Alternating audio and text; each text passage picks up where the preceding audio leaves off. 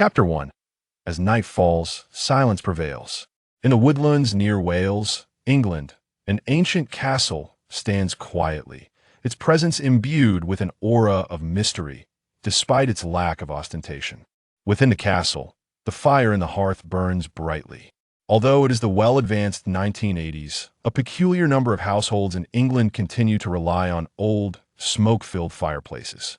The heating department has made several attempts to persuade these families to modernize, all to no avail at times. Their employees have found themselves choking on the fumes, momentarily forgetful of their purpose. "My goodness," one official lamented. "Do you think I relish the idea of going door to door to convince these eccentric individuals? It's merely because the newspapers constantly berate us for failing to provide heating to every household in need. Yet, they refuse to accept it surely. That cannot be blamed on us." After his complaints, the official gazed despondently at the heating data. Let's redirect our focus back to the castle. A young woman cradles an infant in her arms, gently lulling him to sleep amidst the flickering flames. Opposite her sits a man with an anxious demeanor, and a heavy silence envelopes them. "Mary," he finally broke the stillness. "Can we truly trust what Alfred has said? Will the Death Eaters really attempt to invade our castle tonight?" "Who knows?" Henry, the woman, named Mary, replied, her attention still fixed on her child. "It was Professor Dumbledore who alerted us. He must have his reasons. Although we have not joined the Order of the Phoenix, it does not preclude us from standing against the Dark Lord. It is said that this information comes from an insider placed by Dumbledore himself. If it proves true, I shall be grateful to this nameless hero. Nevertheless, with a father present, I doubt these Death Eaters will pose much of a threat." Henry scoffed, polishing his wand. He had the Peveril family is an ancient lineage, its history nearly parallel to that of the 26 pure-blood families. Lacking a deeply ingrained belief in pure bloodlines, and often at odds with other pure-blood families, they chose to relocate to England after a wizard named Columbus discovered the Americas. When Voldemort's forces began to rise, the British Ministry of Magic recognized its inability to confront the threat alone and sought assistance from the entire European and American continents. However, the wizards of Europe were embroiled in a standoff, creating a Cold War atmosphere while the Muggle world had abandoned isolationism post-World War II. The wizarding community on the American continent remained insular, pursuing exploration and equality, which clashed with the rigid hierarchy and blood supremacy of the British Magical Society. Thus, the ministry's plea for help nearly lost its significance. Fortunately, an elder of the Peveril family, Anderson Peveril, was a nostalgic man who harbored fond memories of the family's homeland, England. He, along with his wife and children, returned to Britain to aid the ministry in its struggle, becoming the patriarch of the British branch. Due to the Peveril family's significant contributions and the annihilation of the Mackinnon family, who previously held a seat in the Wisingamot, Anderson was granted a position. Currently, the Wisingamot seat and the family's enterprises, primarily in potion-making, are inherited by Anderson's eldest son, Alfred. Anderson has 3 sons, the second, Bernard, and the third, Henry, who is the father of Rosen and a seasoned researcher of ancient runes. Over the past decade, the Peveril family's standing in Britain has become quite solid. Although not as wealthy as the Malfoy family, they excel in terms of wealth, status, and reputation. When discussing the transformations within the Peveril family, one cannot overlook Henry's son, Rosen. Rosen Peveril was born on July 20th, 1980. Shortly after his birth, he survived an attack from the Killing Curse, validating the adage that those who narrowly escape great peril will be rewarded with blessings. From a young age, Rosen exhibited remarkable intelligence indeed. He is a time traveler. In his previous life, he was a Science University student endowed with considerable talent and meticulous reasoning. In this life, his innate gifts enabled him to learn extensively within a year, though not to an exaggerated extent, as that would be unrealistic. Due to the restriction that children under 11 cannot practice magic due to lack of control, Rosen attempted to secretly engage in systematic study, but ultimately failed. Despite being a time traveler with a strong soul that helped him resist the weakened Killing Curse in infancy, he found himself unable to delve into magical studies, confining him to theoretical knowledge. Such is the plight of the gifted, Rosen lamented, imagining that if there were any girls present, he would surely have several bumps on his head from their disbelief. How could I, who mastered advanced mathematics and university-level physics in my past life, fear such trivialities? Rosen once confidently declared his potential to become an astonishing genius. Yet, reality delivered a harsh blow. In British noble education, language holds significant importance. Having previously studied English, he found it relatively manageable and was not overwhelmed. Furthermore, he excelled in magical texts, having a profound understanding of magical creatures and herbology. With a father who was a runic scholar, Rosen began practicing runes from an early age. Although runes are intricate and obscure, he benefited immensely from having a father whose expertise surpassed that of Hogwarts professors and from years of diligent practice. Thus, Rosen resolved to make runes a pivotal aspect of his own magical development. Indeed, Rosen's greatest contribution, as noted by Anderson, lay in his suggestions regarding the family business.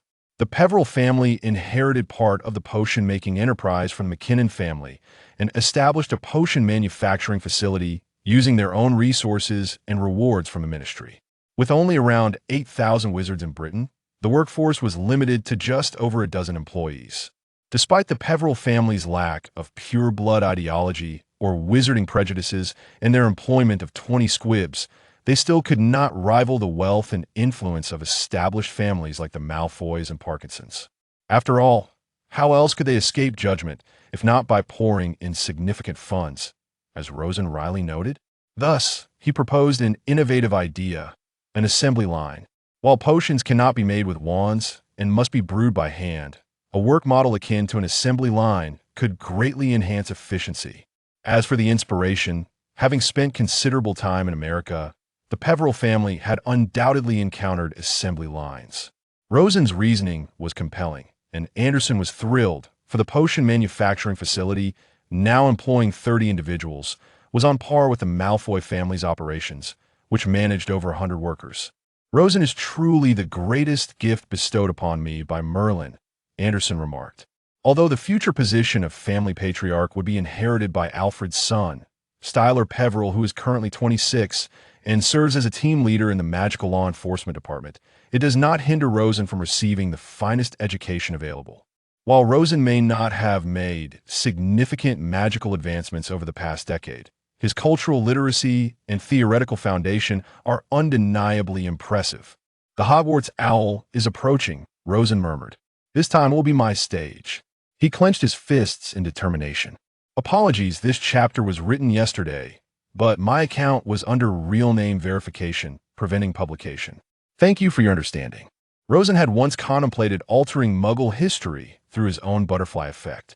Even if he could not change major events, he could at least enable his family to amass considerable wealth. However, he soon realized that this was still unrealistic. Is there such a wretched time traveler as me? Where's the promised protagonist's halo and endless fortune? Rosen lamented.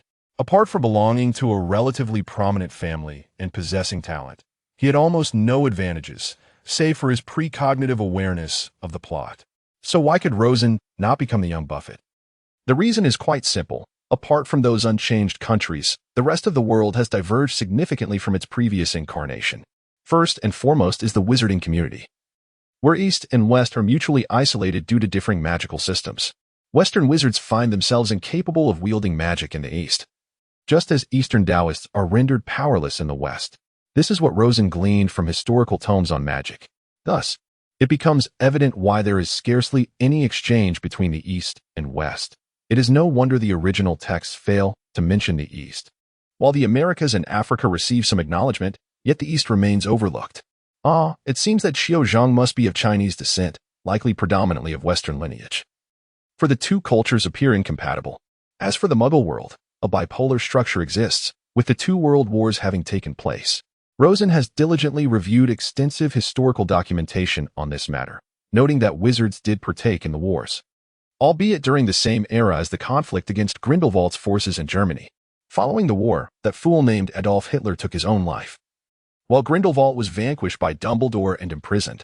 Consequently, one might ponder if a series of fatal blunders made by Hitler were suggested by wizards. After all, how could he so recklessly disregard the counsel of seasoned strategists in favor of flawed tactics? Take the Battle of Stalingrad, for instance. Although Mughal history attributes Germany's motives to the pursuit of oil resources, wizarding records reveal that Stalingrad, originally known as Tsaritsyn, is the cradle of Slavic wizardry. It is no wonder so many soldiers perished in that meat grinder without yielding. Such a notion must have originated from the dim-witted Grindelwald, Rosen mused. However, the presence of magic has profoundly disrupted the development of the Muggle world. The pervasive magical elements in the air have significantly weakened wireless communication, rendering wireless telephony exceedingly challenging. As for wireless internet, it never came to fruition in this world, as Rosen surmised that the magical element's debilitating effects were even more pronounced, thus thwarting its existence altogether. Consequently, companies like Apple have vanished from his awareness.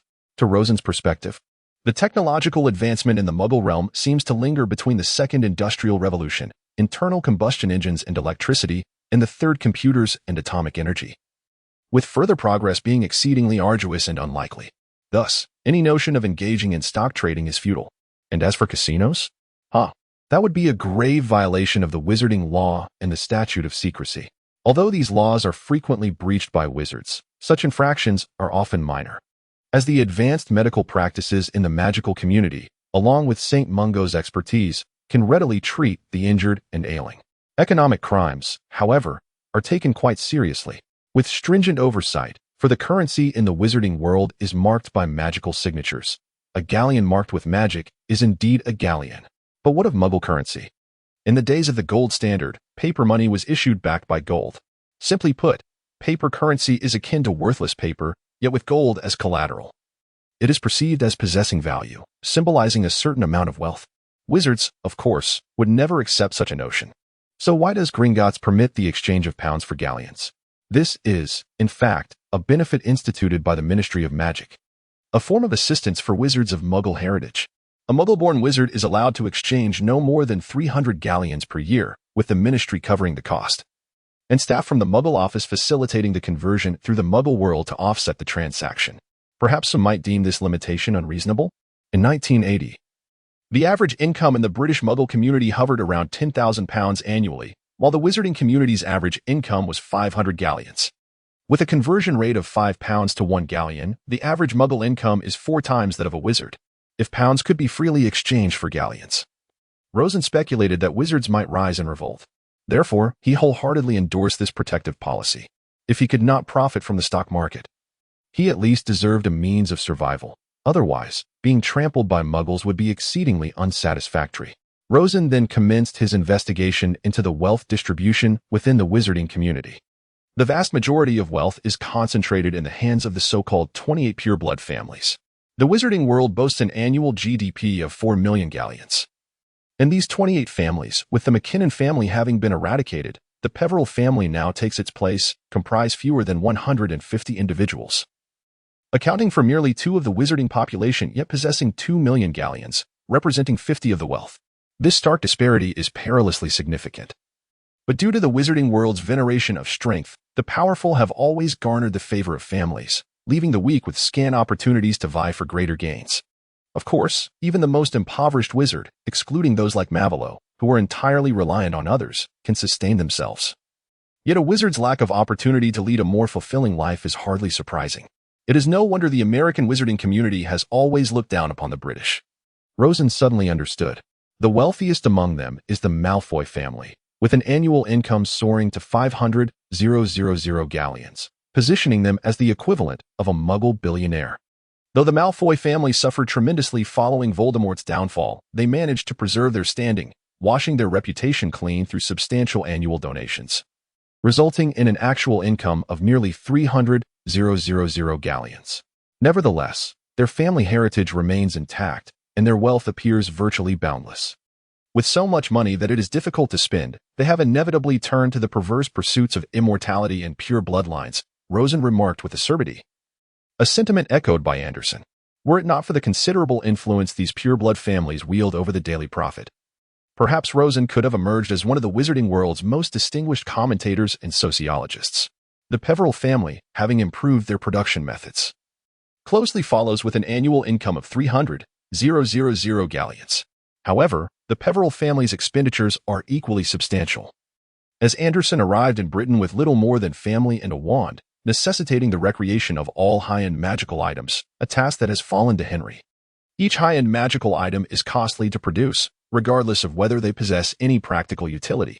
Naturally, every item crafted by Henry holds practical value, serving various functions in combat, healing, and warning. A decade of effort finally allowed the Peveril family to enter the ranks of pureblood families. Albeit with a somewhat tarnished reputation, primarily due to their protection of muggles and squibs.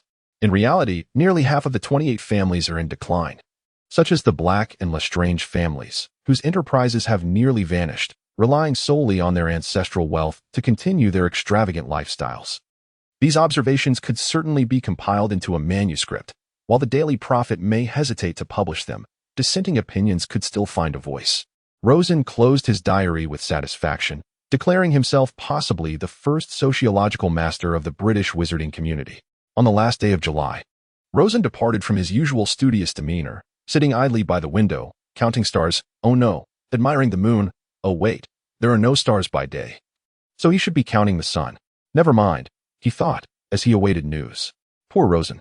His mind a tumultuous whirl as he experiences this exhilarating sensation for the first time. Where are the rising sun and the heads of men? When will the rains of blood and winds of carnage cease? The blood of enemies creates a great error, and the remnants of souls belong only in the tomb. Rosen continually murmured these words, for the plot was finally about to unfold, and this phrase encapsulated the ultimate fate of that final adversary. The thought of altering the future filled Rosen not only with the excitement common to all, but also with a sense of foreboding. What if his attempts to rewrite the narrative resulted in Voldemort's triumph? It would be easy for him and his family to flee. After all, in America, the Emperor is distant, and even Voldemort, no matter how formidable, could not boldly traverse the Atlantic. However, what if all of England were to fall under his dominion? That simply could not be allowed. A comprehensive plan was imperative. Rosen had contemplated numerous plans, yet since he had not even ventured to Hogwarts, these notions remained mere hypotheses, with little chance of fruition. For instance, the idea of using a nuclear bomb against Voldemort seemed insurmountable. Similarly, the notion of going undercover would require mastering a mental blockade before it could be entertained, as such endeavors demand immense emotional fortitude. Ultimately, Rosen resolved that upon arriving at Hogwarts, he would systematically organize his tasks and timelines, which seemed far more prudent. While Rosen was lost in thought, his long-awaited owl finally arrived. He had thoughtfully scattered some owl feed on the windowsill, and as the owl pecked at its meal, he seized the opportunity to peruse the letter. The correspondence bore little difference from the original text, maintaining its content apart from the name. I shall refrain from elaborating further, as it serves no purpose other than to inflate word count. However, Rosen did uncover some amusing peculiarities. The reverse side of the letter not only contained a list of required supplies and books for first-year students, but also featured a magically enhanced illustration depicting a scene at King's Cross Station, where tiny figures traversed platforms 9 and 10, entering a platform labeled 9. This struck Rosen as exceedingly humorous. The reason was simple. The original Harry Potter had failed to notice this, nor had Hagrid mentioned it. Whether it was forgotten or due to infrequent use of magic remained unclear. Nevertheless, Professor McGonagall's remark about Hagrid's clumsiness was indeed accurate. Armed with this image, Rosen felt justified in teasing the savior of the wizarding world, chuckling to himself in delight, reminiscent of a cartoon villain whose intellect had been utterly outshone. How unjust it seemed that he was not the protagonist. House elf. Rosen snapped his fingers, and a house elf appeared before him. The letter from Hogwarts has arrived. Take me to Diagon Alley to procure my supplies. If we finish early, we might even relax at Florian Fortescue's ice cream parlor. Yes, young master, the house elf replied, grasping Rosen's arm and operating directly to the leaky cauldron. As for the reason they did not go straight to Diagon Alley, it was quite straightforward. The leaky cauldron was not merely a door's width away from Diagon Alley. In actuality, Diagon Alley was not situated in the bustling heart of London. While spatial magic could facilitate folding, any oversight in positioning could lead to dire consequences. Therefore, Diagon Alley was established in a vast underground air raid shelter from World War II, constructed by the Ministry of Magic in the 1950s. A series of enchantments had been added to make the area appear as a sunlit thoroughfare. Old Tom, the bartender at the Leaky Cauldron, remained true to his character. Whose child are you? I don't believe I've seen you before. Have you perhaps lost your way? Come, have a butterbeer to soothe your nerves. Ignoring Tom's incessant chatter, Rosen promptly opened the passage to Diagon Alley. Though he had never been there before, he had consulted his parents beforehand. Although Diagon Alley was intricately enchanted to create a sun-drenched ambience, the discerning Rosen could still detect traces of its origins as an underground air raid shelter. The sturdy concrete pillars remained steadfast, suggesting that the ministry's employees had been remiss in reinforcing them with magic during construction.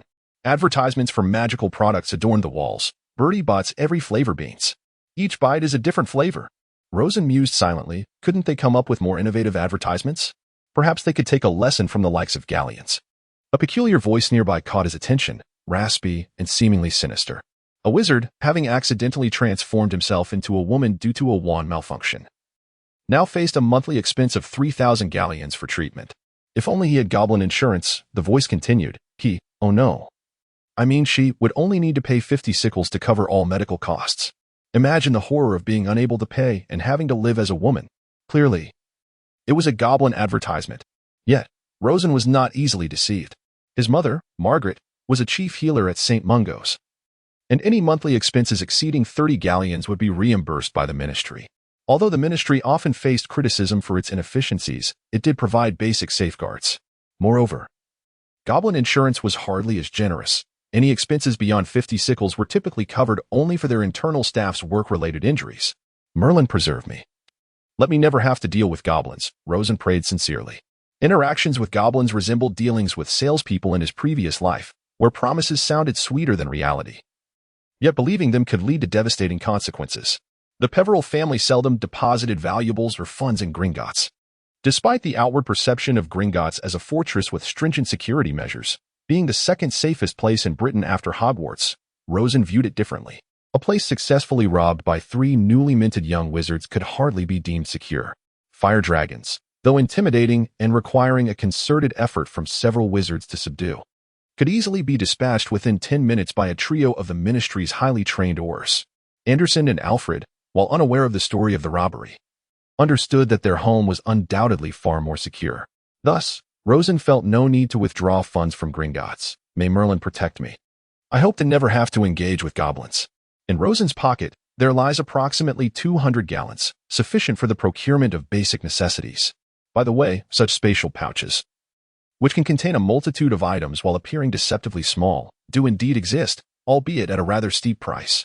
To date, Rosen's father, Henry, has only crafted 3. Having ceased further endeavors, such items are intended for emergencies, for it is wise to wield a good blade with precision. Regarding the 4 lines of poetry, they were inspired by an ancient prophetic text known as the Tuae Bay 2, alluding to the downfall of Voldemort.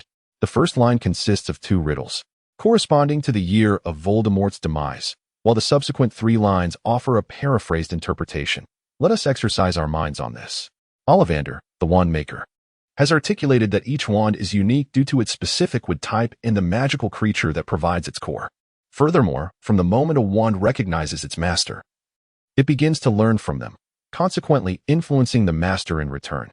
Thus, he categorizes his research findings in wand-making primarily by the selection of wood. Only a select few types of trees can be fashioned into wands, much like how only a limited number of humans can become wizards. Approximately 30 species of trees are capable of producing wands, though I shall not enumerate them all here. Rosen had read Ollivander's book and possessed a considerable understanding of wands. For instance, the wand employed by Voldemort, crafted from you, is characterized by its association with a master who is either extraordinary or infamous. He revels in darkness and possesses formidable capabilities in dueling and spellcasting. Though Ollivander refuted the notion that the wand's master is more susceptible to the allure of dark magic, Rosen remained deeply skeptical. Just as the natural sciences of Muggles suggest hereditary predispositions, one could certainly argue that magic harbors similar inclinations. Perhaps Ollivander simply wished to avoid controversy. Moreover, the hawthorn wand presents a paradox. While the leaves and flowers of the hawthorn tree possess healing properties, the scent of its branches can be lethal. This duality renders the hawthorn wand contradictory, often aligning its masters with conflicted personalities or tumultuous periods of introspection. If mishandled, spells may rebound. It seems that Draco Malfoy truly embodies a character riddled with contradictions. Nevertheless, one might contend that nearly all pureblood families aligned with Voldemort are similarly torn. At that moment, Rosen could not arrive at a definitive conclusion. Driven by admiration for Ollivander and an insatiable curiosity about wands, Rosen insisted on visiting Ollivander's wand shop. Despite its distance from the entrance, the interior of the shop exuded an archaic charm, starkly contrasting the bustle outside, evoking a sensation akin to a hidden paradise. Numerous wands adorned the shelves, yet Rosen noted a lack of security measures, perhaps due to the absence of dark wizards during these peaceful times. As Rosen lost himself in thought, he awaited Ollivander's arrival, surmising that the wand maker might be indulging in a midday slumber. In truth, Ollivander was busy polishing wood within the shop, thus causing the delay. "Good day, young sir. I presume you are here to purchase a wand. May I inquire your name?" "Rosen Peveril," he replied. "Ah, young Mr. Peveril. Kindly extend your hand so I may take your measurements. Your father has not acquired a wand from me, though your mother has. I recall she selected a wand of European pearwood with a unicorn hair core. It is a wand of reliable defensive capabilities, ideally suited for a clear-minded and pure-hearted wizard, making it quite fitting for a St. Mungo's healer like your mother." Observing Ollivander's tendency to ramble, Rosen interjected, "Mr. Ollivander, may I ask what criteria you use when allowing customers to try wands?" "Ah, indeed," Ollivander entered a contemplative state. "Generally, I can infer the general characteristics of a child's wand based on their parents' personalities and the wand itself, allowing for a swift identification of the most suitable wand for them. Since your father has not purchased a wand from me, I need to ascertain your preferences regarding wand performance. Which attributes do you favor?" Rosen found himself in a quandary. He had previously assumed that these were solely determined by Ollivander's expertise. It now dawned on him that his own inclinations played a significant role. Realistically, a wand could seldom be entirely perfect, necessitating the relinquishment of certain relatively inconsequential features. After considerable deliberation, Rosen responded, "Mr. Ollivander, I hope for my wand to possess extraordinary potential, capable of adapting to my circumstances regardless of my growth and power. Is such a wand available?" "Indeed, there is. The Elder Wand embodies this characteristic. It is among the most precious woods and harbors immense power. I must say, Mr. Peveril, your understanding of wands is remarkably profound." As Ollivander spoke, he retrieved several boxes. "Elder wands are scarce. Do try them one by one. The first contains a dragon heartstring core, renowned for its immense power. Greatly admired by Gregorovic, though I am less fond of it." Rosen gently waved the wand, but it yielded no response. Indeed, it was as he suspected. Only those with domineering natures were suited to wield such a formidable wand. Ollivander exhibited no surprise as he produced a second wand.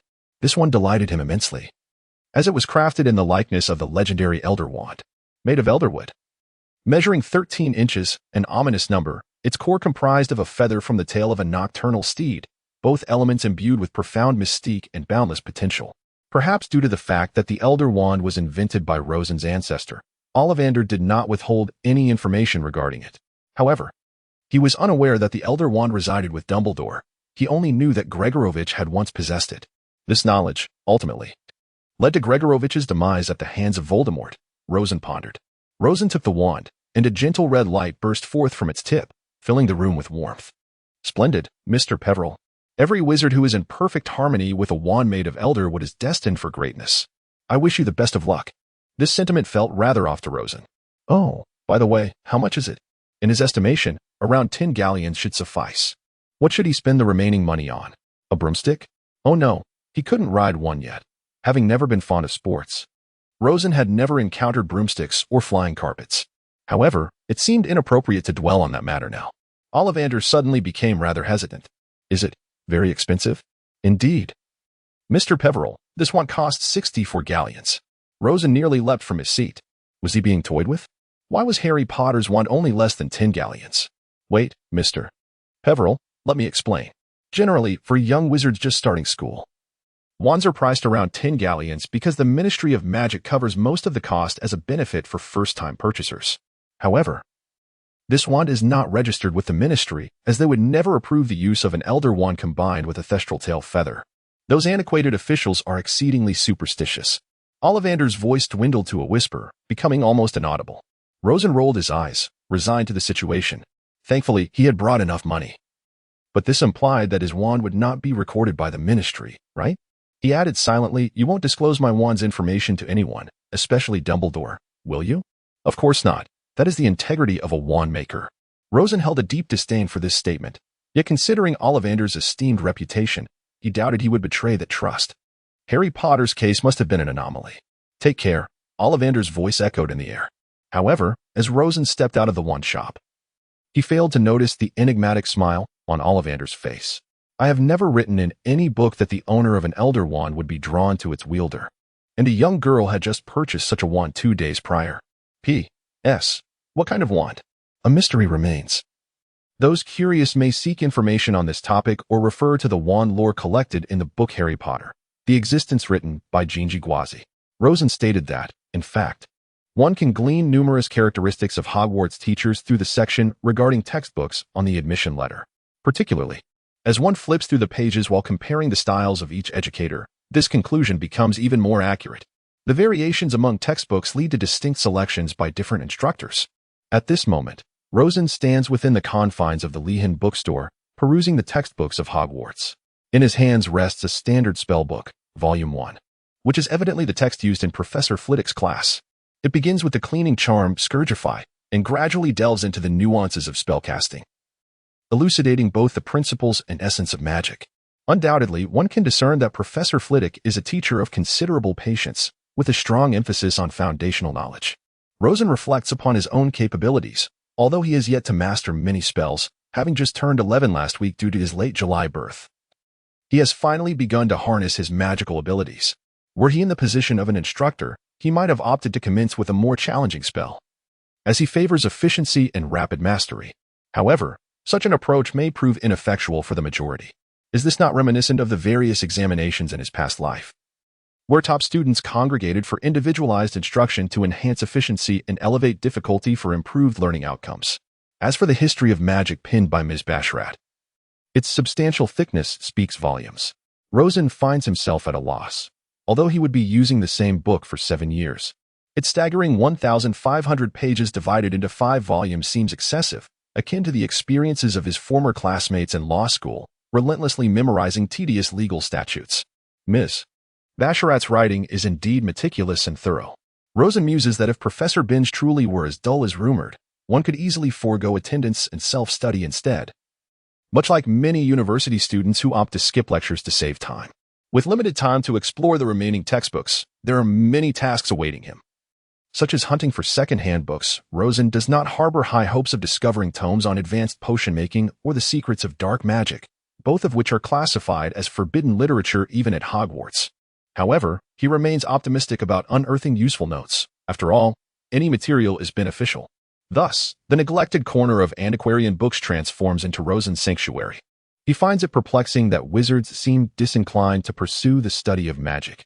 Is it possible they are oblivious to their own fortune?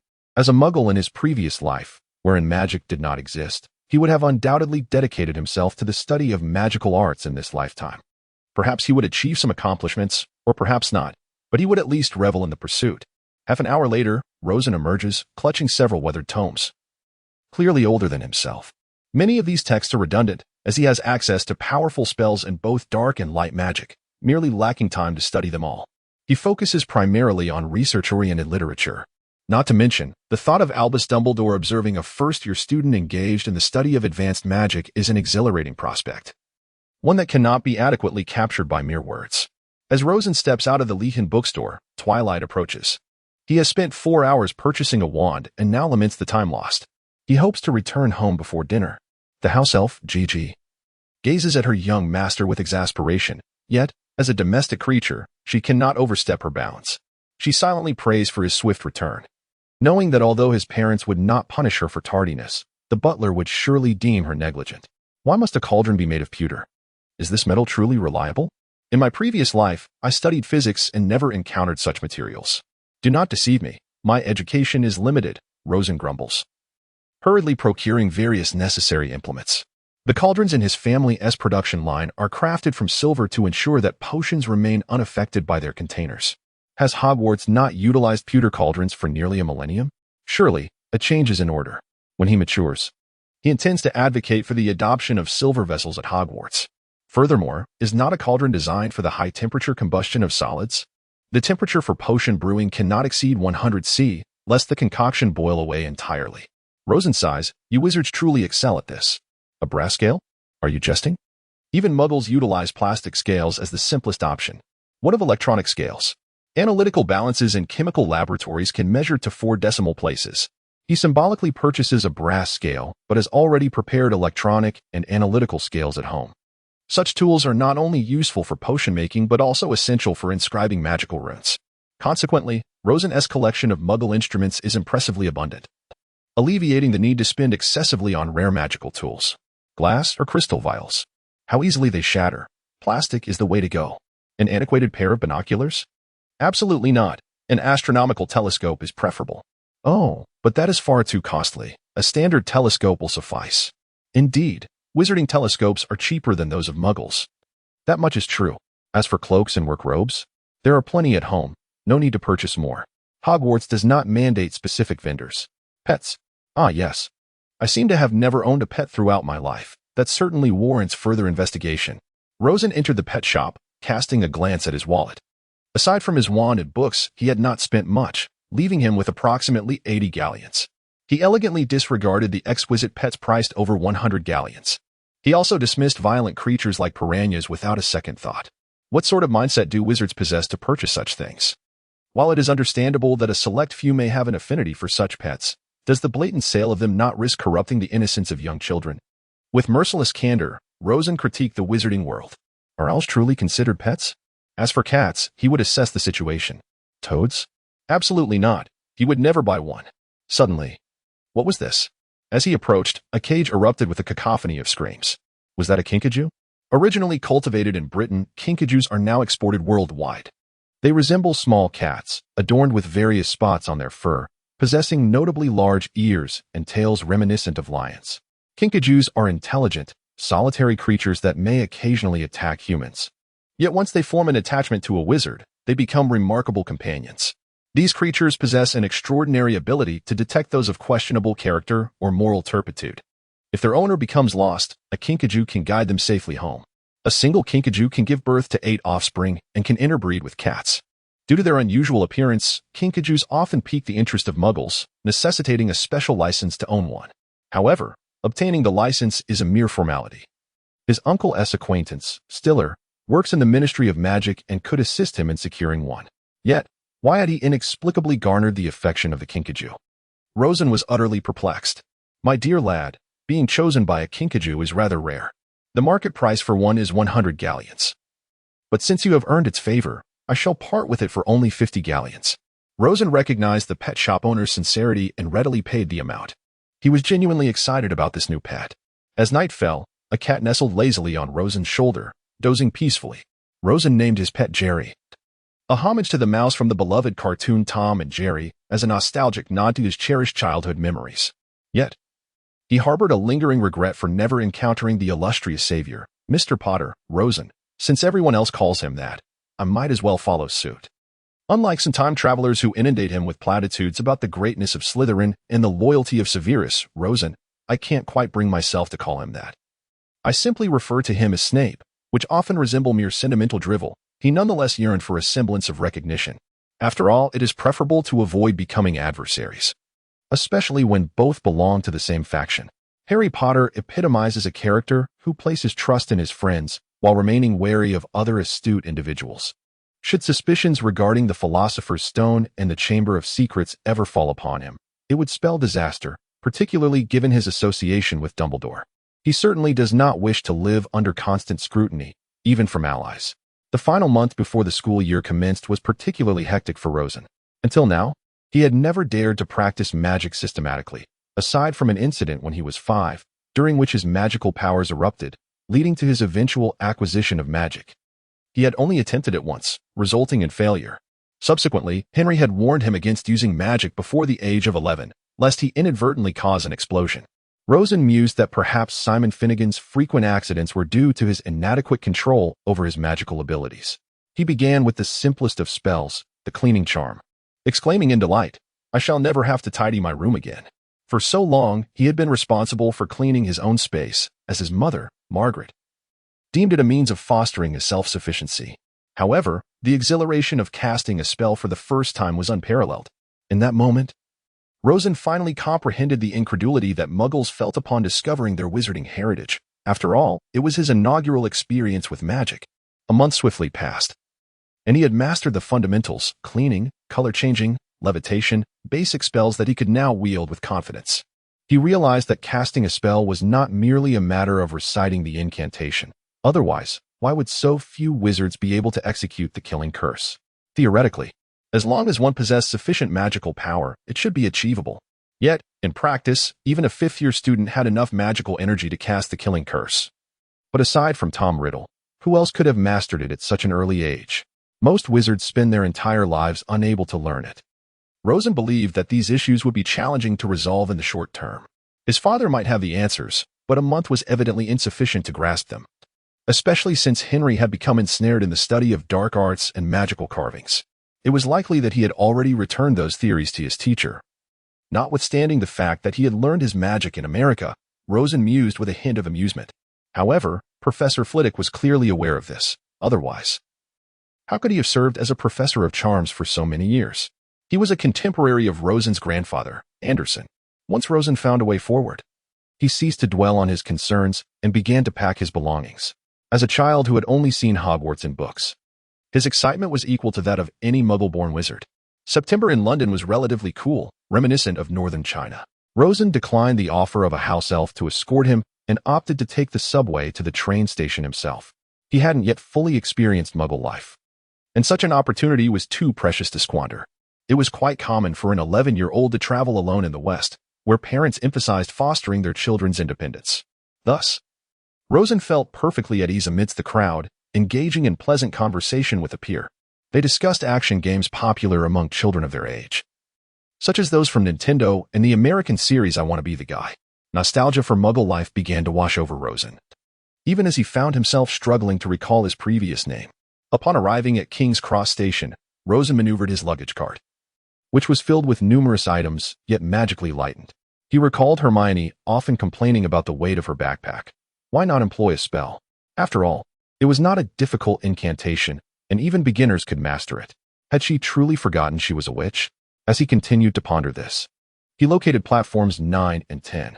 This must be the place, he thought, as he retrieved the letter from Hogwarts, observing the animated figure that repeatedly slipped through the wall before him. 3, 2, 1. Taking a deep breath, Rosen charged headlong into the wall.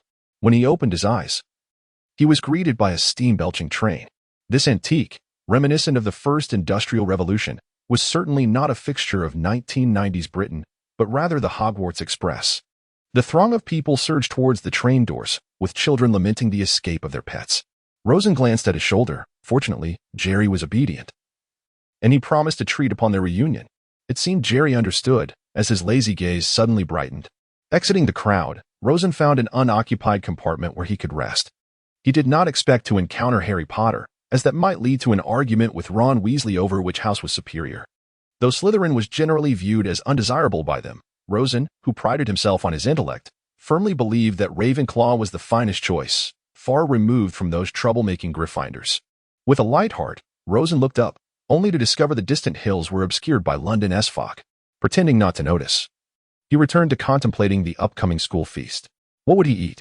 He had arrived at school on an empty stomach, adhering to the principle that the pinnacle of buffet dining was entering and exiting while leaning against the wall. The school's meals were bound to be sumptuous. How could he not indulge to honor both himself and his famished belly? Harry Potter felt that today was the worst day since discovering he was a wizard. At King's Cross Station, after much confusion, he finally inquired for directions and, with the assistance of the Weasley family, accessed Platform 9. He barely had time to bemoan the incomprehensibility of wizard mathematics before he began struggling with his numerous and heavy bags. After breathlessly loading his luggage onto the train, he soon found himself separated from the Weasleys, wandering alone near the carriages. Spotting a compartment with only a boy lost in thought, he decided to enter. "Hello." Harry attempted to initiate a conversation, but the boy, Rosen, remained oblivious, engrossed in his contemplation of the potential conflicts Harry might have with Ron and Hermione. Only when he sensed someone calling out did he lift his head. "My goodness, what luck!" Rosen exclaimed, momentarily abandoning his mental musings. "Please, take a seat. There are no others here."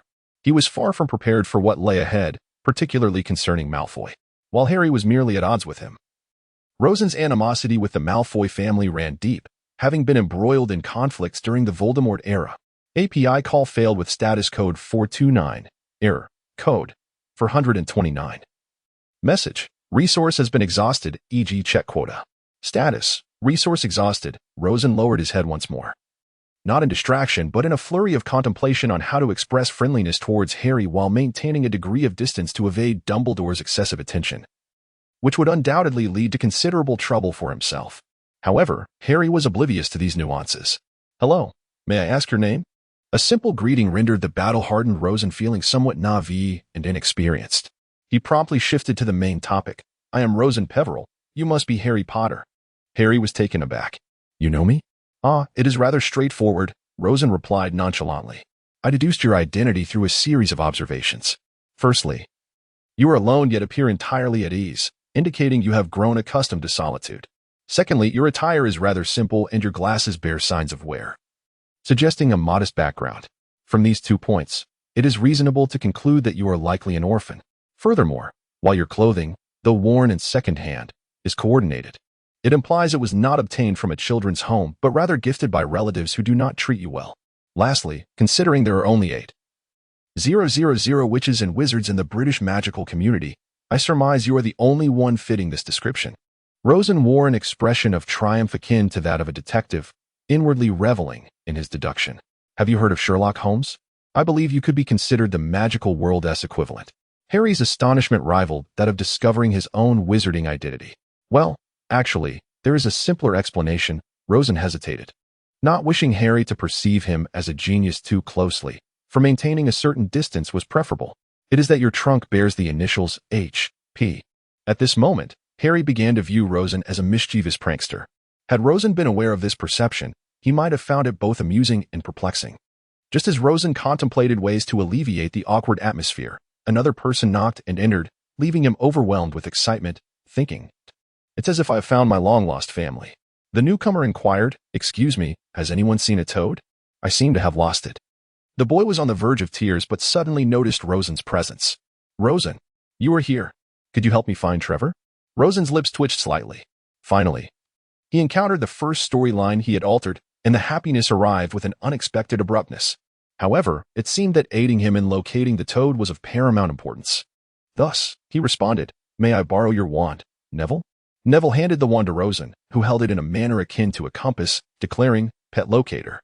The wand began to rotate slowly before ultimately pointing in a specific direction. It is indeed that way, Rosen stated with a calm demeanor. I discovered this spell in a book. You might want to learn it. By using the wand of the same individual, one can locate that person's pet, provided a magical contract has been established. Ever since acquiring Jerry, Rosen had found it exceedingly convenient to employ this spell, each use imparting a sensation of telepathic connection. Rosen and Knave have known each other since childhood. Although the Peverell family is considered a pure blood lineage, they stand firmly against the Death Eaters and do not place great importance on blood status. Consequently, they maintain minimal contact with most pure blood families and have, instead, developed enmity with families like the Malfoys. The Lombard family, being one of the few pure blood families aligned with them, naturally became one of the rare families the Peverells interacted with. Henry once lamented to Rosen about the unfortunate young Lombard, who, traumatized by the torment his parents endured at the hands of the Death Eaters during his childhood, grew timid and dull-witted. A pure-blood family without strength or powerful allies can only meet such a dismal fate. The McKinnon family is even more tragic. Despite our numerous efforts to thwart the Death Eater schemes on their behalf, they ultimately faced annihilation. The Peverell family's acquisition of a seat at the Wisingamot is, in fact, a result of the late McKinnon patriarch's will, which stipulated that if no one from the McKinnon family could inherit the seat, it would be passed on to the Peverells. Thus, for Henry and his companions, securing this seat is not a source of joy. After a while, Knave came running over, exuberantly clutching Rafe. This child, Rosen mused inwardly. There exists a comic depicting a young Knave, alongside a simple drawing of a figure proclaiming, You will never have a girlfriend. Beneath the comic, there is an image of the adult Knave, causing the figure to spew out its food in astonishment, for he has transformed into the very image of a quintessential gentleman. This illustrates that one should not judge by appearances, nor can one foresee the future based on childhood. Rosen reflected that the adage you can tell a child's future at 3 and their character at 7 lacks substantial validity. unless one considers ancient times when most individuals spent their entire lives in the same village without ever departing. Rosen suddenly remembered that Harry was also present. He turned to Harry and noticed that Harry was gazing at him with a look of envy as he performed magic. "Rosen, is this magic?" Harry inquired. Clearly having never encountered magic before, which explained his curiosity, Rosen thought. Harry, there's no need to rush." Rosen carefully chose his words. "This is something that the professors at school will cover, so there is no need for concern. In fact, most first-year students at Hogwarts are entirely unfamiliar with magic. You will soon discover that many people's ability to learn magic is far inferior to yours." Before he could finish his sentence, another boy entered.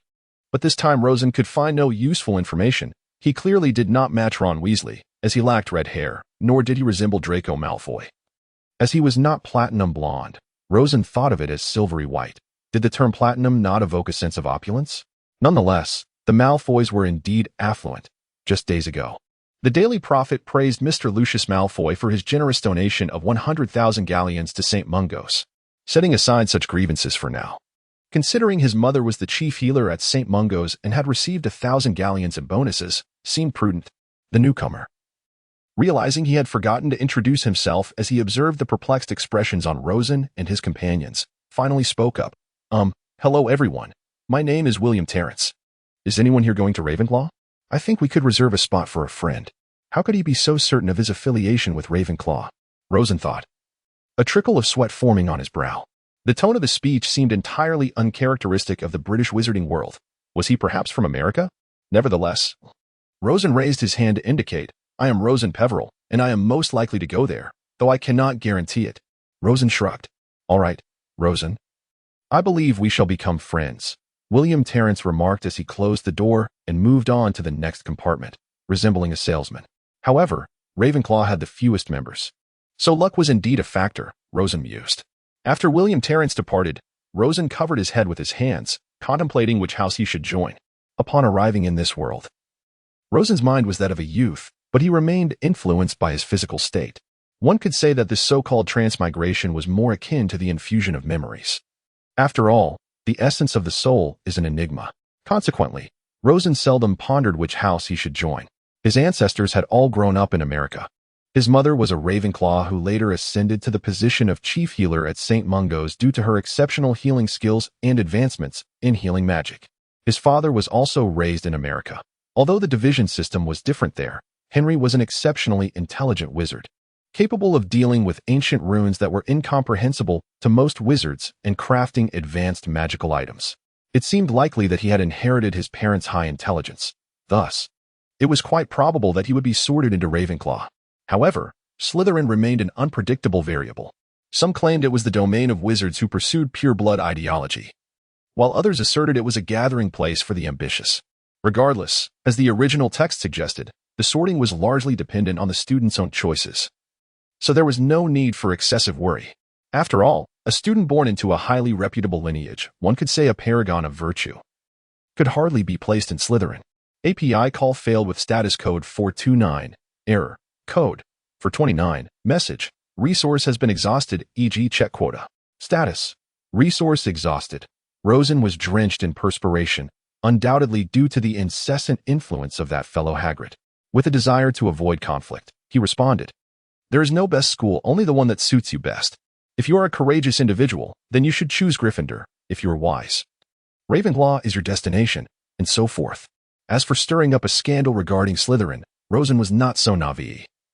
Quietly amassing wealth is the most prudent course of action.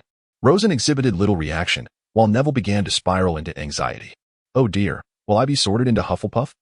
My family has always been brave Gryffindors, but someone like me, what will I do? My grandmother will surely be furious." Indeed, Neville was a rather timid child, at least during his first year. "Auntie Rowling does not deceive me," Rosen thought to himself. "Do not worry at all. Not all Gryffindors are inherently brave. There was a member of your father's generation who was quite timid, yet he was still sorted into Gryffindor." At that moment, Rosen suddenly realized the inappropriateness of his words and quickly ceased speaking. He glanced around, relieved that Ron had not yet arrived. With a sigh of relief, he wished to divert the topic. The matter of Peter Pettigrew was far more perilous than the uncertainties of house sorting. Regardless, even if you do not end up in Gryffindor, it will be fine. Your grandmother will not harm you, rest assured. I vouch for that with my integrity, all right? I hope so, Merlin bless. Neville's earnest gaze remained fixed upon the emblem of Merlin above the train. Rosen is at a loss for words. Merlin is not a deity, and he has been deceased for many years. What power does he possess to safeguard you? Why, I wonder, does Merlin's status resemble that of a Muggle's god? Muggles revere God because, according to the Christian Bible, he created the world. Yet what of Merlin? There are no grand events chronicled in the annals of magical history that attest to his significance. It is indeed perplexing. However, there exists a line from a poem by Li Shangyin that aptly encapsulates this phenomenon.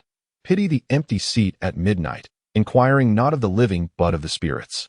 This originally referred to Emperor Jing of Han, who, upon hearing of Jia Yi's remarkable talent, summoned him in the dead of night, only to discuss matters of the supernatural rather than statecraft.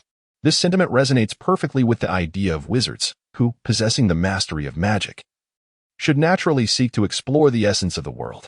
Why then would they entrust their fates to such entities?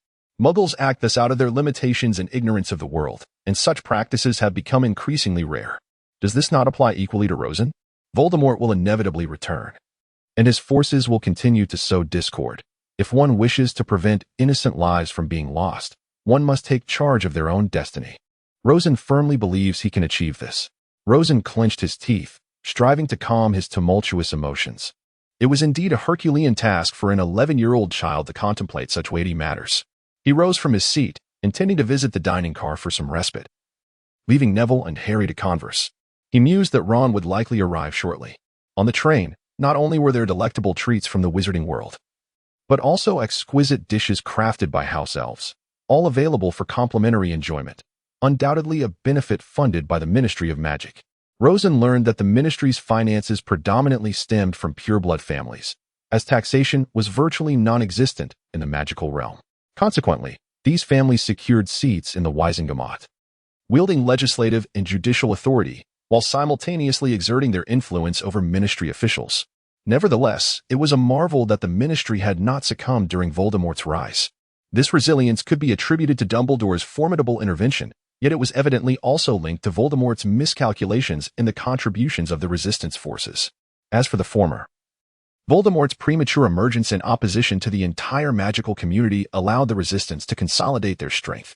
In the original narrative, after his resurrection, he had an entire year to amass power and weaken his adversaries, a condition markedly different from the present. As for the latter, the volunteer forces from America played a pivotal role, collaborating with the Aurors, Hit Wizards, the Order of the Phoenix, and various civilian factions in Britain. Following the conclusion of the war, the leading Peverell family retained their seat in the Wisingamat in Britain, while the others opted to return home after receiving bonuses and rewards from the ministry. The aforementioned William Talon's ancestor was likely a member of the volunteer contingent. Otherwise, he would not have had the opportunity to attend Hogwarts. API call failed with status code 429. Error. Code 429. Message. Resource has been exhausted, e.g. check quota. Status. Resource exhausted. Lawson abandoned his plan to indulge in a buffet dinner, reasoning that since it was free, any time would suffice. As he stuffed sausages into his mouth, he pondered the forthcoming meeting with Ron and Hermione, who should have arrived by now. Why should he befriend Ron and Hermione? Lawson had contemplated this question.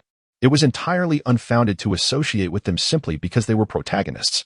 If he were to traverse back to Merlin's era, there would be no necessity to encounter the main characters. However, considering that Harry Potter was merely a child, his dependency on friends far outweighed that of an adult. Thus, becoming acquainted with his closest companions would prove immensely beneficial. Lawson needed to maintain a certain distance from Harry to avoid unnecessary complications. Yet Hermione appeared to be a trustworthy individual. There was, of course, another rather trivial reason: Hermione's frequent appearances in Harry Potter fanfiction, particularly as the primary choice among female protagonists, naturally led Lawson to subconsciously wish to meet her. Nonetheless, he would never voice such thoughts aloud. Upon returning to the carriage, Lawson was taken aback to find the floor in disarray. Bewildered, he inquired, "What happened here? Did a giant troll burst in, only to be chased away by you all?" Suddenly, he noticed an additional person, red-haired, with a smudge on his nose, and quickly deduced the situation's context. "Did you get into a scuffle?" It must have been that trio of troublemakers, the Malfoys, causing a ruckus. Harry, somewhat awkward, replied, "Yes, but those guys are insufferable." He certainly would not mention that their victory was aided by the mouse scabbers. To dissipate the tension, he introduced Lawson to Ron. From a linguistic standpoint, their names bore similarities, which might lead to confusion. However, Ron's name in English is Ron, short for Ronald, while Lawson's is Lawson, akin to the convenience store. Thus, there was no likelihood of name confusion. In truth, Lawson harbored skepticism regarding a particular matter. Why did the three classmates Harry encountered on his first day of school become his closest friends? The probability seemed exceedingly slim. Some suggested it was the result of Dumbledore's subtle machinations, yet Lawson would never believe such a notion. If Dumbledore possessed such prowess, would he have succumbed to Voldemort? Dumbledore, who had a penchant for his sister, seemed more suited to the Germanic school of thought, especially considering Grindelwald was German. Perhaps he had interned there, thus forging a bond. Lawson gleefully indulged in his musings. Theoretically, pure-blood aristocrats adhered to a comprehensive set of rituals, varying according to the status of the individuals involved. However, after prolonged exposure to the savagery across the ocean, the Peveril family had shed their noble demeanor, as assessed by certain families, and showed little regard for such customs. In truth, these rituals existed solely within their tomes, which no one was inclined to peruse. Perhaps only the pedantic Stiller had been seen engaging with such material. Lawson noted with a touch of sarcasm. Rosen was unfamiliar with the Weasley family, and there was no interaction or animosity between them. Adhering to the adage that unsolicited kindness may harbor ulterior motives, Rosen conversed with Ron in a conventional manner. After a while, both parties found the exchange tedious, and the atmosphere grew increasingly desolate. Silence is golden, and when engaging with these youngsters, excessive chatter can lead to trouble. Rosen had already resolved that whatever he intended to pursue did not require their involvement. It was sufficient to foster amicable relations. When Hermione eventually arrived, Harry found that, rather than endure her lectures, he would prefer to engage in dull conversation with Rosen. However, once Rosen had acquainted himself with the individuals he needed, he discreetly slipped away to a quiet corner, indulging in board games and video games, quietly reaping his rewards. It was best to say nothing at all.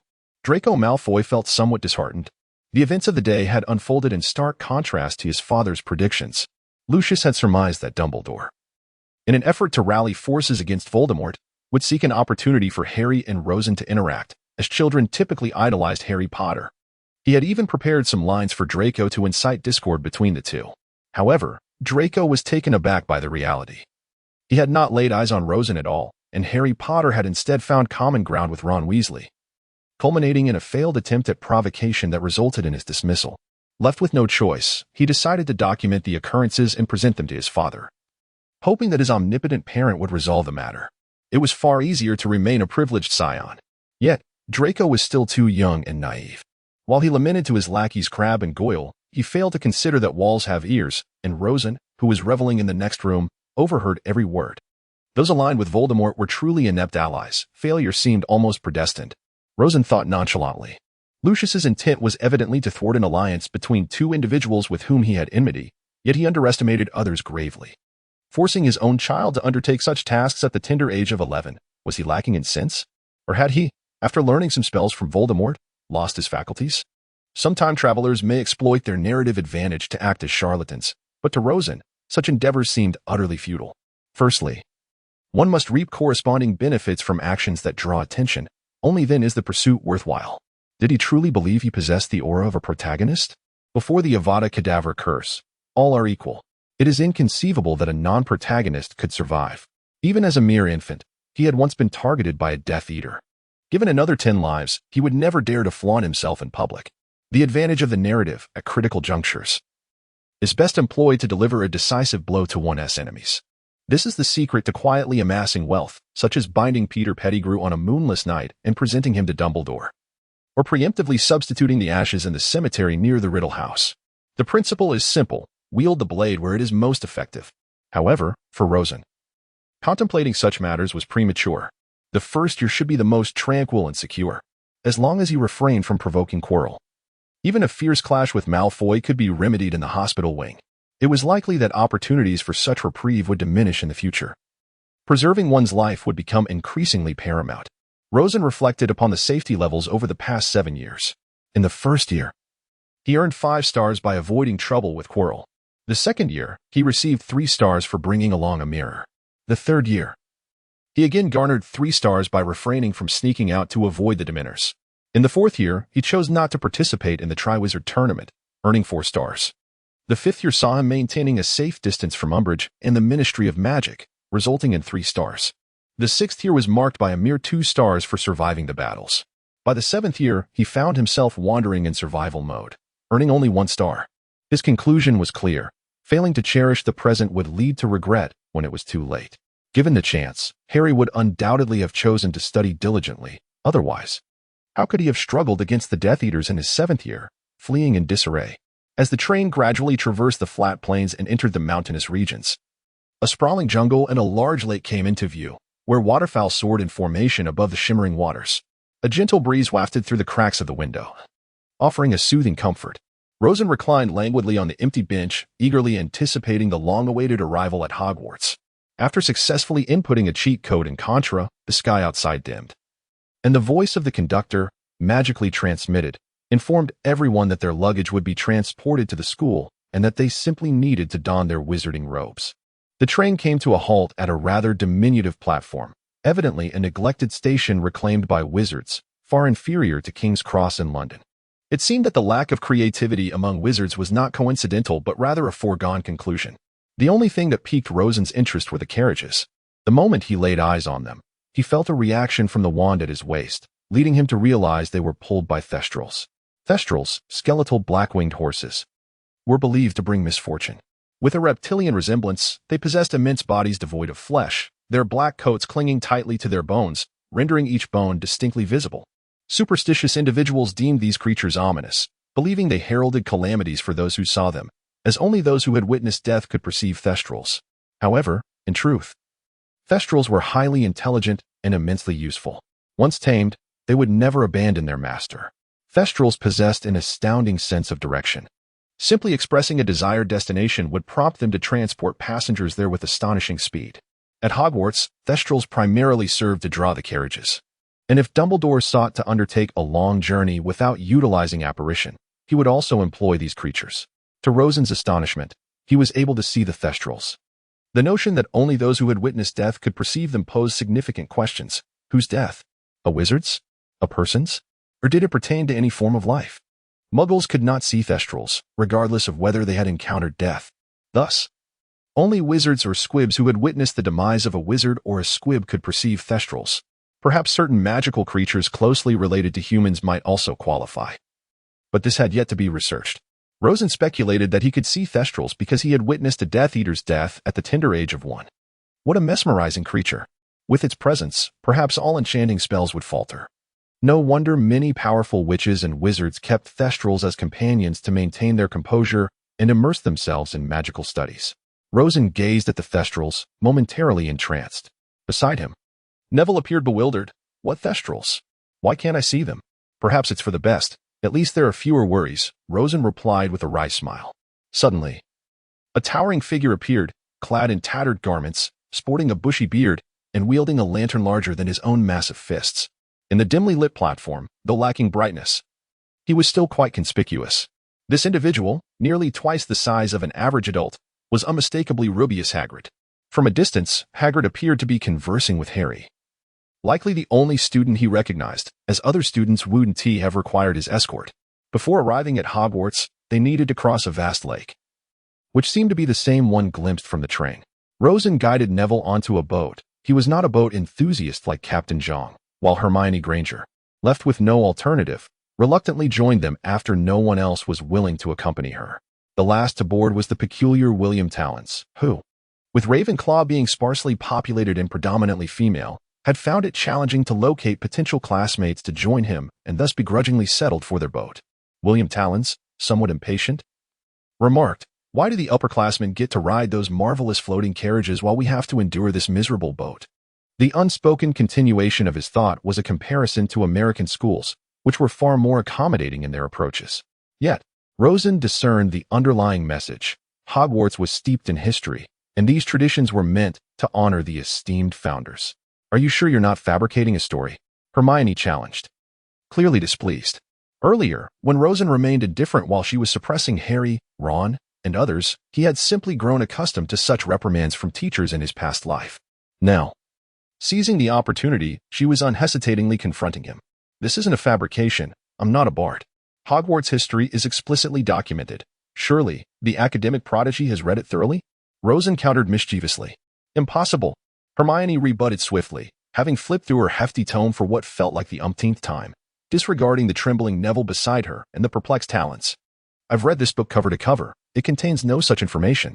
Rosen, with a furrowed brow, extended his hand to retrieve a volume detailing the history of Hogwarts. After perusing it for a moment, he pointed to a passage, saying, page 23, line 5, ahem. That day, the rain had just ceased, and the sky was as clear as a sapphire of grayish-blue hue. They struggled along the muddy, uneven path, overcoming the threats posed by the creatures lurking in the vast lake, and navigated their delicate white boat to the land where their dreams began. Hermione wore an expression of disbelief, as if to say, "Are you jesting with me? What does this have to do with us?"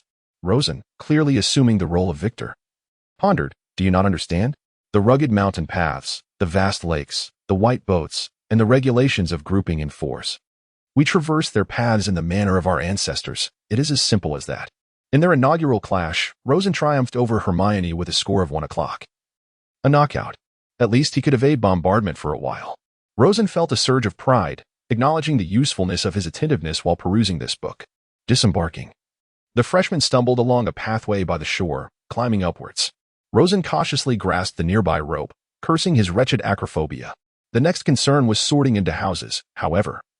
This was not entirely within his control. To a certain extent, it was left to fate. Under the cloak of night, Hogwarts Castle loomed magnificently and mysteriously. Yet this enchanting aura was marred by the presence of Professor McGonagall, who stood at the entrance, guiding the newcomers. Upon seeing her, Rosen was reminded of his high school dean and the unfortunate incident of being caught playing a game of Three Kingdoms by her.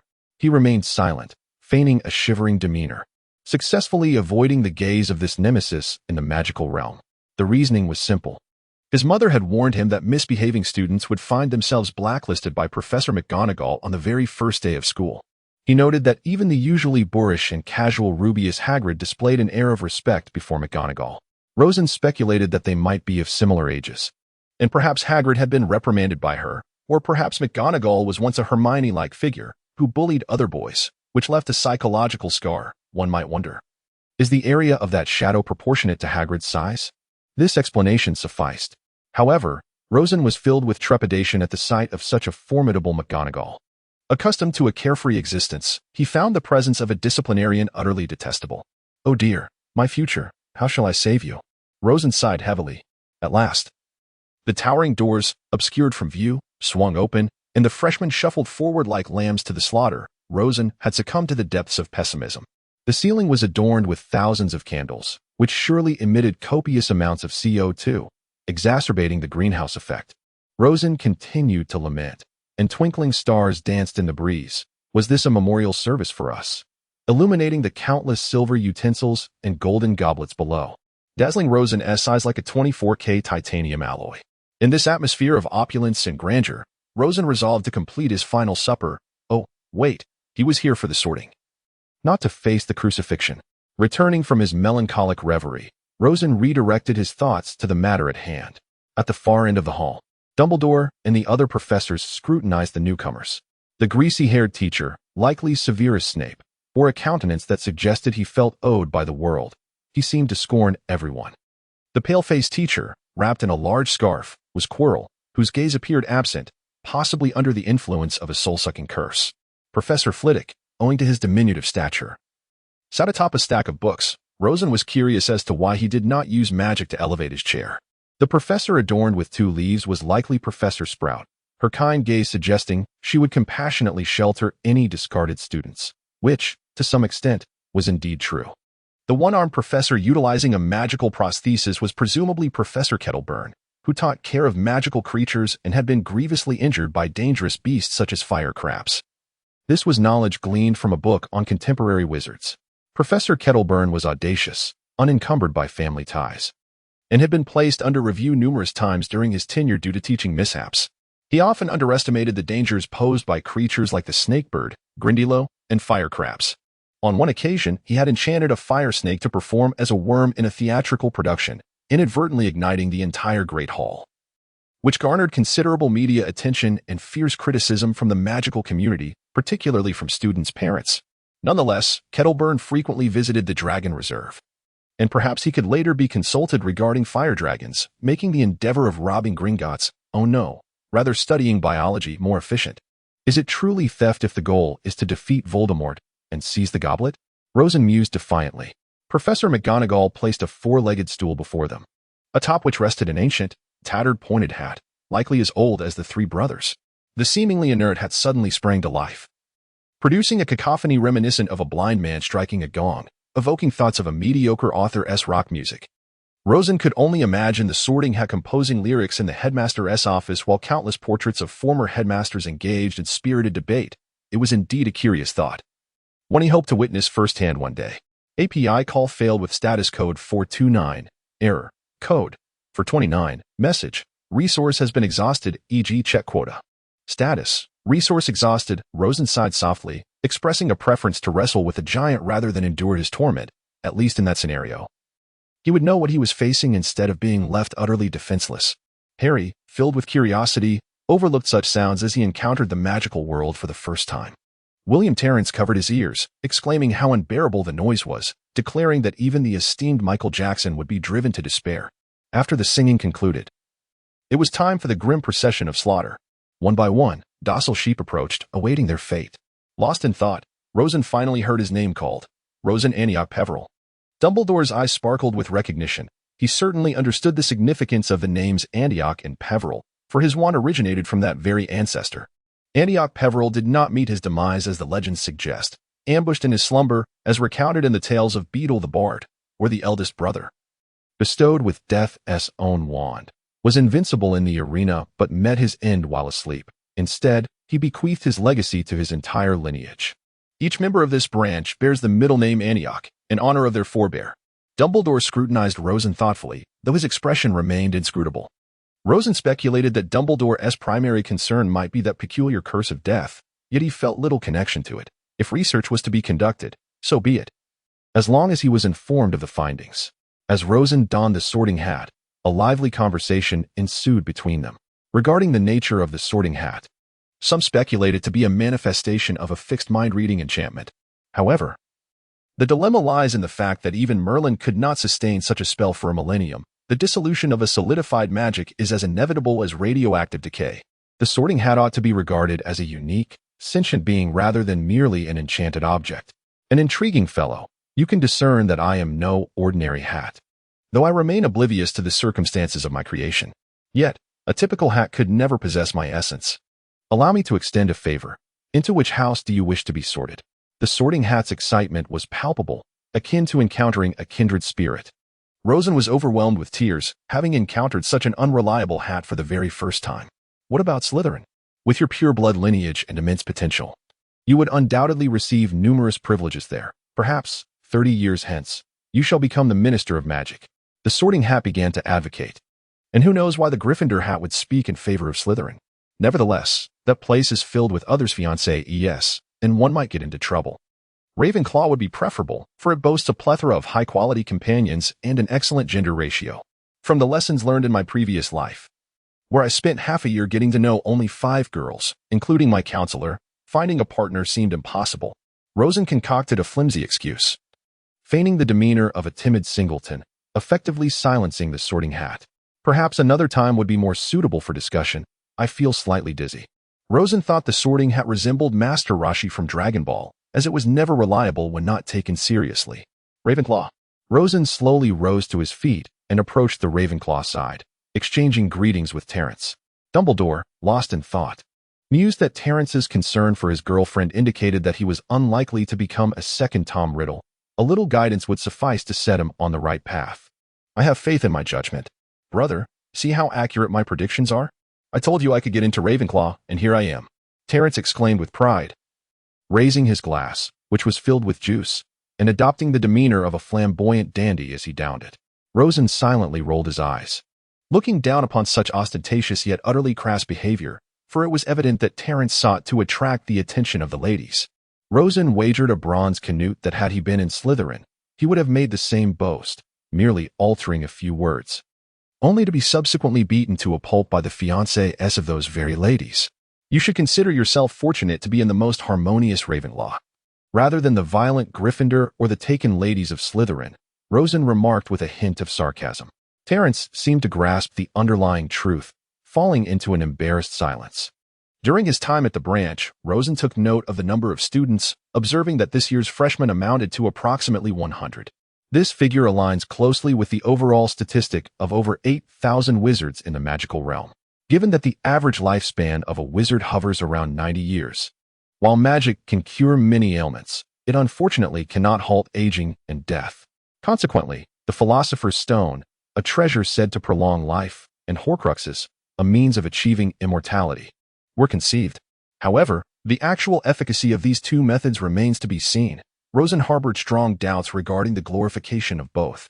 Returning to the topic of the new students, Hufflepuff boasted the largest contingent, with approximately 50 students joining their ranks. This explains why, despite Hufflepuff students often lacking exceptional talent, the house still performs commendably in terms of overall scores, strength, and numbers. Gryffindor claimed the remaining half, around 25 students, while Slytherin welcomed about 15. Ravenclaw had the fewest, with only 13 members, 4 of whom were boys. It seemed inevitable that these 4 would share the same dormitory, alleviating any concerns regarding accommodations. Thus, the location of the houses and the number of students were intricately linked. Hufflepuff's large population necessitated spacious quarters within the castle. Otherwise, they would be unable to accommodate everyone. Gryffindor occupied the largest tower, while Ravenclaw's tower was comparatively smaller.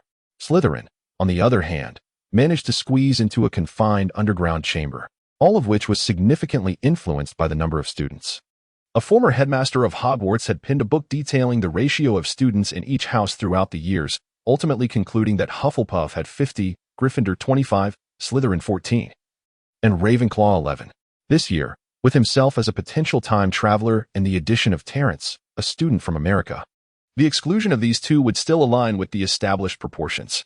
It appeared that certain sociological elements were equally applicable within the magical community, a realization that Rosen believed would prove beneficial in the future.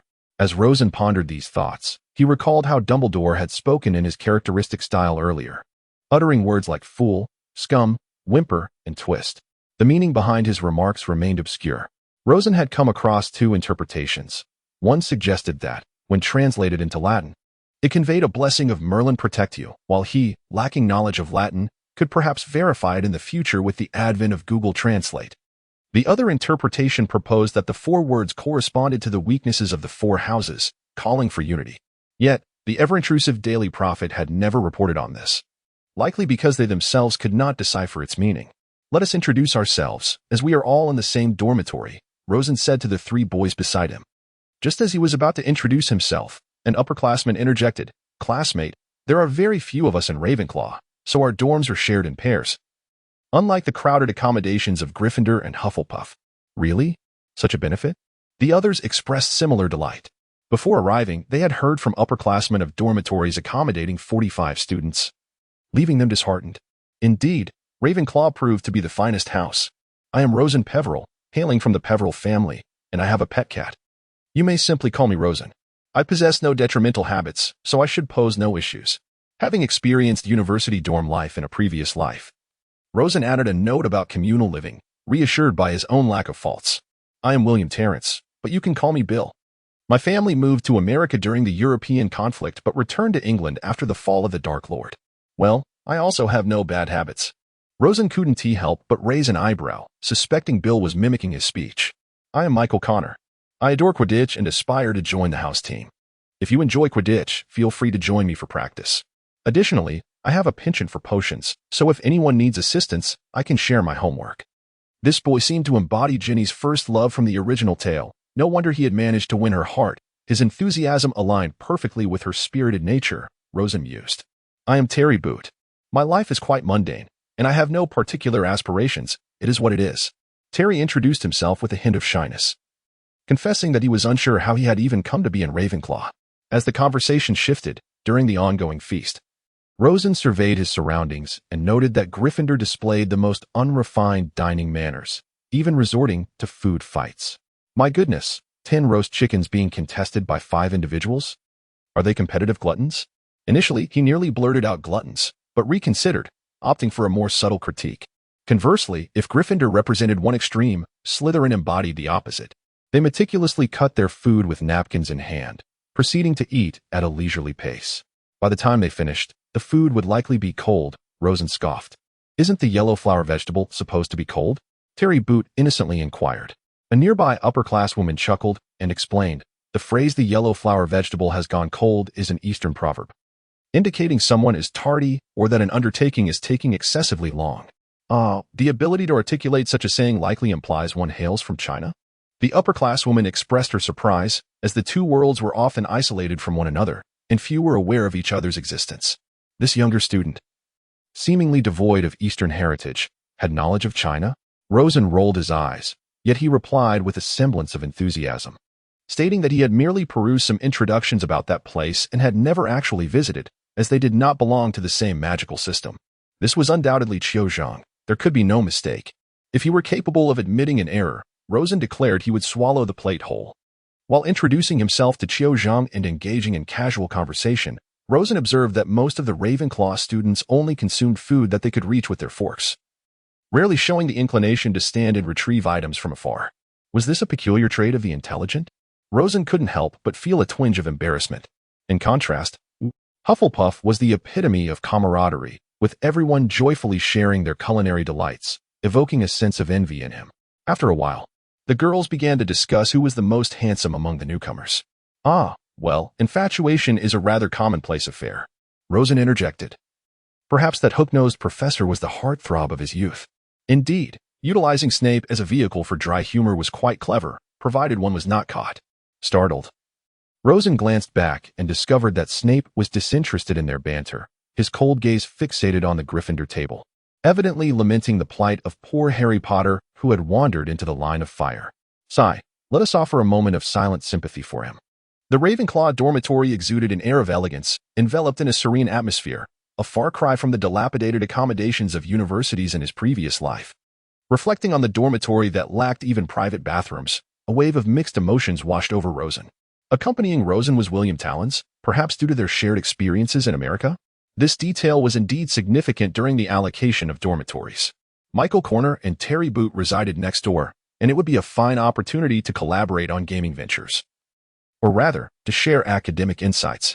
To speak formally, Bill, if we wish to avoid the predicament of searching for classrooms due to insufficient time tomorrow, I suggest we retire early. After a long day, it is unlikely anyone would still possess the energy to linger about at this hour. However, upon hearing faint commotion emanating from the direction of Gryffindor, Rosen realized he had underestimated the exuberance of certain individuals. Rosen has always found it unreasonable to start classes the day after school begins, as everyone is unfamiliar with the paths of this castle. Without a mobile phone and the navigational aid of Gouda Map, attempting to reach one's destination in such a foreign castle becomes an unreliable endeavor. Rosen and Bill, William Terrence, affectionately known as Bill, a traditional name in English, clutched a rudimentary map provided by a senior, pausing every few steps to glance at it, only to awkwardly inquire nearby seniors about their location, which rendered them particularly disheveled. However, other freshmen fared little better. Even if one managed to find the correct route, the excitement could lead to a misstep, resulting in a tumble into the staircase's void, akin to sinking into a quagmire, helplessly awaiting rescue. The labyrinthine design of the castle seemingly originated from the imaginative mind of the former headmaster Armando Dipet, a Ravenclaw alumnus brimming with childlike wonder, transforming the already convoluted Hogwarts into an expansive, three-dimensional maze. While this engendered novelty and joy, it undoubtedly ensnared countless newcomers. Rosen muttered curses under his breath, lamenting Dipet's creation. It appeared he would need to devise a plan to acquire the Marauder's map, judging by the time.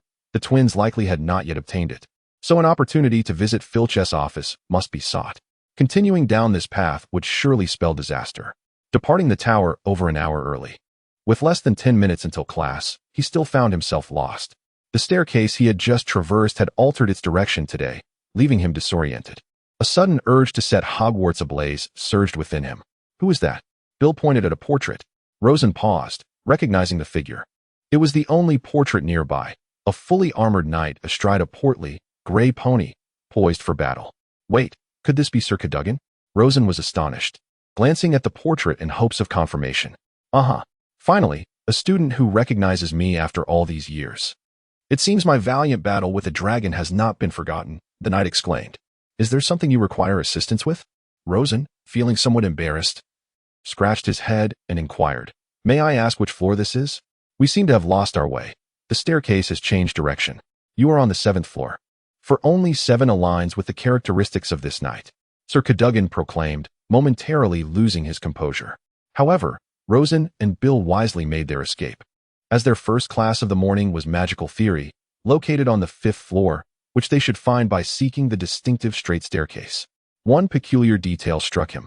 The first-year curriculum explicitly included magical theory, a textbook authored by Adalbert Waffling, who was decades younger than Dumbledore and born in the 1950s, taught at Hogwarts by Professor McGonagall. However, the original text made no mention of the class's instructional details, leaving Rosen entirely uninformed. From what he gathered, only lower-year students were required to attend this course, which ceased to be mandatory from the 3rd year onward, indicating it was a foundational class tailored for students newly introduced to magic. Professor Ford, sporting a bushy beard and a disheveled appearance, had a surprisingly genteel voice. Before we begin, I have a question for you all, he said. His tone light and devoid of any suggestion he might challenge students with pop quizzes. He waved his wand lightly. An elegant script appeared on the blackboard. What is magic? Many students, previously anxious, now chuckled softly. Was this not an obvious question? Ron Weasley eagerly raised his hand, exclaiming, Magic is what wizards use spells for to accomplish those tedious tasks. Professor Ford smiled faintly, inquired about his name and house, and awarded Gryffindor 5 points, commending the excellent response. Does anyone else have thoughts on this? Magic is using spells to avoid cooking breakfast. A burst of laughter erupted, likely from a student raised in a Muggle household. Magic is playing Quidditch in the sky on a broom. Michael Corner chimed in, equally eager. In truth, he merely lacked an opportunity. Otherwise, he could have joined the house team in his first year, much like Harry. Rosen mused. Magic is using wondrous means to play pranks on people. This child exhibited potential to become a George or Fred. Rosen felt a pang of embarrassment. He knew he ought to keep his distance from such individuals to avoid perilous situations. Since Ron set the standard in the class, other students eagerly followed suit, though Rosen sensed their primary motivation was likely the 5 points. Nonetheless, Professor Ford appeared pleased, raising his hand to beckon silence. Each adult wizard possesses his own definition of magic, so there are no right or wrong answers to this question. Professor Ford's expression shifted to seriousness. However, starting today, I hope you will ponder this question daily. He paused before adding, for in this course of magical theory, there will be no exams, but you will be required to submit an 8-inch-long final report. He directed his wand toward the blackboard, stating, as for the topic, you already know it. You may write whatever reflects your understanding of magic. Rosen silently scrutinized his textbook, embodying the spirit of accomplishing today's tasks within the day, and had already formulated a rough outline of what he intended to write. Yet, in pursuit of perfection and the coveted O grade, he realized that considerable effort would be required. The grading system in the magical realm is indeed peculiar. O, outstanding, signifies excellence. E, exceeds expectations, indicates a commendable performance. A, acceptable, denotes passable work. P, poor, reflects substandard achievement. D, dreadful, represents a dismal outcome. And T, troll, suggests an abysmal level of intellect, thus being the lowest grade. Michael Connor lamented about the 8-inch report. Even with larger handwriting, it would hardly suffice to fill the space adequately. Aside from potions and Quidditch, he found little interest in other subjects. Rosen shrugged, suggesting that perhaps one could cast an amplification spell on their words, for in a couple of days, learning would come. If that fails, one might as well write a diary, documenting their magical learning experiences each week. Michael, however, appeared unimpressed by Rosen's advice, leaving the classroom with a furrowed brow. Wasn't it said that students of Ravenclaw possess a fervent love for learning? In truth, this notion is a misconception. They merely favor certain aspects of study. As for himself, he harbored no genuine interest in potions or herbology, but felt compelled to endure the lessons in preparation for the future. Rosen's least favorite class was not history of magic, a subject that could be aced merely by diligent memorization, but herbology. The reason was quite simple. The grotesque plants of the magical realm were not only repulsive in appearance, but also possessed the ability to move. Oh dear, I just want to go home, exclaimed Rosen, tears streaming down his face. Bill, who shared his disdain for these plants, proved to be equally troublesome. Ultimately, the two were compelled to find partners, lest they fail to complete any tasks. The herbology classroom was not located within the castle, but rather in the greenhouse situated at its rear. Rosen pondered why magical plants required a greenhouse for optimal growth. Could it be that the greenhouse was meant to prevent them from causing mischief or escaping? The latter seemed more plausible, for no matter how one looked at it. The mandrake, which could render one unconscious with its scream, hardly seemed like the type to perish from a mere gust of cold wind. Professor Pomona Sprout, head of Hufflepuff House, was a short, plump witch with flowing gray hair. Her attire, a tattered gray coat caked in dirt and a patched pointed hat, suggested that these charming plants had made their artistic contributions to her wardrobe. Rather than a conventional lecture, Sprout led her students in practical activities, distributing pots of chameleon plants to each. The chameleon plant bore a resemblance to a tulip but had numerous tiny leaves sprouting along its stem, akin to a mimosa. This extraordinary plant was said to sense human emotions. Upon contact with a person, it would display different colors.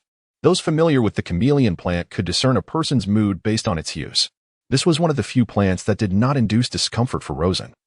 He gently prodded the chameleon plant, watching as its petals shifted from white to green. However, he remained uncertain whether this represented a natural color or one influenced by some enchanted headgear. Sprout possessed an exceptional mastery of plant cultivation and the unique properties of herbs.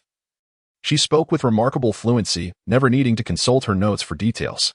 Yet, her teaching style was less than engaging for the students, who found the tedious data and intricate procedures even more vexing than the biology classes of their previous lives.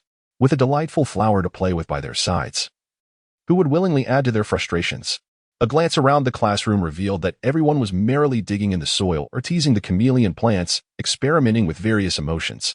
Herbs were a precious commodity, and Sprout's collection needed to cater to the needs of over 800 Hogwarts students. Consequently, first-year students were limited to simple tasks such as watering and weeding, while more complex activities like pollination and grafting were reserved for the upper years. Particularly for the rowdy Gryffindors, allowing them to participate could result in disaster, likely making headlines in the Daily Prophet the next day. Unprecedented catastrophe, the greatest explosion in Hogwarts greenhouse history. At least I don't have to handle those tasks, Rosen mused, as some plants were indeed quite distressing to behold, making him reluctant even to glance at them. Herbology was a subject demanding extensive practical experience. Textbooks could instruct one on the procedures, but reality often proved far more vexing. Even seeds from the same batch of the same herb could exhibit subtle differences. Who could fathom the best approach? Without comprehending the plant's genetics and internal structure, relying solely on textbook knowledge would lead to despair. For plants did not always grow as the text suggested, often dazzling one's eyes in their peculiarities. If all else fails, perhaps I can persuade my mother to take me to St. Mungo's herb garden during the Christmas holidays, where the herbs are meant for experimentation and thus require no protective measures. Rosen dutifully noted the characteristics of the chameleon plant, ensuring he could identify it and avoid its demise during cultivation. Indeed, it is rather dull, isn't it? Remarked a girl from Ravenclaw nearby, who was delighting in manipulating the chameleon plant, causing it to change colors rhythmically. This is much more enjoyable. What is your name? Rosen inquired. Delia Shafik. You must be Rosen Antioch Peveril, correct? Rosen was astonished. Why had she chosen to include a middle name?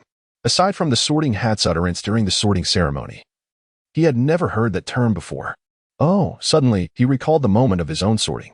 Separation line, please, do not let me be placed in Hufflepuff. A girl fervently whispered, her voice melodious yet tinged with melancholy. To Rosen, however, it was mere noise, and he retorted rather brusquely. The things one fears most will invariably come to pass. You are surely destined for Hufflepuff. Oh no. The girl was on the verge of tears.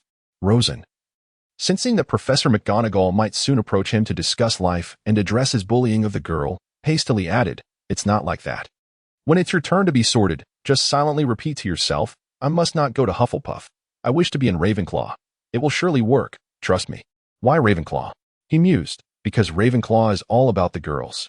The girl fell silent, glaring at him fiercely, and thereafter ignored him completely. In such circumstances, it was entirely reasonable to remember one's full name. After all, vengeance necessitates knowing one's target. Separation line. Are you that person? Rosen suddenly realized. I am terrible with faces, finding it difficult to remember strangers. He then adopted an expression of innocence. Rosen felt quite helpless, yet this demeanor was easily subject to ridicule. Who are you calling a stranger? Delia exclaimed in exasperation, her desire to maintain a ladylike fade preventing her from hurling the color-changing grass in her hand at Rosen's head. Rosen's heart was in turmoil. Perhaps it was best to remain silent, for words often lead to misfortune. Having spent an eternity as a solitary soul in his previous life, he contemplated establishing a society dedicated to the protection of the single. Who knows, it might someday evolve into a formidable force against the Dark Lord. The rationale was quite simple. In the absence of romantic companionship, one could only immerse oneself in the profound study of philosophy, rather, magic. Rosen lowered his head in silence, contemplating for a moment before deciding to rectify his mistakes. I recall that the Shafik family predominantly aligned with Slytherin. Yet here you are in Ravenclaw? That was a former trend. In recent decades, Slytherin has undergone a profound transformation, with many individuals joining the Death Eaters. Consequently, our family's perspective has shifted towards a preference for the uncontentious nature of Ravenclaw. Ravenclaw may not be entirely free from conflict. Should war arise, it cannot remain untouched. My grandfather expressed the same sentiment. It seems there is indeed wisdom in his words. Engaged in lively discussion, the herbalism class passed joyfully in an hour and a half, the Monday morning lessons proving to be quite relaxed. However, uncertainty loomed over the afternoon's defense against the dark arts class, as the mere thought of Professor Quirrell extinguished the flicker of hope that had briefly ignited within Rosen's heart. P.S. Some book reviews have vanished mysteriously, and I am unaware of the reason. I have not performed any actions to cause this. As the saying goes, heterosexuality exists solely for reproduction, while homosexuality embodies true love. Thus, come the afternoon defense against the dark arts lesson, our classmate Rosen found himself seated once more beside his dear friend Bill. The thought sent a shiver down his spine. Countless fanfictions have transformed the original Harry Potter tale into narratives of romantic entanglement. Surely, one's orientation is of no concern. The reason for not sitting with a girl is simply that they are in their first year, a group of 11-year-olds who have little to no interest in romantic relationships. It is more prudent to focus on strengthening oneself. After all, one's own life takes precedence. Defense against the dark arts is among the most eagerly anticipated classes for all newcomers, as the very name suggests an alluring nature. Every boy harbors dreams of becoming a hero, saving the world, while girls have their own princess fantasies. This class appears to be the closest avenue to such aspirations. Does it not? Well, Rosen mused, that sentiment belongs to them and has little to do with him. Acquiring skills to vanquish Death Eaters or even Voldemort would be splendid. Even if not, he could simply pass the time. However, upon entering the classroom, Rosen was immediately overwhelmed by an overpowering stench of garlic. He vaguely recalled mentions of garlic in the original text, yet he had not anticipated such an intensity. I remember that students are prohibited from consuming pungent foods like garlic during lessons, Rosen lamented. Herbalism class was hell for those with a fear of crowded spaces, while defense against the dark arts was a nightmare for allergy sufferers. Could Hogwarts be any more merciless? Rosen seethed, contemplating whether he should invest in an air purifier. After a moment of calm, an intriguing hypothesis struck Rosen.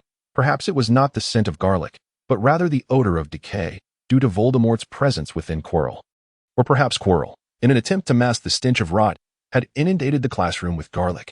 Regardless, after the events surrounding the Philosopher's Stone, he vowed to give Quirrell a proper thrashing if the opportunity arose. Professor Quirrell finally arrived, his small head wrapped in an enormous scarf, reportedly a gift from an African prince. Yet, Rosen would never believe such tales. With intellect like his, could he truly solve problems? It would be a miracle if he did not create further chaos. Quirrell's opening remarks were utterly perplexing.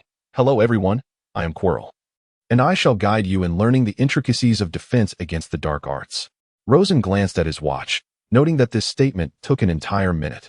At this rate, he could manage to speak a mere 90 sentences during the tower class. Are you jesting?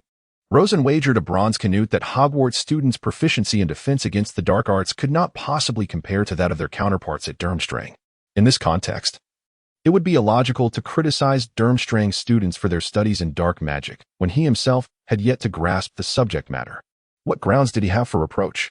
Ron whispered to Harry, George and Fred told me that Quirrell's turban is stuffed with garlic. I didn't believe it at first, but now I do. They even considered taking it off him, but being only in third year, they didn't dare attempt it. Harry remained silent, though his expression likely resembled a smile more grotesque than a frown. Rosen, however, was visibly frightened, while others danced on the edge of a knife. The Weasley twins were dancing on a nuclear bomb. After all, the ultimate antagonist, Voldemort, was concealed within that turban, wasn't he? Yet, to be fair, Quirrell appeared to possess a cowardly demeanor, making him all too susceptible to Voldemort-esque control, leaving him incapable of even the slightest resistance. Attempting to curse Harry in the Quidditch match, was that a lack of intellect or an overconfidence in his magical abilities? In such circumstances, with so many teachers present, and occasionally Dumbledore himself, how effective could a dark curse truly be? As the defense against the dark arts instructor, how could he not comprehend this? It was evidently a notion stemming from Voldemort's fragmented soul, lacking in intellect, which amused Rosen greatly. No wonder Dumbledore refrained from intervening. Such an adversary seemed quite capable of self-sabotage. Anyone with a semblance of intelligence would never consider joining Voldemort's ranks. Quirrell continued to stammer about the proper positioning of wands and how placing them in one's pocket often resulted in clothing catching fire. His ramblings, albeit disjointed, held a certain logic. It seemed he possessed a wealth of knowledge. The only advantage of his stuttering was that it allowed him to take notes leisurely, ensuring that he would not overlook a single point of information. Even if he drifted off, upon recollection, he would only have missed a sentence or two, which he could easily piece together. Reflecting on this, Rosen thought of the saying, "a blessing in disguise," and felt his irritation dissipate. After all, he had come to Hogwarts not to engage with teachers but to learn magic. By the end of the class, Quirrell had not yet exhausted his 90 points of discussion. Rosen lamented that he had once again underestimated Quirrell's stutter. With a bemused expression, he made his way to the common room. At this hour, there was no dinner, and he was unaware of the kitchen's location. He decided to take a moment to calm himself. The peculiarities at Hogwarts truly left him speechless, and this year seemed particularly rife with oddities. Suddenly, he realized he had lost his way. Having not brought a map, he felt a wave of despair wash over him. Aimlessly wandering, who could say if he would find his way back? Some say that if God closes a door, he opens a window. According to Newton's third law, every action has an equal and opposite reaction, and this notion can be reversed. If God opens a window for you, he simultaneously closes a door, firmly securing it with a bolt that you cannot possibly force open. Why do I mention this? Because this sentiment perfectly encapsulates Rosen's predicament. At 6 o'clock, 3 hours had passed since the end of the defense against the dark arts class. The other 3 boys from Ravenclaw had already begun their dinner. Bill noticed Rosen had yet to return and surmised he was lost. However, he did not anticipate that Argus Filch, the Hogwarts caretaker and a figure loathed by many students, would seize Rosen by the ear and drag him through the bustling great hall, taunting him loudly as they walked. For quite some time, no other lost students at Hogwarts would be subjected to ridicule. "How did you end up in the girls' lavatory? Everyone knows how far the hall is from there," Bill remarked, his lips twitching in disbelief, while the others feigned ignorance. Rosen hung his head, a mournful expression upon his face, lamenting, "Please, don't do this. You know it's quite a feat for someone of my intellect to navigate out of the Ravenclaw Tower based solely on memory." Transforming his frustration into hunger, he indulged in 3 servings of roasted potato chips to satisfy his needs. "This time I'll let it slide. It infuriates me. My uncle can tolerate it, but my aunt cannot." Tomorrow morning, there would be 2 potions classes, allowing for a leisurely sleep-in during the 3rd and 4th periods. Bill flipped through the schedule and glanced at Rosen, who lay on the sofa beside the common room fireplace, silently clutching his potions textbook. Bill wisely chose not to disturb him, aware that his mood had soured after his encounter with Filch. "Bill," the quiet Rosen finally spoke, "what do you think would happen if I brought my equipment tomorrow? My family's potion-making facility has proven that using those instruments yields far superior results compared to traditional vessels." Bill felt a headache coming on. "I understand. But the greatest obstacle isn't the instruments. It's Professor Snape. Are you certain he won't create trouble for us? Snape is the most unpredictable variable. Though he holds no animosity towards Ravenclaw, who knows if he might exploit this situation?" Rosen set down his book, lost in thought. After a moment, he took out a copper canute and declared, "Heads we take it, tails we leave it, 3, 2, 1. It seemed that we were meant to proceed, when faced with indecision. Tossing a coin might indeed be the only viable solution. Thankfully, tomorrow's classes would be with Hufflepuff, sparing him from encountering Snape's disdainful Gryffindors and favored Slytherins. Merlin bless him. A slight headache nagged at him, prompting him to retreat to bed. Rosen still felt the shadow cast by today's misadventure. He left his belongings in disarray, reasoning that with a late class tomorrow, he had ample time. Meanwhile, the adorable Terry watched as Rosen departed, suddenly recalling, "Wait, isn't Rosen going to do his homework?" Didn't he promise to finish it every day? There was an unspoken addendum, and then let us see it. Bill shrugged, having completed his own work long ago, finding it hard to believe. Yet, had he not worn a pained expression several times? Moreover, the time spent on homework had scarcely exceeded an hour. I suppose so. That expression must have been a quest for inspiration, he mused. He described their magical history assignment as follows. Magical history is akin to historical studies. Events are exceedingly intricate. Yet we can weave them together through a series of theories. Approaching the magical history assignment with this mindset renders it both easy and enjoyable. If you're truly stumped, peruse a Muggle history textbook. It's brimming with theories, and you can simply adopt whichever seems credible. Although I grasped little of what he meant, I found his strategy commendable.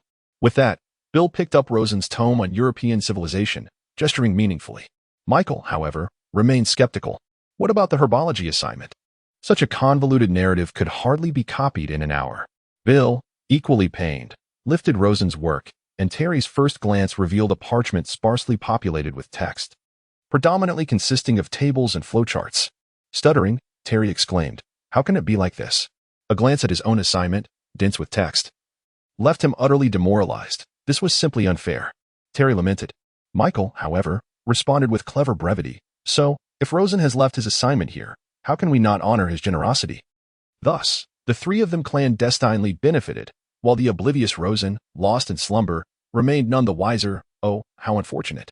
Yet, when Ravenclaw students borrowed homework, oh no, I meant drew inspiration, they did so with finesse, avoiding the blunders of Gryffindors who would include names on copied work. Perhaps this was the sole silver lining. Divider, the following day, as Rosen prepared his instruments, he meticulously sifted through his selections. He replaced the brass balance with an electronic scale. The analytical balance was excessively precise and unnecessary. The remaining items on the list of required equipment and ingredients sufficed. A somewhat vexing aspect was that Hogwarts did not provide all the necessary herbs, leaving many to be procured independently. Wisely, during his visit to Diagon Alley, Rosen had purchased triple the amount to avert shortages. Fortunately, the lower-year ingredients were straightforward. Otherwise, it could easily lead to financial ruin for students from less affluent backgrounds. Potions class was held in an underground classroom. Having suffered a blow to his pride, Rosen dedicated all his time after completing his homework last night to memorizing the Hogwarts map. This time, he successfully navigated to the underground classroom without taking any detours. Upon entering, the temperature dropped significantly, likely due to Snape's magical adjustments. While it suited him, it was hardly comfortable for the majority of students. There is no need to elaborate on Snape's appearance. Every reader or viewer of Harry Potter possesses a vivid image.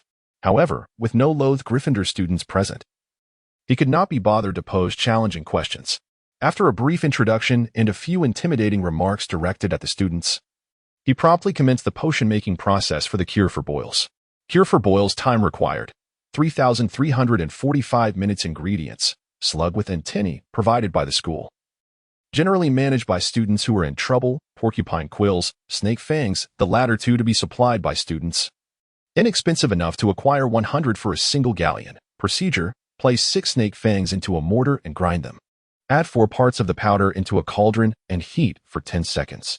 Then, introduce 4 slugs and 2 porcupine quills into the cauldron, stirring clockwise 5 times to complete the potion. Rosen meticulously examined the production process and became aware of certain discrepancies. For instance, what is the precise weight of 6 units of snake fangs? The weight of juvenile corn snakes, one of the common non-venomous snakes in the UK from which the fangs are extracted, varies significantly at different growth stages, ranging from 5G to 20G. This margin of error is rather excessive. Subsequently, Rosen consulted the manual of his production line, which stated, after testing, a weight of 12G per unit of snake fang yields optimal results, as this particular juvenile fang contains a rich concentration of beneficial substances, perfectly reacting with the other ingredients. Reflecting on how his youthful suggestions could wield such influence filled Rosen with pride. The crux of this production lies in the operational aspects. During the formulation of the scabies potion, it is imperative to remove the crucible from the heat before adding porcupine quills. Otherwise, the liquid inside will rapidly boil and splatter. At this stage, the liquid is commonly referred to as the scabies concoctor, possessing strong corrosive properties and notable toxicity, which can induce scabies upon contact with the skin. Neville, having overlooked this crucial detail, suffered from the corrosive effects of the liquid. resulting in an unfortunate incident. It seems that Snape reprimanded Neville quite sternly at that moment.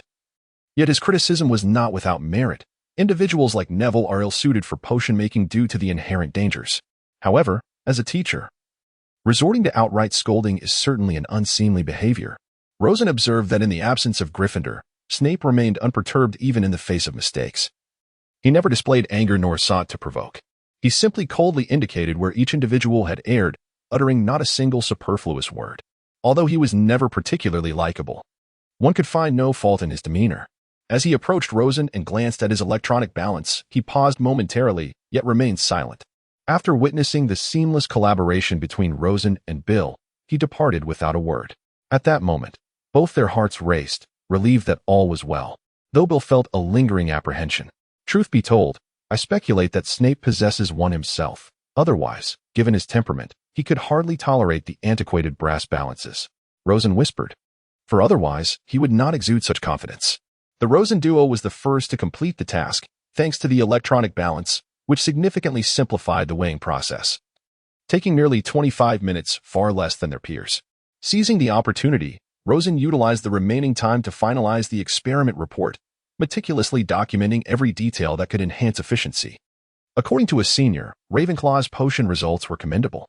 Rosen remarked that given this, he would refrain from expressing his opinion on the impending duel on Friday, as it bore no relevance to him, did it? Professor Phileas Flitwick, the head of Ravenclaw, possessed an appearance that was somewhat unworthy of the esteemed founder, Rowena Ravenclaw. His head was completely bald, resembling an ice rink with the surrounding wire fence. His beard was notably thick, leading Rosen to ponder whether greater prowess in the magical realm equated to more facial hair. This observation held true for Dumbledore, Flitwick, and even his grandfather, Anderson. Professor Flitwick stood at less than 3 feet tall, necessitating his lecturing from atop a stack of books. It was rumored that he possessed half-elf lineage, a notion that seemed plausible given his stature, triangular face, abundance of wrinkles, and pointed ears and fingers. Additionally, considering that elves have extended lifespans, it was conceivable that Professor Flitwick could live to the age of Dumbledore, unlike others such as Hagrid or McGonagall. Magic and lineage were indeed the two principal factors influencing a wizard's longevity. As anticipated, Flitwick commenced with the theory of charms, yet to Rosen, this theory bore resemblance to elementary mathematical principles. By the time he graduated high school in his previous life, he had not retained the definition of a function. Yet this did not hinder his ability to compute and analyze using functions. The same applied to charms. One need not grasp the essence of a charm or its conditions for use, but simply understand how to cast it and how to enhance its effects. Rosen's father, Henry, had once elucidated that to comprehend the essence of charms, one must delve into ancient magical texts, rendering the study of essence in charm classes somewhat futile. Undoubtedly, higher mathematics demanded stringent adherence to definitions and concepts, lest one fall into fundamental errors. This was also true for advanced charms, as those intricate spells encompassed an elaborate array of rules and procedures. However, such complexities were not concerns for a first-year student. Contemplating this, Rosen lost interest and began to review the spells he had learned over the summer, pondering how to cast them, and so forth. After a while, once the fundamental theories were covered, Flitwick produced the standard spellbook, Volume 1, flipping to the page on the Lumos charm. Theory serves practice, he declared. Now that you should understand the principles of releasing magic, it is time for you to attempt it yourselves. The spells preceding Lumos were of minimal difficulty, easily cast by following the text. For instance, the first spell, the cleaning charm, required merely pointing one's wand at an item deemed dirty and reciting Scourgify, with no need for contemplation or technique. Thus, we shall commence directly with the Lumos charm. Rosen felt a wave of embarrassment wash over him, realizing that the success of his spells was not due to extraordinary talent, but rather the simplicity of the incantations. When he first employed the cleaning spell, his little sprite, Gagewu, had been somewhat displeased. Now it seemed his efforts had been in vain. Professor Frivy gently waved his wand, and the entire classroom was instantly engulfed in darkness. Do not panic. Take up your wands and focus your attention. Repeat after me, Lumos, as dozens of voices echoed in unison.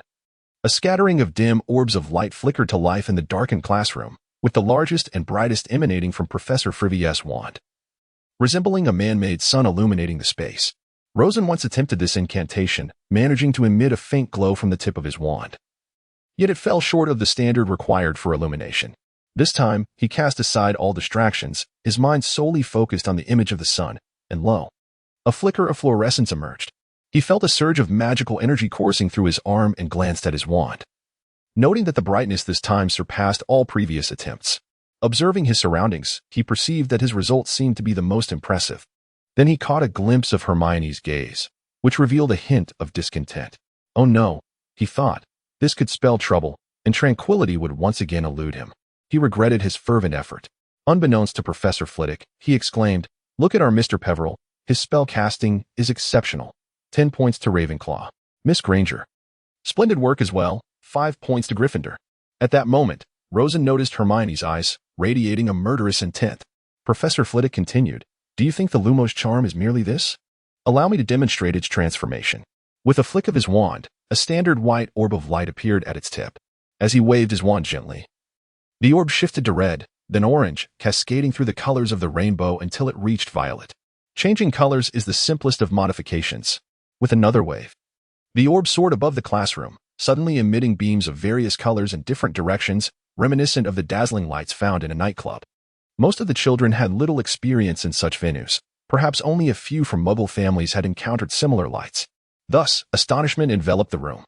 Each spell possesses the potential for transformation. Beyond its fundamental application, various enhancements can be pursued.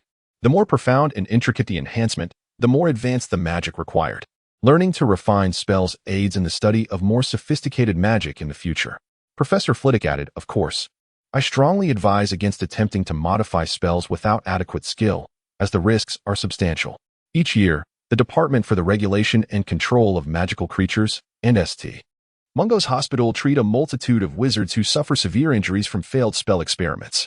They not only bear the burden of medical expenses but may also face hefty fines for damaging public property or exposing muggles to magic." Rosen sensed that this admonition was particularly directed at the Gryffindor students, for the astute Ravenclaws would not engage in such reckless behavior. In truth, the majority of those who faced failure in their experiments hailed from Gryffindor. Very well, that concludes our lesson for today. Your assignment is to reflect on the Lumos charm. With a length of no less than 5 inches, Rosen considered that Professor Flitwick was, overall, quite considerate. Transcribing some techniques regarding the Lumos charm in English would suffice for that length. However, he now found himself in a predicament. After class, Hermione intercepted Rosen, who was attempting to slip away unnoticed. "Rosen, how did you achieve such impressive results with your Lumos charm? I've tried numerous times, and I can only manage a modest brightness. Will you share your secret?" At that moment, Rosen understood the sensation of being under Hermione's relentless interrogation. Hermione, I really don't grasp the intricacies of it. Do you believe me?" "The only technique I know is to envision a great sun while casting the Lumos charm," Rosen stammered, nervously misnaming Hermione as Herman. "Is that so?" Hermione clearly did not believe him. "If I discover you are deceiving me, you shall rue the day." With that, she slung her bag over her shoulder and departed, leaving Rosen trembling in her wake. Bill sauntered over, whispering, "Brother, it's not that I don't want to help. I simply dare not show my face. You cannot blame me, can you?" Rosen twitched the corner of his mouth. How could one so brazenly betray their companions? What sort of friends have I made? The remainder of the first week passed in a rather mundane fashion, save for the antics in Transfiguration class. Wednesday morning marked the first Transfiguration lesson for all first-year students. Aware that the creature at the podium was Professor McGonagall, Rosen dutifully remained seated, engrossed in his textbook. Under this exemplary influence, the students of Ravenclaw sat in quietude. However, the typically boisterous Gryffindor, faced with their perennial rivals from Slytherin, found themselves in a situation ripe for confrontation, even with no prior acquaintance. "Eat dirt, Slytherin." A flurry of paper wads was hurled forth. "Foolish Gryffindor, you shall pay for this." Another volley of paper came flying back. As they had yet to master magic, their dueling consisted of this rudimentary projectile warfare. Until Professor McGonagall reverted back, the students were left in a state of bewilderment. Lavender Brown, 5 points deducted. Vincent Crabbe, 5 points deducted. Professor McGonagall began to penalize those who had thrown paper. Ron Weasley, 15 points deducted. At this, Ron incited the ire of his peers, as if he had committed some grievous offense. All of Gryffindor glared at him. "Professor," Ron stammered, "everyone was throwing paper. Why am I penalized so heavily?" Professor McGonagall's expression remained impassive. "Because you threw it at me." Even the seemingly aloof Hufflepuffs and Ravenclaws could not contain their laughter. McGonagall added, Hufflepuff and Ravenclaw each gained 20 points. You have performed admirably. Well deserved, Rosen and others thought with smug satisfaction, though Professor McGonagall was stern and austere. Resembling a former head of the academic office, her standards were undeniably high, and she was remarkably fair. She did not show favoritism towards any house. Deductions and rewards were administered with unwavering impartiality. No student, however disgruntled, would dare complain about this aspect of McGonagall's conduct. Transfiguration and charms may appear closely related, both concerned with the proficient use of magic, yet they are fundamentally distinct. This was the realization Rosen came to after attending class. Charms are straightforward. Once one meets the required standard, the spell is successfully cast. The effect of a proficient first-year student casting a cleaning charm would be comparable to that of Dumbledore, with only slight variations in potency. Transfiguration, conversely, demands a relentless pursuit of perfection. If one wishes to transform an object into a trophy, the trophy's intricate design, precision, and, most importantly, its duration of existence, all improve with the wizard's skill and mastery. Transfiguration merely alters the external shape and color of an object, yet does not change its intrinsic structure. What you witnessed when I transformed the podium into a pig was not a true pig. It lacks any signs of life. Professor McGonagall emphasized the principles of transfiguration. Transfiguration cannot imbue an object with life or strip it away. Any food created cannot be consumed. The total mass and magical essence of the object before and after transfiguration remains unchanged. Otherwise, the transfiguration cannot succeed. Remember this, lest you harbor unrealistic fantasies of turning stone into gold. Lastly, transfiguration has a time constraint. Even Merlin could not maintain an object's transformation indefinitely unless he continuously cast the spell. In my office, there are some exquisite works created by students. You may see them later, as they required a significant amount of magic to maintain their state over time. Now, let us commence our studies with the simplest forms of transfiguration. After hearing this, Rosen harbored no further doubts about transfiguration, previously curious as to how a young wizard, incapable of mastering even the levitation charm, could effectuate substantial changes to objects. He now understood that such changes were merely superficial and could only be sustained for a limited time. He then retrieved his wand and, following the techniques outlined in the book, envisioned the shape of a paperclip, repeatedly tapping the matchsticks on the table. After several attempts and explorations, the matchstick successfully transformed into a paperclip. Moreover, as Rosen refined his mental image of the paperclip, the transformed object became increasingly intricate. It appeared that the essence of transfiguration lay primarily in the thought process behind the object, Rosen mused. Nearby, Hermione tirelessly endeavored to render her paperclip more precise, repeatedly executing the most exacting movements, yet she achieved only a recognizable form. It seemed she had not grasped the underlying principle. Magic encompasses numerous principles and techniques. Today, Rosen encountered one such challenge. However, resolving it would require more than a first year's knowledge, a realization that dawned upon him. Thus, he refrained from further inquiry and remained contemplative. With no classes in the afternoon, Rosen had ample time to complete his report and reflections on the transfiguration lesson. The evening brought astronomy class, the most peculiar subject for him. Other courses were readily comprehensible. Even divination had its merits, given that some seers had made notable contributions. Yet, why was astronomy taught? Could the stars possibly relate to a wizard's magic? When Professor Sinistra led the students in observing various celestial bodies through telescopes, Rosen finally comprehended. This class was essentially aimed at honing a wizard's analytical and computational skills, commonly referred to as foundational mathematical knowledge. The study of planetary motion, linear velocity, angular velocity, and periodicity might eventually incorporate gravitational calculations.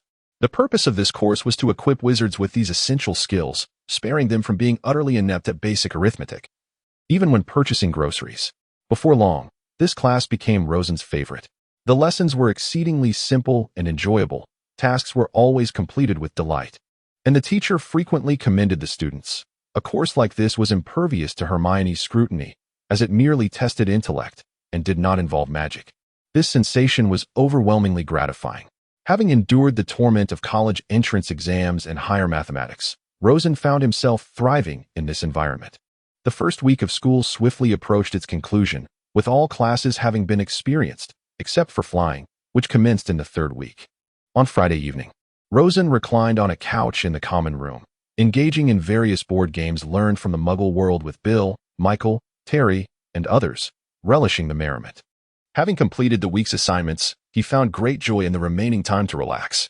Were it not for the tumultuous times, Rosen genuinely wished to pass his 7 years at Hogwarts in such bliss, perhaps even graduating as the student council president. However, aware that Voldemort would inevitably return, he could not afford to become too complacent. At the very least, he had matters to attend to the next day, Saturday, such as researching that luminescence charm. Some readers have noted that Hogwarts prohibits the use of electronic devices like electronic scales. Allow me to clarify. The original text states that the magical elements in the air shield against electromagnetic waves. However, since electronic scales transmit signals through wires, they can function independently of the air, thus permitting their use. After all, such electronic devices, including the FC gaming console, were the author's childhood favorites. It would be a shame not to enjoy them. Divider, on Saturday morning, Rosen quietly departed the tower en route to the 8th floor. For the first time, he navigated the path to his destination without a map. It was a rare feat.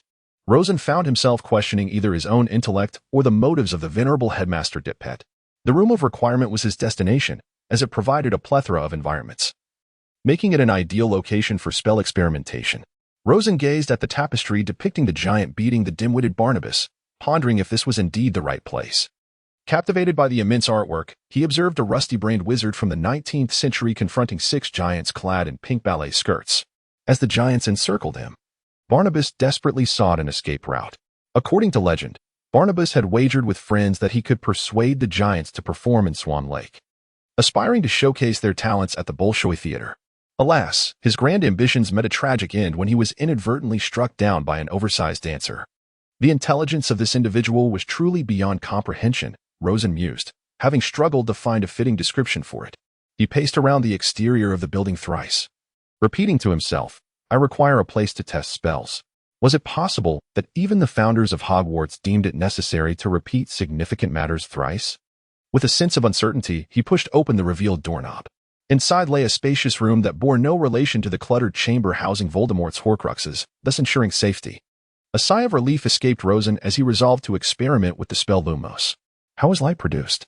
Being a physics scholar, Rosen understood that photons are emitted during the energy transitions of electrons within excited atoms, coalescing to form light.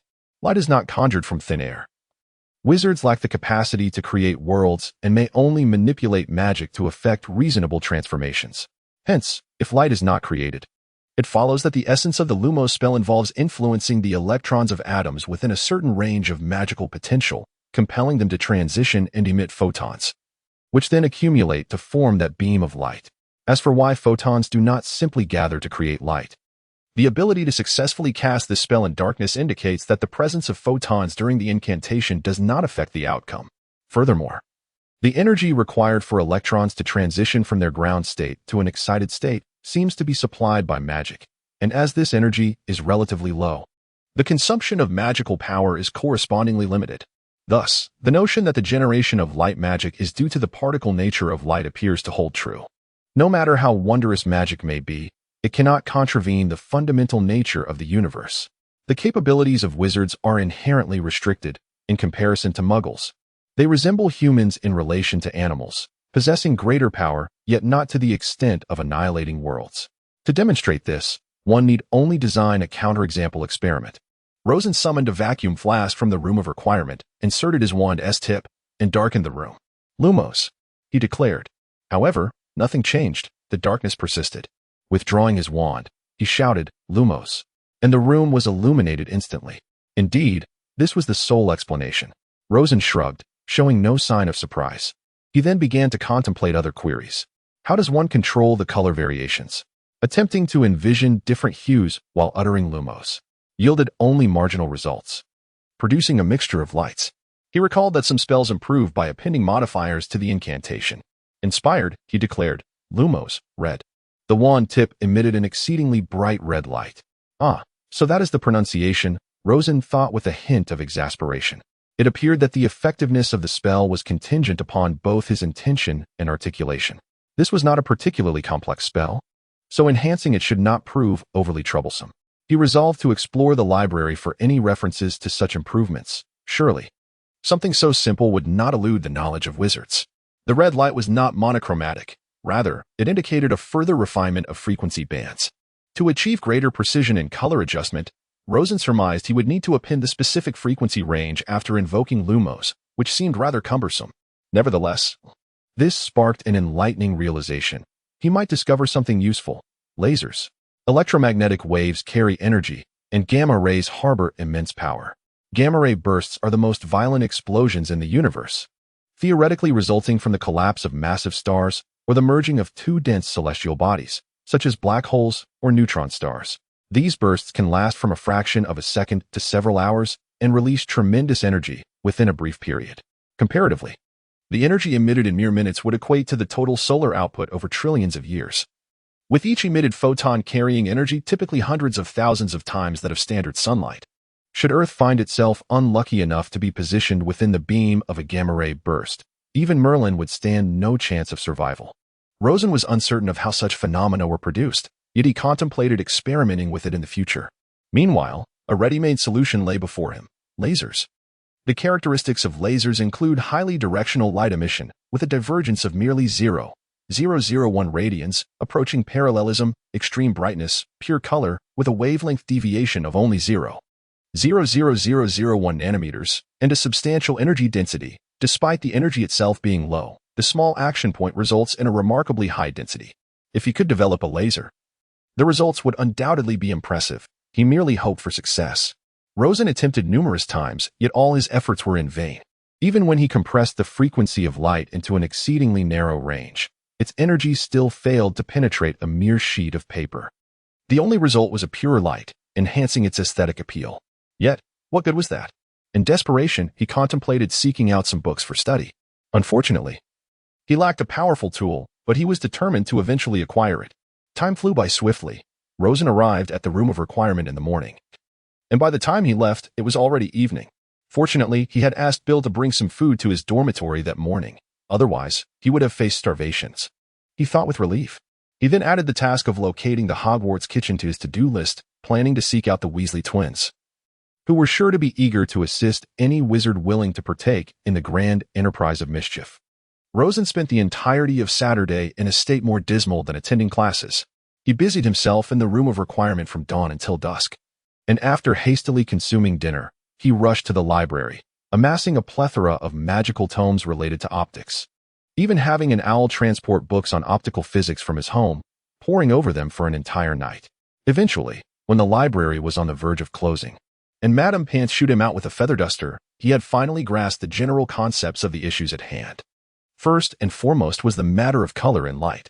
Rosen noted that the book emphasized 2 points. 1. Beginners must imagine the color while simultaneously flickering their wands.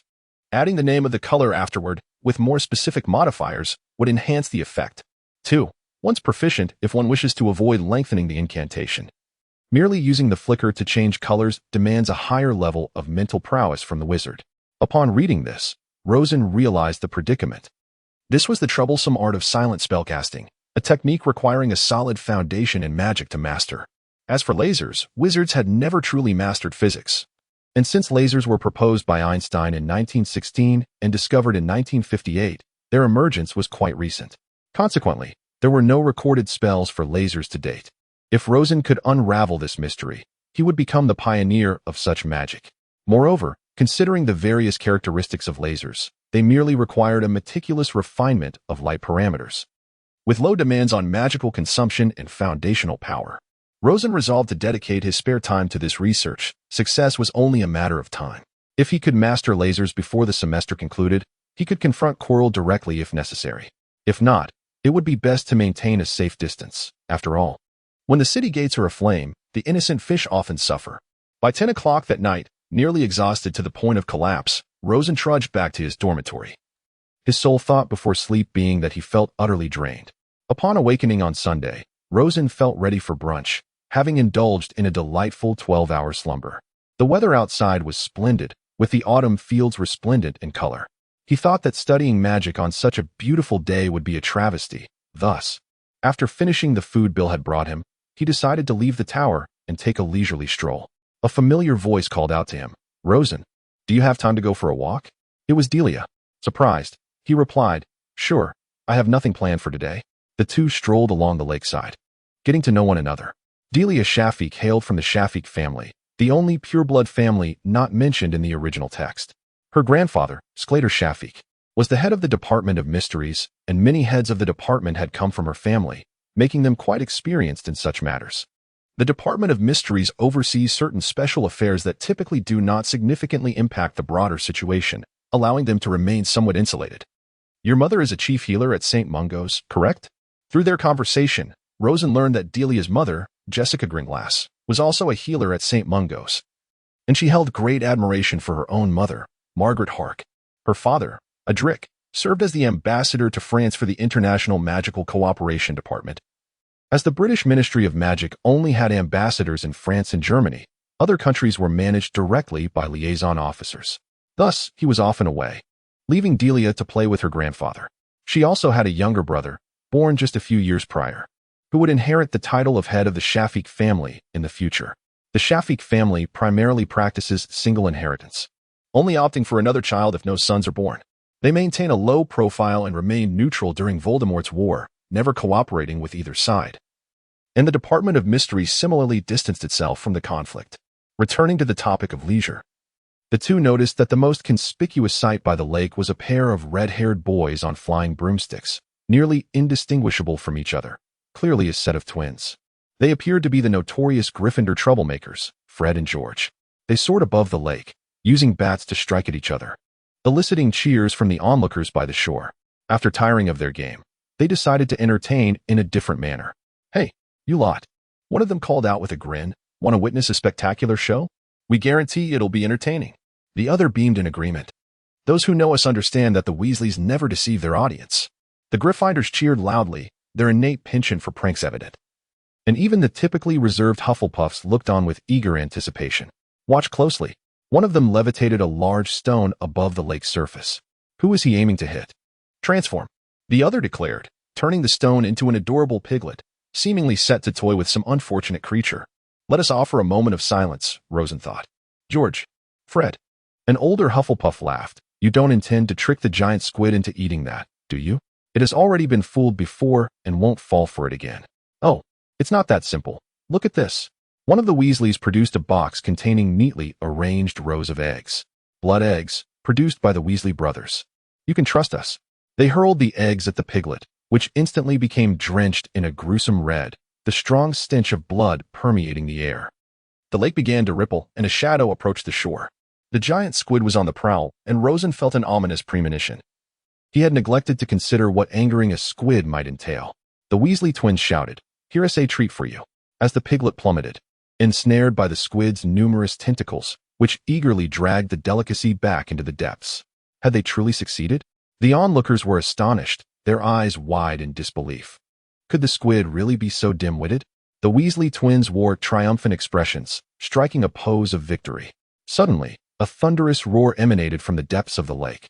And amidst the crowd's astonishment, the squid unleashed a wave towering over 3 meters, sending the airborne Weasley twins sprawling. Clearly, it was angrier than ever. The spectators scrambled to avoid the deluge, and Rosen and Delia took refuge behind a large tree, narrowly escaping disaster. However, the Weasley twins were not so fortunate. One landed flat on the ground, lamenting, "Oh, it seems he's not in a good mood." The other dangled from a tree, exclaiming, "I think it might be going through a midlife crisis." His robe had torn open dramatically. "That's troublesome. We can't provoke it any further, otherwise its offspring will crawl all over your bed." They chimed in unison. The comedic prowess of these lively characters is truly at its zenith. The Weasley's member perched in the tree has finally been rescued, as a girl, covering her eyes, cast a restoration spell on his cloak. "George, your backside is exposed," she exclaimed. "Thank you, dear Mary," George replied with a smile, "but I am Fred." "Oh, my apologies," Mary said. "You both look so alike, I couldn't tell." "You scoundrel." "I am Fred," the other Weasley exclaimed, lunging forward in anger, and the two became a tangled mass. Laughter erupted from the onlookers, as it became utterly impossible to distinguish one from the other, or to ascertain who had truly embarrassed himself. Nonetheless, joy prevailed. "Ah, today we have flying lessons," one mused. "To be honest, I have never ridden a broomstick, perhaps due to my fear of heights." In a previous life, Rosen had harbored a fear of heights. Hence she had never dared to approach a broomstick, pondering whether today would bring unforeseen challenges. First-year students had no classes on Thursday mornings, with flying lessons commencing from the third week. Gryffindor and Slytherin students attended the first 2 periods, while Hufflepuff and Ravenclaw had theirs during the third and fourth periods.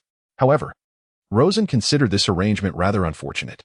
Given the existing animosity between Gryffindor and Slytherin, placing them in a lesson rife with potential for injury seemed a reckless decision, especially as first-year students possessed limited magical ability and could only inflict harm through collisions and fists.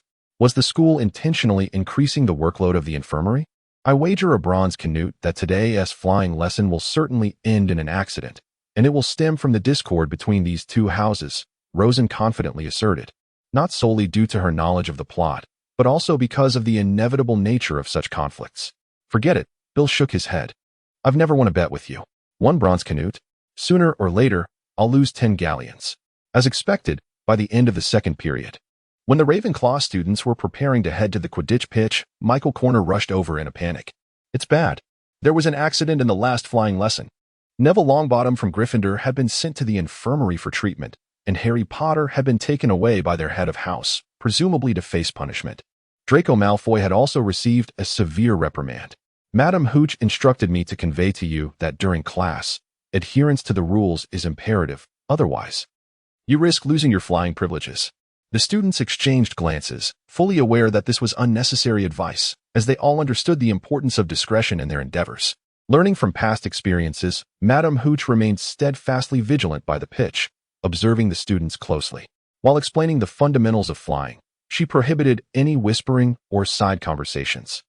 Hogwarts forbade first-year students from bringing their own broomsticks for safety reasons, yet it was a prudent measure to establish flying lessons specifically for them.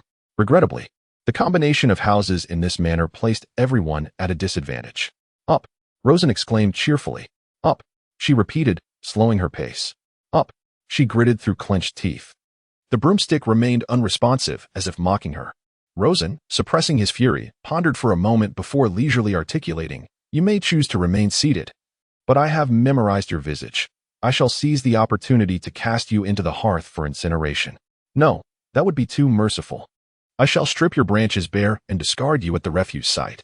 The broomstick immediately leaped into Rosen's grasp, leaving Bill and his companions in a state of astonishment. Is it truly possible to do such a thing? Had I known, I would not have covertly seized it, Bill lamented, beads of sweat cascading down his brow. A coward, Rosen scoffed, though he was oblivious to the broom's operational mechanics. A threat was always prudent. He then glanced at the model inscribed on the broom's handle, Singleton 1314? Are you jesting with me? Rosen's expression contorted. Although this model was commendable decades prior, its current functionality was acceptable, yet the designation, was it intentional on the author's part? Speak it aloud, and I assure you, I shall refrain from inflicting harm. Author's note. Yes, it was I who did this. What will you do about it? As a solitary individual, I naturally sought an outlet on this Valentine's Day. Get up, you insufferable creature. Nearby, Michael Connor, in a fit of exasperation at the broom's disobedience, astonishingly managed to make it leap into his hands, shattering the astonishment of onlookers. Mrs. Hawk felt somewhat embarrassed. Such peculiar occurrences were exceedingly plentiful today, an unprecedented phenomenon. Everyone, be cautious while flying, prioritize safety. I have imparted all the techniques to you. Commence at low altitudes, and only ascend higher if you possess the capability. Do take heed. Mrs. Hawk had resolved to abandon her efforts. She was utterly at her wits' end with this rowdy group of children. Why are the brooms at Hogwarts so dilapidated? Could it be that funds have been misappropriated? Bill pondered curiously. Rosen shrugged, noting that the supplies meant for first-year students were hardly worth purchasing. Otherwise, the older students would be in an uproar. Furthermore, the Light Will 2000 was prohibitively expensive, and the Ministry of Magic would never allocate funds for such a luxury, as they themselves were perpetually strapped for budget. Rosen carefully perched upon the broom, gently propelling his legs, and the broom, having been sternly admonished earlier, obediently soared into the air. Aware of the need to maintain a leisurely pace, it complied splendidly, hovering at an altitude of over a meter above the ground. Rosen discovered that aside from a slight discomfort in his backside, all was well. While Hogwarts objects may not always be of the finest quality, at the very least, they posed no mortal danger. After a brief period of flight, Rosen felt emboldened to ascend to greater heights. With a swift tug at the broom's handle, he rocketed upwards into the azure sky. The sensation of soaring above was truly enchanting. He reveled in the caress of the wind and found camaraderie with the birds that glided alongside him. These feathered creatures were remarkably gentle, with some even alighting upon his shoulders as they ventured forth together. In that moment, Rosen felt himself to be the epitome of the harmony between humanity and nature. Gaining an understanding of why so many envied the freedom of birds in flight, Rosen glanced around, noticing that Delia's flying prowess was quite commendable. She soared gracefully like a canary, seated elegantly upon her broom, exuding an enchanting beauty. "You fool, Rosen. It's your first time flying. Come and catch me," Delia exclaimed, her voice brimming with the delight of a successful prank. Instantly, Rosen adjusted his course and sped towards her, their chase through the sky filled with laughter. All were thoroughly enjoying this playful escapade, particularly the children from Muggle families. As for the tedious study, who cared? Let the fun come first. Time always seems to fly during such splendid moments. 2 classes hardly felt lengthy. After the lessons concluded, the children had to prepare for the afternoon's courses, and normalcy was restored. "Rosen, why do you think Harry Potter flew so well on his first attempt?" Michael observed from the sidelines during their lessons at Gryffindor, naturally privy to these details. Moreover, according to whispers, it seemed he was to be exceptionally selected for the Gryffindor Quidditch team. Truly a winner in life. To break school rules and yet be rewarded, Michael mused.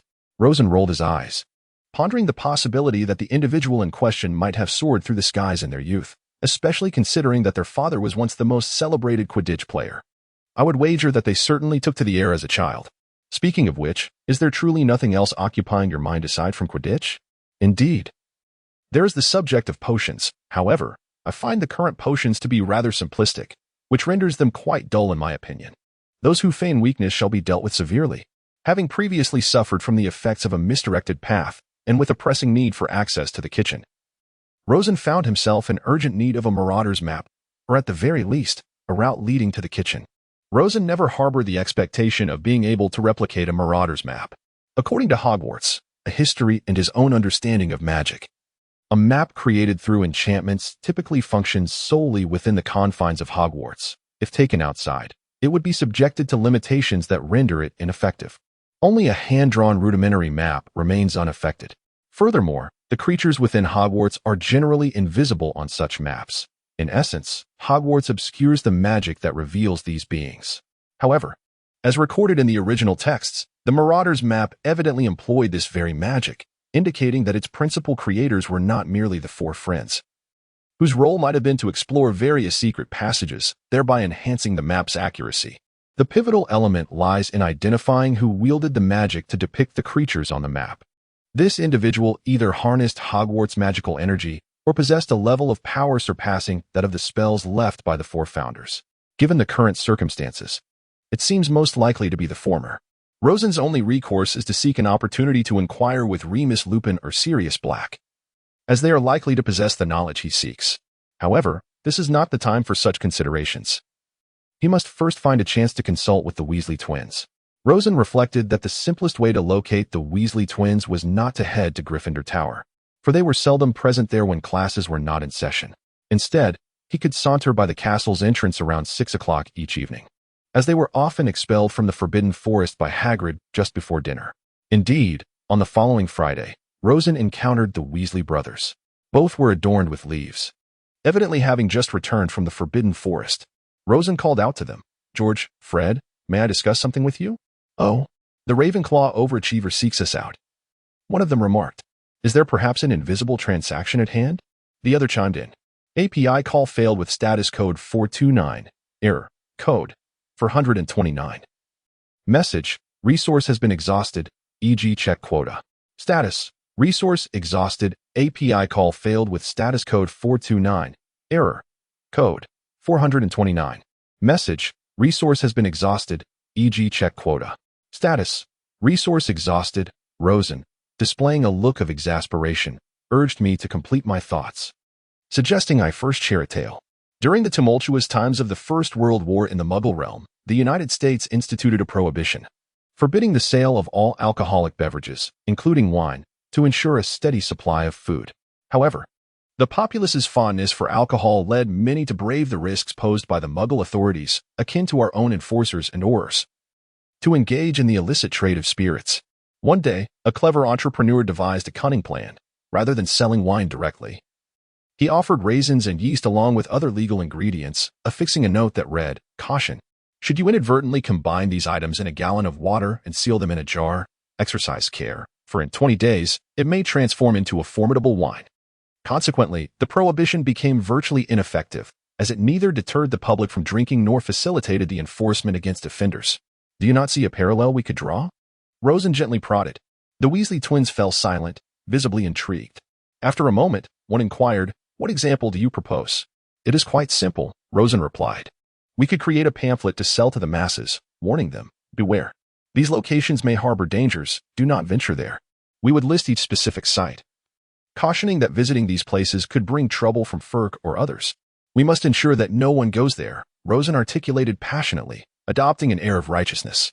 "Our intentions are noble, as we wish to prevent mischief and trouble for the school, acting out of goodwill.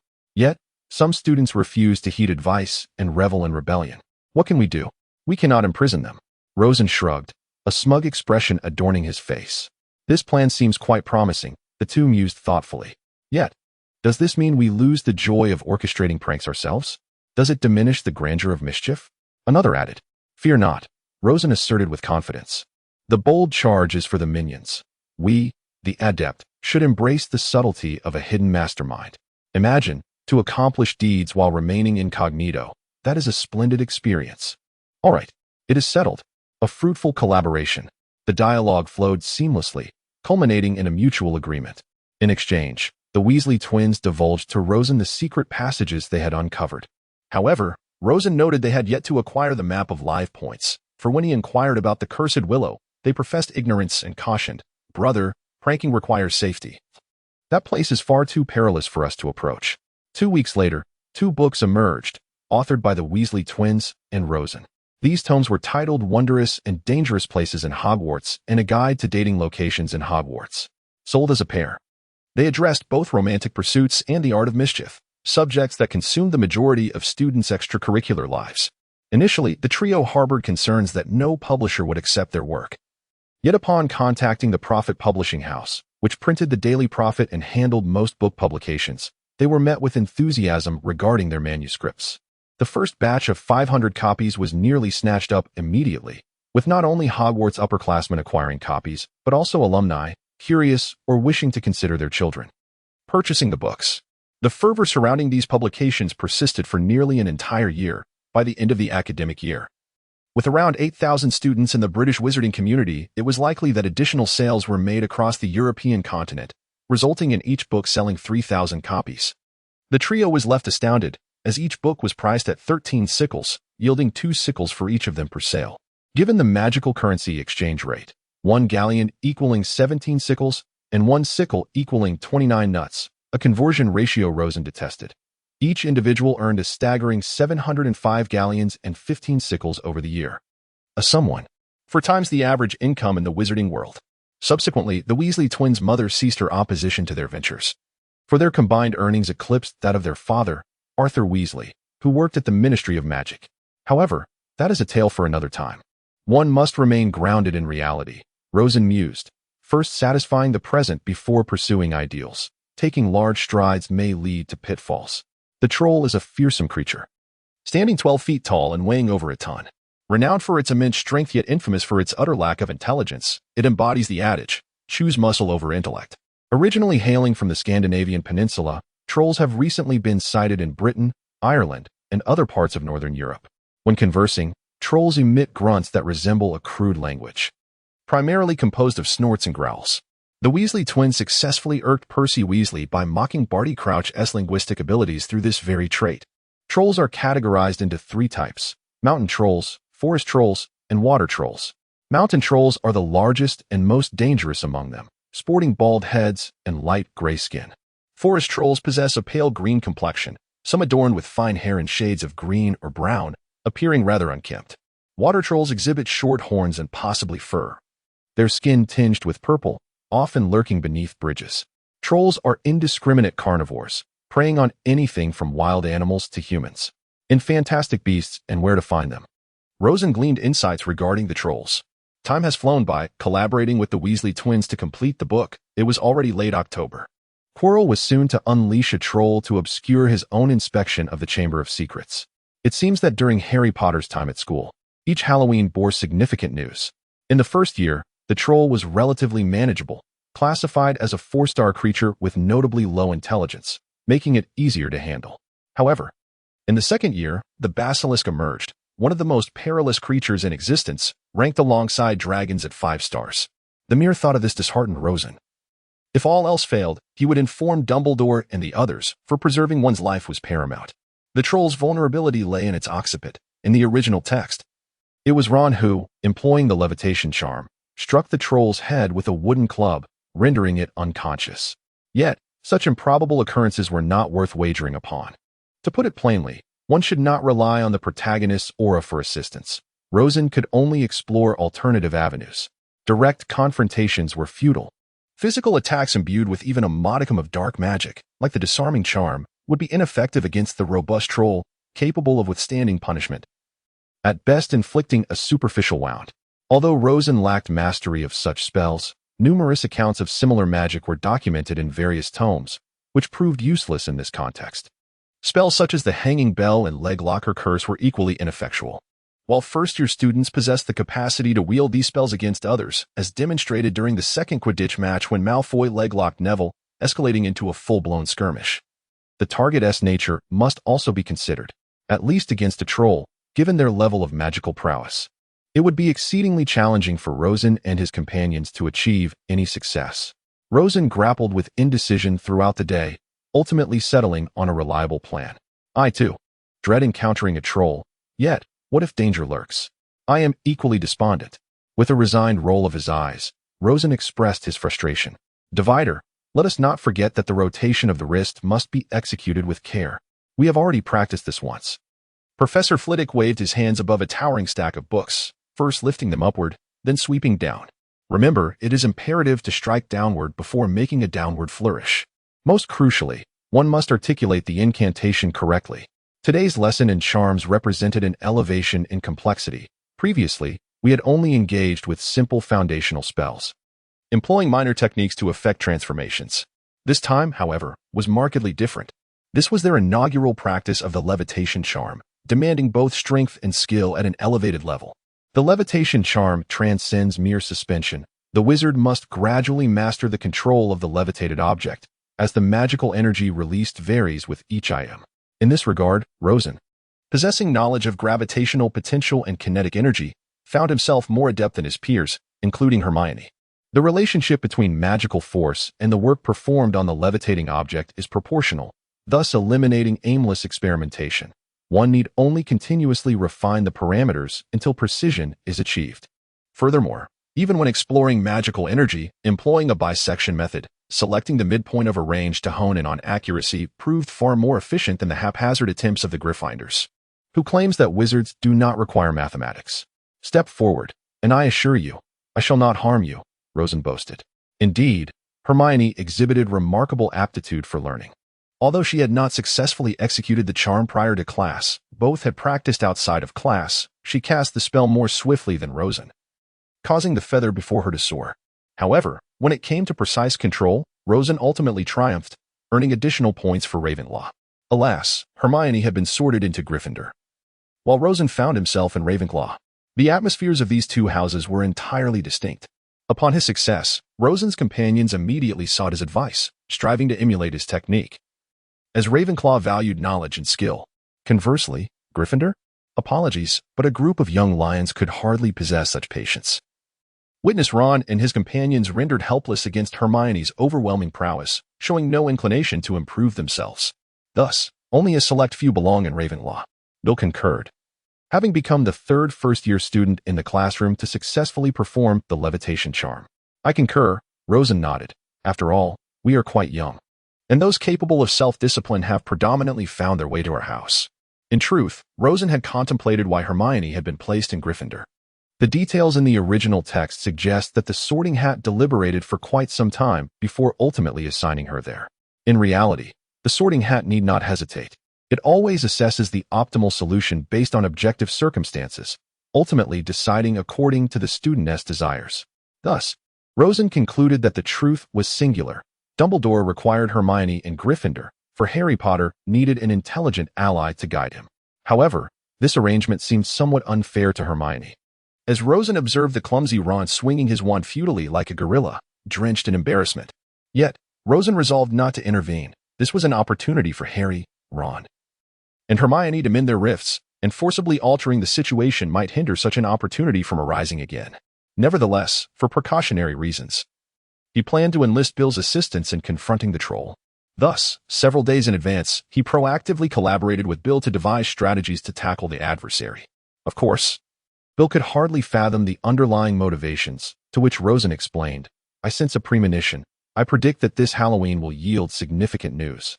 Either we flee faster than the reporters from Hong Kong to escape danger, or we elevate our knowledge to avert it. Which will you choose?" The choices of Ravenclaw have always been sagacious. Working in tandem, Rosen and Bill could contend with the troll for an extended period, and Rosen brimmed with confidence in this endeavor. Therefore, the next step was to address the troll, Rosen mused. The Halloween feast was more sumptuous than ever, with magically conjured bats fluttering about and candle flames flickering in the air. The suits of armor in the corridors sang, and ghosts rarely assembled graced the great hall, performing a synchronized glide to enhance the ambience.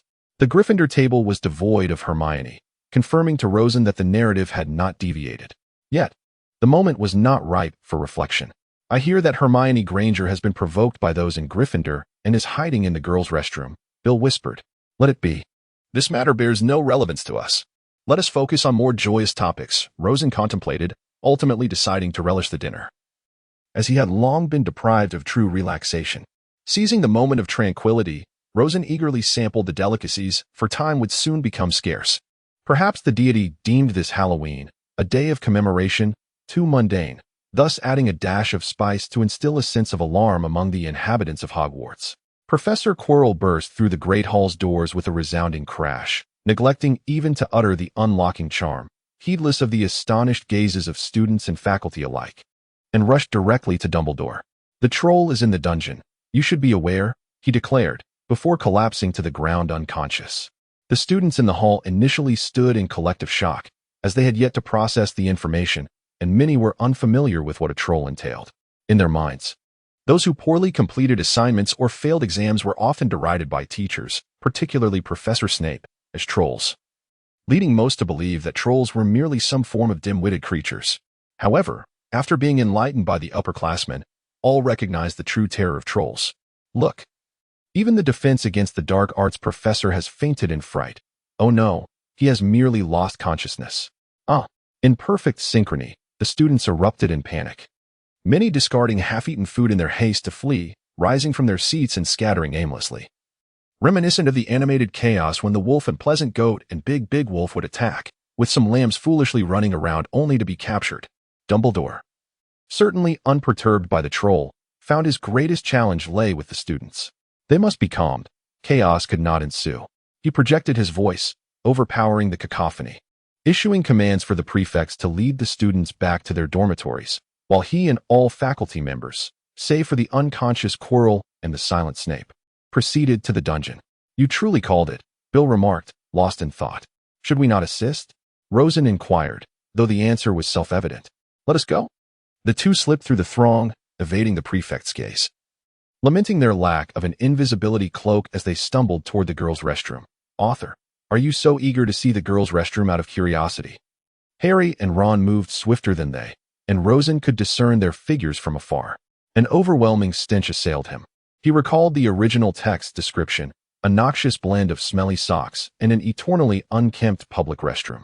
Previously, he had imagined it akin to the pungent scent of ammonia. However, now it presented as a complex amalgamation of odorous gases. However, the scent was of little consequence. The crux of the matter was that they were about to confront a troll. Harry and Ron huddled together, seemingly plotting to confine the creature within the girls' restroom. Realizing the implications, Ron shouted urgently, "Stop. Hermione is in there." "Have you lost your minds, Ron?" "Brilliant. Help us devise a plan to rescue Hermione," Harry pleaded. Rosen's roar pierced the air with formidable intensity, causing Hermione to cease her weeping and curiously step forward. At first glance, she beheld 4 boys, but the noxious odor compelled her to turn and recognize the troll, even without hearing Quirrell's words. Hermione's extensive knowledge allowed her to discern the terrifying nature of the troll and its formidable combat prowess. The troll's dim eyes scanned the five of them, letting out an excited low growl before shuffling closer, each step accompanied by a dreadful tremor. Despite its low intelligence, Rosen instantly recognized that the troll was toying with them. Much like a predator delights in tormenting its prey, it could easily slay its adversaries but chose instead to release them, only to ensnare them again until they surrendered entirely. Thus, this is how villains meet their demise. Voldemort fell this way, and you shall not be exempt. Rosen made a swift judgment. You three, step aside. Bill and I have a plan to deal with it. Quickly. There was no room for hesitation. Rosen was anxious. The three of them possessed negative combat ability and would only endanger them further. Without a moment's delay, Harry and the others retreated. If they all fled, they would never outrun the troll, so Rosen had to devise a means to subdue it. Stay coordinated, he whispered to Bill. Let us proceed as we practiced. Disarm. Together, Rosen and Bill cast the disarming charm. This incantation had a low threshold, easily mastered by novice wizards, and effectively disarmed their opponent. Its most famous application was when Harry rebounded Voldemort's killing curse in the 7th book. Upon completion of the spell, 2 beams of crimson light erupted from their wands, sending the troll's club flying far behind it. Even without its weapon, the troll remained a significant threat. One should never underestimate a troll's combat capabilities. Only giants and dragons could hope to triumph through sheer brute force. Ordinary humans stood no chance against it. Bill began reciting the obstruction charm repeatedly. Though its effect on the troll was minimal, it nonetheless served to slow it down and buy time, allowing Rosen to prepare his next spell. Glow. For 100 Hz red light, Rosen unleashed his research achievement, a pseudo-laser. This spell condensed a portion of energy, though its penetration was limited. It posed no problem for the troll's eyes. A slender beam of deep crimson light surged towards the troll's eyes, instantly piercing its retina. And the same was done to the other eye, leaving the troll utterly blind. Disoriented. If losing its weapon had bewildered the troll, then blindness would send it into a furious frenzy. The obstruction charm would be rendered ineffective. Together, they employed a spell akin to the confundus charm, disorienting the troll and preventing it from accurately assessing its surroundings, causing it to crash into walls repeatedly, each encounter inflicting immense pain. As long as they maintained a safe distance, their safety was assured. Eventually, after numerous intimate encounters with the walls, the troll began to falter, weakened by pain and exhaustion. Seizing the opportunity, Rosen relentlessly targeted the troll's joints with shattering spells, inflicting wounds, albeit not devastating damage. Meanwhile, Bill used the obstruction charm to hinder the troll's movement in one direction, while casting the armor charm on both of them to shield against flying debris. With a resounding crash, the troll collapsed, appearing to have lost consciousness. The two stealthily approached and aimed a powerful, disarming charm at the back of the troll's head. This charm not only disarmed, but also produced a physical impact when the opponent bore no weapon, akin to how Snape propelled Lockhart in the 2nd book. Breathing heavily, Rosen and Bill finally escaped calamity. The 5 of them lay on the ground, awaiting the professor's arrival. As for their explanations, let the 3 of them concoct their tales. After all, neither Rosen nor Bill had erred and would only gain favor. Leaning against the wall, Rosen scrutinized the troll, reflecting that an enemy devoid of intellect was indeed easy to vanquish. The professors arrived tardily, reminiscent of the police in a crime drama. Rosen silently observed each professor's reaction. Professor McGonagall fixed her gaze upon them, clearly concerned for her students' safety. Snape bent down to examine the troll, more interested in the unfolding events and whether Quirrell's scheme had succeeded. As for Quirrell, upon seeing the fallen troll, he emitted a feeble whimper, sitting nearby and clutching his chest. However, once assured that the students were in no mortal danger, Professor McGonagall's demeanor turned exceedingly stern. What on earth were you playing at? Her voice was frigid, laced with anger. Consider yourselves fortunate to have escaped with your lives. Why weren't you complying and remaining in your dormitories? A heavy silence fell over the scene. After a moment, Hermione began weaving a tale, claiming she had sought out the troll to confront it, while Harry and Ron feigned prior knowledge of the situation. Rosen smirked, exchanging bemused glances with Bill at the absurdity of the scene. So, Mr. Peverell and Mr. Terrence, what exactly transpired here? Rosen innocently remarked, Professor, I was merely called in to assist them. I am unaware of what transpired, and I believe they are right. Bill nodded in agreement beside him. Such a feeble lie could hardly deceive Professor McGonagall. Rosen understood that she was of the same era as Voldemort and had witnessed far greater trials. Throughout her teaching career, she had likely punished more mischievous students than Rosen and his companions had ever known. Thus, Rosen did not expect to evade her scrutiny. His primary concern was to convey their intentions to Professor McGonagall, that they acted out of goodwill to aid a friend rather than recklessly courting danger. That was sufficient. As anticipated, Miss Granger, due to this incident, Gryffindor would lose 5 points. Well, you did indeed perform commendably. I have never seen first-year students defeat a troll before. Gryffindor gains 10 points, while Ravenclaw earns 30. After delivering her verdict, Professor McGonagall departed, instructing them to return to their tower and rest. As for why Ravenclaw received more points, did she not discern the true merit behind the troll's defeat? A student who could not even master the simplest transformation spell could hardly be believed capable of vanquishing a troll. The 10 points awarded were merely a token of recognition for their appreciation of friendship. Moreover, such impulsiveness should not be encouraged. Later that evening, in the headmaster's office. Severus, how fares the situation? Albus Dumbledore reclined in his chair, savoring the delightful taste of honeyed beeswax. The sensation of floating was utterly intoxicating.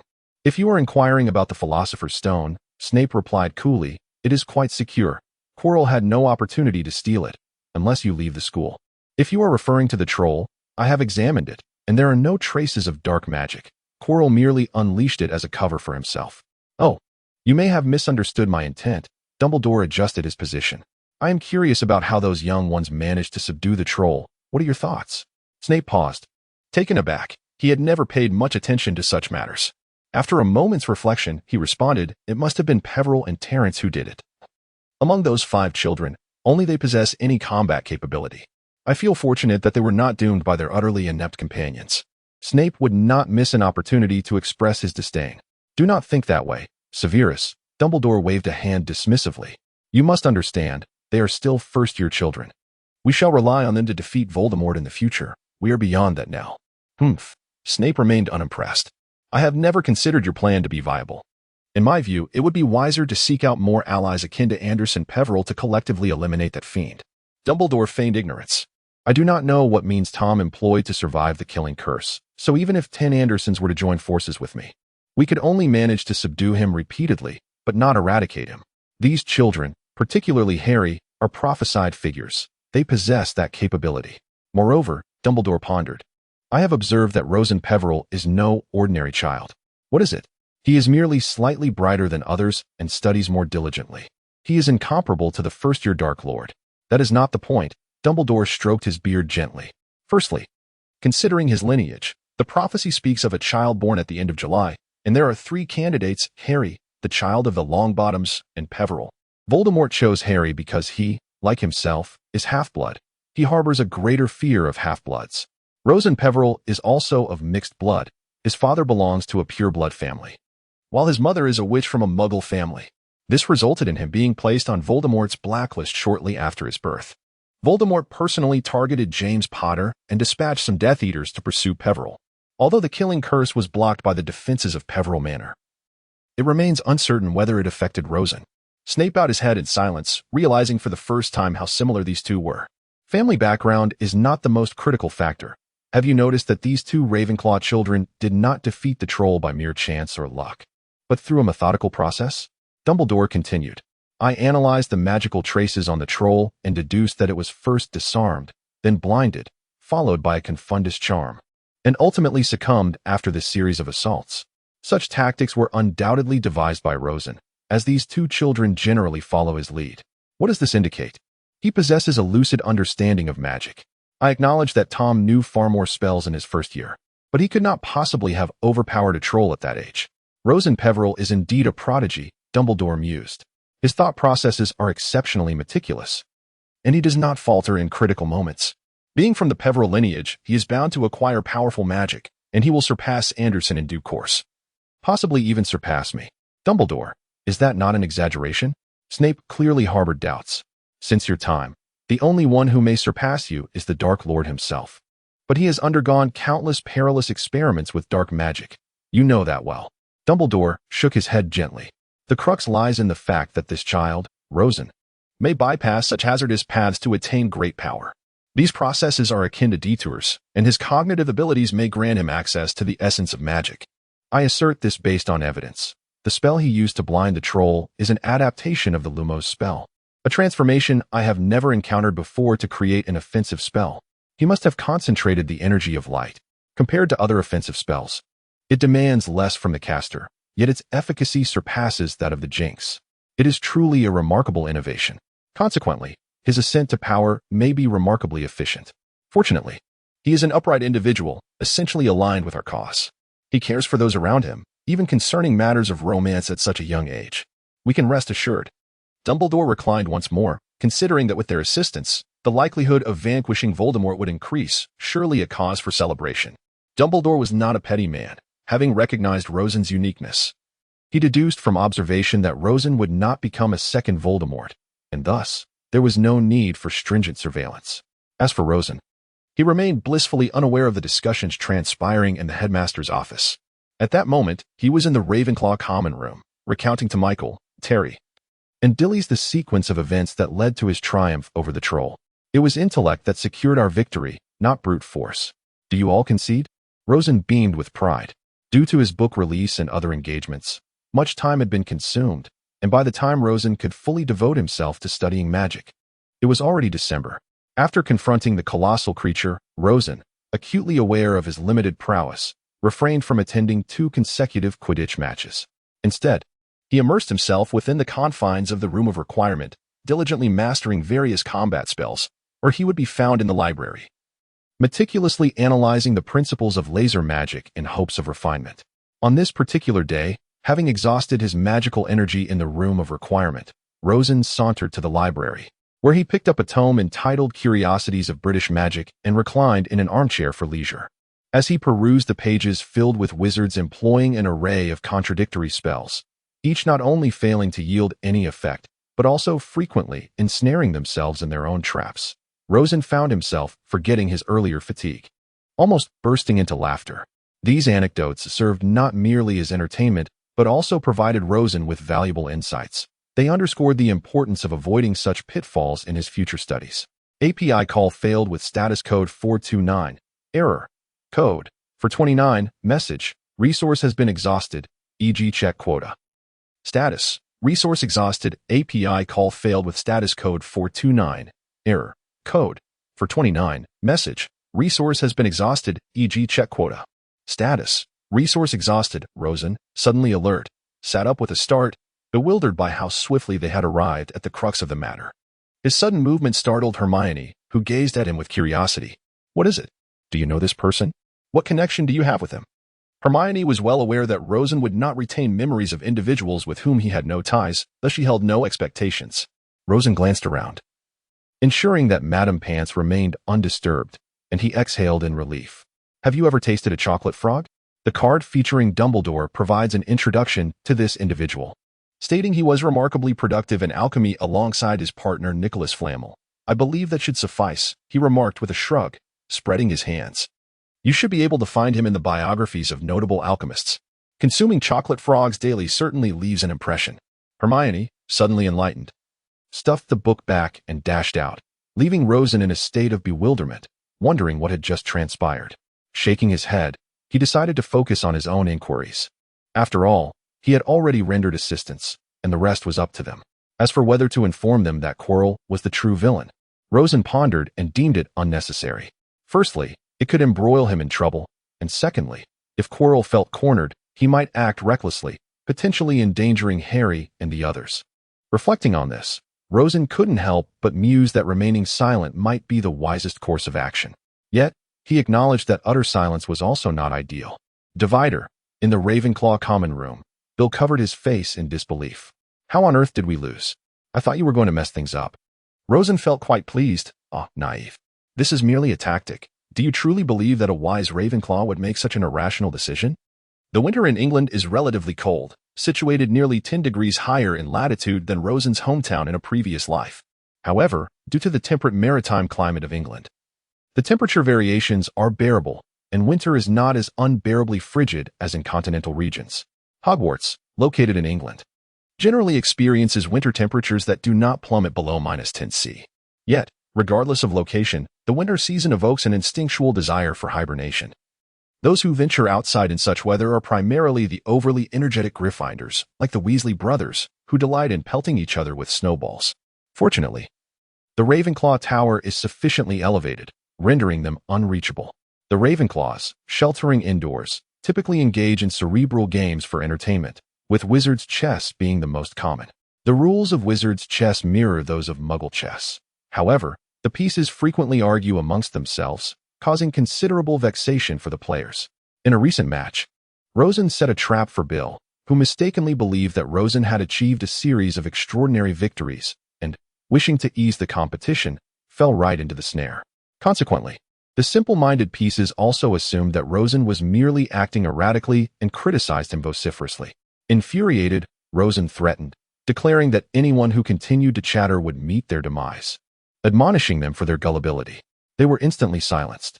Having been thoroughly outplayed, Bill resolved to salvage his dignity by switching to another game.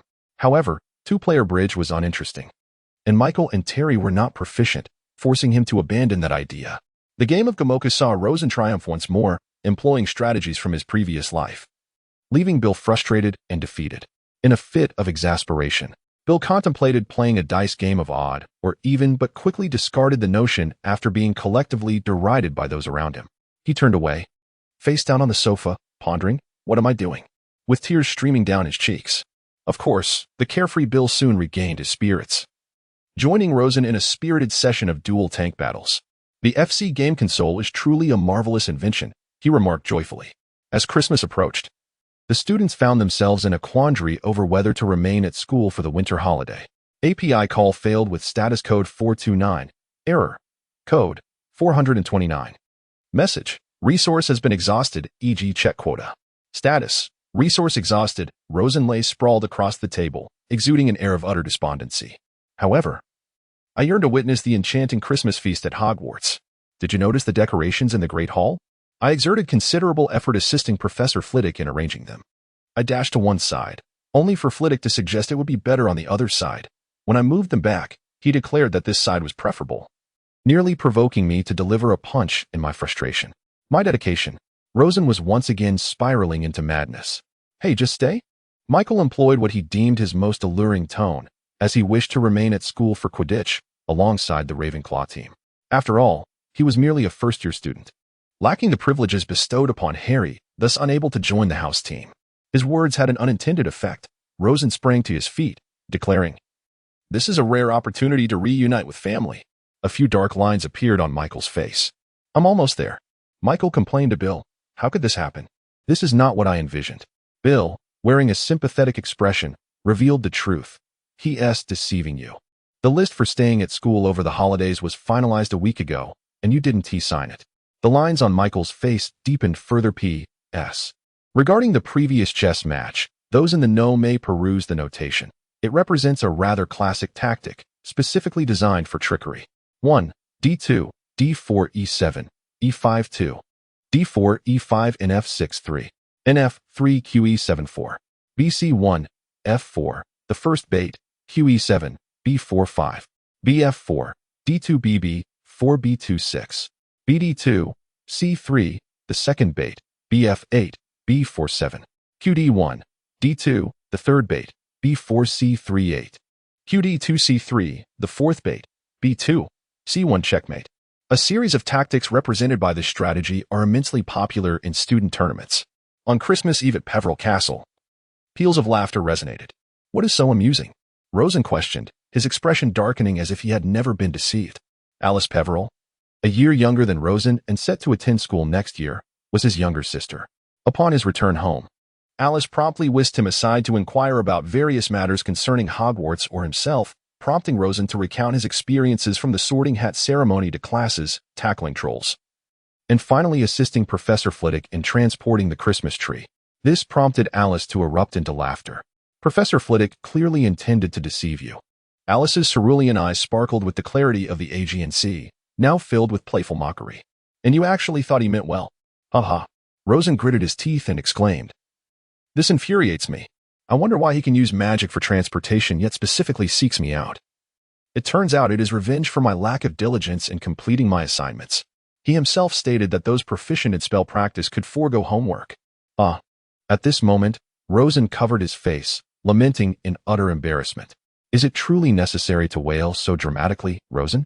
Given your current demeanor, I dare say your scores in the final exams will far surpass mine in several subjects, remarked Lawrence Peveril, the second son of Uncle Alfred and brother to Stiller. The Peveril family comprises 5 members in this generation, Alfred's 2 offspring, Rosen and his sister, as well as Bernard's adopted daughter, who usually resides elsewhere, leaving Rosen comparatively unfamiliar with her. Lawrence, now 19 and freshly graduated 6 months prior, is quite the playful spirit. His performance in past final exams has been dismal. Yet through last-minute cramming, sheer intellect, and the support of his classmates, he managed to secure commendable results in the N.E.W.T. nastily exhausting wizarding test. He currently serves as a liaison in the Department of International Magical Cooperation, a rather relaxed position where, provided there are no communications to attend to, he can spend the day idly engaging in various games with colleagues, most of which Rosen recommended.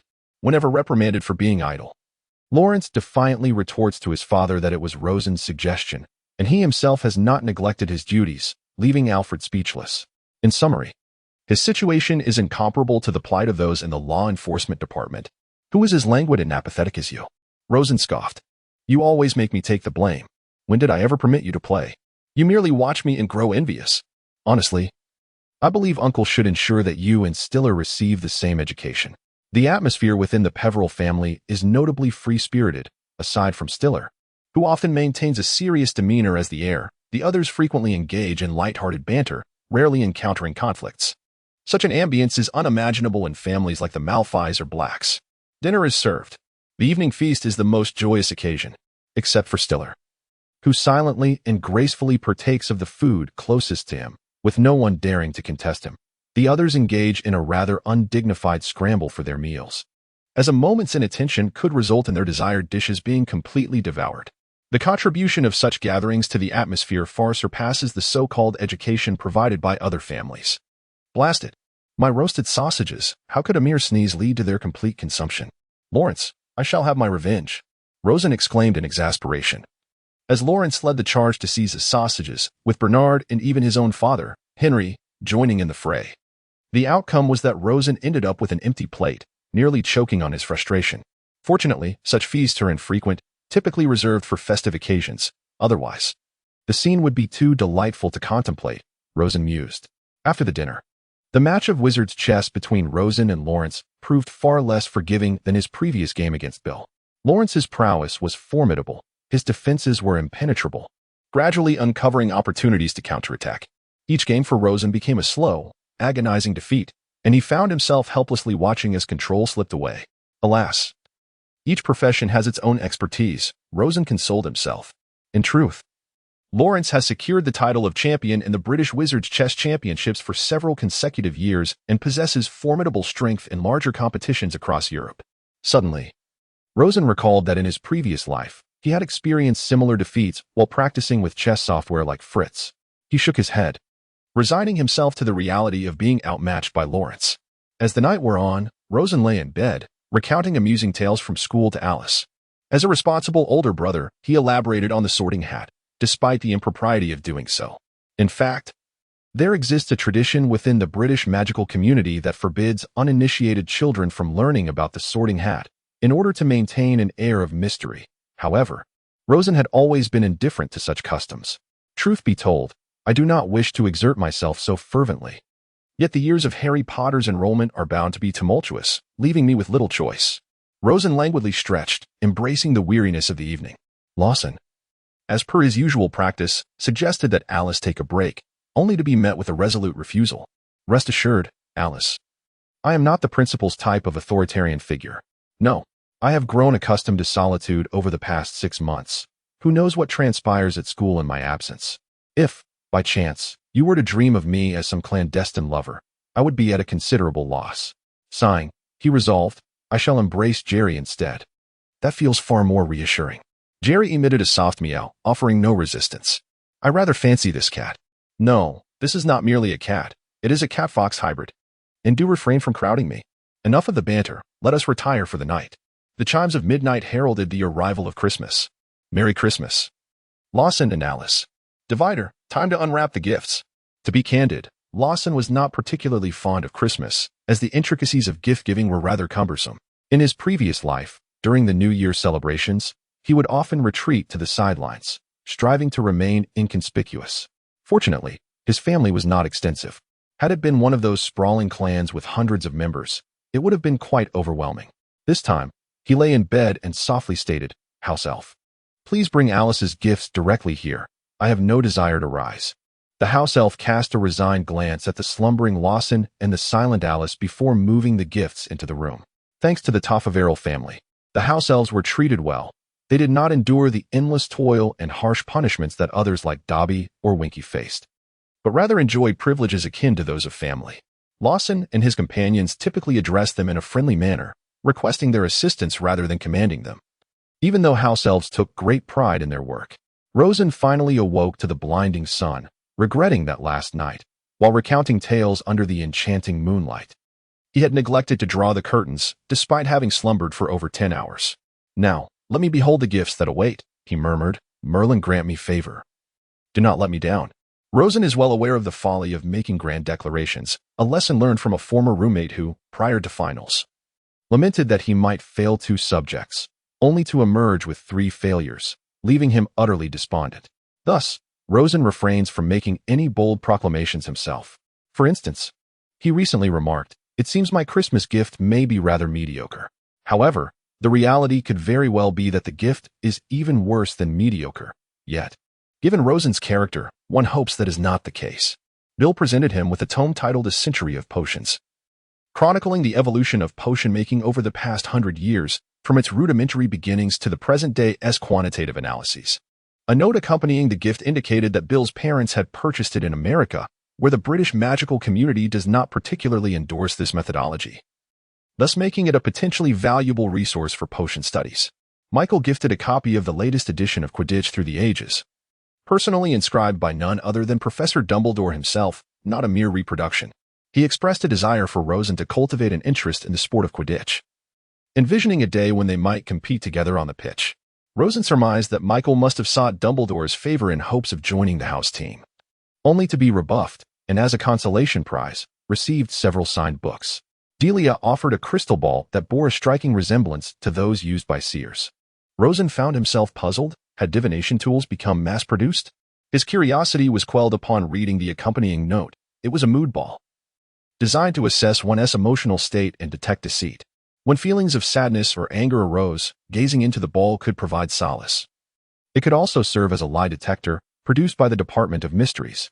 Suddenly, Rosen recalled that such devices were employed in the Ministry of Magic's courts to ascertain the truthfulness of defendants, quite a costly item. Indeed, these gifts appeared quite splendid, lifting Rosen's spirits until he encountered the final present. Harry, Ron, and Hermione had collectively bestowed upon him a significant gift, which upon unwrapping revealed 10 jars of candies. The corners of Rosen's mouth twitched as he read their note. "In our few conversations, you have expressed your fondness for various sweets. Although we may be unfamiliar with some Muggle varieties, we have always believed that candy is the most fitting gift. Furthermore, given that your family produces potions, you must possess that particular potion that prevents toothaches from consuming sweets, so indulge freely." Rosen felt a sense of despair, pondering the elusive nature of certain potions, questioning who among them would have the leisure to undertake such research. Despite his own fondness for sweets, it seemed he had amassed enough to last him a year. He could feel his teeth quivering in response. Neville gifted him a book titled Where to Find Magical Creatures. Although Rosen frequently perused this tome in the library, having a personal copy allowed him the luxury of making annotations. Thus, he spent the entirety of the day engrossed in this activity. One article bore the title A Brief History of Muggle Perceptions of Magical Creatures. Upon encountering the lengthy content, he circled the word brief and noted, "You charlatan." The preface cautioned that privately housing dangerous magical creatures was illegal. Rosen scribbled, but no one ever warned Hagrid. Furthermore, within the danger classification chart, the highest rating was 5 stars, to which Rosen added a note, "All of Hagrid's favorites." In the section concerning the hippogriff, the book stated that it could only be cared for by experts. Rosen remarked, "I wonder if Hagrid has ever read this book." I'm not disparaging Hagrid, he reminded himself. I must always prioritize safety. Noticing Alice's incredulous expression, as if he were deliberately maligning Hagrid, though she was unaware of his identity. Rosen felt compelled to defend himself. In the passage detailing the basilisk, it mentioned that this creature had been extinct in Britain for nearly 400 years. Rosen drew a large warning sign, as he would soon be confronting one, adding the word chamber. There was a creature called the Cornish pixie, which struck him as familiar. Upon reading the description, he realized it was indeed the creature Gilderoy Lockhart had used in his first lesson. The book rated its danger level at 3 stars, to which Rosen noted 5 stars for a certain professor, perhaps even more. Additionally, he mused that if Ron were to read this book, he might elevate the Acromantula's 5-star rating to 50. The winter break was not solely a time for rest and recreation. It also heralded weddings. The couple in question was Stiller Peveril and Adele Slughorn. Their nuptials took place at Peveril Castle. Generally speaking, the partner of a pure-blood family heir must also belong to a pure-blood lineage. To facilitate this, children are selectively exposed to one another from a young age to foster connections.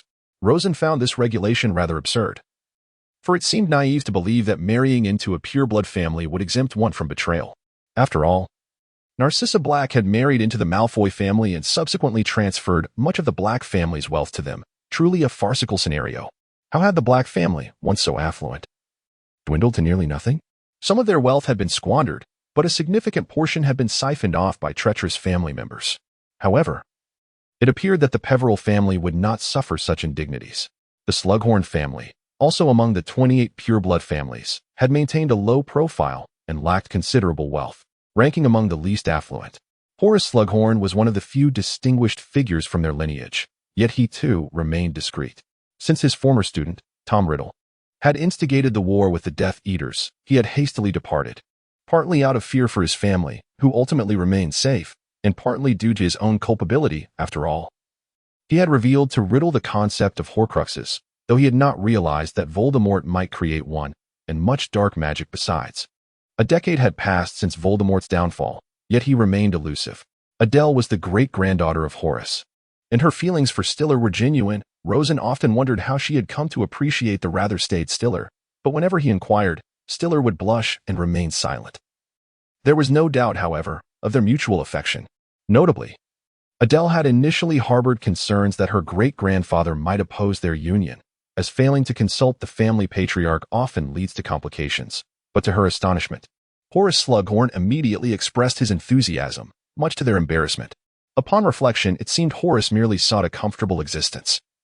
His connections with the elite were motivated by a desire for ease, and one could hardly expect him to impose restrictions on a marriage. Horace Eugene Flacius Slughorn was born into an ancient wizarding family, the only son of affluent and indulgent parents. Naturally affable, Horace's upbringing instilled in him a profound belief in the value of acquaintances. His father held a senior position in the Department of International Magical Cooperation and encouraged him to forge valuable friendships upon entering Hogwarts. He was of the same generation as Dumbledore. Upon his arrival at Hogwarts, Horace was sorted into Slytherin House. He excelled academically but did not fully adhere to his parents' wishes regarding friendships. Several of his companions were exceptional students of Muggle descent. Instead, he developed his own elitist philosophy. Horace was captivated by those of exceptional talent or unique backgrounds, enchanted by the aura they exuded and the myriad titles and accolades they possessed. Even as a student, he awkwardly sought to associate with prominent figures, often referring to the Minister of Magic as professor to imply a closer relationship, though the reality was otherwise. Horace did not place great significance on blood status. Rather, he prioritized practical ability. His parents hoped he would join the Ministry of Magic, but he had little interest in the cutthroat world of politics. He reveled in material pleasures and enjoyed surrounding himself with remarkable individuals. Yet he did not aspire to emulate them. Perhaps he subconsciously recognized that he lacked the qualities essential for a formidable Minister of Magic and preferred a more relaxed and comfortable lifestyle. Thus, he gladly accepted the invitation to teach at Hogwarts, serving as the potions master and later rising to the position of head of Slytherin House. Thereafter, he remained amiable and easygoing. His flaws included vanity and a lack of discernment when confronted with beauty and talent, yet he bore no malice or ill will. To be candid, the flourishing potion industry of the Peveril family, which dominated the British market and even extended into continental Europe, could not solely be attributed to their assembly line production model, which merely enhanced efficiency without improving potion quality. The Slughorn family significantly contributed to the enhancement of potion excellence.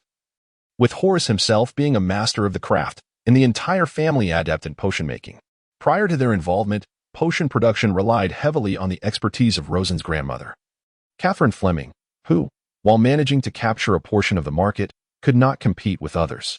Following the wedding, Horace ostentatiously took residence at Peveril Castle, leaving Rosen somewhat embarrassed, realizing that the old man supported the marriage primarily for the promise of a comfortable abode, free from the need for constant relocation.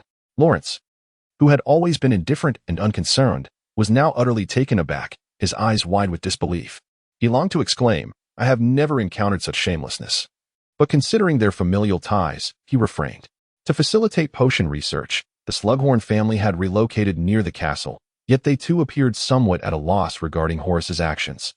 However, since the intricate details of potion making were primarily provided by Horace, no one dared to voice their opinions. Furthermore, Horace sought to persuade Rosen to delve into the realm of potions, believing that Rosen possessed exceptional talent. Yet, he was gently declined by Rosen, who replied, "I apologize, but I must continue my father's work on magical texts, and I fear I cannot spare the time."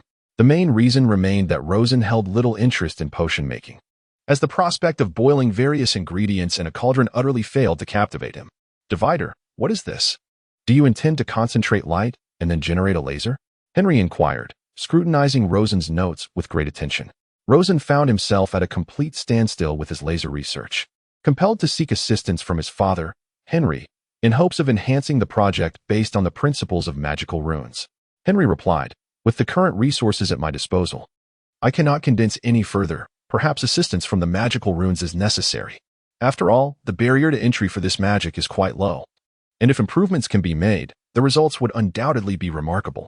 With a sigh, Henry continued, "Indeed, spells such as the flickering glow are fundamentally rooted in the research of magical runes.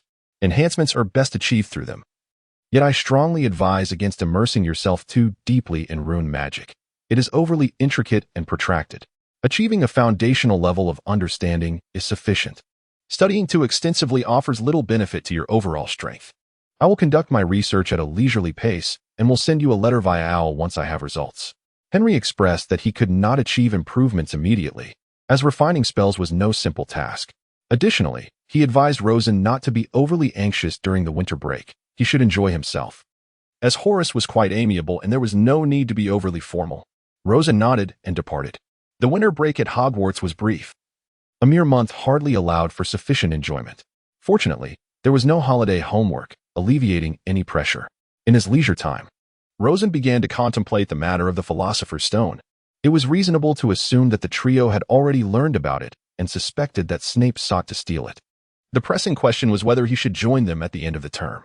From his classes in defense against the dark arts, Rosen had formed a general assessment of Quirrell's capabilities. He was rather inept. During his own schooling, Quirrell had excelled academically, demonstrating no deficiencies in foundational knowledge. However, his lack of combat prowess had led him to align with Voldemort, and the prolonged torment he suffered under Voldemort's influence had severely impacted his intellect. In this light, confronting Quirrell seemed feasible. With adequate preparation, Rosen could withstand him for a time, though substantial risks remained. As Harry battled Quirrell, Dumbledore was racing back at the utmost speed. If Voldemort was confident that Dumbledore had not left on a mere pretense, it suggested that the Ministry had summoned him for a matter of great importance, allowing Quirrell the freedom to seek the Philosopher's Stone, albeit unsuccessfully. This indicated that Rosen might not have Dumbledore's protection during his confrontation with Quirrell. A plausible strategy emerged to delay time, ensuring Harry and the others departed later, ideally until Dumbledore arrived, thus guaranteeing their safety. However, a new question arose. Would Quirrell be able to obtain the Philosopher's Stone? Uncertain of the mechanics behind the Mirror of Erised, Rosen sought clarification from Horace Slughorn. The latter's response was that he was unfamiliar with the specific principles but affirmed a few certainties. The treasures concealed within the mirror were not inherently secure. Although the owner could designate specific individuals to access them, outsiders could potentially decipher the means to retrieve the contents. Even though Voldemort had lost his combat strength, the requirements for breaching such defenses were merely extensive experience and considerable mental fortitude. It appeared that time was indeed of the essence. Caught in a web of indecision, Rosen ultimately devised the most reliable plan he could hope for, praying for its efficacy. Could it be? So soon? Rosen felt the weight of overwhelming strength once more. as the laser he had toiled over for months was resolved by his father within a week.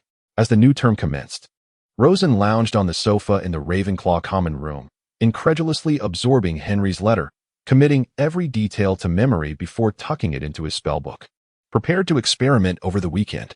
For now, however, he needed to complete the assignments left by his professors. For the nth time, Rosen meticulously compared reference books in the library and then, as if guided by an ethereal flow, his pen danced gracefully across the parchment. Author, why do I feel this term is often used to describe chaotic handwriting?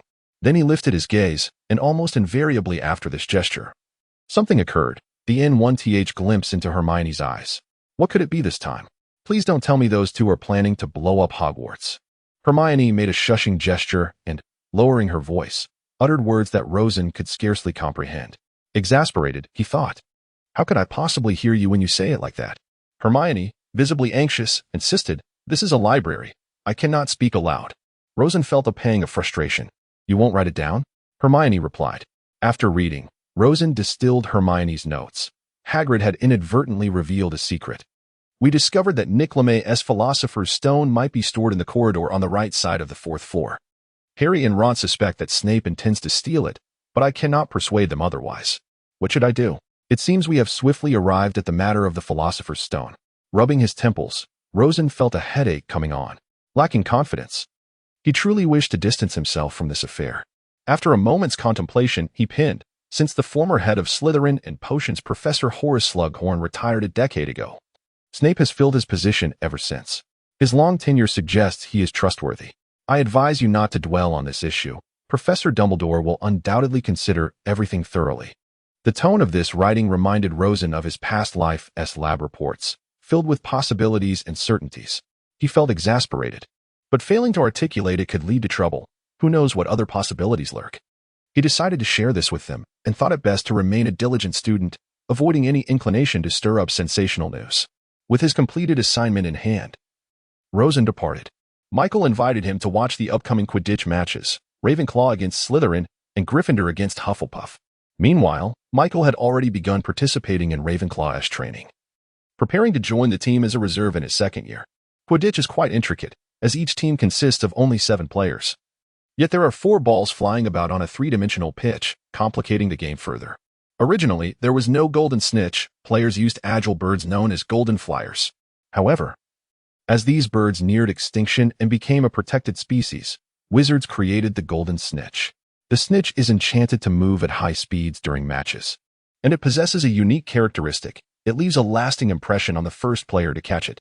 If one wishes to gift a seeker, they may place the present within the snitch, rendering it inaccessible to others unless violently destroyed, which is quite difficult given the snitch's high defenses and concealment. Quidditch shares many rules with football. For instance, any player who steps out of bounds must have their team relinquish the quaffle to the opposing team. Only the chaser holding the quaffle may enter the scoring area, akin to a penalty area, while other chasers must remain outside. Substitutions are not permitted during play. A rule Rosen finds particularly frustrating, as it often leads to injuries, especially among teams like the Wigton Wanderers, who are known for eliminating their opponent's players. Fortunately, the robust St. Mungo's Hospital alleviates players' concerns regarding health. Numerous fouls exist in Quidditch, yet as long as players are prohibited from wielding wands, 90 of infractions are unlikely to occur. Among the remaining fouls, aside from 10 common infractions, such as pulling, colliding, intentionally breaking to force opponents to dodge, hitting bludgers into the stands to waste time, elbowing, goalkeepers reaching through hoops to block balls, chasers grasping balls while entering the hoops instead of releasing them, hiding the snitch, damaging balls, and multiple chasers entering the scoring area to attack the goalkeeper. Some foul methods are deemed too despicable for any reputable player to engage in. Setting an opponent's broom on fire or striking opposing players are actions typically reserved for moments of utter desperation. In total, there are 13 professional teams across England and Ireland, misleadingly dubbed the finest, though they encompass all professional players from the British Isles. In other words, if one becomes a professional Quidditch player, they can join any of these teams. Fortunately, Quidditch does not impose stringent age requirements. Wizards in their 30s and 40s can still perform excellently, unlike football, which heavily favors youth. The most crucial attributes for a player are professionalism and teamwork. Before the match commenced, Rosen, while perusing Quidditch through the ages, lamented his lack of knowledge. as a dedicated spectator, should not be utterly uninformed. He had not borrowed this book from the library, as it was perpetually unavailable. Overwhelmed, he could only have his owl retrieve the copy sent by Michael from home. Ravenclaw's victory over Slytherin was nearly inevitable. The foul-prone Slytherins were unable to contend with the numerous talented witches of Ravenclaw. In terms of skill, they were either too single-minded or overly cunning, resulting in a failure to synchronize with their teammates. The match was a complete rout. Unlike their exuberant neighbors in Gryffindor, Ravenclaw maintained a composed applause, giving Rosen the impression that the victory was not theirs. The real anticipation lay in the upcoming match between Gryffindor and Hufflepuff. Rosen was indifferent to the outcome. It was clear Ravenclaw would claim the championship without contest. His true concern was whether Quirrell would resort to any underhanded tactics during the match.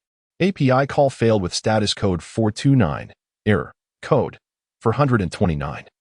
Message. Resource has been exhausted, e.g. check quota. Status. Resource exhausted. API call failed with status code 429. Error. Code 429. Message. Resource has been exhausted, e.g. check quota. Status. Resource exhausted. Ron reluctantly retracted his wand and obediently returned to his seat. How foolish one must be to engage in such actions, he mused. However, he soon noticed Quirrell surreptitiously brandishing his wand. Could he be contemplating the Avada Kedavra? Ron stared in astonishment as Quirrell aimed at Harry. Yet, the moving target was far too swift, leaving Quirrell with but a single opportunity. Did he not contemplate how he would secure the Philosopher's Stone once his intentions were revealed? Ron was thoroughly astounded by Quirrell's lack of intelligence. No. He needed to prepare himself. He retrieved a prank ball he had acquired from the Weasley twins, capable of releasing a thick cloud of smoke that would suffocate anyone's breath and obscure their vision. If necessary, he would hurl it into the teacher's area. Better to mistakenly incapacitate 1,000 than to let one slip away. Suddenly, Harry executed a magnificent dive, eliciting gasps and cheers from the audience. Ron immediately glanced at Quirrell, wondering if he had started chanting a spell. To his dismay, Quirrell had vanished from sight. After a moment, he finally spotted Quirrell, knocked to the ground by an exuberant crowd behind him. Tears of joy streamed down Ron's face. The heavens are merciful. May this fool be trampled. Hurry, Harry! Hermione screamed, leaping onto her seat, her eyes fixed on Harry as he charged towards Snape. Ron rose as well, urging for a swift conclusion. Otherwise, that idiot Quirrell would rise again, and he would waste a precious smokestone. However, even haste required time to catch the golden snitch. Ron saw Quirrell had regained his footing, and to his astonishment, Dumbledore was absent, despite the original text stating he was present. It seemed trusting the narrative too much was unwise. Ron aimed his throw and launched the stone. A plume of smoke erupted in the teacher's area, causing all the professors to cough and splutter. When the furious Professor McGonagall dispelled the smoke with her wand and rushed towards Gryffindor, assuming they were responsible to question them, Harry had already seized the golden snitch, ending the match. Ron sighed in relief, though the nearby Gryffindors bore the brunt of the blame, unaware of who was truly responsible and would consequently bear the consequences. Nevertheless, by the end of the term, Dumbledore would favor them, granting points as compensation, Ron thought with conviction. Do you mean to say you risk being caught by Filch and other professors every day, eavesdropping on Lockhart just to ascertain whether the Philosopher's Stone has been stolen? Ron's eyes widened as he listened to Hermione recount the recent events, from Harry's clandestine listening in the tree, to their efforts to dissuade others from mocking Quirrell's stutter, culminating in their joint observations of Lockhart.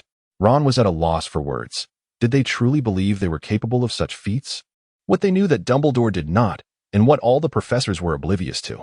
Merlin, take these people away. Only you can teach them.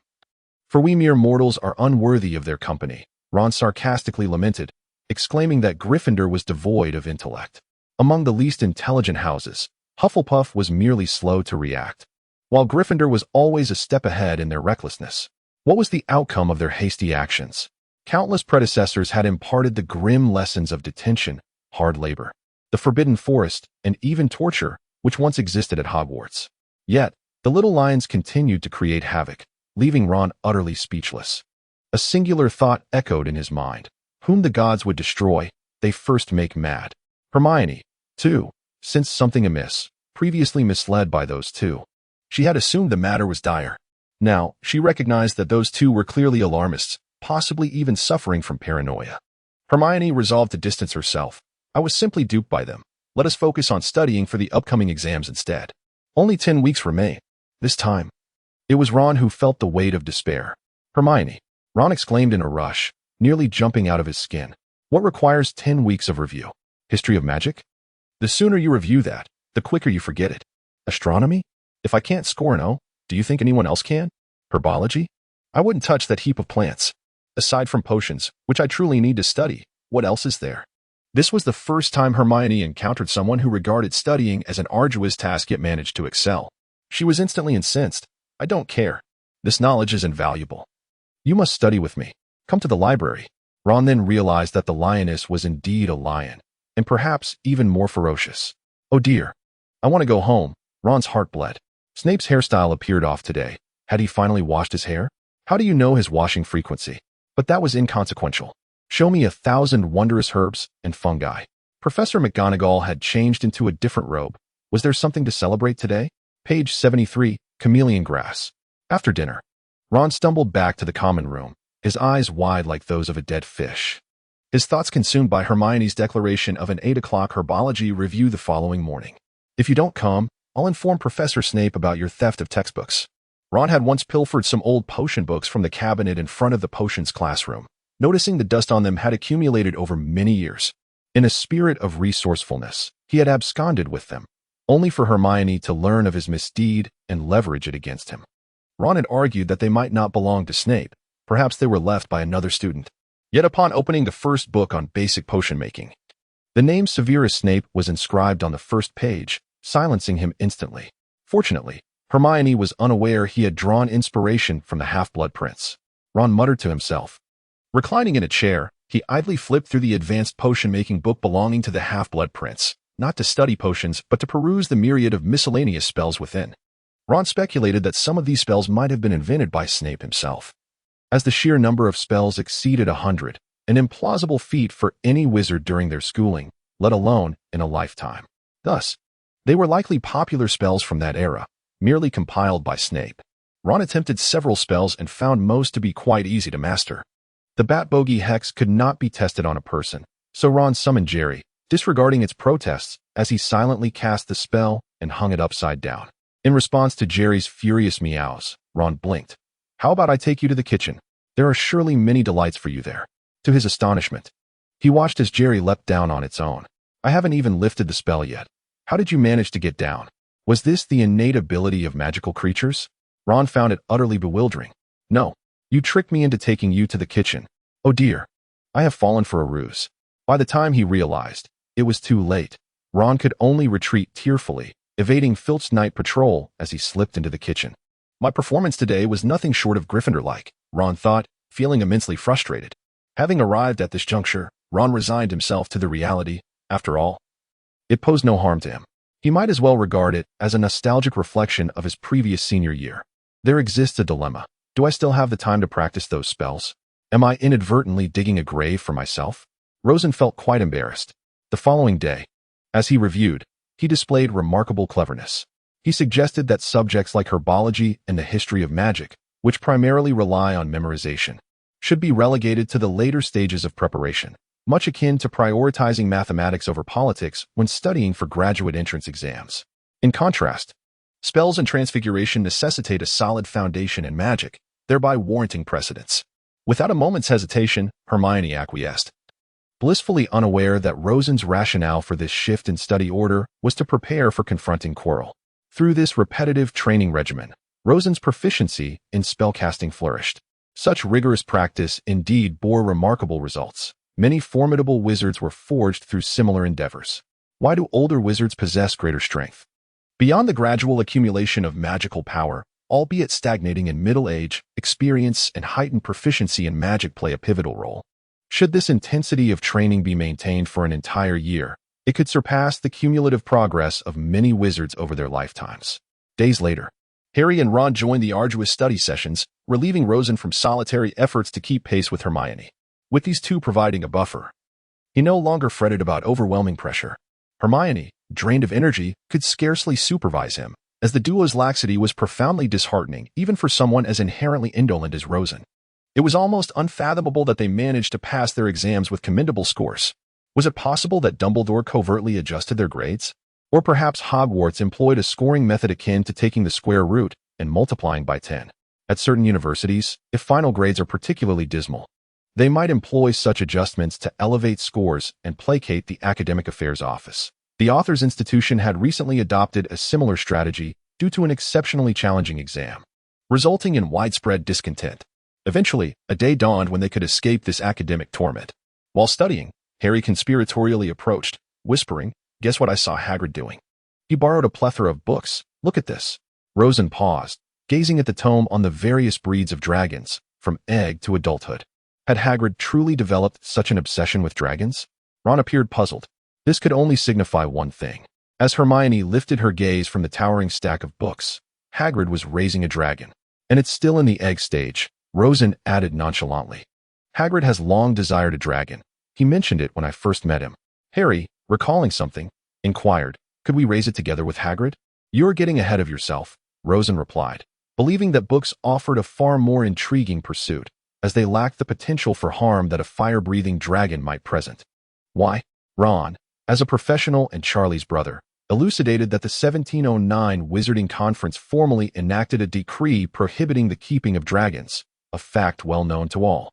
"Should we harbor dragons in our backyard, it would be exceedingly difficult to avoid drawing the attention of muggles, and taming them poses significant dangers. You ought to observe the burn marks on Charlie. They are the result of encounters with wild dragons in Romania." Yet, perhaps no one has conveyed this to Hagrid. Rosen made a dry jest. It should not be Hermione who instinctively retorted, suddenly sensing the gravity of the situation, as if it were indeed plausible. "After all, you are well aware of Hagrid's temperament. So, do you believe we should involve ourselves in this matter?" Rosen shrugged, asserting that Hagrid would not be harmed by a juvenile fire dragon, but we certainly could be. However, merely taking a glance should pose no issue, right? Harry hesitated, his gaze revealing a deep curiosity about fire dragons, hoping he would not develop a disdain for them as a result.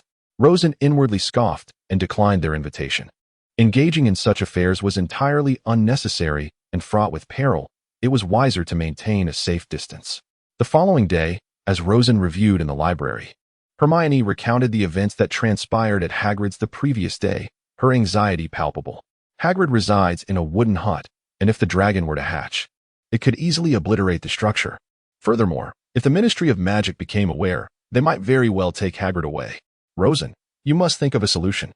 Rosen remained indifferent.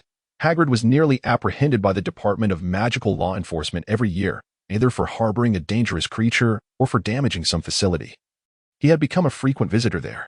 My cousin Steeler, although he never made Hagrid's acquaintance during his time at Hogwarts, had come to know him as the most familiar figure associated with the school. Hermione was in a state of shock, unable to comprehend the unfolding narrative. What had transpired during Hagrid's previous detentions? Not much. Rosen sighed ruefully. Merely fines. He was penniless. Imprisonment wasn't a concern, at worst. He would spend a week reflecting in the dungeons adjacent to the Wizarding Court, after which Professor Dumbledore would retrieve him. Who could possibly intervene? He is not entirely human. He is a half-giant, and the fact that he lacks aggression is already quite remarkable. To expect him to behave like a regular person is rather unrealistic. And even Dumbledore lacks that capability. He is a half-giant? Hermione was astounded, having always believed him to be merely large in stature. To be candid, Rosen confessed, "I find this rather evident.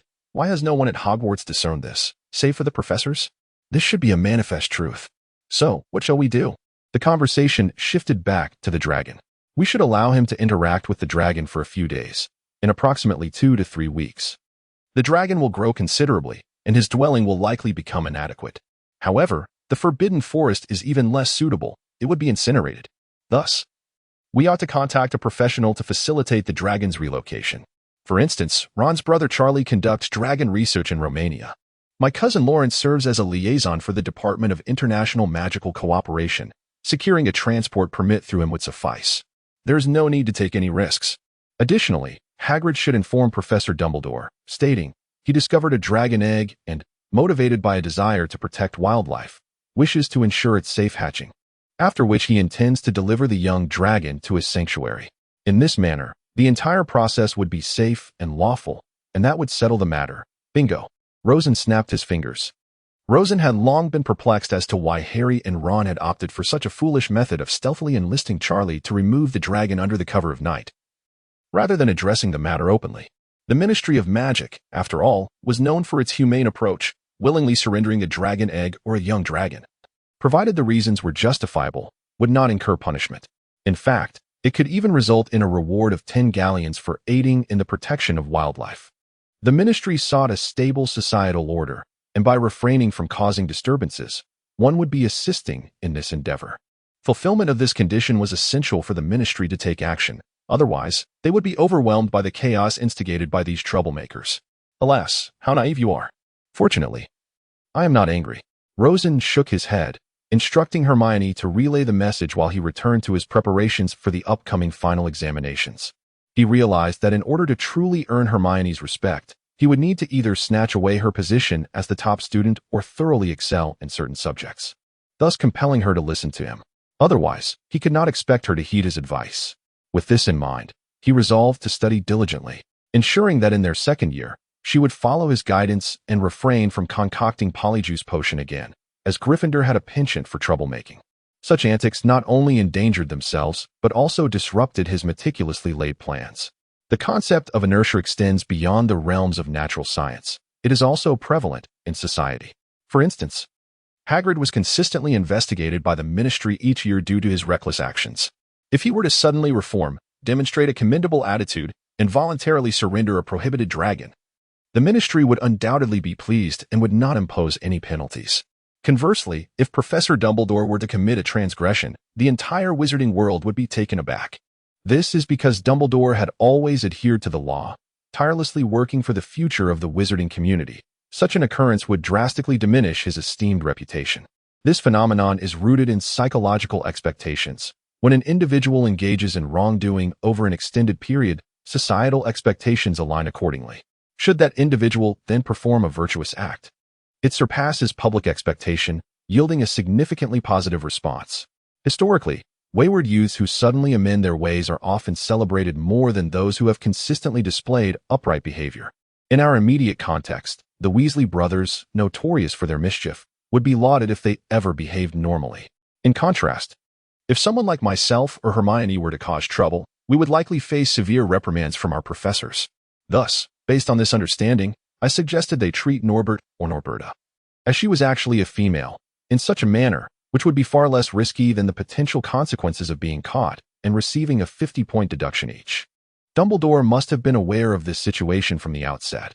However, as it did not pertain to any fundamental principles, he chose to remain uninvolved, merely observing what Harry and his friends could glean from these experiences, all while furthering his hero development agenda. Rosen closed his diary, which was typically rich in information. He believed his diary far surpassed the magical creature's observation diary in the adventures of the ancient Amazon wand, as the latter two were merely narratives devoid of substantial content. In contrast, his diary was distinct.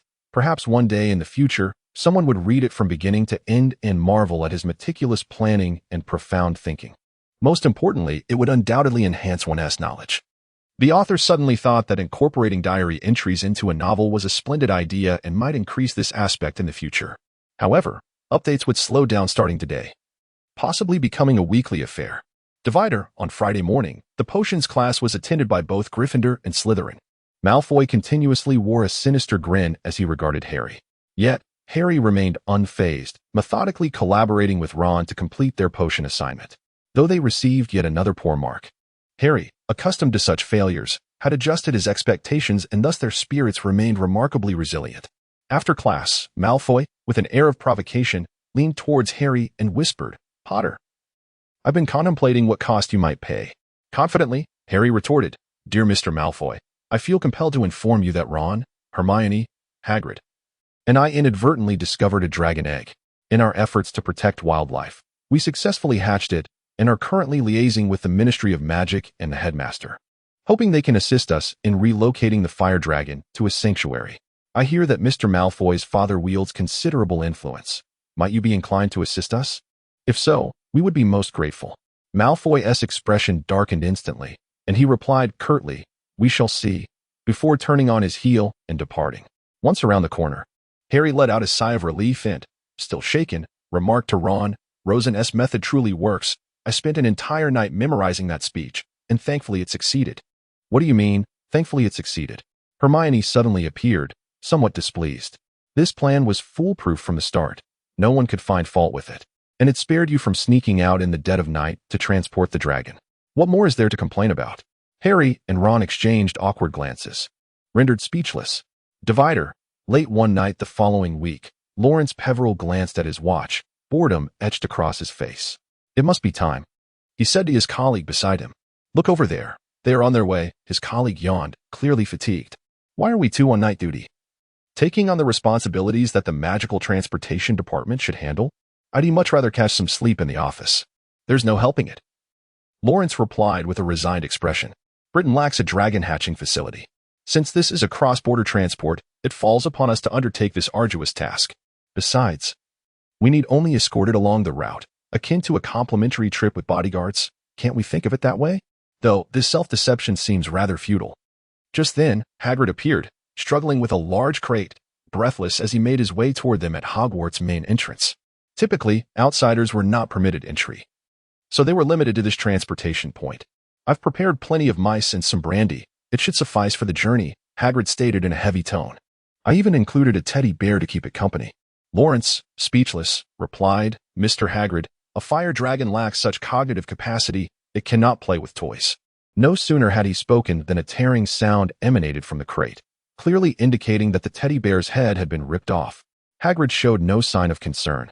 Waving goodbye, farewell, Norbert. Your mother will not forget you. Lawrence and his colleague listened awkwardly as Hagrid bid farewell, awaiting the arrival of the Romanian Dragon Sanctuary staff. Hey, Charlie, Lawrence greeted, recognizing him as a fellow Hogwarts alumnus and a friend. A young dragon should pose no threat, right? You know, I only attained an O in my Care of Magical Creatures class thanks to your assistance. Lawrence felt a twinge of embarrassment, recalling how he had relied on Charlie back in school. Charlie, evidently accustomed to such compliments, replied, No worries, young dragons are harmless. I've learned how to handle fire dragons over the past 6 months, so you can rest assured. Now, let us go. Hagrid, don't be sad. You'll likely see it again.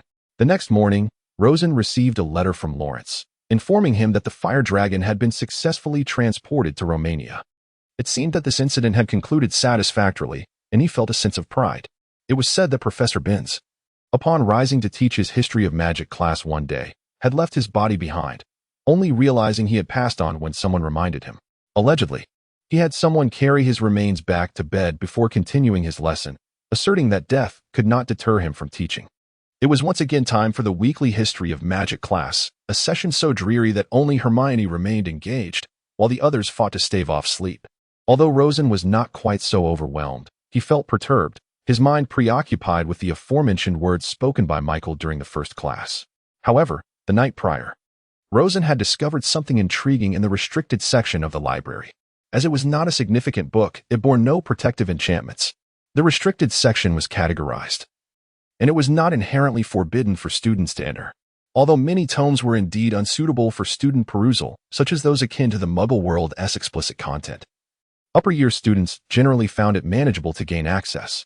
The books in the restricted section were classified into 3 tiers. The lowest tier comprised ordinary texts, freely accessible to anyone who entered.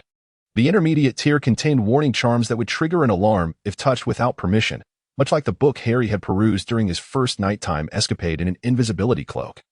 The highest tier consisted of absolute restricted texts, available solely to professors and students approved by the headmaster. Anyone else who dared to touch these volumes would be swiftly apprehended by the ever-watchful Professor Dumbledore, even if they had not been harmed by the inherent defensive spells.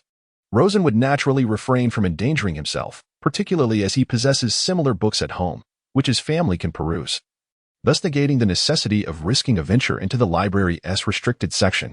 Seizing the opportunity while Lady Pants was momentarily distracted, he clandestinely slipped into the ordinary restricted area, seeking noteworthy content, and subsequently came upon the tome now in his possession, The Little-Known Secrets of Magical History. The Chronicle of Magical History is intricate and vast, defying simple categorization. However, it can be broadly delineated into 5 distinct epochs based on the degree of certainty: prehistoric magical history, the age of the gods of wizards, the age of heroes of wizards, ancient magical history, and modern magical history. The prehistoric magical history is no longer verifiable, encompassing the period from the dawn of creation until the emergence of humankind, reputedly the era of the Titans. According to ancient lore, They wielded colossal powers capable of cataclysmic destruction, rendering them unparalleled entities. For instance, the fire elemental Heliope could transform any locale into molten lava. The fire titan towered over 200 feet, approximately 60 meters, igniting the very air around it, and beneath the deep seas lurked guardians wielding tridents, capable of effortlessly conjuring vast whirlpools that would engulf and annihilate their foes. Due to the immense antiquity of these accounts and the lack of concrete evidence attesting to their existence, such information has historically been omitted from the annals of magical literature. Nevertheless, for formidable wizards, with diligence, it is indeed possible to sense the remnants of these beings in desolate and remote locales. Rosen glanced at the author's signature, Balthazar Blake, one of Merlin's disciples, who had followed him through numerous campaigns and was one of the esteemed warriors under King Arthur. Balthazar was born around the year 450 AD, possessing elven lineage, and due to his formidable prowess and extensive magical accumulation, he lived until approximately the establishment of Hogwarts around the year 1000 AD. It seemed he must have had such experiences, or perhaps Merlin had imparted this knowledge to him. Rosen mused, noting that while Nicholas Flamel's longevity is remarkable when compared to modern wizards, it pales in comparison to the formidable beings of that era. For instance, had Merlin not been sealed away, he might still thrive today unscathed. The other author is a contemporary scholar who has compiled Balthazar's writings and contextualized them with the transformations in the Wizarding Society following his death, resulting in a volume of considerable reference value. However, its lack of commercial success can be attributed to the author's insufficient evidence regarding ancient times, at the very least. He could not perceive the existence of these beings himself. Furthermore, he did not leave behind his name, leading Rosen to deduce, based on the book's condition, that the author must have graduated from Hogwarts no more than a decade prior. The absence of a publisher indicates that this individual likely completed the manuscript during their studies and subsequently deposited it in the library. The Age of the Gods in wizarding history marks a period when wizards held dominion over divine powers, ruling various aspects of human existence. This can be inferred from the vibrant myths of ancient Greece and Rome, featuring deities such as Zeus, Poseidon, Hades, Hera, Athena, and Ares. These great wizards indeed existed. Yet their deeds have become obscured amidst a plethora of myths, making it challenging to discern the truth. In terms of strength, they were far inferior to the terrifying magical creatures of prehistory, emerging only after these creatures perished due to infighting and deteriorating living conditions. Even my mentor, Merlin, would find it difficult to rival these godlike wizards. The heroic age of wizards succeeded the age of the gods, with significant overlap between the two. A typical example is the numerous so-called demigods. These demigods evidently did not entirely lose their divine authority and status, maintaining a relatively important role in human life, albeit in decline. Notable figures from this era include the Muggle exorcist Jesus Christ and the wizarding demon hunter Satan Lucifer, who employed various identities across the vast continent to expand their influence, engaging in a battle of wits. Additionally, there were emerging deities such as Isis, Mithras, Sybil, and the Invincible Sun. The history of ancient magic spans from the 4th to the 13th century, beginning with the rise of Christianity in Europe and concluding with the enactment of the International Wizarding Secrecy Act, marking a period of wizarding exile. The great Merlin tirelessly endeavored in the 7th century to secure legal recognition for wizards, temporarily altering the stance of some rulers towards them. Unfortunately, this only exacerbated tensions. Merlin was imprisoned and branded with the infamous reputation of the Nightmare Son, while wizards were rendered homeless by the Christian Church's Natural Beings Extermination campaign, ultimately necessitating their complete concealment. Upon reviewing the subsequent detailed accounts, Rosen found this chapter of history to be exceedingly brutal.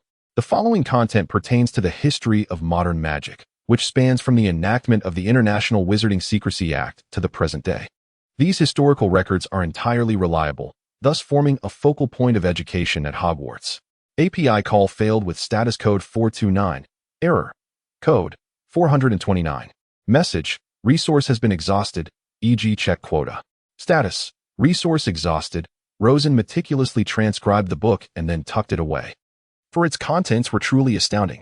In the magical realm, the majority of books are safeguarded by anti-copying charms, akin to the protection of legitimate works in the Muggle world, which vehemently opposes piracy.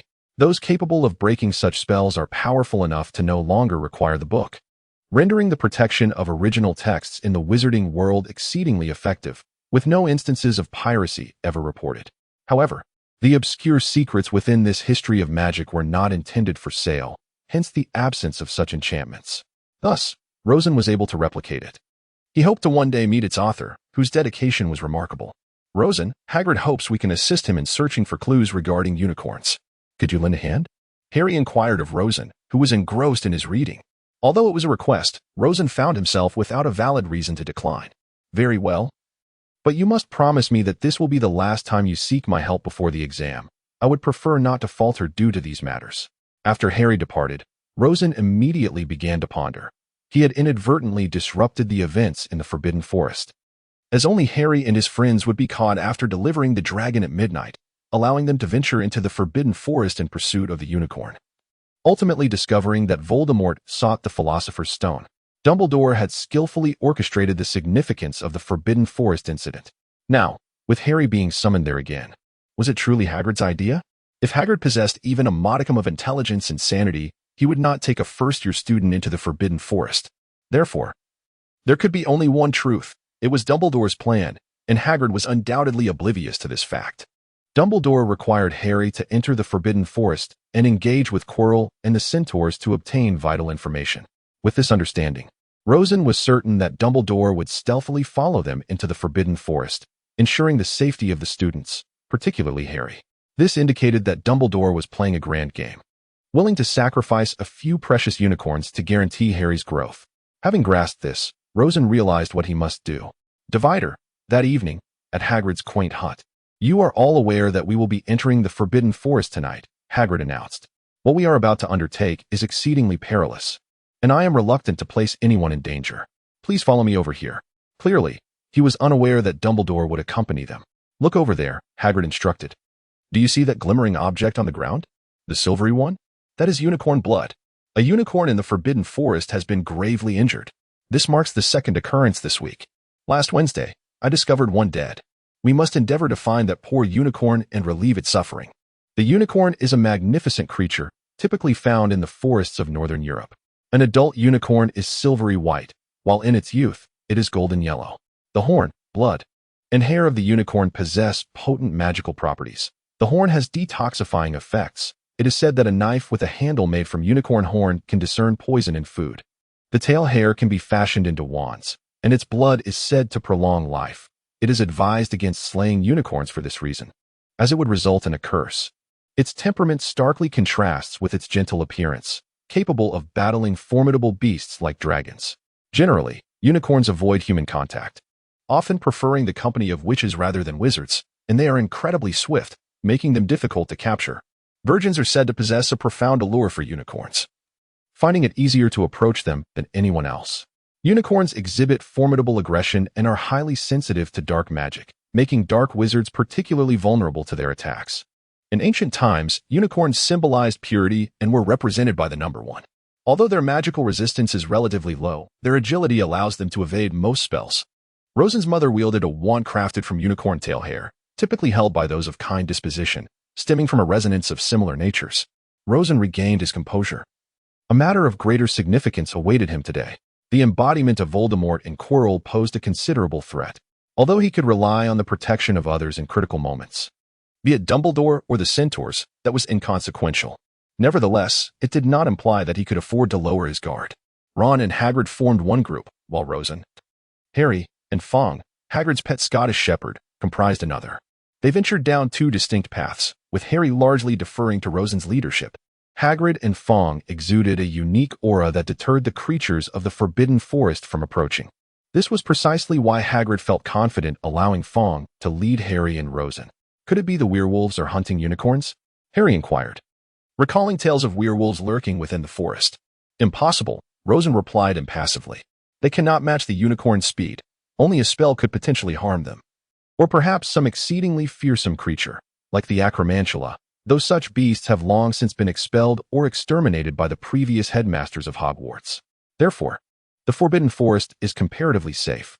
As they traversed a path flanked by moss-covered stumps, the awkward atmosphere lightened considerably due to their conversation. Bloodstains from unicorns were scattered along the winding trail.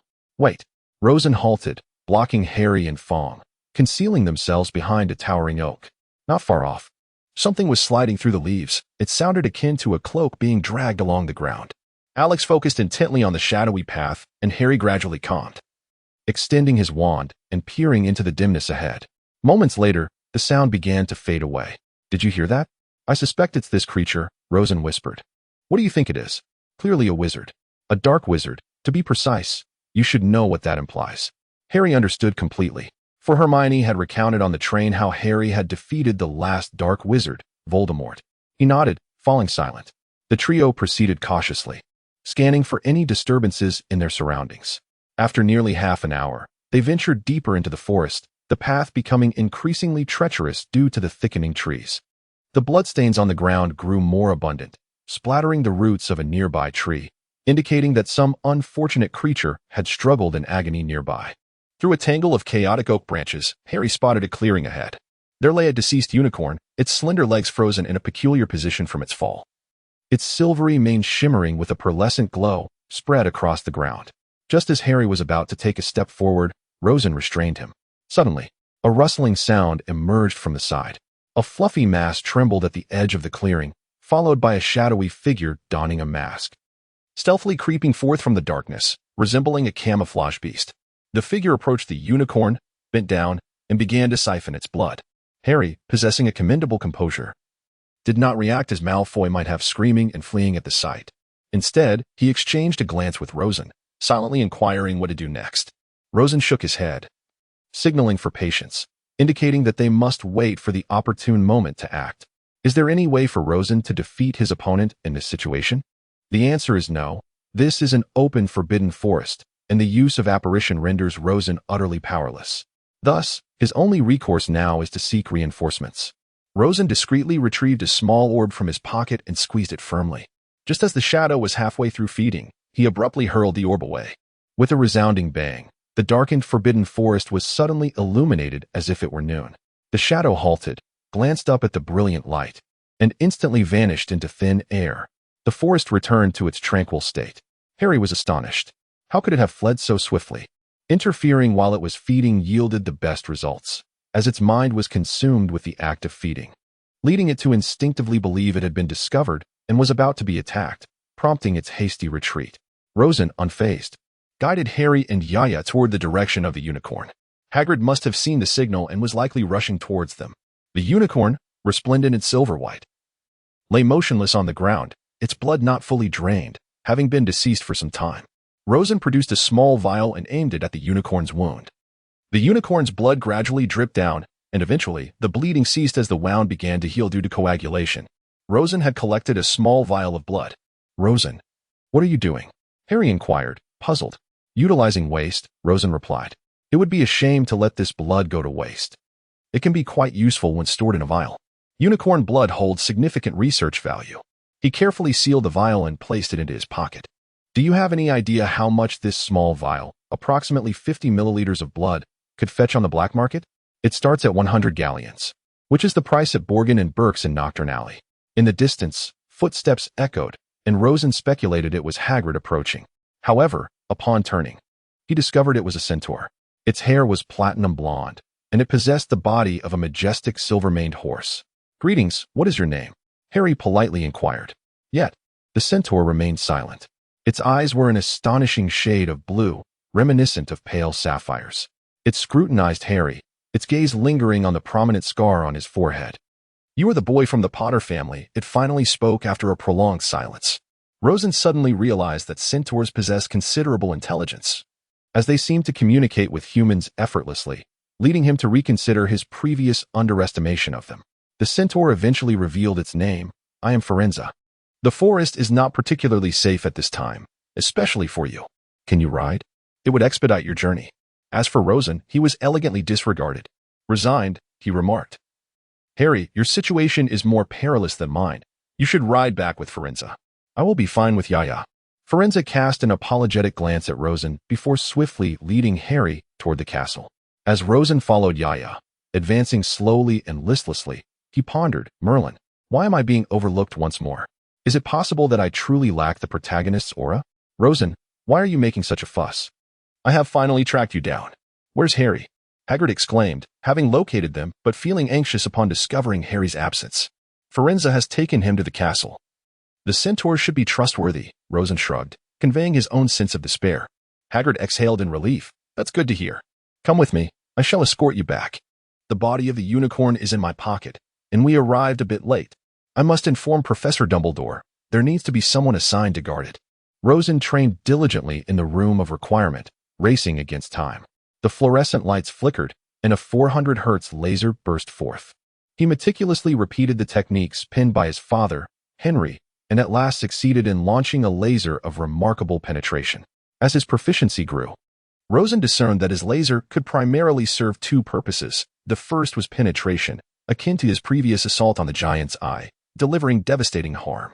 This laser could even pierce the human body, though the wound would be minute. Striking a vital organ like the heart could lead to death or severe injury. The second application was cutting. A large iron block could be severed directly with the laser. In nature, few materials could withstand the laser's cutting ability unless fortified with magical protection. In preparation for the incident involving the Philosopher's Stone, Rosen took the initiative to study the killing curse. He presumed he would be powerless against it, but aimed to understand how he might counteract if Quirrell employed such dark magic. Naturally, he could not seek out texts on the curse at the library, but had to rely on Henry to send him relevant materials for reference. The incantation for the killing curse was Avada Kedavra, and one must pay attention to rhythm and urgency, for magic is music. However, this focus on pronunciation seemed futile at the moment. Reciting the incantation, he sensed his wand trembling uncontrollably, as if the intent to obliterate the target surged through him. Was this merely technique? What relevance did it hold for me?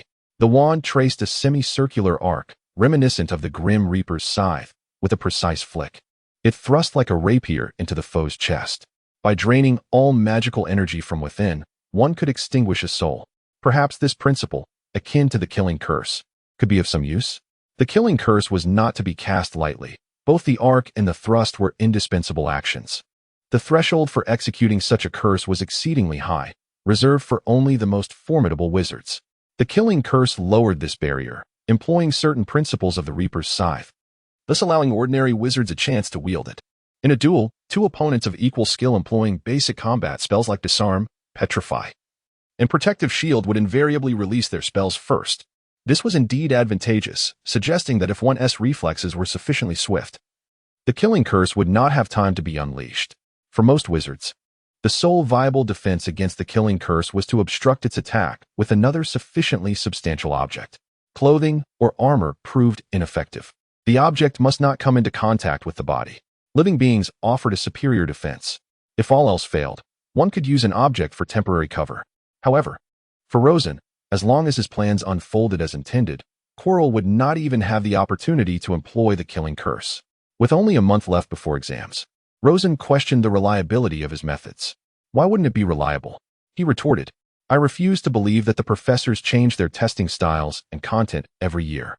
A month prior to the exams, Rosen articulated to Bill his idea to gather past exam questions from Hogwarts and compile them to identify patterns, thus predicting the content and types of questions. As for sourcing the exam questions, he certainly would not ask the professors, as that would lead to trouble. The Ravenclaw library housed a wealth of materials left by former students, including many final exam questions. Fortunately, Rosen need not search for them himself. He could simply utilize what was readily available. Yet, Bill ultimately hesitated to use Rosen's question bank, opting instead to review his books from cover to cover. This left Rosen feeling exasperated. No one believed his insights from a past life. What could he do? He felt utterly despondent. You'll see. Just wait until I ace the final exams. The exam week fell in the sweltering summer heat, rendering the atmosphere almost suffocating. Particularly in the grand hall where they took their tests. All students were required to write with specially enchanted quills designed to prevent cheating. Consequently, those who had purchased memory quills were left in despair, as Rosen knew that memory quills could only transcribe what the user already knew. Unknown content remained unwritten. Thus, even if they were not prohibited, they proved utterly useless. At best, they allowed for slightly faster writing, but Hogwarts exams were always ample in time, making it impossible to finish without transcribing entire textbooks. The theoretical exams were a breeze for Rosen. He accurately answered over 90 of the questions through his compilation, and he was confident he could tackle the remaining 10 as well. Achieving outstanding in nearly all subjects was well within his grasp. the only concern being whether he could surpass Hermione's score. However, considering her lack of skill in predicting questions, Rosen felt reassured. The practical exam was even more effortless for Rosen. He practiced spells repeatedly in the room of requirement, honing his precision. His control over spells had reached a level comparable to that of upperclassmen. The only potential hurdle for him in passing the advanced wizardry assessments was the limitation of his magical energy, constrained by his age. Professor Flitwick called them in one by one, testing their ability to make a pineapple dance across a table. With a gentle flick of his wand, Rosen had 2 pineapples demonstrate a waltz, a rumba, and even the moonwalk. He humorously concluded by having one pineapple toss the other off the stage with a disdainful expression, prompting Flitwick's hearty laughter and a perfect score. Professor McGonagall tasked them with transforming a mouse into a snuff box, emphasizing that the more exquisite the transformation, the higher the score. However, if the result was unrecognizable, points would be deducted. After several attempts and mental adjustments to the model, Rosen finally cast the spell successfully. The transformed snuff box caught the eye of Peeves, who snatched it for his collection, much to McGonagall's chagrin, earning Rosen the highest marks.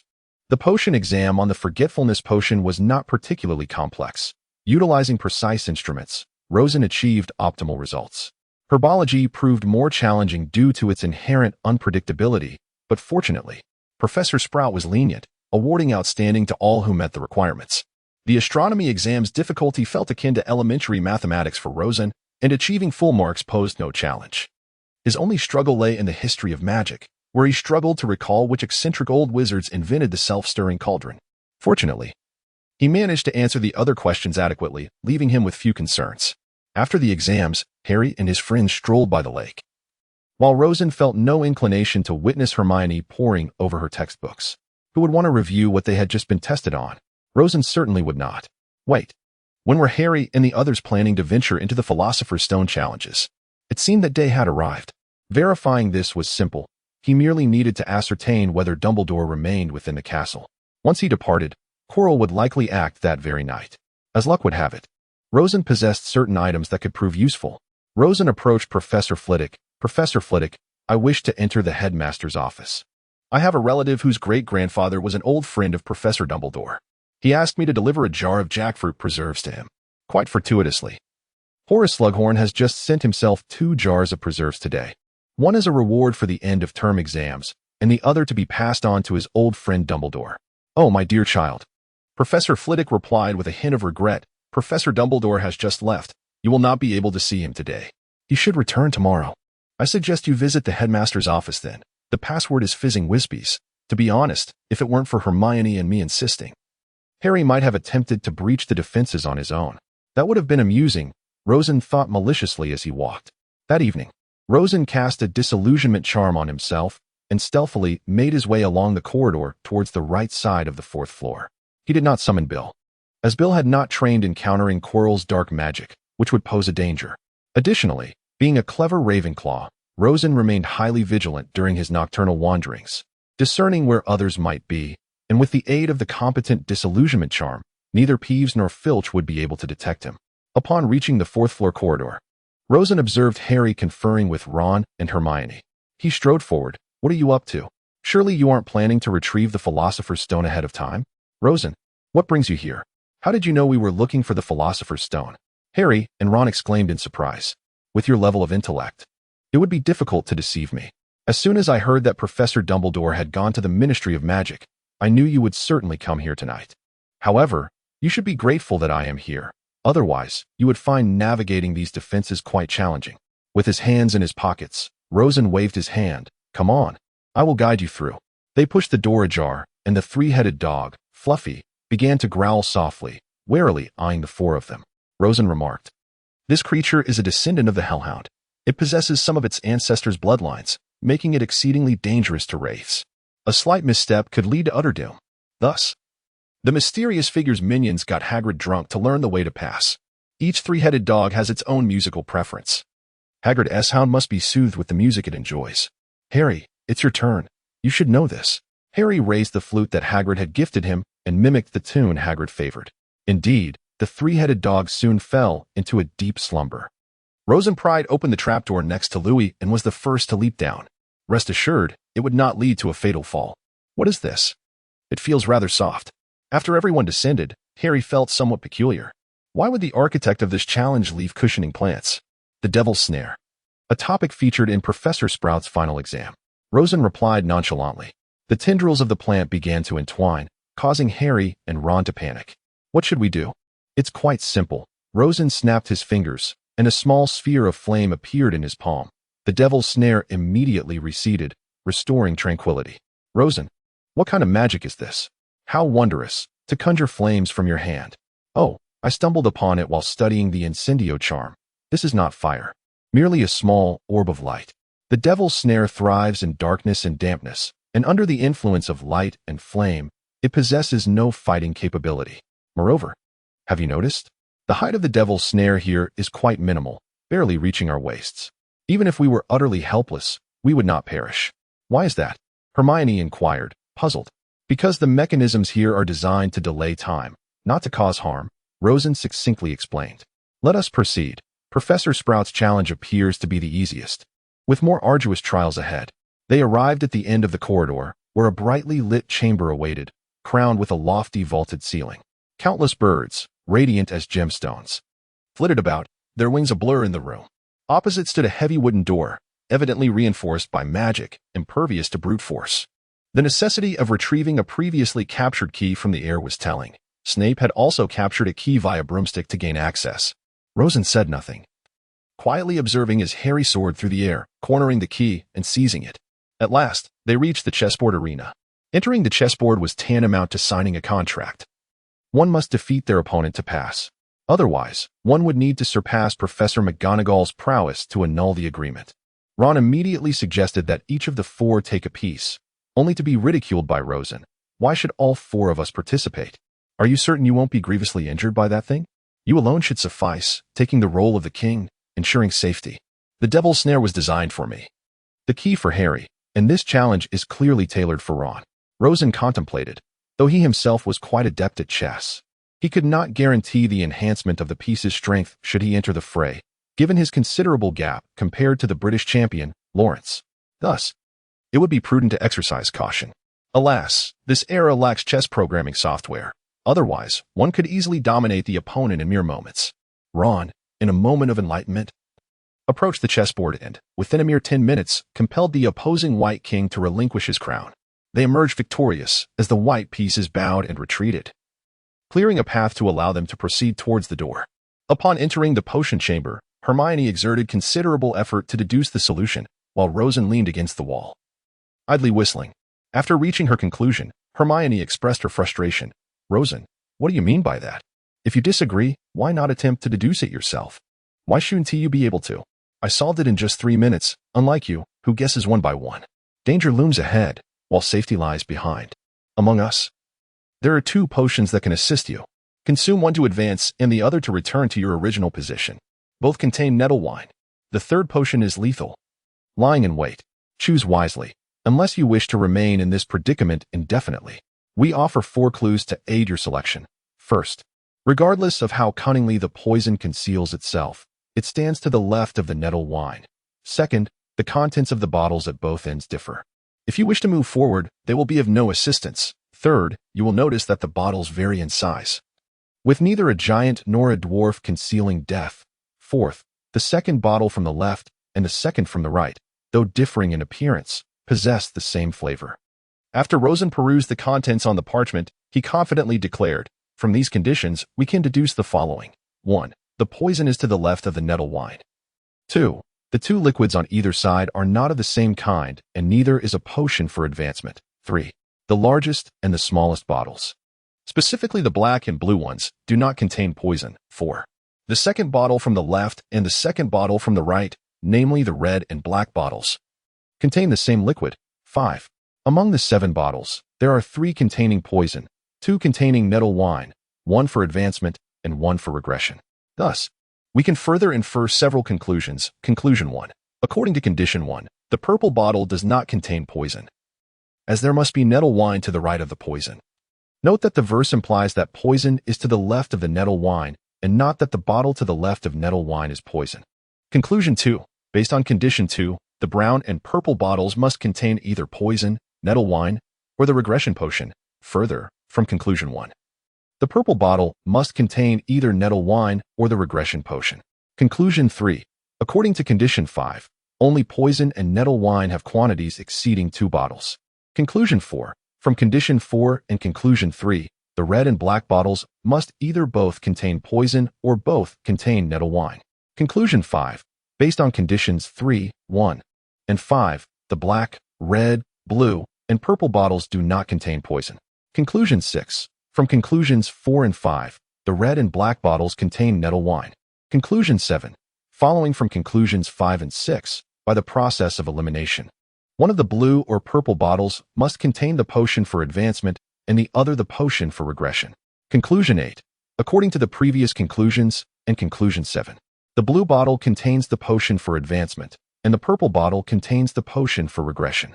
Therefore, the sequence of the 7 bottles is poison, wine, advancement, poison, poison, wine, regression. Harry and the others were left speechless, while Rosen beamed with pride. I didn't lie, did I? However, Hermione frowned, clearly aware of the validity of Rosen's deductions. The liquid in the smallest bottle was far too scant, perhaps sufficient for only one person. What should they do? Clearly, they could not use the replenishing charm, for this was a potion, not inferior ale. Rosen cracked a cold joke and continued, Harry, drink it. I will follow by other means. And you two should return to inform the professors. They have special contacts and do not require the inefficient delivery of owls. Take care, Harry, Rosen. Hermione consumed the regression potion and returned with Ron. Harry inquired, how do you plan to get across? You use the potion, I will simply break through this wall. There are no flames obstructing it, so I should be able to pass. With a flourish of his wand, Rosen sent forth a laser that cleaved a substantial opening in the thin wall. The protective charm on the wall evidently lacked the density to withstand the laser, and Rosen exploited this flaw. Harry first drank the potion and traversed the flames, while Rosen knew that Quirrell had not consumed the potion, given Voldemort's character. He would never trust anyone else's potion, even that of his servant. Thus, there was a flaw in the defenses. As for why he would depart later, it was to catch Quirrell off guard. API call failed with status code 429. Error. Code. For 29. Message. Resource has been exhausted, e.g. check quota. Status. Resource exhausted. Rosen discerned that Chilo had turned his back at that moment. He took a deep breath and forcefully kicked the door open, demanding, disarm yourself. Chilo was caught off guard, and his wand flew from his grasp. Peveril? Chilo replied, somewhat astonished, yet coldly retorted. Do you believe that I am incapable of casting spells without my wand? I can unleash the killing curse with just my finger. Would you care to test that? No need, Rosen replied nonchalantly, producing a curious cylindrical object from his coat. I believe this will serve me much better against you than a wand. Seizing the opportunity while Chilo was distracted, Rosen hurled a smoke pebble to the ground, creating an explosion of smoke. Unable to see clearly, Chilo hesitated to cast the killing curse, as doing so with his finger would inflict severe damage upon himself, risking fatal consequences after just a few attempts. As Chilo wrestled with his thoughts, he spotted Rosen emerging from the smoke wielding a weapon. Let me demonstrate the prowess of nunchaku. When the nunchaku was secured, it resembled an ordinary stick, remaining inconspicuous, which allowed Rosen to carry it without drawing attention. As an 11-year-old child, Rosen wielded the lightweight nunchaku with remarkable effectiveness. The atmosphere of the battle was underscored by an implicit rhythm. Quickly, employ the nunchaku, hee-ha-hey. Quickly, employ the nunchaku, hee-ha-hey. Martial artists, remember. Compassion is invincible. Who is practicing Tai Chi, stirring the winds and waters? Quickly, employ the nunchaku, hee-ha-hey. Quickly, employ the nunchaku, hee-ha-hey. If I possessed lightness skills, I would traverse rooftops with ease. A person of integrity and resilience, filled with righteousness. Rosen finally fulfilled a dream by delivering a sound thrashing to Quirrell. Under the relentless barrage of blows, Quirrell was unable to utter a single incantation, leaving him disoriented and dazed. Harry, having freed himself from his bindings, rushed forward to unleash a flurry of punches and kicks upon Quirrell. Although he wielded no weapon, the impact of his strikes was magnified by the protective enchantment of his mother, inflicting even greater harm upon Quirrell. Ultimately, in a collaborative assault, the two brought Quirrell to a complete faint. In his spectral state, Voldemort possessed no means to attack. He could only transform into a wisp of black smoke and flee desperately, vanishing from their sight in an instant. What shall we do now, Rosen? Harry inquired, clutching the Philosopher's Stone, utterly at a loss. Throw it back, Rosen suggested, gesturing towards the mirror of Ariste, which was originally designed to store objects. Harry tossed the Philosopher's Stone back, and upon contact with the mirror, it vanished, clearly re-entering its previous realm. What now? Should we return or wait? Let us remain here and await the professor's arrival. Oh, indeed. Rosen then delivered an additional blow to the unconscious Quirrell on the ground. While it remained uncertain whether Quirrell was alive or dead, exercising caution was always a prudent course of action. Rosen gazed into the mirror. His curiosity piqued by the image before him. However, the spectacle left him somewhat speechless. There he was, wielding an ancient wand, casting the killing curse upon Voldemort, sending his spirit into disarray. With a resigned shake of his head, he decided it was best not to dwell on such fanciful thoughts. Perhaps he was overthinking things. Divider, Harry was taken to the hospital wing, adamant that he was unwell and ready to participate in the Quidditch match. Yet, Madame Pomfrey insisted that Harry bore unmistakable signs of dark magic, evidently a result of Quirrell's misdeeds. Following Professor McGonagall's approval, Harry found himself confined to his bed. Unable to join his teammates, the Gryffindor team, lacking a seeker, even failed to secure a substitute, ultimately suffering a devastating defeat at the hands of Ravenclaw. Rosen pondered whether Ravenclaw could seize first place, considering he had participated in the challenges as a key player. He stroked his non-existent beard, deep in thought. As the end-of-term feast commenced, Dumbledore announced the final scores. Now, we shall proceed with the awarding of the House Cup. The scores for each house are as follows. 4th place, Hufflepuff with 352 points. 3rd place, Gryffindor with 448 points. 2nd place, Slytherin with 472 points. And 1st place, Ravenclaw with 558 points. In contrast to the original narrative, Rosen had single-handedly secured over 100 additional points for Ravenclaw, coupled with their clean sweep in Quidditch, thus elevating them to the pinnacle of the school standings. Gryffindor, having avoided mishaps during the night of the dragon incident, managed to stay ahead of Hufflepuff by a mere 24 points. Rosen mused silently about how many points Dumbledore would allocate to the two houses. We need to incorporate some recent events, so there are additional points to consider, Dumbledore remarked while glancing at his notes. First, Mr. Ron Weasley. For winning a remarkable game of chess, I award Gryffindor 50 points.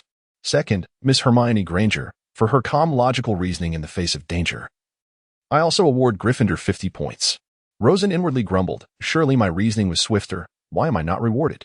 Third, Mr. Harry Potter and Mr. Rosen Peverell. For displaying remarkable bravery and exceptional courage, I award Gryffindor and Ravenclaw each 60 points. Rosen rolled his eyes, thinking, after all my contributions, I received merely 60 points? How outrageous. The scores now stood, Ravenclaw, first with 618 points, Gryffindor, second with 608 points. He foresaw what was to come. Neville, you truly are a liability, he thought. Courage manifests in various forms, Dumbledore continued with a smile. To confront an enemy requires extraordinary bravery, yet to stand firm before friends also demands significant courage. Thus, I award Mr. Neville Longbottom 10 points. The students of Gryffindor and Ravenclaw erupted in cheers. Typically indifferent to such events, they were now filled with excitement. For this honor was hard-earned. This means, Dumbledore raised his voice for clarity, we need to make some minor adjustments to the decorations here. The serpent of Slytherin vanished, replaced by the lion of Gryffindor and the eagle of Ravenclaw, prominently displayed at the hall's center. The colors red and blue supplanted the previous green, dominating the walls. Fortunately, if Dumbledore were any harsher, we might have lost our first place entirely, Rosen explained to Bill, finally grasping the unfolding events. The 4 individuals involved in the Philosopher's Stone incident were as follows. Harry confined in the hospital wing, Hermione engrossed in her books within the library, and Rosen distracted by the allure of the FC game console after 2 months without play. Thus, only Ron remained to disseminate the news, making it evident who was responsible. Damn it, for next year's Chamber of Secrets incident, I absolutely cannot allow Ron to tag along. Otherwise, I would be digging my own grave, Rosen fretted. The Philosopher's Stone was hardly a glamorous affair. As the end-of-term exam results were released, both Rosen and Hermione achieved outstanding in all subjects. However, the professors had detailed scores for each student. Rosen excelled in charms, transfiguration, and astronomy with perfect scores, but lost points in herbology and history of magic, resulting in a slightly lower total than Hermione, relegating him to 2nd place. As for defense against the dark arts, with Quirrell deceased, there were no scores to be had. Rosen lamented this, as he had excelled in the subject, with his precise attacks on the rat leaving Quirrell stammering with excitement. Had those scores been counted, he might have surpassed Hermione. On the train, Rosen and Bill lounged idly in their seats, gazing out at the passing scenery. By the way, Rosen, Bill recalled, is it true that the Philosopher's Stone can turn stone into gold and grant immortality? I am uncertain. However, considering the principles of magic, energy conservation, and the laws of thermodynamic entropy, it seems unlikely. Nick LeMay was merely an alchemist and wizard. He lacked the power to defy the laws of the universe. The Philosopher's Stone must possess some hidden intricacies, certainly not as miraculous as the legends suggest. Perhaps I shall investigate this mystery during the holiday. Let us keep in touch over the break. Remember to invite me for some two-player tank battles. Absolutely. Rosen disembarked from the train and approached his family. The manuscript of the Philosopher's Stone has been completed, culminating in exactly 40 chapters. I managed to finish this just a day before the commencement of classes, with the final chapter penned on February 26th. From this point onward, I shall no longer possess any stored drafts, and the writing pace may become rather sluggish. It might even transform into a weekly series. The author has made a concerted effort to refrain from replicating the original text, and discerning readers should be able to notice that the original phrases seldom appear in my work. My interpretation of fanfiction revolves around expanding creatively within the framework of the original narrative. While the plot may be borrowed, the intricacies must be crafted anew. The author's imagination is quite expansive, bolstered by having read over 100 HP fanfictions, encompassing a diverse array, even those with a mere few thousand words, all of which inspire various ideas worth considering. When time permits, I shall include a chapter recommending classic HP fanfictions within the related works. As many are aware, the site has removed the vast majority of HP fanfictions, and latecomers may not have the opportunity to remember their titles. Now, I shall delve into some plot details, which may contain spoilers. The author also fears the possibility of scrutiny in the future, particularly concerning the protagonist's trajectory. In my conception, this narrative spans the 7 years at Hogwarts, concluding with Voldemort's demise at the end of the 7th year. Thus, the 18-year-old protagonist could not realistically possess the capability to confront Voldemort single-handedly and emerge victorious. To achieve such a feat, one would have to endow the protagonist with numerous exceptional advantages: Horcruxes, the Elder Wand, enhancement potions, magical affinity, transfiguration abilities, bloodline modifications, and perhaps even concoct a variety of obscure artifacts. I draw inspiration from the protagonist's grandfather, Anderson. I have positioned him at a level where he could contend evenly with 3 Auror Office heads, with Scrimgeour being the most formidable member of the Ministry of Magic. 2 Andersons could match Dumbledore's prowess, and my aim is for Rosen to attain such strength by the age of 18. Consequently, if he wishes to overcome Voldemort, Rosen must pursue more than mere personal enhancement. Alone, such efforts would be insufficient. He needs to leverage multiple alliances: Dumbledore's Order of the Phoenix, the Ministry of Magic, various grassroots organizations, the Peverell family, and the related Slughorn family, among others. Particularly, the Ministry of Magic, which, in the original narrative, played no significant role in combating Voldemort, seems to be a potential avenue for the protagonist to explore, given its vast scale and potential for substantial contributions. The Aurors and Hit Wizards serve as the primary defense against Death Eaters, where the Order's members could find themselves at a disadvantage. As for the female lead, I can explicitly state that the protagonist will not engage in a formal romantic relationship during the first 3 years. While he may form close friendships with several girls, the arrangement for the female lead has yet to be fully conceived, so it is best not to dwell on these matters. Other details, such as whether Dumbledore will perish, whether Voldemort will strike the final blow against Harry, whether the Ministry will fall, and the fates of Snape, Sirius, Lupin, and others, are all open to discussion. If well considered, I believe they could all survive. Regarding foreshadowing, I have addressed most of the significant plot points. For instance, the reason the protagonist was attacked at the age of 1 is that the prophecy encompassed 3 individuals: Neville, Harry, and the protagonist. The protagonist's survival can be attributed to the strength of the soul of the traveler combined with the protective magic of the Peverell family. Additionally, I have arranged for the protagonist to deliver a sound thrashing to Quirrell, owing to his detestable garlic odor, a personal aversion of mine. As I detest garlic and always pick it out when dining in the cafeteria, and this was foreshadowed in the chapter on defense against the dark arts.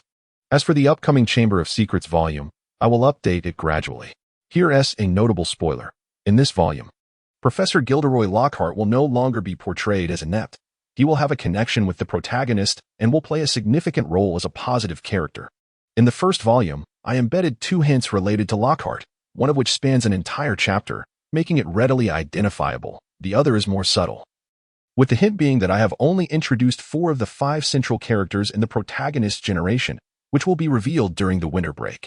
However, if these hints go unnoticed, it matters little, as the answers will be unveiled in subsequent chapters.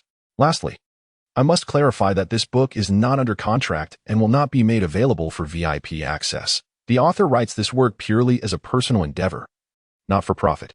Horace, how much do you know about the Philosopher's Stone? In the Peveril Castle, Rosen and Horace Slughorn were casually chatting while savoring jackfruit preserves. Horace dismissed the disparity in their ages, valuing compatibility above all. After a moment of contemplation, Horace spoke. During my school days, I too heard tales of the Philosopher's Stone. At that time, Albus, several other exceptional students, and I engaged in discussions about it, yet we gleaned nothing substantial. Subsequently, I delved into a profound study of potions, which bears significant similarities to alchemy.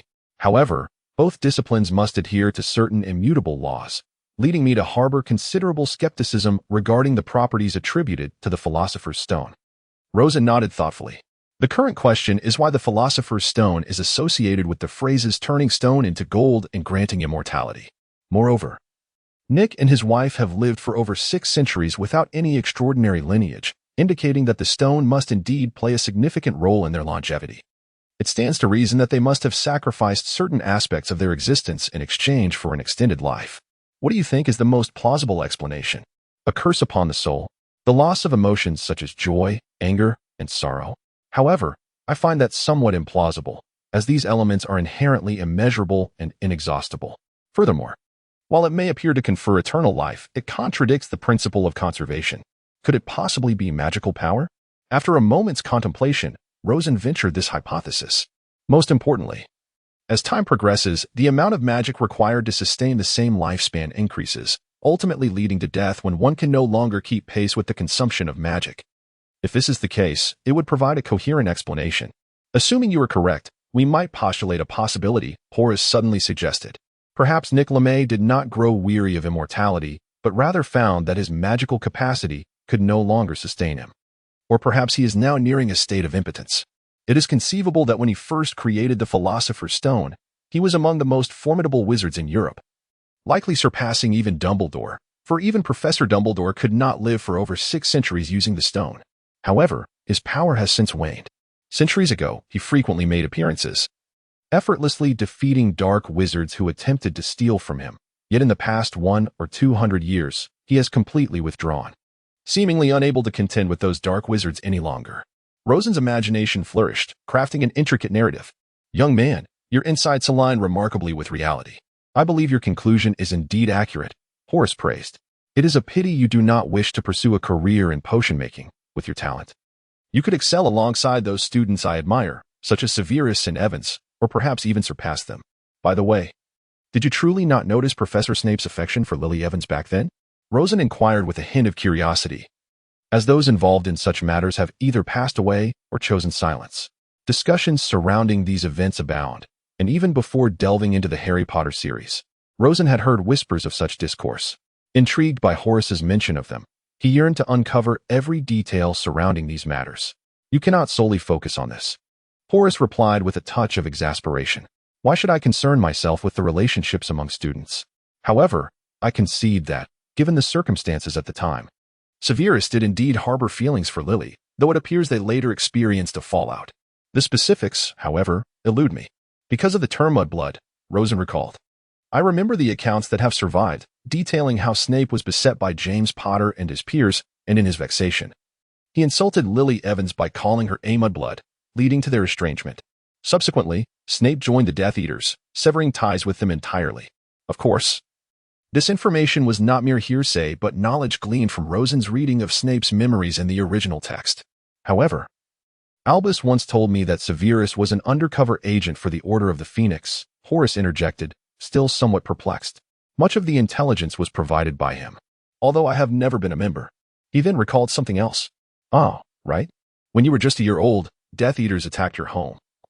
and that intelligence seemingly came from Severus. Rosen nodded, showing no surprise. Shall we indulge in a bit more gossip? I dare to speculate that Snape chose to become a double agent due to his feelings for Lily. His continued single status and lack of interest in women may support this notion. Horace did not respond, his gaze tinged with sadness. Perhaps you were correct. However, that war claimed far too many lives. The number of wizards was already scarce. Another war would surely devastate us. There's no need for such despair. The war ended over a decade ago, and the Dark Lord has fled. Let us discuss more cheerful topics. Rosen animatedly recounted their adventures together, protecting the Philosopher's Stone, vanquishing Quirrell, and Voldemort's hasty retreat. He intended to uplift Horace's spirits, but inadvertently noticed a change in Horace's expression. Wait, are you suggesting that the Dark Lord is in a ghostly state? Is he possessing Quirrell? Or does he have his own body, albeit weakened? Horace asked earnestly, urgency in his tone. He is possessing Quirrell. He does not have his own body, Rosen replied, puzzled by the sudden gravity of the conversation. Such a straightforward topic hardly seemed worthy of inquiry. If the Dark Lord possessed his own body, he would have returned long ago. Rather than hiding in the jungles of Albania, Horace fell into a reverie, while Rosen pondered the significance of the situation.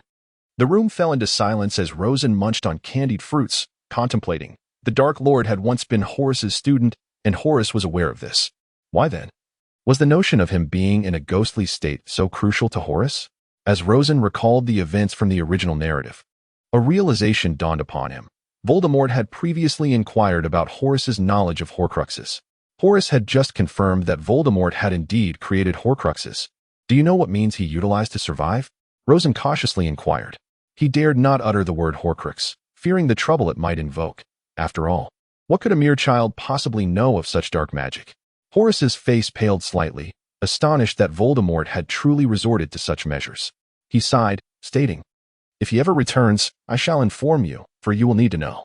If he does not, I prefer to remain silent, for speaking would serve no purpose." API call failed with status code 429. Error. Code. For 29. Message. Resource has been exhausted, e.g. check quota. Status. Resource exhausted. Luo's son reclined upon his bed, perusing the day's edition of The Prophet, a non-profit newspaper priced solely at its production cost of 3 nuts. The remuneration of its staff and journalists could not be sustained by newspaper sales alone. Typically, the profits garnered from the publication of books by the Prophet Publishing House and advertising sponsorships were employed to compensate for these expenses. Each day, the Prophet managed to sell no fewer than 2,000 copies, serving as the official newspaper of the Ministry of Magic. A portion of its content was authored by personnel from the ministry, while the remainder was contributed by various freelance writers. Provided that the submissions did not contravene relevant laws, they were permissible for publication. Naturally, any nonsensical, poorly crafted, or utterly unreliable material would be summarily discarded by the editorial staff, who could not afford to publish such nonsense. Yesterday marked the conclusion of the 265th Annual British Wizarding Chess Championship, with the following contestants rewarded: Lawrence Peverell, who claimed the championship title and a prize of 300 galleons, and Nick Short, who secured the runner-up position, earning 200 galleons. API call failed with status code 429. Error. Code. For 29. Message. Resource has been exhausted, e.g. check quota. Status. Resource exhausted. Rosen stretched lazily, contemplating the merits of participating in a competition to earn a little extra income. Such public events were undoubtedly the headlines of the Daily Prophet that day. Having secured 3rd place in his inaugural participation, he felt quite accomplished. However, he had initially believed that by avoiding Lawrence in the semifinals, he could secure the runner-up position, only to ultimately be defeated by an unfamiliar opponent. This Nick Short was undeniably formidable. It made Rosen wonder if he was related to the renowned chess master, Nigel Short. The newspaper was privileged to publish an article on the Philosopher's Stone, penned by an anonymous master of potions. It was widely known that a recent incident at Hogwarts involved a professor of defense against the dark arts attempting, albeit unsuccessfully, to seize the Philosopher's Stone. What then were the properties of this stone that made it such a coveted object? According to the Grand Compendium of Alchemy, the Philosopher's Stone could transmute lead into gold and concoct elixirs of immortality. Mr. Nicholas Flamel was the only known alchemist capable of fabricating the stone in contemporary times. Yet, the article elucidated that the benefits of the stone were not without significant costs to the user. Rosen felt a twinge of embarrassment. having consulted Horace regarding the article which he subsequently submitted to the Daily Prophet. Perhaps he ought to share the remuneration with Horace. Although it seemed somewhat unjust to impose upon an elderly gentleman nearing a century of life. After all, Horace had been contributing articles to the newspaper for years. And this instance was no exception. Rosen shook his head. The prize from a single competition equated to Horace's earnings over 2 months. Mr. Lucius Malfoy donated 20,000 galleons to St. Mungo's and 30,000 galleons to the Ministry of Magic. We express our gratitude for the noble contributions of Mr. Malfoy to public welfare and hold the belief that his past involvement in the Death Eater incidents was not intentional, but rather a result of coercion. Rosen scoffed. After all, Malfoy made several donations each year to cleanse his reputation. Did he think that anyone would be swayed by such acts? The opinions of the uninformed masses mattered little. Once the war commenced, the truth would be revealed, rendering all their efforts futile. Justice may be delayed, but it is not denied. The Ministry of Magic plans to spearhead an investigation, led by the Department of Law Enforcement, into certain wizards with prior offenses to combat the concealment of dark magical artifacts. This initiative aims to uphold the stability of the magical community and avert catastrophic occurrences. After reading this, Rosen nearly spewed blood in disbelief. Who announces a plan for a search beforehand? Did they assume dark wizards were foolish? He pondered why the Malfoy family was able to sell dark artifacts to Borgin Burkes or hide them in their basement ahead of time. It wasn't that the Death Eaters were cunning, but rather that the ministry was inept. Recently, Mr. Gilderoy Lockhart accepted an invitation from Professor Dumbledore, the headmaster of Hogwarts, to assume the role of Defense Against the Dark Arts instructor for the current academic year, filling the vacancy left by the previous teacher. Gilderoy Lockhart was a promising young wizard dedicated to combating dark magic and assisting wizards across Europe with their troubles. Although he had graduated from Hogwarts only 10 years prior, he was renowned for his exceptional skill and rich experience, and it was believed he would significantly enhance the students' ability to resist dark magic. Rosen was utterly exasperated. How could such a pompous peacock be so exalted? He had no desire to comment further. The truth would unfold once the school year commenced. Rosen noticed that there was additional content at the end of the article. Mr. Gilderoy Lockhart revealed to us that he would be hosting a wedding in a few days. Let us extend our blessings to them. Which girl would be foolish enough to fall for him? Surely, within 3 days of marriage, his true colors would be exposed.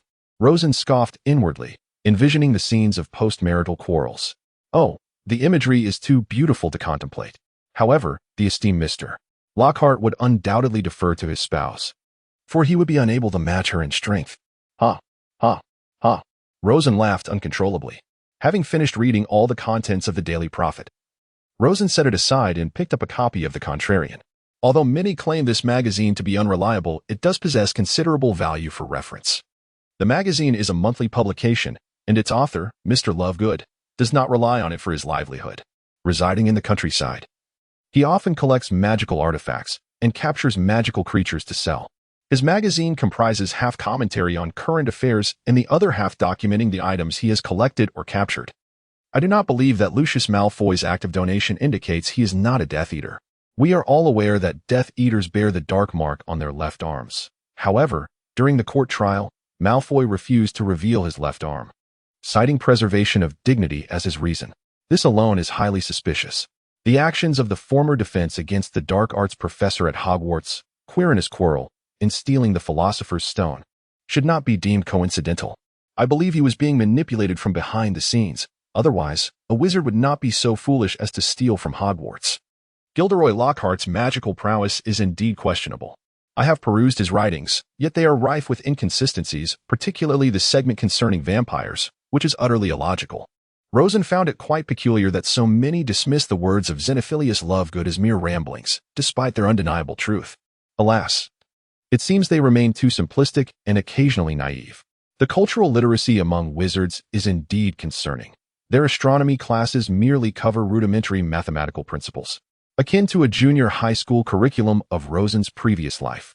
The Muggle Studies course teaches concepts of sociology, political science, and economics that even children grasp.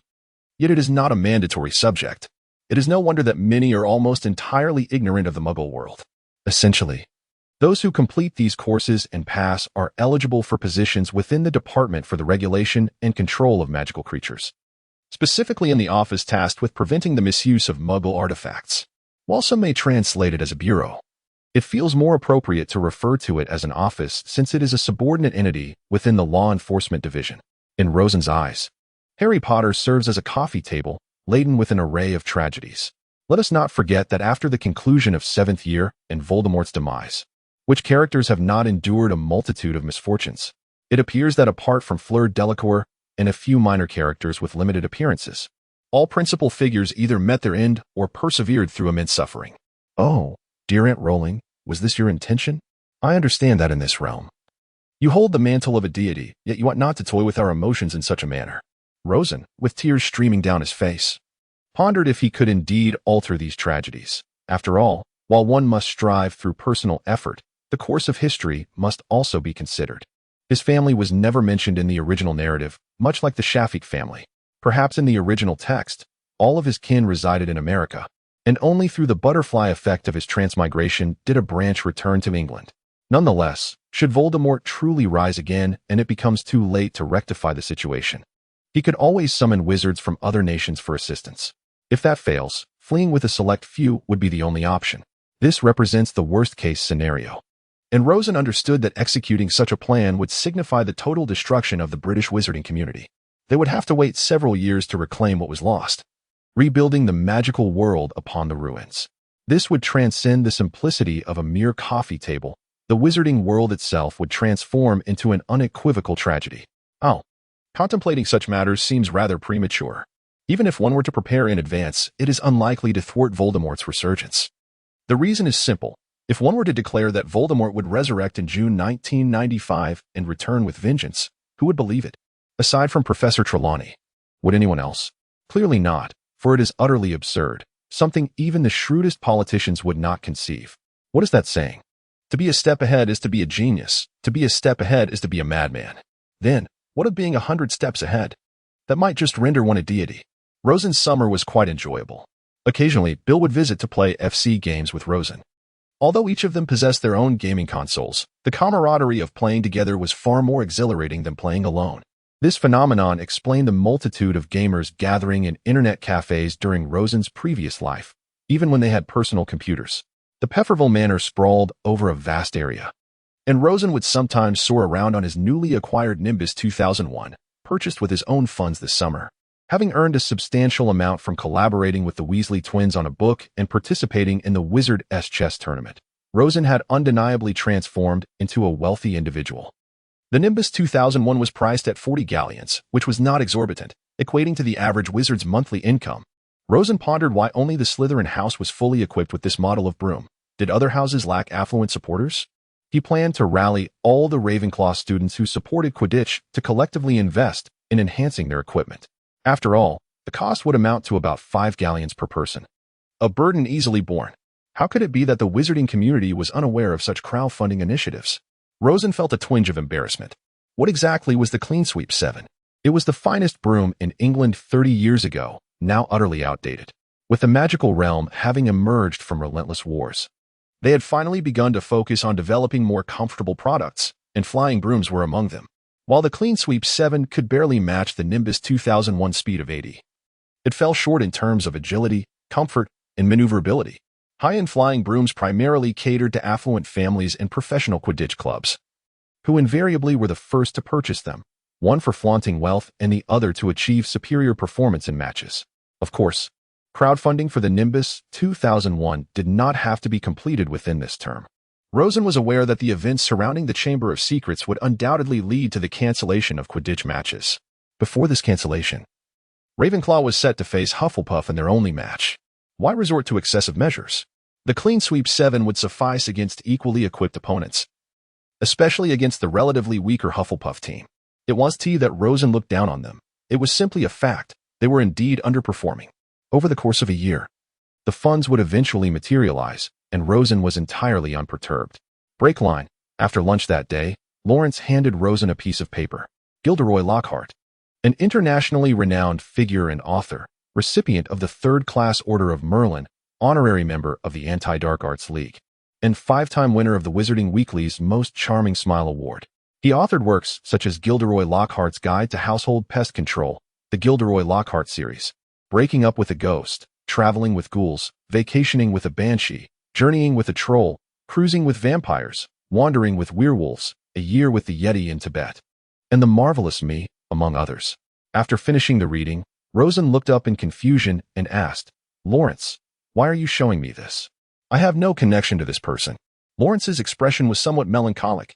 He did not respond directly but instead inquired, "What are your thoughts on this individual?" Without a moment's hesitation, Rosen replied, "He is merely an incompetent fraud. The tales within his book are evidently either fabricated or appropriated from others' works. I cannot fathom how he managed this. Nonetheless, he remains a grand deceiver. Vain, excessively narcissistic, and seeking attention." Rosen inadvertently discovered his latent potential to become a master of idioms amidst his criticisms. "You are absolutely correct," Lawrence remarked with a bitter smile. "But there is nothing we can do about it. What he does is of no consequence to us." With disdain etched on his face, Rosen continued, "I heard he is going to teach at Hogwarts. We can simply act as though he does not exist. The subject of defense against the dark arts can be self-taught. Worst comes to worst, I can have Bernard instruct me. Given his extensive combat experience as a seasoned orar, that is not the crux of the matter," Lawrence sighed, shaking his head in resignation. "The pivotal issue is that we are to attend a wedding tomorrow." "Sarah's wedding? What of it?" Rosen initially intended to dismiss it as trivial but suddenly realized the gravity of the situation. "Wait, could he possibly be our brother-in-law?" Lawrence nodded gravely. Rosen was beside himself with despair. "Good heavens! Merlin S. foul socks. Are you intentionally toying with me? I demand a refund. It must be returned." He nearly burst into tears, lamenting, "Is life truly this desperate? I should hastily flee and let Harry, with his protagonist aura, vanquish Voldemort. I am simply unfit for the role of hero." His heart bled with turmoil. The two fell into a prolonged silence. In an effort to alleviate the awkwardness, Rosen ventured, "Well, since we are here, we might as well investigate the situation and seek a solution. What do you think?" Lawrence silently nodded in agreement. How on earth did Sarah come to fancy Lockhart? Even with my wildest imagination, I cannot conceive of a reason. Rosen and Lawrence sat at the table, their faces etched with concern as they deliberated on how to deal with Lockhart. However, they soon realized that they were utterly clueless about the answer to the first question, let alone how to resolve the matter. Sarah Peveril, Rosen's cousin and Bernard's adopted daughter, was an orphan. Her parents were presumed to be Muggles. Yet their identities remained a mystery, as she had been abandoned at birth. Bernard, having remained single, took her in out of compassion. After graduating from Hogwarts, Sarah had been busy working at the Daily Prophet, where she was responsible for editing and proofreading. This year, she returned home for her annual visit, only to stir up quite a scandal. Rosen and his companions were taken aback, and it seemed that Henry and Bernard were equally at a loss. However, due to the principle of not interfering with the romantic freedoms of their younger relatives, they chose to remain silent. Thus, on the surface, it was only Rosen and Lawrence who were engaged in discussions about the situation. In a moment of desperation, Rosen instructed Alice to gather intelligence from Sister Sarah. He said, "Alice, there is a very important task at hand. I need you to inquire how Sister Sarah came to be involved with Mr. Gilderoy Lockhart. After all, you will be attending school this year, and we will all have to interact with him. Additionally, please find out more about Mr. Lockhart." Without much thought, Alice cheerfully approached the subject. Upon hearing Alice's description, Rosen envisioned a scenario. Since every book by Gilderoy Lockhart was published by the Daily Prophet, it was only natural that the editor, Sarah, would review them. Over time, she became enamored with him. After they had the opportunity to meet, Sarah was captivated by Lockhart's profound knowledge, remarkable research, and exceptional magical skills. Eventually, they fell in love, and they were set to wed the following morning. Rosen felt a sense of dissonance. Profound knowledge? It was indeed said that Lockhart excelled during his academic years, and it was quite normal for him to possess a breadth of knowledge. Remarkable research? Was there any? Perhaps it pertained to an improvement of the Oblivion charm? Maybe. Exquisite magical skills? Goodness, could it be that Lockhart used the Oblivion charm on Sarah? This thought startled Rosen, though he quickly regained his composure. The reason was simple. Figures like Dumbledore and Anderson could easily discern the traces of the Oblivion charm's use. Should such an event truly occur, it would be impossible to conceal it from them. Thus, Rosen could rest assured. "Ladies and gentlemen." A slightly melodic voice rang out as a disheveled little wizard appeared before Lockhart and Sarah. "Today, we gather to witness the divine union of our two newlyweds." To an outsider, Lockhart appeared dashing and accomplished. Sarah, mature and enchanting, was a paragon of excellence in her profession, truly a match made in heaven.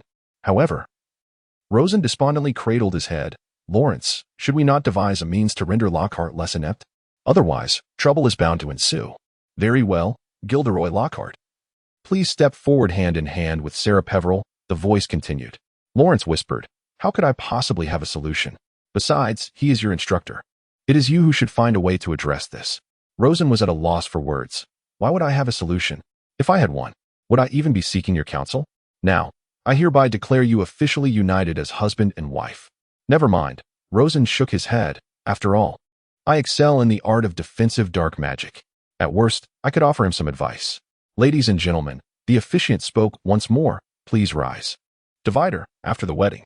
Lawrence, in the future, please refrain from orchestrating such a grand spectacle. My heart cannot withstand it, Rosen stated impassively. Though internally, he was in turmoil. Lawrence lay motionless on the table. Rest assured, my taste is not so poor. I can hardly imagine anything more dreadful than this. Lockhart initially believed that the Peveril family would have admirers, but given the reality, it seemed his expectations were in vain. Thus, he refrained from foolishly boasting about accomplishments that were not his own and chose to remain as inconspicuous as possible. However, his low profile did not deter someone from enacting their plans for him.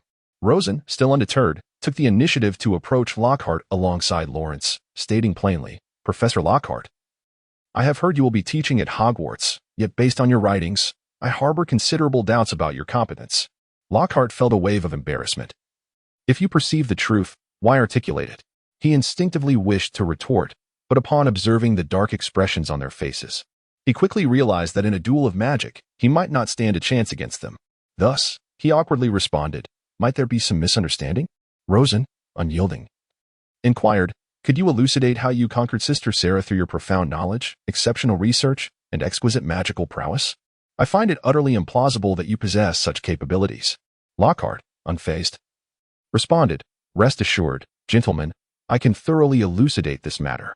He cleared his throat and, adopting a solemn tone, continued, Firstly, as you may know, I attended Ravenclaw, where I consistently achieved first place in my year. Upon graduation, in the Advanced Wizarding Proficiency Examination, I received outstanding grades in all subjects except for History of Magic. Does this response not exude sincerity? And what of your exquisite magical skills? Is it not merely your expertise in the Oblivion Charm? Lockhart, slightly taken aback, replied, I am uncertain how you became aware of my proficiency in the Oblivion Charm. Yet I dare say there are few in all of Europe who possess a deeper understanding of it than I. I can confidently regard myself as an expert in this field, thus qualifying it as exquisite. Would you not agree? What have you researched? Please do not tell me you have improved the Oblivion Charm. Lockhart, with a hint of pride, declared, Indeed, I have now mastered the art of modifying an individual's memories such that the altered memories appear entirely normal even within the pensieve. Only a wizard of Professor Dumbledore's caliber could discern the discrepancies through the observation of magical traces. Rosen expressed disdain. So you intend to plagiarize the achievements of others through this research, and then claim nothing else as your own? Of course not, Lockhart replied innocently. During my school years, I conducted research on various matters. For instance, I compiled a book revealing little-known secrets of magical history. The first part was translated from Old English, while the latter half was my own composition. I also published a paper on the improvement of the forgetfulness charm, which earned me a third-class Order of Merlin. Otherwise, do you think I attained it solely for my looks? Wait, you wrote that book? Rosen exclaimed, astonished that this flamboyant peacock possessed such a talent. Indeed, Lockhart admitted, slightly melancholic. My practical skills are lacking, so I can only engage in theoretical research. Gilderoy Lockhart was born on January 26, 1964. His father was a Muggle, and his mother was a witch. He had two sisters, both of whom were Muggles. Lockhart was the only child in the family to exhibit magical abilities, which filled him with pride. Upon arriving at Hogwarts, he nearly ended up in Slytherin, but ultimately managed to be placed in Ravenclaw. Lockhart had not anticipated that this school would be filled with witches and wizards, many of whom surpassed him in talent. In his own mind, he was already a bona fide hero and genius, yet the shocking reality struck him. No one knew his name, his magical prowess was commonplace, and even his naturally wavy golden hair failed to impress anyone. This is not to say that Lockhart lacked talent. In fact, his teachers regarded his intelligence and abilities as considerably above average, believing that with diligent effort, he could achieve success. even if he did not reach the grand ambitions he boasted about among his peers. Lockhart had once set himself an unrealistic goal: to create a Philosopher's Stone before graduation and lead the England team to victory in the Quidditch World Cup, ultimately becoming the youngest Minister of Magic in Britain. However, reality dealt him a harsh blow. He sought permission from Professor Dumbledore to access the restricted section, delving into a plethora of books on alchemy, only to discover that none contained the recipe for creating the Philosopher's Stone. After this plan failed, he did not succumb to despair but sought texts on ancient magical history. As the greats of that era did not require a Philosopher's Stone, he endeavored to find clues by comparing their differences, but to no avail. He searched the mountains of England for the heliope mentioned by Balthazar and the fire titans, yet found nothing to resonate with him. He could only concede that his skills were vastly inferior. Upon translating and compiling the magical history, Lockhart discerned the primary reason for his inadequacy: a lack of magical power. Magical ability is significantly influenced by one's lineage and inherent traits. It is not to say that pure-blood wizards possess greater magical power than half-bloods or muggle-borns. Even on a broader scale, this is not the case. In truth, many contemporary wizards with substantial magical prowess have either intentionally or inadvertently activated the special bloodlines of their ancestors, who possessed great power and perhaps some connection to extraordinary beings. For instance, Voldemort activated the bloodline of his ancestor Slytherin, and Dumbledore and Grindelwald did likewise. Essentially, Muggle-born wizards can excel in their studies and possess high potential, yet they often lack an abundance of magical power. There are also a few exceptionally powerful wizards whose magical strength arises from something akin to genetic mutation, inadvertently endowing them with sufficient magical ability. The final scenario involves the use of enhancement potions, but to be frank, such potions have nearly vanished. And even Dumbledore does not possess any, let alone the Malfoys or the Blacks. If they did, Lucius Malfoy would hardly be without combat prowess. If Dumbledore had any left, he would certainly administer it to Harry Potter, given his lack of skill. It is rumored that Voldemort managed to acquire some, and Dumbledore and Grindelwald likely used it in their youth. Currently, among those known to Rosen, perhaps only Nick LeMay still possesses such a potion. But one should not harbor excessive hopes. The ingredients required for enhancement potions are exceedingly rare. Rosen had once perused the formula and concluded that no one in Britain could concoct it. Lockhart was disheartened to realize his magical power was severely lacking. His sole advantage lay in his theoretical knowledge and proficiency in spells. Consequently, he practiced various charms, ultimately mastering the forgetfulness charm to such an extent that he could effortlessly alter a person's memory without detection, except by wizards of Dumbledore's caliber, who could perceive traces of magic. In truth, no one in all of Britain could wield the forgetfulness charm better than Lockhart. Even Dumbledore might make a mistake due to unfamiliarity, unable to achieve absolute perfection. After graduating, Lockhart chose a life of adventure. Initially, he attempted to confront various dangerous creatures alone, but was nearly left battered and bruised. Later, he joined other wizards on their adventures, but during his first outing, he encountered trouble. A wizard found him bothersome and attempted to stun him, forcing Lockhart to retaliate, ultimately using his exquisite forgetfulness charm to erase the other's memory. This marked the first successful practical application of the charm. Since then, Lockhart repeatedly employed the forgetfulness charm to erase memories, subsequently seeking out numerous brave and great witches and wizards, successfully altering their recollections and claiming credit for their accomplishments. He published these experiences, achieving best-selling author status with his autobiographical works. Of course, the third-class Order of Merlin was awarded due to his understanding and refinement of memory magic. The members of the order, seasoned wizards, could easily discern the flaws in his writings, yet they praised his improvements to the charm. Thus, they turned a blind eye to Lockhart's honorary membership in the Defense Against the Dark Arts League, refraining from commenting on it. Sarah Peveril, while working with the Daily Prophet and its publishing house, had proofread Lockhart's book. They met by chance and quickly fell in love. With a view toward greater stability and a secure future, Lockhart decided to cease using memory magic to appropriate the achievements of others and instead focus on advertising. 6 months later, they married, and Lockhart found himself cornered by Rosen, compelled to recount this entire history. Now, Lockhart is somewhat of a minor affluent individual. His best-selling books are available throughout Europe, and shampoo advertisements are quite popular among the wealthy. It is said that Lockhart's father, who was initially indifferent to wizards, has since warmed up, as witnessing his son achieve success leaves no reason for discontent. As for the enhancement potion, Rosen rubbed his eyes and remarked, That substance has been absent from public awareness for nearly a century. Even if it existed, no one would disclose it. Given that many of the required species have become extinct or are on the brink of extinction, no one should harbor any expectations. Is there any way to enhance one's abilities? Lockhart appeared anxious, fully aware of his inadequacies and lacking confidence in his impending teaching career at Hogwarts. Why did you accept the invitation? Rosen inquired, puzzled. If Lockhart possessed self-awareness, why would he walk such a precarious path? The reason is quite simple, Lockhart sighed. Dumbledore hinted that if I taught there for a year, he would cease to intervene in my use of the forgetfulness charm. Especially since no one else is willing to take on the position of defense against the dark arts teacher at Hogwarts. He has set his sights on me. Rosenhan exclaimed.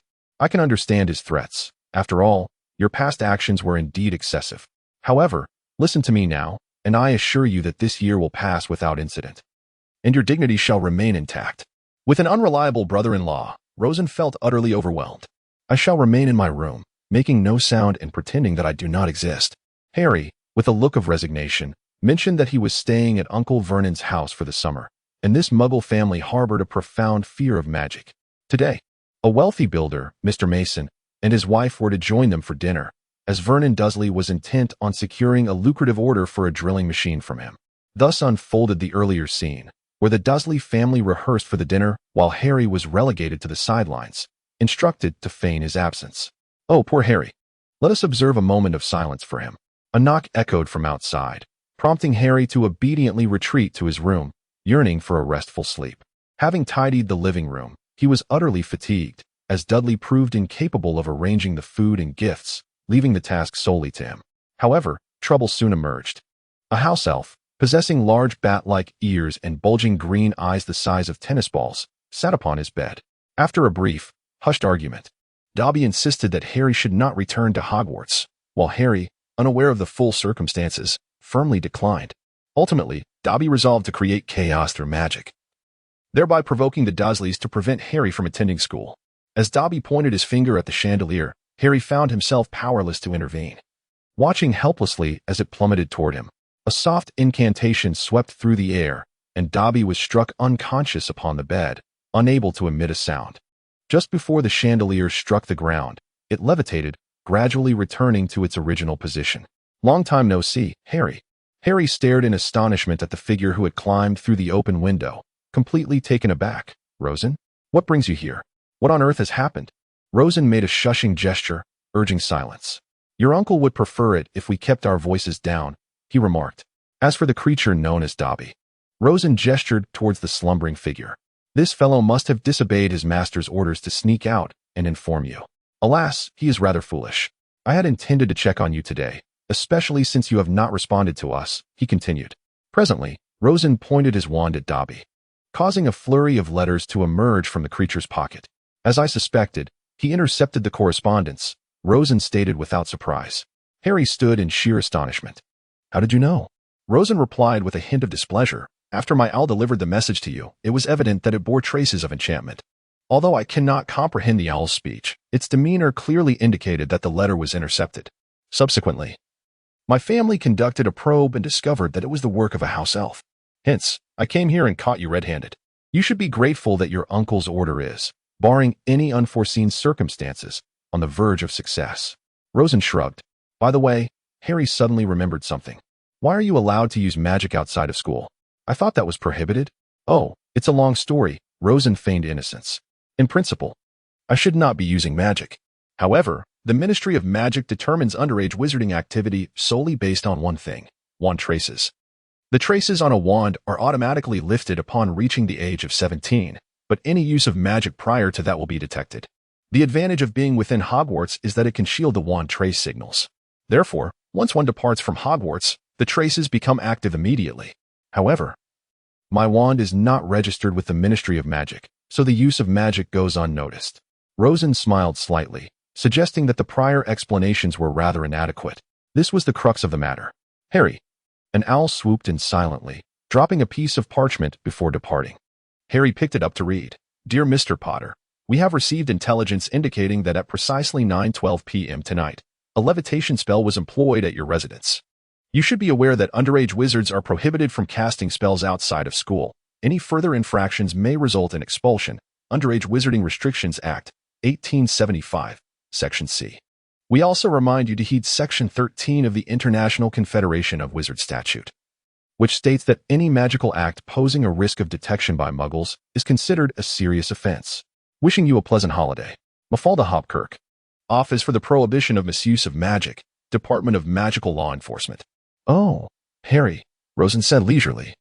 I forgot to mention that house elf magic is not recognized by the Ministry. Thus, their spells will be assumed to be your doing, as you are the only wizard here. Moreover, wand traces are also unreliable. Even in the presence of a wizard, the Ministry cannot ascertain whether the magic was indeed performed by the intended target, which makes for quite an awkward situation. API call failed with status code 429. Error. Code. For 29. Message. Resource has been exhausted, e.g. check quota. Status. Resource exhausted. Rosen Antioch Peveril shrugged. It's all right. My cousin serves as a squad leader in the law enforcement department, a rather principled individual. I included my middle name in the letter to swear by my ancestors that all I have written is the truth. He will certainly submit a statement, after which the warning can be rescinded. Your ancestor was Antioch Peveril? Well, that is of little importance. It has been over 1,000 years, and it bears no relevance to us now. Let us gather our things and prepare to depart. Depart? Indeed. Do you wish to remain here and endure further mistreatment? They are hosting a banquet downstairs. As long as we remain discreet, we can slip away unnoticed. I have a broom of my own. You can use yours. Now, let us proceed to unlock the door. In the night sky, two figures soared, riding their brooms swiftly towards Wales. The dimness of the evening concealed their presence from all. How does it feel to fly, Harry? Exhilarating. It has been far too long. I will take you to our home, and tomorrow we can gather a few others. Sounds good. 10 minutes later. By the way, Rosen, what spell did you use? It appeared quite formidable. Just the stunning spell, a common enchantment in battle. I have learned a few things this year. We should have the opportunity to study such spells at school. Wow, that is splendid. After bidding farewell to the Mason family, Vernon Dursley gazed triumphantly at the order, chuckling. I am on the verge of fortune. He ascended the stairs joyfully. Son, you performed admirably today, with all that meat downstairs. You are welcome to indulge. Yet, there was no response. What is this? Vernon mused, perplexed. Has the boy fallen asleep? He pushed open the door, only to discover an empty room, devoid of belongings, save for a letter resting on the table. To Mr. Vernon Dursley, I am a friend of Harry Potter, and I invite him to spend the summer at our home. I refrain from interrupting your conversation with important guests. Please forgive the intrusion. P.S. Harry shall not return until the end of June next year. Penny, the boy has finally departed. Let us prepare a late-night snack for Dudley.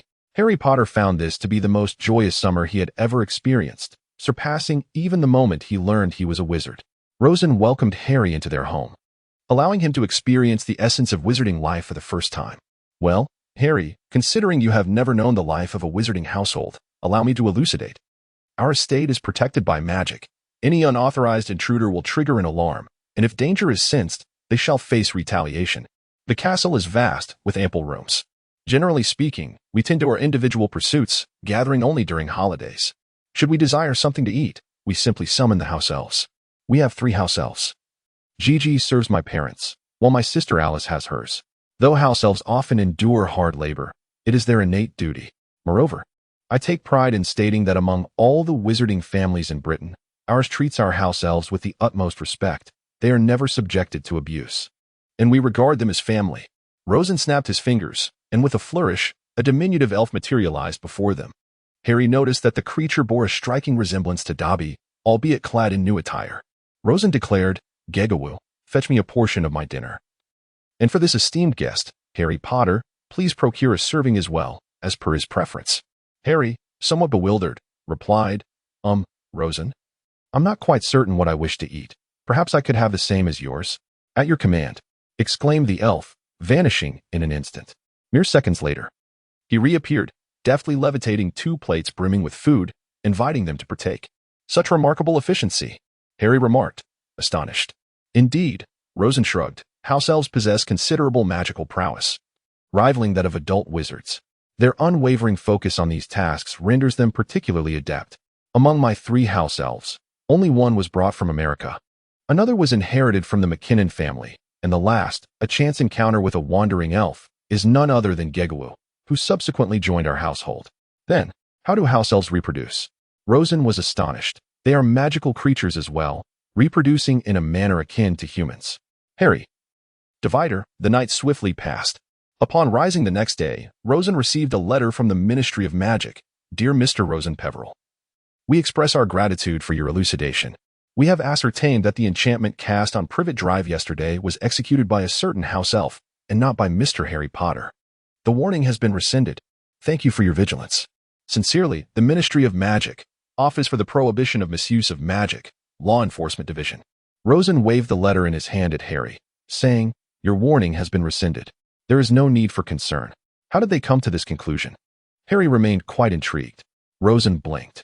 In truth, they lack the capability to discern the truth. The only recourse is to take your wand and utilize the reversal charm for verification. Essentially, Stiller drafted a report, and it was subsequently approved. It is as simple as that. Harry interjected.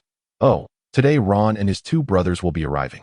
Noticing the atmosphere had grown somewhat awkward, Rosen hastily shifted the subject, mentioning that they would come to collect you by vehicle, and that the Weasley household would be far more boisterous, suggesting that you would be better suited there. Wait. Harry suddenly felt a sense of unease. A vehicle to collect me? Wizards drive cars? I recall that when Hagrid took me to Diagon Alley, he didn't even know how to navigate the subway.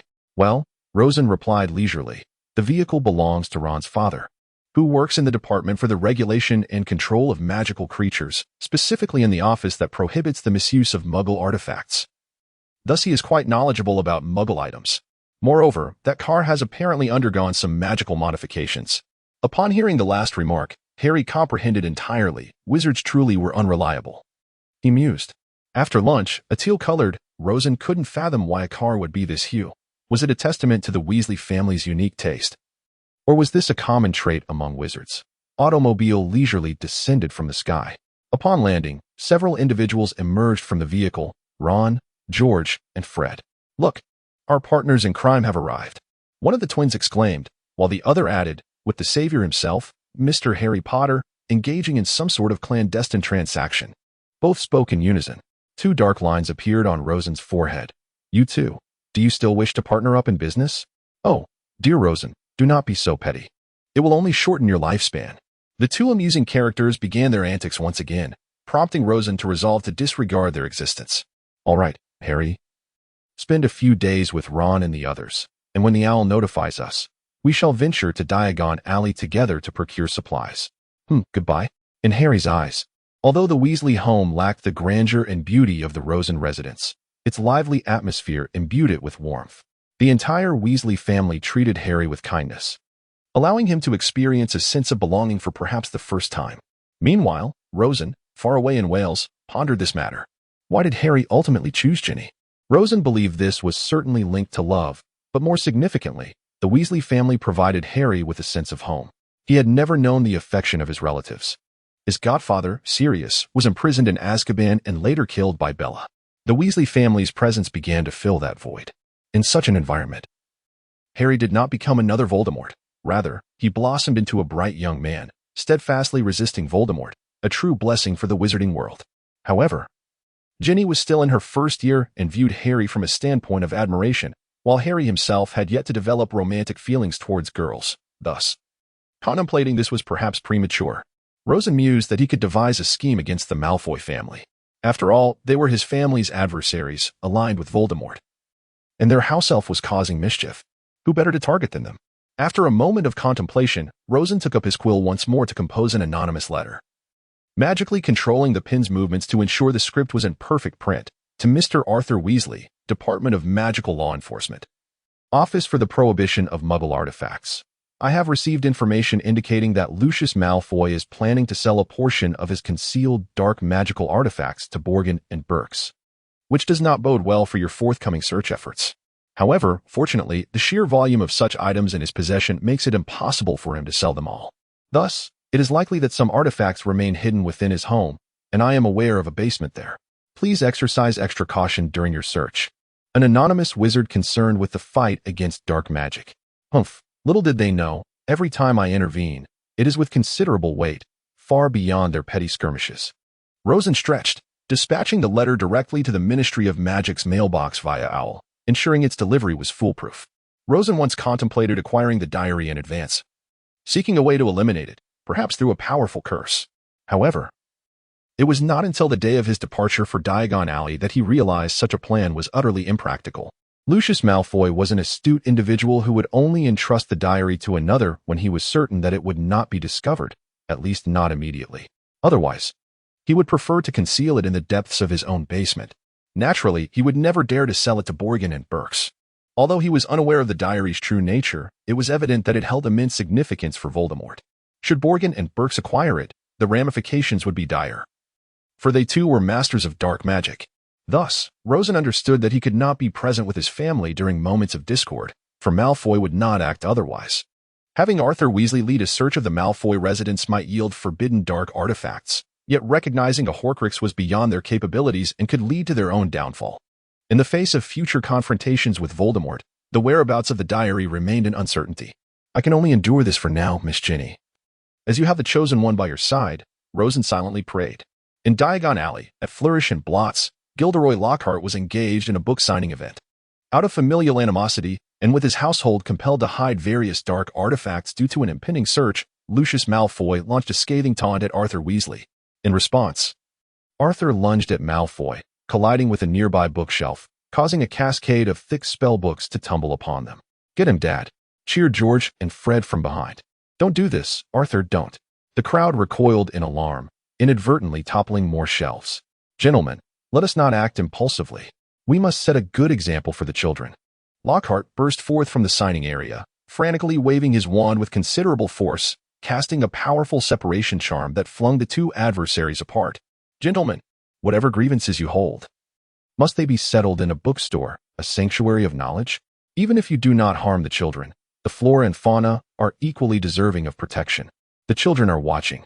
Relieved that Rosen had forewarned him of the likelihood of a brawl in such chaotic circumstances, Lockhart felt fortunate that he had practiced the separation charm for 3 days, finally mastering it. Had he failed, his reputation would have been irrevocably tarnished. Well, such a simple separation charm in the hands of Professor Lockhart is truly remarkable. "He is indeed a powerful wizard," Hermione exclaimed, her eyes brimming with admiration. Harry and Ron exchanged awkward glances, pretending not to hear her, uncertain if this truly constituted power. Yet, had Rosen been present, he would have met this with scorn. Fortunately, after the book signing concluded, Lockhart returned to Peveril Castle to rest, while Rosen and the others hurried back after purchasing their school necessities. Once seated, Lockhart began recounting the afternoon's altercation, yet another of the ongoing non-magical skirmishes, commonly referred to as wrestling, between the two families. At last, the day had passed, but with just over 2 weeks until the commencement of the new term. "You previously urged me to catch up on my studies, and I believe I have made considerable progress, achieving at least the academic level of a 7th-year student. What shall we do next?" "Let me ponder." Rosen mused for a moment, then inquired, "What additional topics do you plan to cover besides theory this term? What about Cornish pixies?" Lockhart seemed to have already devised a plan. "I intend for students from 2nd to 6th year to experience them, and even if they are unable to handle them, I have mastered a spell to control them instantaneously, Pescopixie Pesternemy." Rosen's lips twitched slightly. "Are you certain you have read it correctly? The pronunciation of spells is indeed significant. How could one recite an incantation in one breath without pause? Did I not remind you earlier? The most renowned rhythm of spells is undoubtedly the Killing Curse. If pronounced incorrectly, even the most mysterious of individuals would be rendered ineffective." At that moment, Lockhart seemed to grasp the gravity of the situation. He promptly rummaged through his bag and produced a book on the techniques for dealing with wild magical creatures, flipping to page 74. "The rhythm of the spell is Pescopixie Pesternemy. Upon uttering Pescopixie, your wand will emit a gentle stream of air. Then immediately recite Pesternemy, and the air will coalesce into a cyclone, targeting the assailant." Note: this spell does not necessitate specific wand techniques. It primarily relies on the intent to control the direction of the cyclone. Thus, while wielding the wand, do not be overly constrained. Maintaining intense focus is of utmost importance. I believe we should find a way to capture a few for further study." Rosen shook his head, realizing that mere theoretical knowledge was insufficient. If something went awry, all their efforts would be in vain. "I have already captured some," Lockhart declared, dramatically pulling out a cage containing a few small pixies, though they appeared fewer than described in the original class scenario. "Wait, how did you manage that?" Rosen's eyes widened. "Do you actually know how to use that spell?" Lockhart, slightly sheepish, scratched his head. "It was quite simple. I merely concealed myself near their habitat and used the stunning spell to incapacitate them one by one. They couldn't locate me, making the capture rather easy. However, if released in a confined space, it might become problematic, as my stunning spell isn't particularly precise, and I wouldn't dare use it recklessly. That simplifies matters, Rosen nodded, raising his wand towards the pixies in the cage. Pesca pixie pesternemy. He then tilted his wand, and a gust of air surged forth. The pixies, with nowhere to evade, became ensnared by the cyclone, tumbling and swirling helplessly, their frantic wing flapping proving futile. Yes, this will suffice for practice. Let us find an empty room and try it out. The two began their endeavor, inexperienced as they were, to handle the pixies. Initially, the pixies adeptly dodged all their attacks, causing the two to scurry about in disarray. However, they soon discerned the pixies' patterns and began to use the obstruction spell to hinder their movements. Eventually, they succeeded in controlling the pixies with the cyclone. As time elapsed, they grew increasingly proficient at immobilizing the pixies, rendering them utterly powerless. This method will undoubtedly ensure a flawless lesson, Rosen declared with conviction. I dare say those 7th-year students have likely never even heard of this spell. How about you take me aboard the train to familiarize myself? Lockhart expressed curiosity about the savior. No need for that. He is nothing extraordinary. His survival against the killing curse was solely due to his mother's sacrificial magic. Rosen firmly rejected Lockhart's request to board the train. You must not disrupt the rules. Oh, very well, sighed Lockhart, conceding. Then, I shall spend this year dutifully teaching. And afterwards, I will be free. Should trouble arise, you must assist me. Understood. The platform 9 3/4 at King's Cross Station opens only on days when the Hogwarts Express departs, and it automatically closes an hour after the train leaves to prevent muggles from accidentally entering due to prolonged exposure. Such an occurrence would undoubtedly attract significant media attention, drawing scrutiny upon both the Ministry of Magic and Hogwarts. If not for this temporal enchantment, house elves would lack the power to seal the platform. After all, even the strongest cannot compare to the official magic of the Ministry, and one is not of Voldemort or Dumbledore's caliber. However, in the original narrative, Harry and Ron's decisions were rather foolish. The Weasley family would emerge from the platform once the train departed, making it easy to devise a solution later. Hogwarts would surely find a way to assist those who missed the train. It is a testament to Gryffindor, Rosen mused. The platform's timed enchantment is intricately linked to ancient runes, as objective control over magic usage cannot be divorced from such inscriptions. Consequently, Rosen had collaborated with his father, Henry, to study this mechanism and ultimately devised a solution. After all, being trapped outside would be equally unpleasant. Don't forget to take care of Alice this year. She is starting school, Rosen's mother reminded him. Oh, he replied dully, feeling exasperated at the thought of his sister enduring the trials of school. Had I not made the wrong choice in my previous life, I wouldn't be facing this misery. Perhaps parodying the lyrics of a decade-old song could express Rosen's inner melancholy. After their parents departed, only he and Alice remained, and she began to chatter incessantly. Could you explain the sorting process to me? I'm feeling rather uncertain. Let us board the train first, and I will settle you in before I explain, Rosen replied, feeling overwhelmed by his responsibilities, which did not include storytelling for Alice. No. If we wait until we're on the train, others will overhear, and I will lose my advantage, Alice insisted, her voice filled with determination. Rosen remained silent, guiding Alice through the throng. The scene resembled a picture of one rabbit dragging another. Come on, let us not embarrass ourselves. Please tell me how to get into Ravenclaw. Alice implored, anxious not to be sorted into any house that would invite Rosen's ridicule. I don't know, but if you do nothing, you will undoubtedly end up in Hufflepuff. You should go to Hufflepuff, Alice retorted, ready to retaliate. Do you believe I would let you off the hook? If you speak to the sorting hat in that manner, it will surely place you in Slytherin. That would be even worse. Shall we put it to the test? Very well. Alice finally fell silent, obediently reclining on the train's bench. The boarding process proceeded smoothly, with no barriers at the platform, and Rosen did not spot the Weasley family. Due to his obligation to care for Alice, he could not wait below for Harry and the others to arrive and address any issues. Therefore, they would have to fend for themselves, he thought, shrugging inwardly. Where's Bill? Could he be trapped outside as well? Rosen leaned against the window, curiously observing the world outside. This would be amusing. You should have reminded him earlier. The most dreaded scenarios often come to fruition. A stranger's voice interrupted his thoughts, and Rosen turned curiously to see a girl with slightly disheveled, light golden hair, faint eyebrows, and slightly bulging eyes, her aquatic blue irises sparkling with cleverness. "Who are you?" Rosen felt an uncanny sense of familiarity, yet he had clearly never met this girl. "Luna Lovegood. I am delighted to see someone perusing my father's magazine." Rosen gazed at the singing contradiction in his hands, commenting with a hint of bitterness. "Whenever it pertains to matters of the current situation, your father's writings are invariably accurate, while the prophet has never been right. Could it be related to his time spent working there? He understands the genesis of a report. We search for the truth, yet it perpetually eludes us." Luna quietly took a seat and uttered what seemed to be an unrelated remark.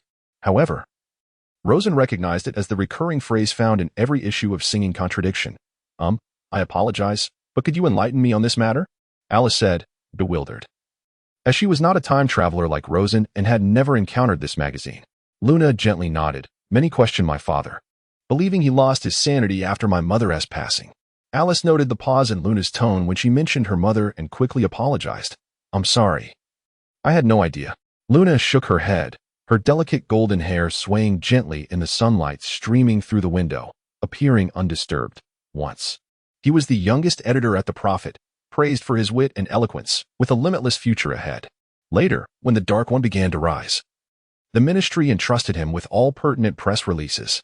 It was no easy task, as one could easily offend the Dark One or his minions with a mere word or phrase. Yet, Luna spoke of Voldemort without the quivering tone common among wizards, maintaining her usual calm demeanor. "Back then, death was a daily occurrence. The ministry wished for my father to refrain from writing about such matters, believing the situation would resolve swiftly, thus sparing the public from panic. They were merely deceiving themselves," Rosen pointed out with unrelenting candor. "The wizarding world is inherently small. Everyone has friends and family, and the death of one can echo through the community within days. Such actions only delayed the dissemination of crucial information, leading to further complications." Luna remained noncommittal, acknowledging that her father, in good conscience, pinned many truths that were far from factual for the ministry. Perhaps the Dark One even relished this deceit. However, everything shifted after her mother's death. Her father became increasingly agitated and restless. Those previously fabricated words transformed into demons, tormenting him throughout the night. After resigning from the Prophet, he struggled to write for a long time, until he began to organize the manuscripts of magical beasts left by his mother. Thus, the establishment of Singing Contradiction was also an endeavor to fulfill your mother's wishes, correct? Luna nodded in silence, her mother's adage echoing in her mind. What is visible is not necessarily the truth, and the truth is not always visible. To Rosen, the Lovegood family was not so inscrutable. Perhaps they sought solace in the pursuit of truth, rendering the actual truth less significant. They were simply lonely souls. The channels of communication in the wizarding world extend beyond mere outpost. In fact, this method is akin to the inefficient letter writing of Muggles. The difference lies in the fact that Muggles had no other means in ancient times, resorting solely to letters. Wizards, however, can utilize magic for more efficient communication. A common method involves enchanted parchment, allowing for written exchanges at a low cost, limited to 2 correspondents, easily obtainable in Diagon Alley or crafted oneself. Over the holiday, Rosen successfully created a piece, though it faced the limitation of being rendered ineffective in the magic-saturated environment of Hogwarts, with no reliable solution at hand.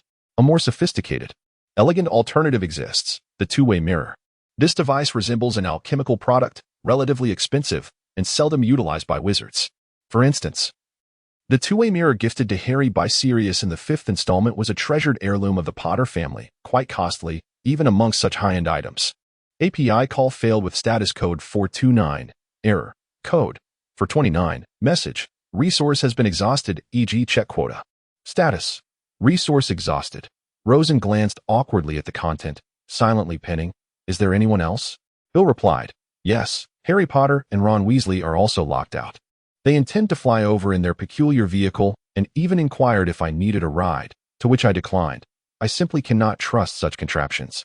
Rosen, do not rush. Did you not bring your owl with you? Simply write to Professor Flitwick and the others to explain the situation, and they should be able to open the fireplace to assist you. Do not engage with those two. This is a piece of advice. Bill, I possess intellect. I would not board their vehicle. Setting aside the note, Rosen began to ponder what might transpire that evening. He did not believe that Snape, who had always harbored animosity towards Harry, would remain unresponsive. A sudden knock interrupted his train of thought, and Hermione hurried in. "Rosen, Bill, have you seen Harry and Ron?" I have searched the entire train and cannot find them. Perhaps, Rosen suggested, picking up a copy of the Daily Prophet he had brought along. We shall see them on the front page tomorrow. What are you joking about? Hermione exclaimed incredulously, struggling to fathom what it would mean to see them in the newspaper. I believe Alice has grasped some of the implications, Rosen remarked, indicating that they had found themselves in trouble and would consequently be the headline news by tomorrow. Wait, what? Hermione finally noticed Alice and Luna's presence. Who are these two? Alice Peveril and Rosen is my brother, Alice replied with a cheerful tone. Influenced by Rosen, her demeanor, though somewhat reserved, was not overly introverted. Luna Lovegood. Luna's voice remained calm, devoid of emotional fluctuations. No. Hermione realized she had digressed. Where exactly have Harry and Ron gone? Rosen, do enlighten us. Just as Rosen was about to respond, an owl flew into the compartment. Hedwig, Harry's beloved companion. Rosen was baffled as to how it had located this particular carriage. Perhaps it possessed an innate recognition of familiar faces. Nevertheless, the speed at which it flew was astonishing, surpassing even that of the Hogwarts Express. While the train, enhanced by magic, may not have matched the velocity of a high-speed train, it certainly achieved the pace of an electrified locomotive. With this thought, Rosen concluded that the owl must be a creature of exceptional training, though it lacked magical abilities. It was far from the ordinary owls one might encounter in the wild. Rosen unfolded the envelope brought by the owl. We have encountered trouble. Ron and I have inexplicably been barred from the platform, causing us to miss the train. Ron proposed that we take his family's car to fly to school, which I believe is the only viable solution. Therefore, you need not worry about us. Barring any unforeseen circumstances, we shall meet at Hogwarts this evening. Harry Potter. Well, I suppose I need not elaborate on what transpired. Rosen reclined in his chair languidly. By the way, Bill is also locked out. But he remains calm and is in contact with the school, so there is no cause for alarm. I recall that for the car to take flight, it requires continuous magical reinforcement. Otherwise, it cannot become invisible. Rosen had once flown in the Weasley car during the summer and felt quite dissatisfied with such modifications. Hermione walked away in silence, seemingly exasperated by having two incompetent companions. As for a solution, that was wishful thinking. A mere second-year child is powerless. One can only hope they remain undetected, though that is merely self-deception. Just as Rosen was about to enjoy a moment of respite, an unwelcome guest intruded upon his peace. For heaven's sake, can you not allow me a moment of tranquility? Is that you, Neville? Rosen felt a surge of frustration, nearly choking on his exasperation. Last year had been tumultuous from the very start of the term, and it appeared this semester would be no different. Why was he born during such a tumultuous time? Had he been fortunate enough to live in an era of peace, he could have navigated his school years with ease, possibly even rising to prominence. Truly, fate had dealt him a poor hand. Neville, please help me. They are trying to take my toad. Neville's distress was palpable, clearly having been bullied once more. Who? Malfoy? Rosen rose to his feet, catching sight of a scrawny figure flanked by two burly accomplices. Without a doubt, it was Malfoy accompanied by Crabbe and Goyle, intent on tormenting others. Longbottom, now that the insufferable Granger is gone, has Gryffindor become so cowardly, reduced to mere flight? Malfoy exuded an air of arrogance, embodying the mindset of a newly affluent individual. Neville, terrified, clutched his poor toad tightly, unwilling to let go, yet Rosen feared that if this continued, the toad might very well perish in Neville's grasp. Rosen silently urged, Navi, place Leaf on the ground. I have a solution. Oh, Peveril is also present? I am quite curious about the means at your disposal, Malfoy retorted, lacking any self-awareness. Yet, it was not entirely his fault. He could not fathom Rosen's methods. Instead, he hastily attempted to seize Leaf and make his escape. Enlarge swiftly. Rosen brandished his wand, aiming at Leaf. The enlargement charm proved remarkably effective on non-magical creatures, amplifying both their size and mass. Thus, Leaf rapidly expanded before Malfoy's startled gaze, growing until it pinned him beneath its weight. Realizing he had surpassed the size of the individual who had previously grasped him, Leaf joyfully extended his large tongue, repeatedly slathering Malfoy's pale face. Malfoy screamed in terror, rendered nearly immobile. Crabbe and Goyle attempted to assist, but were easily repelled by Leaf's immense tongue, left utterly helpless. The incident concluded only when Malfoy, in a desperate bid, wriggled free from beneath and fled in a state of utter disarray. The surrounding students erupted into laughter, relishing the sight of someone who regularly bullied others receiving their comeuppance. Once the crowd dispersed, Rosen leisurely returned Leaf to his original size, thoroughly relishing the moment of retribution against Malfoy. The Daily Prophet's evening edition is a newspaper affiliated with the Daily Prophet, typically sold only during exceptionally special or urgent events. For instance, during the height of the Death Eater's rampage, it was available almost daily due to the frequent attacks, although only a few targeted wizards, and fatalities among them were exceedingly rare. Nevertheless, the atmosphere of panic it generated was palpable. The Death Eaters deliberately refrained from attacking the owls delivering newspapers, as the visibility of terror attacks would incite further fear among the populace. It had been quite some time since the last report in the evening edition, which covered the Ministry of Magic's Aura Squad purging the vampire threat, a matter that had transpired 2 months prior. On this day, the first day of the new term, Rosen once again witnessed the gleaming return of this publication, undoubtedly due to the sensational news stirred up by Harry and Ron. The Ford Anglia car could fly, leaving Muggles utterly astonished. 2 Muggles in London were convinced they had seen an old sedan soaring past the post office building at noon in Norfolk, while Mrs. Hetty Bellis hung laundry, and Mr. Angus Fleet relayed the incident to the police. In total, 6 or 7 Muggles bore witness. As Rosen perused the contents of the newspaper, he shook his head. If memory serves me right, Bill pondered for a moment before stating, Ron S. father is a member of the Department for the Regulation and Control of Magical Materials, isn't he? Although this department was reduced to merely 2 individuals following the conclusion of the war a decade ago, it remains a subordinate branch of the Ministry of Magic, and the implications are rather dire. Nevertheless, Rosen rubbed his eyes. This matter is quite manageable.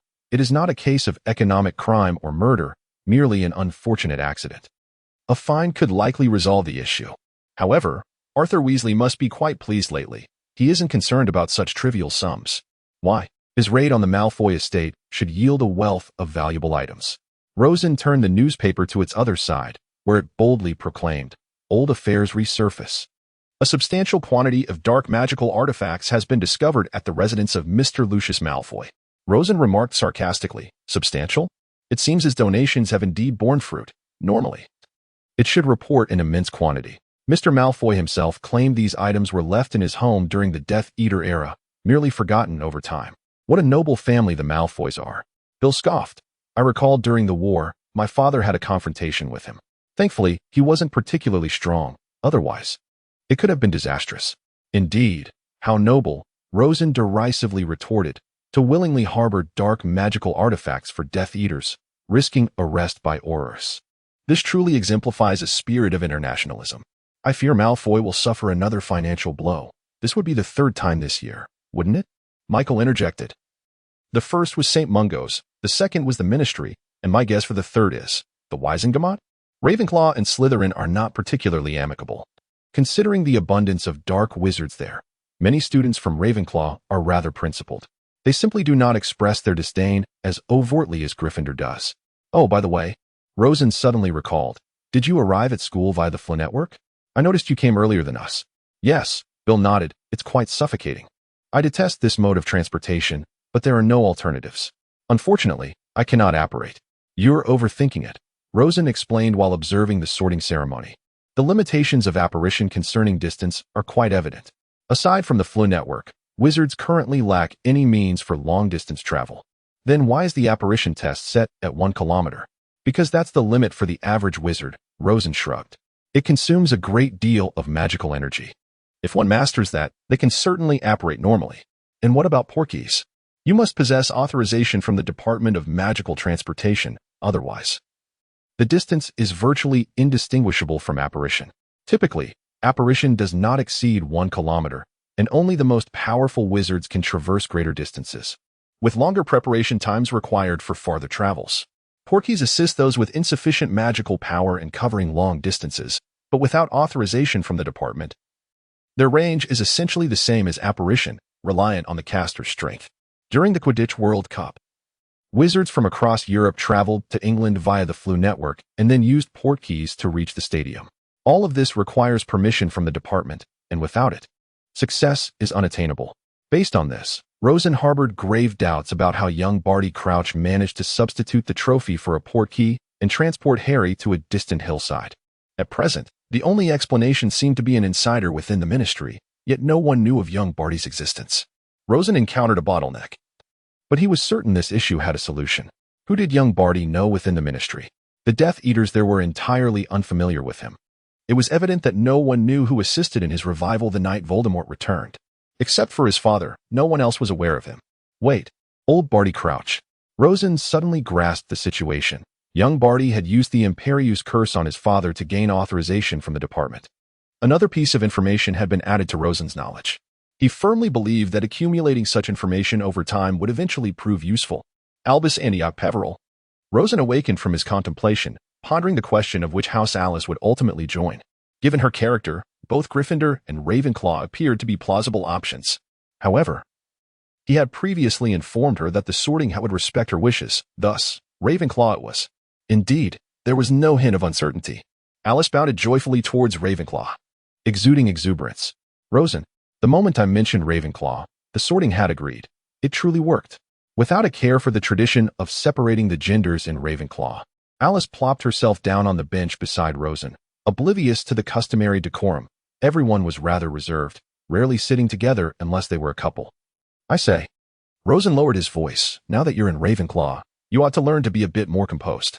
Otherwise, outsiders might think you belong to Gryffindor. And what of it? Alice remained unfazed. I am quite composed, am I not, Luna? Luna nodded cheerfully, engaging in a lively conversation with Alice. Rosen, drenched in sweat, turned away, ignoring the two. Hadn't it been stated that Luna had no friends? It seemed the original narrative was rather unreliable after all. Pesky pixie pesternomy. In Lockhart's office, Rosen and Lockhart were simultaneously casting spells to subdue the mischievous Cornish pixies that flitted about. They had secured everything in the office before releasing the pixies from their cage, promptly launching their attacks. Each struck pixie became ensnared within a swirling vortex, immobilized. Is this spell solely effective against pixies? Rosen questioned as he finally captured the last elusive creature and collapsed onto the sofa, panting. This incantation could indeed be employed against all pixies, including house elves, as it was originally devised for them. Lockhart, equally exhausted, was in no better state. Lockhart's first defense against the dark arts class was scheduled for Monday afternoon. To ensure everything went smoothly, Rosen had rehearsed thoroughly with Lockhart early in the morning, preparing him to handle the irate pixies with poise. Naturally, Rosen was excused from attending the afternoon class, as Lockhart permitted him to pursue his own interests instead of remaining in the classroom. He even signed a note granting Rosen access to the restricted section of the library, as the resources there far surpassed those available at home, rendering the former significantly more valuable. So, you intend to teach this course to all students from 2nd to 7th year? Rosen stretched languidly. What other choice do I have? At present, they are the only ones I can manage, Lockhart pondered, struggling to conceive a better plan. How about this? Rosen's astute mind quickly devised a solution. What do you propose? The 5th and 7th year students must prepare for their OWLs and NEWTs. Thus, it would be prudent to focus on theory for their lessons. Assisting them in achieving high marks would be of greater utility than any other endeavor. If they excel, you could reward them with practical sessions involving these pixies, provided you set clear expectations beforehand. As for the 6th years, they are not facing examinations. Their primary focus should be on practice. However, engaging with them poses the greatest challenge. These pixies may suffice for just one class before alternative methods must be sought. Yet, as I understand, previous instructors of defense against the dark arts have seldom emphasized practical instruction. Therefore, you might consider simpler magical creatures, as they have likely had minimal exposure to them, such as boggots, grindylows, redcaps, and kappa. Don't tell me you can't handle these? Rosen regarded Lockhart with a skeptical expression, rife with distrust. You underestimate me. Lockhart wiped the cold sweat from his brow. These creatures are merely introductory challenges in advanced wizarding assessments. Let us not forget that I passed with flying colors. I can assure you that I am quite capable of dealing with them. So, I suppose I need to begin gathering these creatures? Rosen nodded and continued. For students in grades 2 to 4, merely dealing with the little sprites will require a considerable amount of time. You can have them begin with the most basic obstacle and armor charms, gradually progressing to the freezing and stunning spells. Of course, the stunning spell is restricted to 4th grade students. A couple of months should suffice for this. Following that, you may introduce them to some intriguing creatures, such as the lamp sprite, which poses no real danger. As for the 1st graders, imparting the simplest of common knowledge will suffice. Perfect. Rosen glanced at the clock, exclaiming in disbelief, Goodness, it's already 7:50. I must rush to my herbology class, or I shall be late. He swiftly seized his backpack and dashed out, although the distance between the castle and the greenhouse seemed rather considerable. Let us hope that Rosen arrives punctually. Lockhart buried his face in his hands, lamenting, "What folly have I committed? Why on earth did I allow myself to be swayed by Dumbledore's invitation? Just moments ago. What had Rosen mentioned? A basilisk. Why did he suggest that I research how to confront a basilisk? Does Hogwarts truly harbor such a creature? Hasn't it been over 400 years since a basilisk last appeared in Britain?" The more Lockhart pondered, the more uneasy he felt. Nevertheless, with a mindset of precaution, he proceeded to the library to investigate methods of dealing with a basilisk. After all, perhaps Rosen wished to study the creature, and it would be a kindness to assist him. As he walked, he recalled Rosen's warning to avoid provoking any professors. Lockhart shook his head, realizing how utterly mad he would be to provoke them. API call failed with status code 429. Error. Code 429. Message. Resource has been exhausted, e.g. check quota. Status. Resource exhausted. As Rosen pondered, an increasing sense of frustration enveloped him. Yet, the peril of tardiness loomed larger, compelling him to suppress his disquiet and hasten to the greenhouse. He finally burst through the greenhouse door at the last moment, stumbling to a seat beside Bill. Disregarding Bill's puzzled gaze, "I need a moment to recuperate. You handle the herbology class for now." He had nearly expended all his magical energy in Lockhart's office, and this frantic dash had drained his stamina entirely. After all, he was merely 12 years old. Internally, Rosen felt utterly overwhelmed. Rosen. Though I am at a loss as to why you skipped breakfast in the hall," Bill whispered. "Ron Weasley received a rather loud letter, and now the entire school is in on it. You missed quite the spectacle. I was clever enough not to join them on the bus. They truly are inexperienced drivers." When did Bill become a comedian? And why did he suddenly enjoy driving? Rosen listened, bewildered, as Bill recounted the scene, awkwardly recalling how he often dragged Bill into speeding adventures, leaving him without grounds to criticize Bill's fondness for driving. Clearing his throat to ease his embarrassment, Rosen donned the ear protection Professor Sprout had provided. While juvenile mandrakes are not particularly aggressive, who knows what anomalies these herbs might possess? What if Professor Sprout chose to demonstrate with a fully matured mandrake? That would surely lead to tears in the lavatory. Beware of the venomous tendrils. It is teething. With a resigned expression, Rosen watched as Professor Sprout forcefully struck a spiny, deep crimson plant, retracting its tentacles that had stealthily advanced toward her shoulder. He suddenly felt that his exemplary performance in herbology last year was merely the byproduct of a past life steeped in rote education. Why does herbology seem so unsettling to me? Rosen sighed in boredom, clutching a juvenile mandrake. The mandrake, also known as mandragora, is a potent restorative agent, capable of returning those transformed or cursed to their original state. Its mechanism of action involves the reverse restoration of cursed magic, ultimately leading to a successful dispelling. Thus, mandrake is generally employed to treat various curses, with Street Mungo as hospital favoring it as a remedy for such afflictions. However, the cry of a mandrake can be fatal. While its juvenile form lacks the potency to inflict such harm, it can still render one unconscious for several hours. Its wail resembles a spell, which can similarly be evaded or defended against, rather than functioning as an indiscriminate area of effect attack. The defensive measures against soundwave magic differ from those against tangible magic. Rosen had perused literature on this subject, noting that the principle is akin to using a vacuum to impede the transmission of sound waves. Rosen gently tugged at the top branches of the mandrake, noting its vigorous resistance. With a decisive force, he yanked it out, indifferent to its potential suffering. To deal with such a creature, one must be somewhat ruthless to instill a sense of caution. Otherwise, one would likely face consequences later on. He remarked with a hint of sarcasm, "Are you certain this won't lead to the premature demise of the mandrake?" Delia gently furrowed her delicate brows, her brown eyes shimmering with a flicker of life, yet filled with exasperation at this moment. "I have never understood your aversion to herbs. Have you ever heard of trypophobia?" Rosen nonchalantly twisted the mandrake, disorienting it to prevent any potential attack. "It's not personal. Nearly all the plants here are quite distressing." "All right, I concede," Delia sighed. Shaking her head and pretending not to hear him, she continued meticulously with the process of repotting the mandrake, burying it in soil. Seizing the opportunity when no one was watching, Rosen allowed the mandrake to have an intimate encounter with the ground, rendering it unconscious. This makes things considerably easier. The subsequent tasks mirrored the routine of repotting any ordinary potted plant. Ignoring Bill's disdainful glare, Rosen took pleasure in completing his assignment. The young mandrake, at its root, resembled an exceptionally unattractive infant, with leaves sprouting from its head. Its skin was a pale green, speckled with spots.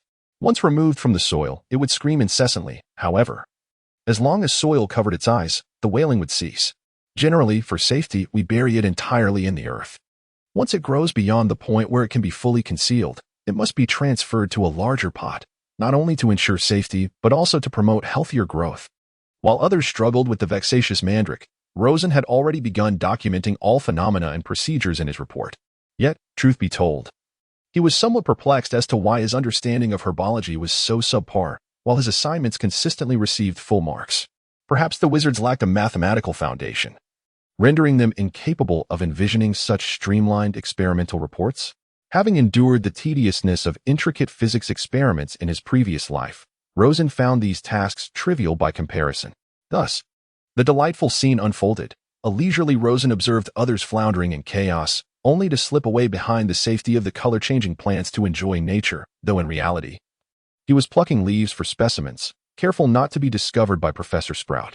This time, he casually snatched a few leaves of an unidentifiable variety, intending to research them after class, when he was interrupted by a familiar yet slightly ominous voice from behind. "Rosen, what mischief are you up to now?" "Oh, that. Perhaps, maybe, I suppose." Rosen trembled slightly, turning around with a quiver, preparing to exchange a few words with the daughter of Professor McGonagall, only to abruptly divert the conversation. "Oh, I don't believe we've met.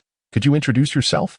"I warn you, do not," Hermione said, seething with anger. She was particularly irked by Rosen's sneaky antics, especially his peculiar time management. However, she was interrupted by the newcomer. "My name is Justin Finch-Fletchley, from Hufflepuff House. I've heard about you." Justin extended his hand to Rosen. "I heard you dealt quite a blow to Quirrell, who was attempting to pilfer Hogwarts property, using a weapon known as nunchaku last semester." Rosen said with a hint of disappointment, "Is this all that concerns you?" "Surely, my mastery of magic holds greater significance than mere nunchaku. After all, we are wizards."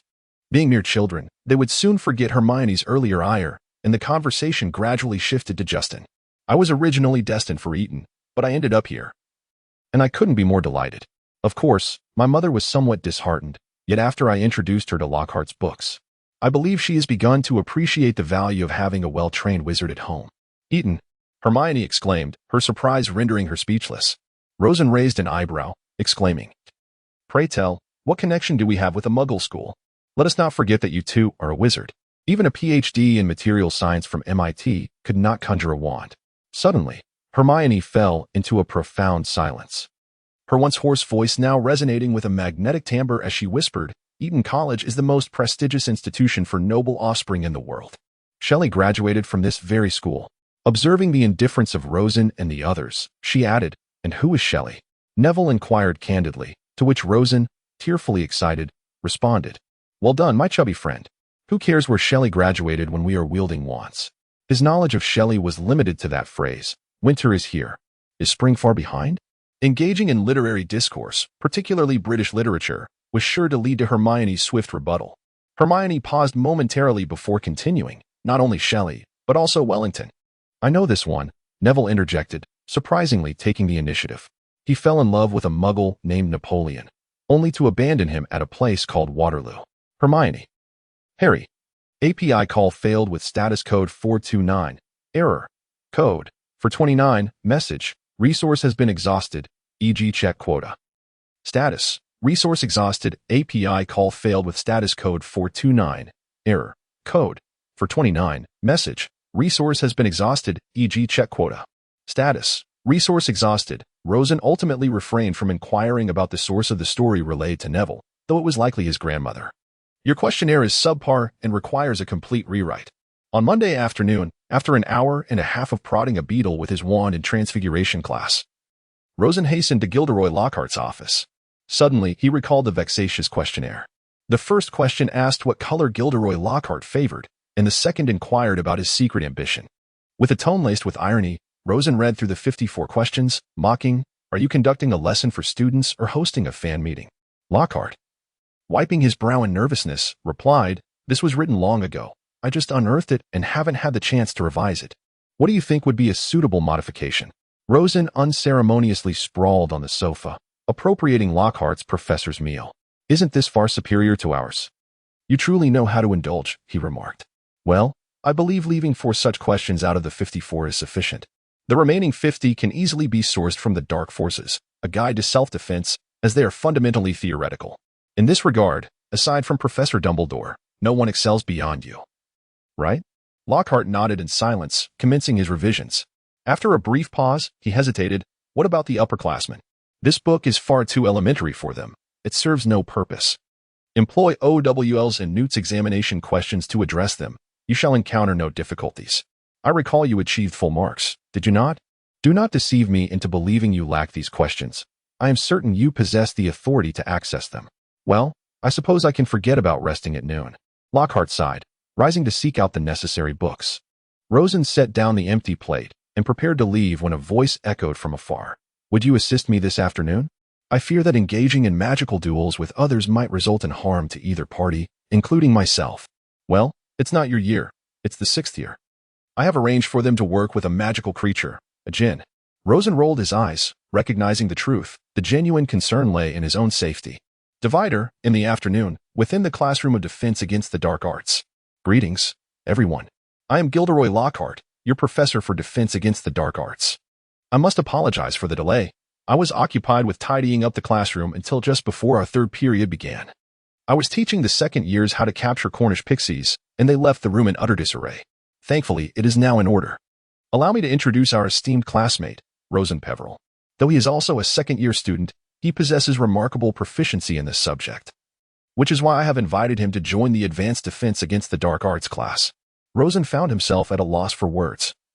Yet he feigned agreement with a nod, subsequently exchanging polite greetings with the upperclassmen in the back seat. Concurrently, he would conduct some demonstrations for me.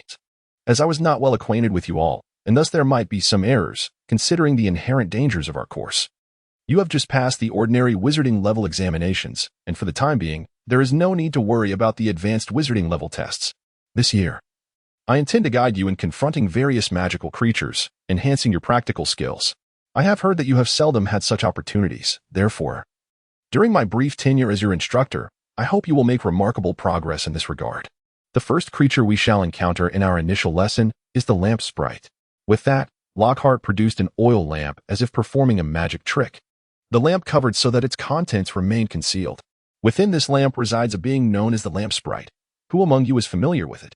A meticulously seated, impeccably dressed Gryffindor upperclassman, adorned with the badge of a prefect and clad in the house's signature crimson robes, immediately rose to respond. The lamp sprite is a relatively uncommon magical creature, classified by the Ministry of Magic as 3 stars, indicating a low level of danger.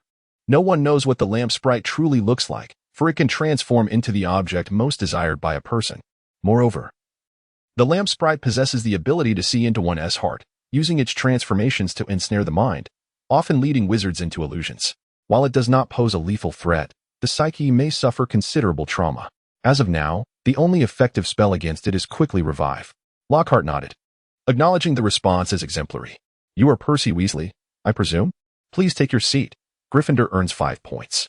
It was indeed a commendable answer, Rosen mused.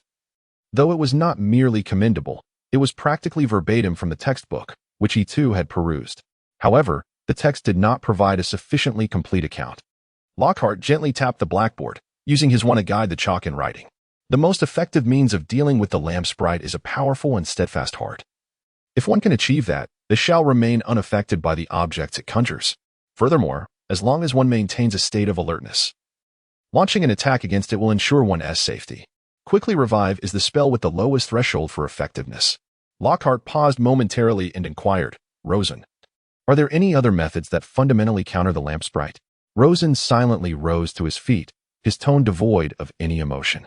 He employed the mental occlusion technique to prevent the lamp's genie from prying into his thoughts, rendering it powerless and only capable of conjuring what it deemed useful, which would ultimately prove futile.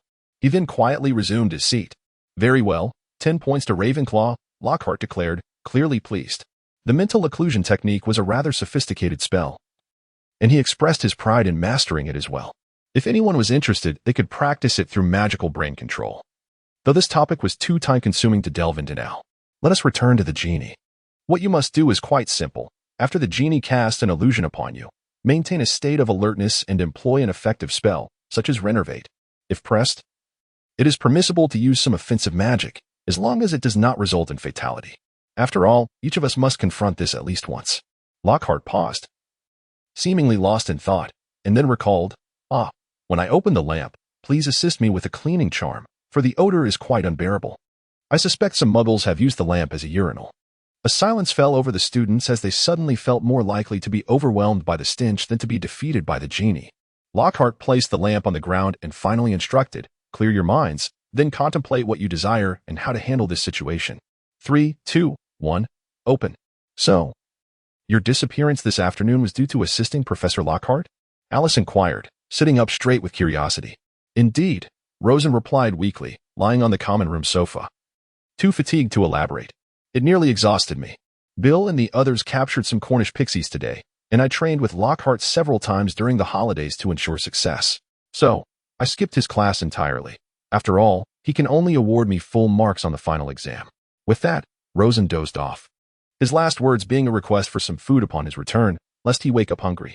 Alice rolled her eyes, but, considering how many times Rosen had used magic against the pixies during the holidays, could at least imagine the scene. She cast a sympathetic glance at Rosen before heading to the hall. In his dreams, Rosen experienced a splendid sensation, recalling the events of the afternoon class from a divine perspective. 3, 2, 1, open. Lockhart swung his wand with vigor, akin to a priest performing a ritual, and the lamp's lid flew open. A pungent odor instantly enveloped the room, and a single word sprang to Rosen's mind: Urea. Clearly, this lamp had also been utilized by muggles as some sort of container. Fortunately, with a nudge from their peers, Rosen and the other students quickly employed cleaning charms to dispel the stench. After all, they were sixth-year students possessing commendable magical prowess. As for Lockhart, he simply cast a perfume-like charm for his own protection, which Rosen looked upon with disdain. Marcus Flint, you are first. Prepare yourself. A muscular, though not particularly tall, Slytherin boy stepped forward, brandishing a stout oak wand. A faint mist enveloped the room, causing Flint to hesitate, momentarily unable to cast a spell. While the others could not discern what the genie had transformed into due to the fog, when the mist cleared, Rosen suddenly felt as though a crow had flown overhead.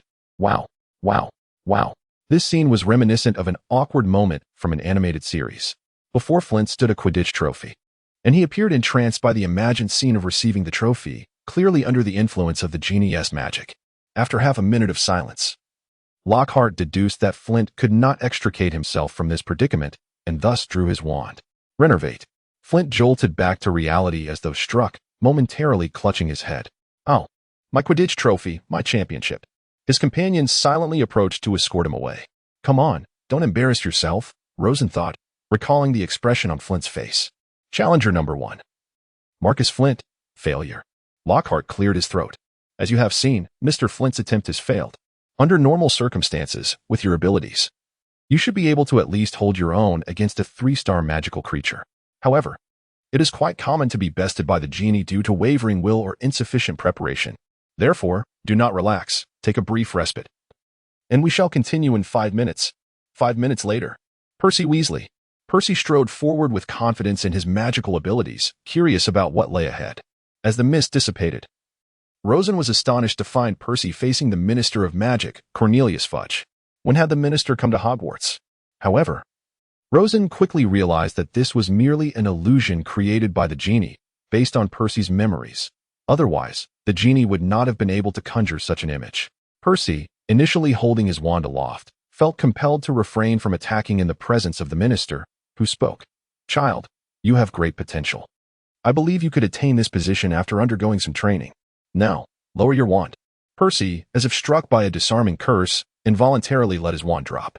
Lockhart shook his head. When one's abilities are lacking, an overwhelming obsession can lead to being tightly controlled. Renervate. Challenger number 2, Percy Weasley, failure. David Rogers. David. I accept your confession. I like you too. Renervate. David Rogers' challenge has failed. Lockhart despaired as he realized that all the students had failed in their challenges. It was not a matter of lacking magical proficiency, but rather succumbing to temptation. Professor, could you demonstrate?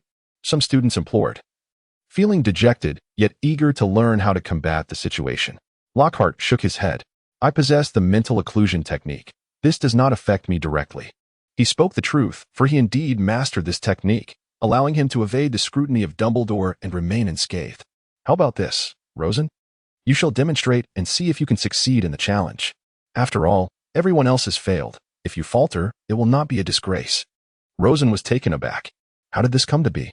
He had yet to devise a strategy to confront the situation, struggling to suppress his rising anger. He stood before the mystical lamp with a stoic expression. What did he yearn for the most? Rosen found himself devoid of a definitive answer to this question, which only intensified his curiosity about the lamp's transformation. With a sudden bang, a cloud of smoke enveloped him. He felt an unfamiliar force coursing through his mind, not overwhelmingly potent. Yet it instilled a sense of uncontrollability within him. Beneath the veil of smoke, darkness loomed ahead, suggesting that those influenced by the spirit perceived a reality distinct from others. A venerable voice resonated. Child, welcome to this place. With a whoosh, a burst of flames flickered before Rosen. In an instant, the previously opaque surroundings became vividly illuminated. An elderly figure sat in a recliner, facing away from him. His white hair cascaded like a waterfall, trailing onto the edges of the chair, and his robe swept the floor. Rosen lowered his gaze to the ground, observing the robe, a traditional Slytherin garment woven in silver and green. The wall opposite the elder bore a depiction of the Slytherin emblem, a grand oil painting portraying a brooding old man, similarly adorned in the traditional Slytherin attire. His long robe also cascading to the floor. Who was he? Rosen furrowed his brow, unable to recall ever having met such a person. Surely, Slughorn did not resemble this figure. In a fleeting moment, the room fell into silence. Rosen regarded the scene before him with an air of detachment, instinctively poised for conflict. The elder coughed a few times before speaking. This is my portrait. My name is. Rosen, as if suddenly struck by a revelation, called out the name. Salazar Slytherin, with an unexpected fervor. A low yet comforting chuckle emanated from the elder. Young man, what brings you to my presence? What do you seek? Taking a deep breath, Rosen replied, I merely wish to know, where am I? His expression bore a hint of weariness, as if merely confronting the silhouette of this ancient wizard left him breathless. Was this the aura of true power? Dumbledore could never attain such a level. The chasm between them was insurmountable. This is, the elder proclaimed, raising his arms dramatically without even the need for a wand, my chamber. I am its master, Salazar Slytherin. What do you desire? Slytherin's demeanor gradually calmed, his tone becoming deliberate. Is it knowledge? With a flourish of his right hand, an array of bookshelves appeared before Rosen, laden with an eclectic assortment of peculiar tomes, each a rare edition. It seemed that even traversing the entirety of Britain would not yield such a trove of ancient texts. Or perhaps power. With a sweep of his left hand, a collection of wands, gemstones, and potions materialized to Rosen's left. Each wand was once wielded by illustrious wizards. And Rosen even glimpsed the Elder Wand, a symbol of their shared magical connection. Among the gemstones were several more precious than the Philosopher's Stone, each a creation of the greatest alchemists of their eras, painstakingly crafted over decades or even a lifetime. And as for the potions, those bubbling concoctions appeared so potent that Rosen suspected even Dumbledore and Voldemort would perish upon contact. Only Merlin might navigate such peril unscathed. Rosen licked his lips, finally grasping the essence of true strength. What is a rare treasure in today's wizarding world is merely a trivial task for them. Do you desire it? Slytherin's voice, however, had now taken on a much calmer tone, reminiscent of an elderly man casually discussing the price of vegetables at a market, as if the matter were of little consequence. Rosen closed his eyes tightly. So what price must I pay if I desire it? I understand that there are no free lunches in this world. To his surprise, Slytherin's response was somewhat indifferent. I never expected you to pay any price. All I ask is that you safeguard my research. When the day comes that someone can continue the work, that will suffice. Rosen found himself utterly bewildered. He realized that this was no longer merely an illusion conjured by the genie of the lamp. It was something beyond the confines of his own memories. How then? Had Slytherin emerged? How had you found your way into my recollections? At last, Rosen grasped the crux of the matter. Slytherin chuckled softly, shaking his head. I did not appear in your memories. Rather, you have stumbled upon mine. Your memories? Indeed, these are the remnants I have left behind. Young man, should you manage to uncover my research, a worthy reward awaits you. Suddenly, the scene before Rosen began to dim, and he hastily exclaimed, Where am I to seek it? You must provide me with a clue. Just then, Slytherin's figure grew increasingly indistinct, until it ultimately vanished from sight. Rosen felt as if the world was spinning around him. After a moment of struggle, he managed to steady himself, only to find that he had returned to the classroom. The sunlight re-emerged in Rosen's line of sight, dispelling the feeling of disorientation. He glanced around, noticing that his fellow students were also looking at him and the lamp with expressions of bewilderment, confused about what had transpired. He turned to Lockhart. To his surprise, Lockhart appeared equally perplexed. Where had the lamp's spirit gone? Rosen, are you all right?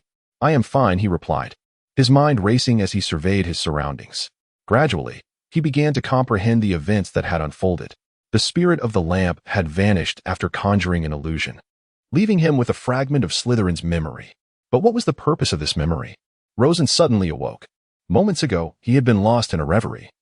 Recalling the entirety of the defense against the dark arts lesson, which concluded with Lockhart's perplexing announcement that class was dismissed, he had been instructed to ponder the events and subsequently elucidate them to him. However, Rosen himself remained in the dark. The lamp had transformed into an ordinary light, no longer capable of summoning the spirit within. Now, a realization began to dawn upon him. No, I must head to the library. The lamp spirit is a unique magical entity, a rare being capable of influencing the human soul. It possesses the ability to observe one's memories and thoughts, extracting their deepest desires. Furthermore, this spirit serves a distinct purpose. In ancient times, prior to the invention of the pensieve, the memories of certain wizards were stored within the lamp spirit, continuing until the 15th century when the pensieve was finally devised, prompting wizards to adopt new methods. With a snap, the book was closed. The pensieve, a vessel for memory storage. Rosen pressed his hands to his head, realizing that Slytherin himself had once utilized this spirit to preserve some memories. But could it possibly endure for such an extended period? The lifespan of magical creatures is not typically long. Or perhaps the lamp spirit has the capability to pass down memories through heredity. It must be the latter. I recall that magical abilities can indeed be inherited. So, what exactly was Slytherin researching? Where might I find it? He stated it was right here, but where is here? Rosen felt on the verge of madness. This was akin to a riddle. He pondered for a moment and found a book detailing the use of the pensieve, which described how to employ it and extract memories. On the 8th floor, a troll was mercilessly beating a tapestry depicting a foolish Banaba. I require a room equipped with a pensieve. I require a room equipped with a pensieve. I require a room equipped with a pensieve. Rosen held his wand to his temple, meticulously extracting memories according to the process described in the book. The white, liquid memories poured into the pensieve, causing its surface to ripple as if touched by a gentle breeze, then dissipate ethereally like clouds. The soft swirling resembled liquefied light or solidified wind. He stirred the pensieve gently with his wand, waiting until the peculiar symbols and inscriptions around its rim and body shone brightly. The vortex of memories gradually slowed, and the silvery surface, like a mirror, cleared to reflect Rosen's face. Beneath this reflection, faint, indistinct images flickered. I hope to receive an answer, Rosen murmured, continuing to stir. It seemed that immersing himself in the pensieve was the only way to enter. Reluctantly, Rosen leaned over, peering into the liquid before diving in headfirst, holding his breath. The sensation was peculiar, as if he had entered a viscous yet undeniably liquid world. Classrooms from his memories and the secret chamber from his mind began to materialize around him. However, this chamber bore no resemblance to the Slytherin's chamber described in the original texts. What do you seek? Knowledge or power? This statement seemed incongruous. I did not expect any recompense from you. Simply safeguard my research. It would be enough if someone could continue my work someday. This statement was intriguing, yet its meaning eluded him. Indeed, this is what I have left behind. Young man, if you can find my research, you shall receive a fitting reward. Rosen was vexed. But did you tell me where to find it? Right here. Where is here? Rosen felt the answer was hidden within the scene he had just witnessed. The key was to discern what here referred to. He reviewed the scene again, and Slytherin proclaimed, "This is my chamber of secrets. I am its master, Salazar Slytherin." The Chamber of Secrets. Rosen felt a sudden jolt of realization. It appeared that Slytherin's research was concealed within the chamber, and should he manage to locate it, there would surely be corresponding rewards. What might those rewards entail? Knowledge? Or perhaps power? Regardless, he had at least resolved one quandary. The next question loomed. What precisely was Slytherin's research? This was beyond the realm of mere recollection. Who could he possibly consult? After a moment of contemplation, Rosen resolved to commence his inquiries in the library. Divider, Professor Flitwick, might you be aware of any unique research conducted by Slytherin? Sorry, my dear child, but I am not familiar with that. Professor McGonagall, do you know of any special studies undertaken by Slytherin? Mr. Peveril. I have not heard of him engaging in any magical research aside from dark arts. Lockhart, you have organized the history of magic. Have you come across any notable research by Slytherin? Isn't he solely focused on dark magic? One afternoon in the Great Hall, Bill stared incredulously at Rosen, who was dashing toward him from the library, and complained to the equally bewildered onlookers that Rosen had not eaten properly for 2 days, spending all his time in the historical section of the library or inquiring with various professors about Slytherin. What was he up to? Oh my! Rosen stumbled into a chair, ravenously devouring the food Bill had left for him. I am at my wit's end. I cannot find any information, he lamented. Perhaps I should take a break. This is too painful. Stop. Bill immediately interrupted Rosen's complaints. First eat, then you may explain. I do not wish for my delectable meal to lose its warmth and become unappetizing. Sighing, Rosen fell silent, radiating a palpable sense of frustration. Rosen, have you encountered some formidable problem? Or have you uncovered a new secret about Hogwarts? Delilah guessed part of it. Her exquisite eyes sparkled with curiosity, reflecting a contemplative demeanor. Sort of, but I suspect it ends here. There is little room for further exploration, Rosen replied, swallowing the last morsel of bread. Let it go. I shall return to a semblance of normalcy. That evening, by the fireplace. To Horace, I recently encountered a most mysterious and wondrous event. You must be familiar with the lamp genie, yes? Professor Lockhart invited me to attend an advanced defense against the dark arts class for 6th years, ostensibly to assist him. In that session, we endeavored to contend with the lamp genie, though everyone ultimately failed. Lockhart, possessing the ability of mental occlusion, succeeded without even trying. Some became hopelessly enamored, while others were obsessed with becoming the minister of magic, creating an atmosphere of great awkwardness. However, when I attempted to engage, the illusion conjured by the lamp genie was none other than the legendary chamber of Slytherin. Though I cannot ascertain if this scene was indeed the chamber, I did witness Slytherin's memories. He informed me that if I could preserve his research, even without tangible results, I would be rewarded with either knowledge or power. I ponder whether the lamp genie, as a unique living vessel of meditation, can transmit the stored memories to its descendants after its demise. Otherwise, how could a lamp genie endure for such a duration? Furthermore, the illusions created by the genie must reflect one's innermost desires. Yet, when I gazed into the mirror of Eris last year, I beheld myself as a triumphant individual, excelling in all aspects of life, ultimately achieving career success, rather than encountering a powerful wizard to gain strength. How might one explain this? Why was it that only I could perceive Slytherin's memories? I am certain this was not an illusion intended to tempt me, for after the experience, the lamp genie vanished. Perhaps it perishes once its stored memories are depleted? Or is there another reason? You should possess profound knowledge in this regard. I recall you stating that even Professor Dumbledore pales in comparison to your expertise. If you are also at a loss, could you inquire with Grandfather Anderson? Perhaps he is my last hope. Rosen. The following day. To Rosen, indeed. The lamp spirit can transfer memories to the next generation, yet I am uncertain whether the extraction of such memories may result in death. It is a possibility. As for any significant other research by Slytherin, I cannot say, but Anderson and I have uncovered a plethora of writings from that era in the study, revealing that Slytherin was engaged in an exceedingly perilous endeavor, the creation of life. Dear child, I will share with you a few lines from Slytherin's notes, and you shall comprehend their meaning. I can make lifeless objects move. It is not difficult. All wizards are capable of it. I can also make lifeless portraits speak, move, and even grant them a measure of cognitive ability. However, no matter how many times I attempt it, I cannot endow a lifeless object with complete emotions and sentiments. I endeavor to explore the essence of life and ponder whether it is possible to create it. Muggles have a rather simplistic view of life's origin, believing all life is bestowed by a deity who grants them existence, hence they must fulfill divine commands.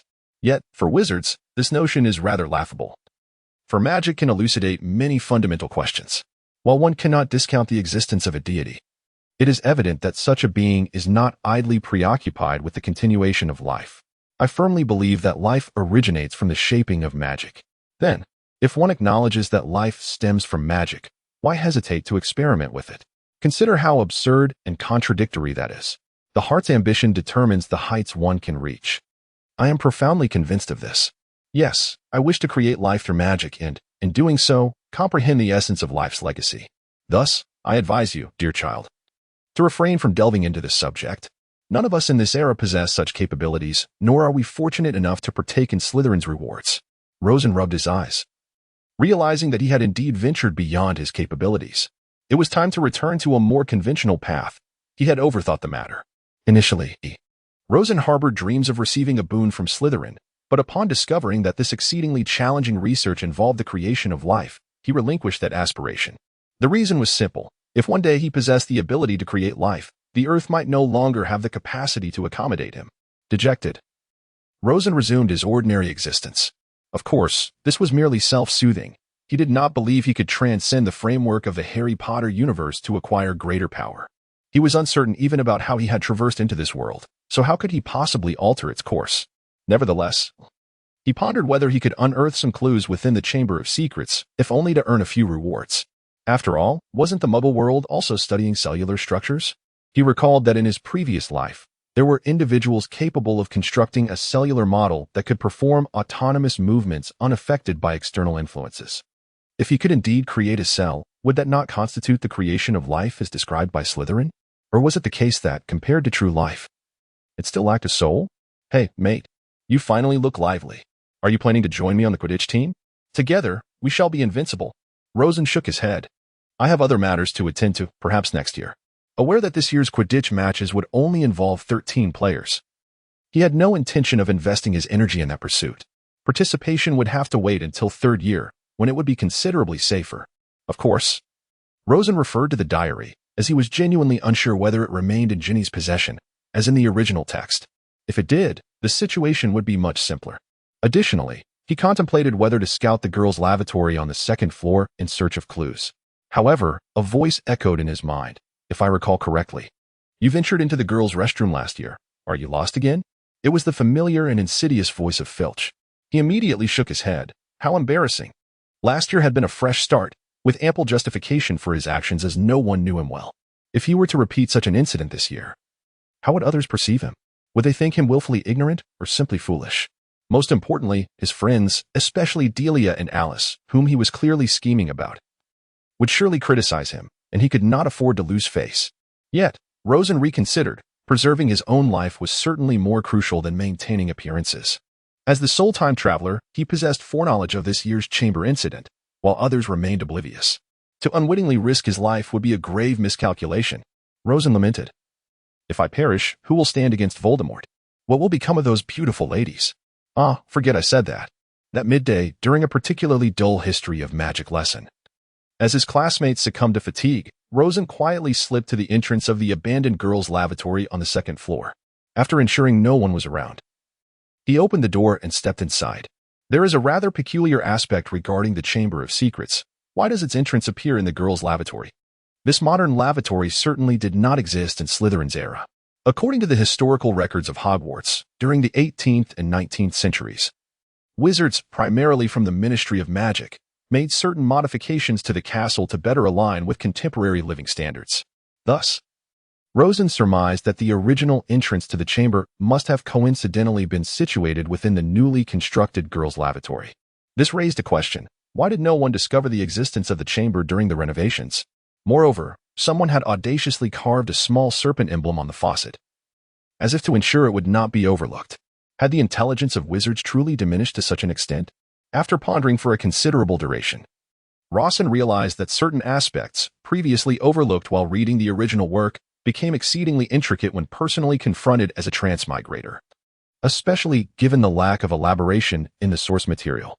His ultimate conjecture posited that descendants of the Slytherin lineage, namely, the Gaunt family, as the Slytherin surname had long since faded, had located the Chamber of Secrets and participated in the Hogwarts renovation project. To prevent its exposure, they concealed the entrance beneath a faucet, inscribing symbols for their progeny to discover, as Salazar Slytherin's original clues pertained to the old entrance, necessitating new guidance post-renovation to avoid misleading future generations. Why assert that Slytherin provided clues for his successors, without any guidance? Would a qualified heir genuinely believe in the legend and dedicate substantial effort to uncovering a small serpent etched on an inoperable faucet in a girl's lavatory? The notion is preposterous. Alternatively, if a bored individual stumbled upon the malfunctioning faucet, driven by civic duty, meticulously examined it, discerned it was a switch, and persistently attempted various opening methods, even mastering numerous non-human languages, only to remain unsuccessful, yet becoming a linguistic virtuoso in the process. An unlikely tale of inspiration, Rosen mused sardonically. Therefore, Rosen surmised that Tom Riddle, the young Voldemort, exaggerated his 6-year endeavor to locate the chamber's entrance. He likely visited the Gaunt residence during his 6th year or a vacation, uncovering the clue that ultimately led to the chamber's opening and Myrtle's demise.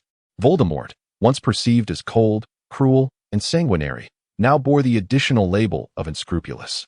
In actuality, this conjecture presents a minor conflict with the original narrative. If memory serves, Voldemort visited the Gaunt family at the end of his 6th-year summer, while the chamber was opened during his 6th year, creating a temporal discrepancy. However, to bridge this gap, I must disregard it. Given the improbability of such events, I shall seek plausible explanations and proceed accordingly. To prevent misunderstanding, the title does not imply Rawson infiltrated the chamber. He lacks Parseltongue and the ability to open it. What conditions are necessary to open the chamber? Parseltongue? It is a sufficient but not a necessary condition. In the 7th installment, Ron, a non-Parselmouth, successfully opened the chamber by mimicking Harry's hissing, albeit after multiple attempts, demonstrating that Parseltongue suffices. Rawson also speculated that forced demolition might work, as Slytherin's descendants' mechanisms would struggle against high-powered magical attacks.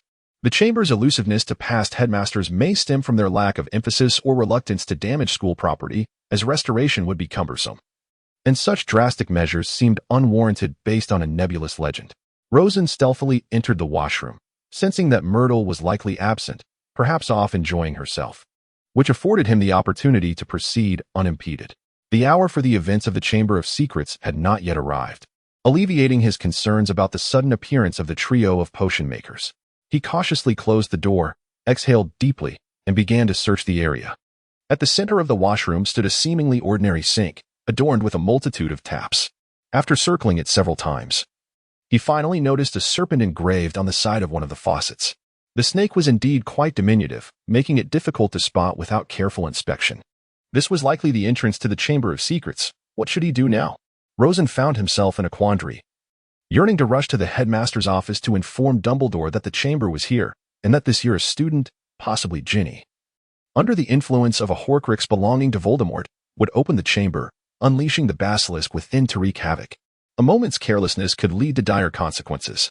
He envisioned Dumbledore acting decisively, leading Professor McGonagall into the chamber with the direction and method he had indicated, incinerating it completely and vanquishing the basilisk in an instant. Yet, this seemed like nothing more than a daydream. Rosen shook his head and sighed. While Dumbledore undoubtedly possessed the capability to eliminate the basilisk with ease, the crux of the matter lay in how he would explain it all. Despite the protective magic of his family lineage, Dumbledore could not use legilimency against him. Yet how could he elucidate his knowledge? How did he know the chamber existed? How did he ascertain the entrance? What led him to understand how to enter? What knowledge did he possess regarding the contents of the chamber? Most importantly, how could he possibly predict that this year someone would be controlled by Voldemort's Horcrux to open the chamber? The initial queries, if he were fortunate, might be manageable. But the final question was insurmountable. After all, predicting the future was no small feat. Even Professor Trelawney, under her peculiar circumstances, could only offer vague prophecies. How could he accomplish this? Was he to be considered a creator, or had he somehow orchestrated these events? The very thought of these complications filled Rosen, who typically preferred to remain quietly prosperous, with despair. This was indeed a predicament. He resolved to examine potential solutions on his own first. If all else failed, preserving his life took precedence. He could always confront Dumbledore. Accepting the scrutiny that came with it, anything was preferable to the risk of death. It was akin to the recent Go match, where the new AlphaGo faced Kujia. He could secure victory with a slim margin at a 100 probability. Why then would he risk it all for an overwhelming advantage? Although the logic of AI was peculiar, it proved to be exceedingly practical. Thus, even with minimal risk, Rosen was unwilling to jeopardize his life. Nonetheless, he was not without his own preparations. At the very least, he had made some arrangements during the holidays concerning the chamber incident, which would gradually serve their purpose in the days to come. Although the antagonist was formidable, the time traveler had foreseen the challenges ahead, much like a hunter setting traps before the prey even arrived in the area, or even before it was born. How could the enemy claim invincibility? Rosen rummaged through his pocket for quite some time before finally uncovering a slender rope. This was no ordinary cord. It was a magical artifact crafted with censer-like enchantments by the renowned runes master, Henry Peveril, who happened to be Rosen's father. However, this was merely a byproduct of Henry's expertise, as his primary focus lay in the creation of high-end runic items that commanded a handsome price. Not only did these wares serve the family's needs, but they also attracted affluent buyers, predominantly from the 26 pureblood families known for their wealth or, perhaps more accurately, their foolish extravagance. Thus, the Peveril family had not overly scrutinized their decision to ally with Voldemort during his reign of terror. After all, the prevailing sentiment was that Voldemort had been vanquished, and attention should be directed towards the present and future rather than the past. The sole purpose of the rope was to serve as an alarm. The moment it was severed, it would convey a message to its owner. The mechanism was as follows. When the secret chamber was accessed, the columns fitted with faucets would rise and then shift outward, creating a passageway into the chamber. This movement would alter the diameter and circumference of the large circle formed by the columns. If the rope were discreetly looped around the basin, its severance upon the chamber's opening would immediately alert its master. Naturally, this item was designed for one-time use. Once activated, it could not be employed again. However, this was of little consequence, for as long as Rosen was aware of the chamber's activation, he would swiftly ascertain his capacity to respond. If necessary, he could always seek Dumbledore's assistance. As for ensuring the rope remained undetected, this posed no challenge. Under the influence of runic magic, the rope could remain invisible for up to 6 months, and its delicate form made it virtually undetectable to Hogwarts students, let alone Voldemort in his Horcrux state. Such was the advantage of runic enchantments. Regrettably, the only professor at Hogwarts proficient in runes, Werner Cadmon, was nearing retirement, leaving Henry as potentially the second most skilled runes master in all of Britain. Rosen anxiously arranged the rope, laboring for half a day before meticulously inspecting it once more to ensure absolute reliability. He set it to trigger an alarm in the event of significant stretching. As for how he would receive the alert, a receiver was conveniently placed in his pocket for ease of access, ever prepared for contingencies. Quietly, he opened the door, finding no one outside, which allowed him to slip out with a sense of relief. He then hurried to the auditorium. "Where have you been, Rosen? You ought to be grateful I saved you some pizza and sausage. Delia was just asking about you," Bill chattered on, observing the displeased expression on her face. "It seems you might be in for some trouble soon. Have you heard?" Michael Connor rushed back to the common room of Ravenclaw Tower, addressing Rosen and the others. Ron Weasley, in a fit of rage over Malfoy's taunts towards Granger on the pitch, attempted to use the slug vomiting charm against him. Unfortunately, due to a malfunction in his wand, the spell rebounded back upon himself. "What has been happening these days?" Rosen responded with a nonchalant air. "It's quite typical. It would be a grave matter if Gryffindor and Slytherin were to cease their squabbling." In his recollection, the cessation of hostilities between the two houses only occurred during their united stand against Voldemort, a time when even the Death Eater kin of Slytherin renounced their support for the Dark Lord. Hence his remark, though its underlying wisdom eluded all present. "I sense a veiled meaning in your words," Delia remarked, familiar with Rosen's penchant for cryptic allusions. She discerned his use of metaphor, yet was unable to decipher his intent. "You're overthinking it," Rosen replied with a shrug, a hint of self-satisfaction in his heart.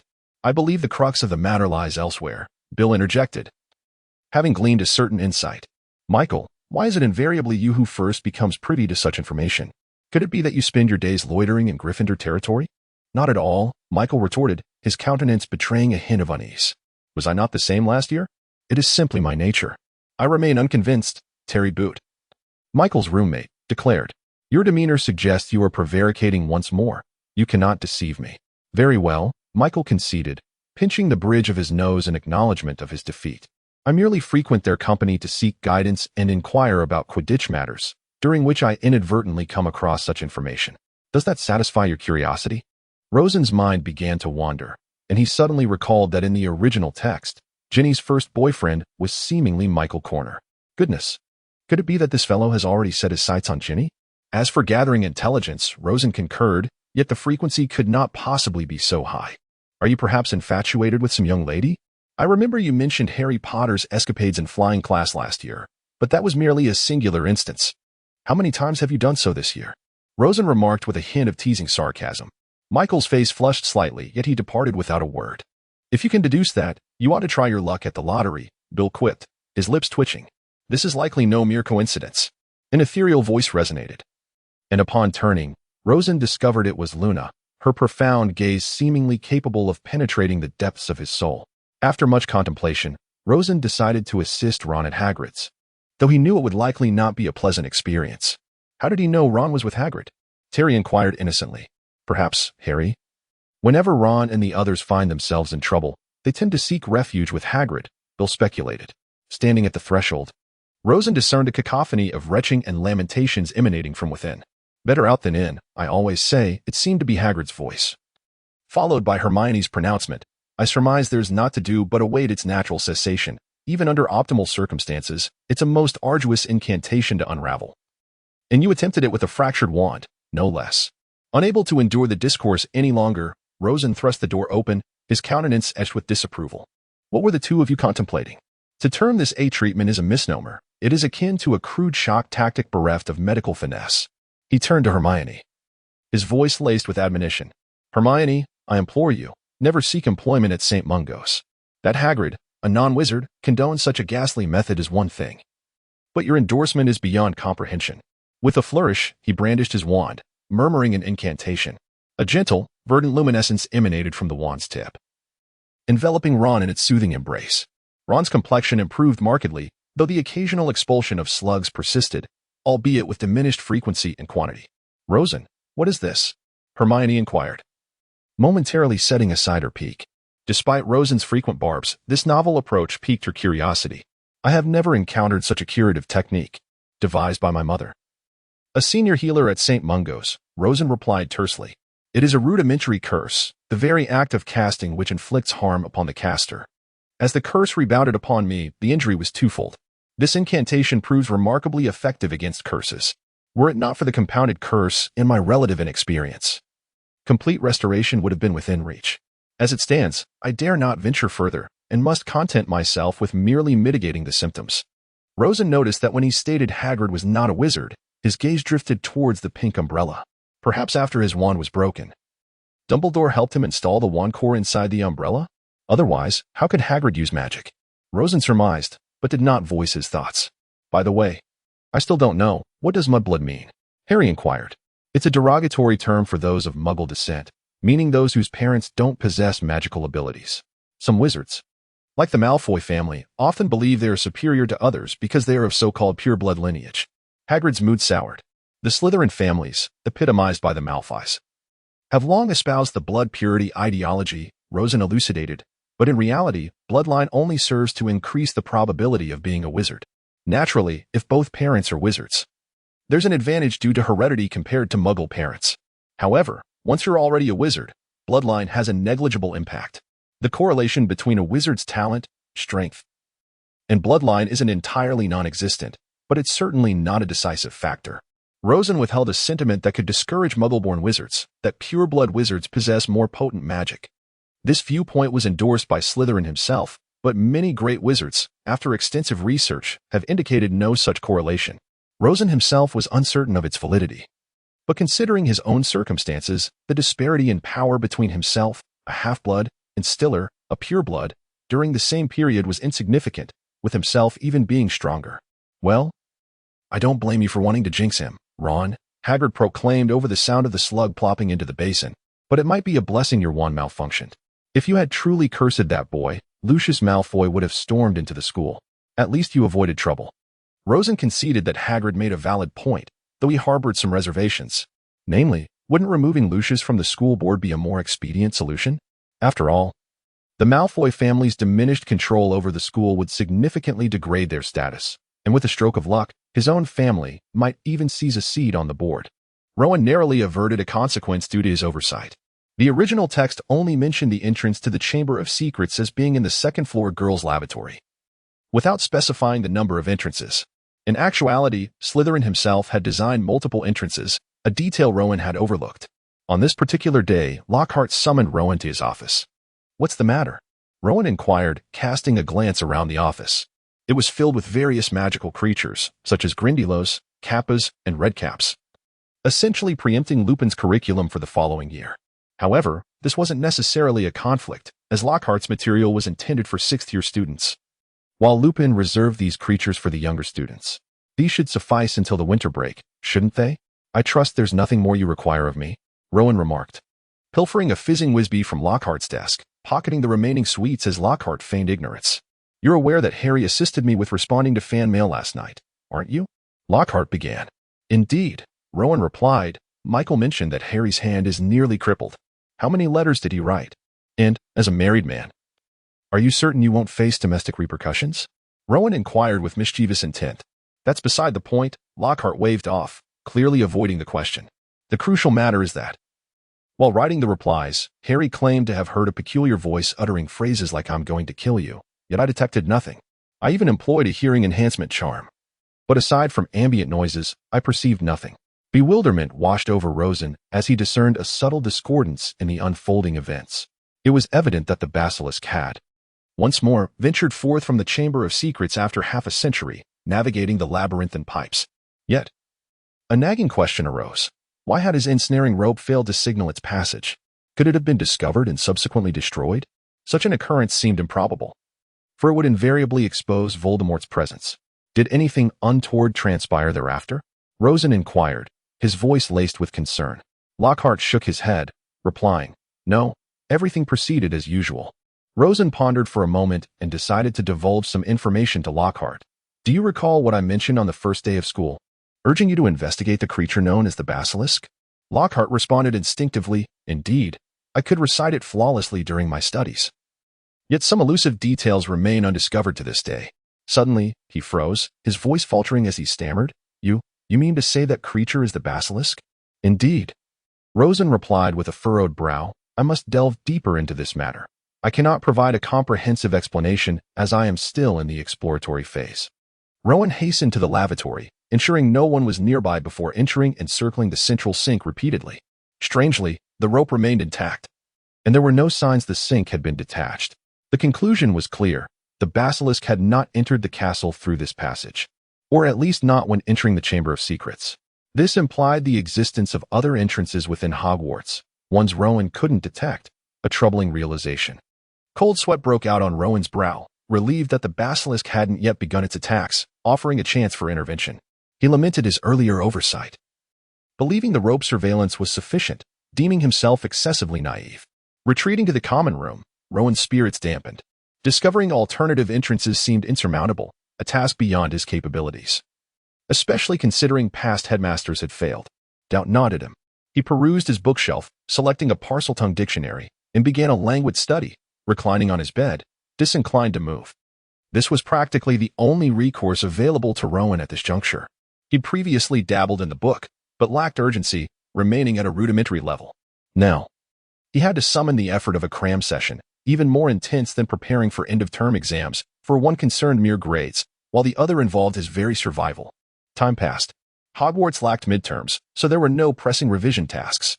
Rowan suspended his spell practice and research into spell improvements, dedicating himself to frantically studying Parseltongue. Akin to cramming for English proficiency tests in his past life, he felt transported back to that era. However, Parseltongue was far simpler than English. While mastering 8,000 words was essential for a decent score on language tests, Parseltongue comprised fewer than 2,000 words, with simplistic meanings, facilitating only basic communication. Though, snakes likely didn't require complex language if they even needed to communicate. One method for language acquisition is practical interaction. Though Rowan couldn't find a snake, he cast Serpensortia. Rowan could now expertly cast spells typically reserved for older students, skillfully controlling the snake's size within a small range in his mind. Unlike Malfoy's future intimidating behemoth summoned during the dueling club. "Can you understand me?" Rowan hissed awkwardly, unsure of his proficiency. Surprisingly, the tiny snake nodded, inquiring, "Are you a natural Parselmouth?" "No, I just learned it. You can tell how awful my pronunciation is. It's all right. But I thought humans who speak Parseltongue possess a unique power, irresistible to us, compelling us to obey their commands. Why don't I sense that in you?" Rowan hesitated, unsure how to explain. He attempted, "Well, those people are natural Parselmouths. They have a special ability we call Parseltongue. Almost no one learns Parseltongue after birth, since most people never need to interact with you." "Oh, I don't really understand. I've never met a Parselmouth. Everyone I've met can't understand us." Serpensortia doesn't conjure a snake from nothing, as Salazar Slytherin failed to create life despite his lifetime of research. Instead, Serpensortia transports a snake from nearby, depending on the caster's ability. Since snakes are closely linked to dark magic, the spell has a relatively low barrier to entry, unlike spatial magic like apparition, which requires extensive study and energy. Communicating with snakes was always pleasant. Rowan only summoned non-aggressive creatures, endearing and somewhat cute. However, when one attempted to crawl into Rowan's clothes one night, Rowan angrily tied it up with rope, hanging it upside down from the ceiling. The next day, it quickly begged for mercy. Rowan felt that bullying the weak was inherent to all animals. If a monster of the Titan's caliber faced the basilisk would likely surrender. If only Titans existed in this world. Rowan, do you know about the quick spell casting for Squib's correspondence course? Harry asked mysteriously after class on Halloween. Yes. Isn't that a course for Squibs? But it's useless. Anyone who learns magic through that course isn't a Squib. They just mistakenly believe they are. Rowan shrugged. He didn't recall Harry having any Squib relatives, and even if he did, Dumbledore would be Harry's first choice, not him. What's a Squib? Harry asked, admitting his ignorance to avoid embarrassment. Rosen adjusted his forehead and elucidated in a manner reminiscent of a high school examination. A Squib is defined as an individual born to at least one parent who is a wizard, possessing an inherent sensitivity to magic, yet incapable of wielding it, distinctly different from Muggles. Do you recall the illustrious wizard Mindle I mentioned? His interpretation of this phenomenon was that a mutation occurred within the magical gene. Disregard the anachronism, as Mindle's era lacked the concept of genes. This is merely Rosen's fanciful invention. Harry pondered, recalling a letter he had seen in Filch's office regarding this matter. Might it imply that Filch is a Squib? A newfound realization dawned upon Harry. It was evident. Rosen remained impassive. When has he ever utilized magic? His methods of cleaning the castle and patrolling have consistently been Muggle in nature. This is unequivocal. Harry, I believe your tenure in the wizarding world has been rather brief. You ought to immerse yourself in that realm for a while longer. Otherwise, others may find it astonishing how unfamiliar you are with it. However, my parents and grandparents have passed away, leaving only Aunt Petunia as my sole relative. Harry expressed his own helplessness, for who would willingly reside in their home? Your grandmother's surname is Black. Rosen carefully selected his words, for Harry was unaware of these details, and Dumbledore had no intention of revealing them to him. At least not at this moment. The Blacks are an ancient and esteemed family, a lineage of pure-blood wizards. In truth, you have numerous distant relatives, albeit unknown to you. As for why they did not take you in, it is not that they rejected you, but rather that Dumbledore forbade it. He aims to ensure your safety by invoking the protective magic tied to Aunt Petunia's blood, as well as to fulfill the objectives of the Chosen One's upbringing. Rosen added silently, protective magic? Such a form of magic exists, and in a few years, you will possess the capacity to comprehend its nature. Even if I were to explain it now, the intricacies would elude your understanding, so do not rush. Rosen shrugged, yet I can share some insights regarding wizarding bloodlines. You see, Malfoy's father is among Voldemort's followers. However, upon closer examination, you share approximately 116 bloodlines with Malfoy, making you, in a sense, relatives. What? Harry's eyes widened in disbelief. He could scarcely fathom that they could be connected by family ties. This is quite normal, Rosen continued. For the number of wizards is exceedingly limited. There are merely over 8,000 in all of Britain, of which 3,000 are registered. The likelihood of intermarriage with Muggles is quite low, and the direct consequence of internal intermarriage is the prevalence of familial connections. My family is somewhat of an anomaly. Having relocated to America as early as the 16th century, returning to England only 2 decades ago, and that was solely my grandfather's branch. You might inquire further with Ron. Both of his parents are pure-blood wizards, and they are related to many others. Divider, in truth, I believe that rapid incantation could be quite beneficial for novice wizards, such as ourselves. Rosen contemplated this while conversing with Bill. I should acquire a copy myself. After all, it cost merely 1 galleon. And my manuscript earnings have already surpassed 700. So much, Bill exclaimed, astonished. The total earnings of my father during the most tumultuous years of the war were merely more than double that amount. Currently, he may not even reach that figure. Bill's father was an Auror but has since changed professions. The average annual income in the wizarding community hovers around 500 galleons. You must consider the value of my book, Rosen shrugged. It has the potential to aid countless wizards in achieving success, regardless of their aspirations, be it courting, pranks, adventures, or even diligent studying. Do you recall those 2 books? For details, refer to chapter 23 of The Philosopher's Stone. Ah, the feeling of having money that cannot be spent is truly disheartening. Rosen sighed, genuinely perplexed as to what might warrant expenditure. The price for a Firebolt 2001 is merely 40 galleons, and considering my acrophobia, I currently have no desire to ride a broom. Other items at home suffice, leaving no need for further purchases.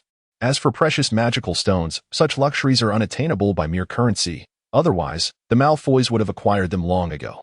Rosen constantly felt as though he had forgotten something, yet the specifics eluded him. After all, his familiarity with the original text was far from perfect. Had he known he would traverse into this world, he would have committed every detail to memory. This thought crossed his mind on more than one occasion. Almost every Halloween brought significant news, a trend that had become almost a certainty since Harry's enrollment. Aware of this pattern, Rosen kept his wand close at hand and walked alongside Bill, ever vigilant. "Rosen, will you attend Nearly Headless Nick's Death Day party?" Harry inquired, his tone tinged with regret, as he clearly wished he had not agreed to it, thus seeking more companions for solace. "Absolutely not," Rosen responded without hesitation. For he was well acquainted with the nature of ghosts. Within Peveril Castle resided two spirits, one, an ancestor who had passed away centuries ago, unwilling to move on, and the other, a member of the McKinnon family, who had met his demise at the hands of Death Eaters, lingering out of hatred for Voldemort. Rosen speculated that he was likely the youngest ghost on the British Isles. The ghostly gathering promised to be anything but pleasant. The cacophony was utterly unbearable. Wait a moment. A Death Day party? Rosen faintly recalled that there seemed to be some sensational news today. Judging by the uproar, it could only pertain to the basilisk. This posed a dilemma, however. He reasoned that no one would be harmed, so he resolved to first investigate how to prepare. Additionally, he would look into whether Ginny bore any suspicion. A nagging feeling told him that the Chamber of Secrets had been the most perilous aspect of the past 5 years. Rosen thought grimly to himself. Rosen was uncertain when the basilisk might emerge. Therefore, he dared not wander aimlessly on the second floor. Even with a mirror, petrification would be a dire outcome. Neither St. Mungo's nor Hogwarts possessed a supply of mandrake, and the Rosens certainly did not have any either. Ordinary petrification attacks were easily remedied with magic. But the basilisk was different. Even Dumbledore could not undo it. The reason, Slughorn explained, was simple. The basilisk had lived for a long time, and its magic far surpassed Dumbledore's, making it understandable why Dumbledore couldn't reverse the effects. Of course, Rosen hadn't posed the question so directly. He had merely drawn a comparison between the basilisk and Dumbledore. Rosen possessed a conspicuous lack of appetite at the Halloween feast, for he alone seemed cognizant of the impending peril. All others, Dumbledore included, and even the house elves toiling in the kitchens, were immersed in the exultation of the holiday.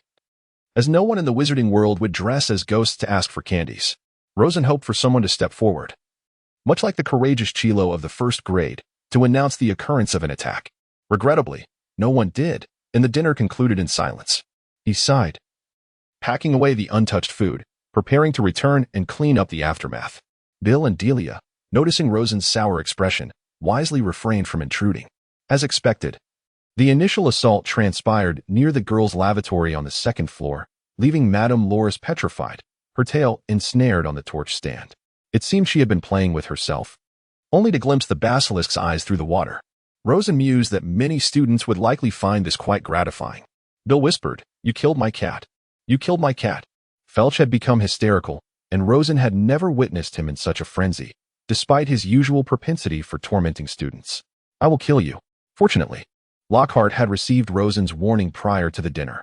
Although he did not comprehend the reasons behind it, he was the first to arrive at the scene. "I apologize for my tardiness." Lockhart rushed over, having never learned to ride a broom, which delayed his arrival. "What on earth happened? Who's responsible for this prank? How did this cat become petrified? Quick, revive it." Yet, there was no response. Lockhart stood dumbfounded. His revival spell could not possibly have malfunctioned. No Hogwarts student possessed greater magical prowess than he. Could it be the work of one of the professors? Perhaps Snape? His temperament might indeed allow for such a deed. "Professor," Rosen approached, "the nature of this petrification seems peculiar. It may not be solvable by human means." "What do you mean?" Lockhart inquired, but inwardly recalled their earlier conversation, already suspecting this to be the handiwork of the basilisk. However, he could not voice this suspicion, lest it implicate Rosen. Ordinary petrification spells do not render the victim so ashen. Observe, the hue is entirely different. Lockhart cooperatively illuminated the area with the Lumos charm. Aware that students were prohibited from using magic in the corridors, yet he, as a teacher, was exempt from such restrictions. If this is indeed petrification, it must be the act of some magical creature, perhaps a Medusa. But isn't Medusa confined to the Aegean Sea?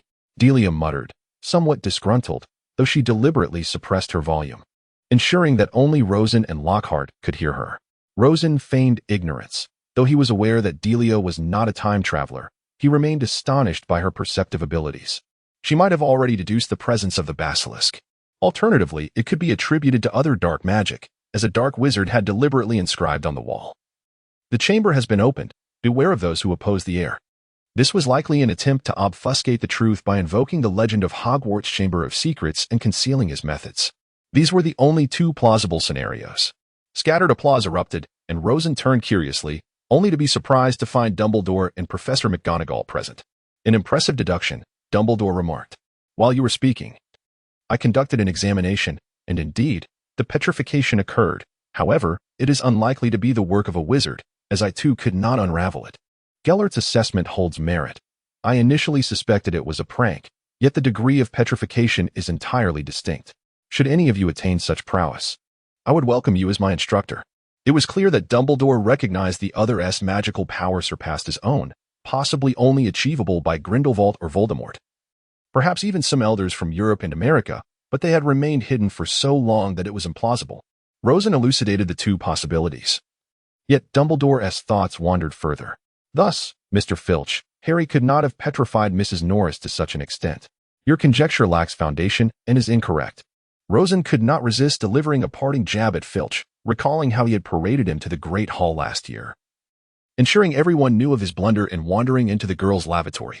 As for Dumbledore's presence, Rosen was indifferent. He had encountered him during his full moon. On the night of a Death Eater attack, he could easily engage in light-hearted banter with Dumbledore. Children, you may disperse. There is no cause for alarm. Minerva, summoned Severus. The rest of you may leave. Rosen surmised that Dumbledore sought Snape for an antidote, though he would surely be disappointed this time. Lockhart discreetly pulled Rosen into his office. How did you ascertain it was a basilisk? Would you believe me if I said it was a wild guess? Rosen shrugged. Of course not, Lockhart scoffed. The Peverell family surely possesses no prophetic lineage. Otherwise, Sarah would have informed me. It's rather simple. Did you not notice the unusual behavior of the spiders on the second floor of the castle? What relevance does that have? Spiders fear basilisks. And this fear is not merely a matter of distance but is conveyed through magic. Thus, I deduced it was a basilisk. After all, I received a gift from Neville last Christmas, fantastic beasts and where to find them, and I can recall every detail, with the basilisk being the only creature that fits that description. So you concluded that a basilisk was in the castle? Yes. I was uncertain whether it would emerge or when, but it is always prudent to prepare. I was, however, surprised at how swiftly it attacked. Rosen rested his chin on his hand, wearing a look that suggested he was to blame. Lockhart sighed. Very well, you don't mind if I inform Professor Dumbledore. Do you? Not at all. Just remember to suggest he install some mirrors in the corridors. Of course, Rosen was aware that Lockhart would not believe his reasoning. Yet at least he had a plausible excuse. Lockhart sensed that matters were far from straightforward. Ever since his marriage to Sarah, he had noticed increasing unrest in the magical community. His graduation at the top of his class was indicative of his considerable intellect. Thus, he opted to speak less and act more, a strategy often referred to as making a fortune quietly. The following day, Rosen observed mirrors installed around the corner. Lockhart, perplexed by the reason for the mirrors, sought Rosen's confirmation and received the same answer. He could not help but feel despondent. Why does it seem my intellect has become inadequate? Are all you young people this remarkable? Relax, Rosen waved his hand dismissively. The average level of each student cohort remains constant. It's merely that individuals like myself occasionally stand out. Why are you so fixated on rapid spellcasting? You're not a squib. Lockhart noted Rosen holding a manual on rapid spellcasting. There are indeed several techniques within, and I believe that true squibs would find it ineffective, while wizards might find it beneficial. You must realize that those who can cast spells after reading this book cannot possibly be genuine squibs. Oh, I see. Lockhart pondered, wishing he had obtained such a book during the summer. Otherwise, his recovery would not have been so sluggish. No worries, aside from Aurors. Officials at the Ministry of Magic need not possess much combat prowess. Why are you mentioning the Ministry of Magic? I've never spent time there. Where do you envision yourself after this year concludes? Lockhart was taken aback. He had never contemplated this question, as the immediate issues were already overwhelming. Hogwarts is amidst turbulent times. Remaining here for an extended period could pose a risk. And I understand that the position of defense against the dark arts professor may be cursed by the mysterious one, lasting at most a year. Thus, you must consider your future direction. If fortune favors us, Rosen continued, and we manage to locate and eliminate that basilisk this year, Dumbledore will have no need for the credit. Failing to discover the creature would equate to dereliction of duty, hence the credit would fall solely upon you. Surely, it would not befit me, a second-year student, to steal the limelight. That would undoubtedly be perilous. With this accomplishment, you would be assured a position at the Ministry of Magic, and it ought to be a significant one. And with that, Rosen snapped his fingers, exclaiming, "Bingo!" Rosen vaguely recalled that within the Ministry of Magic, the bounties for creatures classified as 5-star threats began at a staggering 3,000 galleons each, while the bounty for a chimera soared to a terrifying 15,000 galleons. Should any creature attack a human and show no remorse, deploying a significant number of oars could result in considerable casualties. In all of Britain, only Dumbledore and Anderson might emerge unscathed in the face of such beasts. After vanquishing the basilisk, a reward would undoubtedly follow. However, devising a strategy to defeat the basilisk posed a challenge. Nevertheless, if all else fails, seeking assistance from a powerful ally would be prudent. Anderson should have no difficulty in single-handedly slaying the basilisk. Rosen was troubled about how to confront the basilisk without sustaining harm, while the students exhibited little fear. Most suspected it to be a prank orchestrated by someone, and some even found amusement in the knowledge that Filch was utterly powerless. As for the teachers, Gilderoy Lockhart busied himself in the corridors, meticulously adjusting the angles of mirrors to ensure that anyone turning a corner would first catch sight of the basilisk's reflection rather than locking eyes with the creature directly.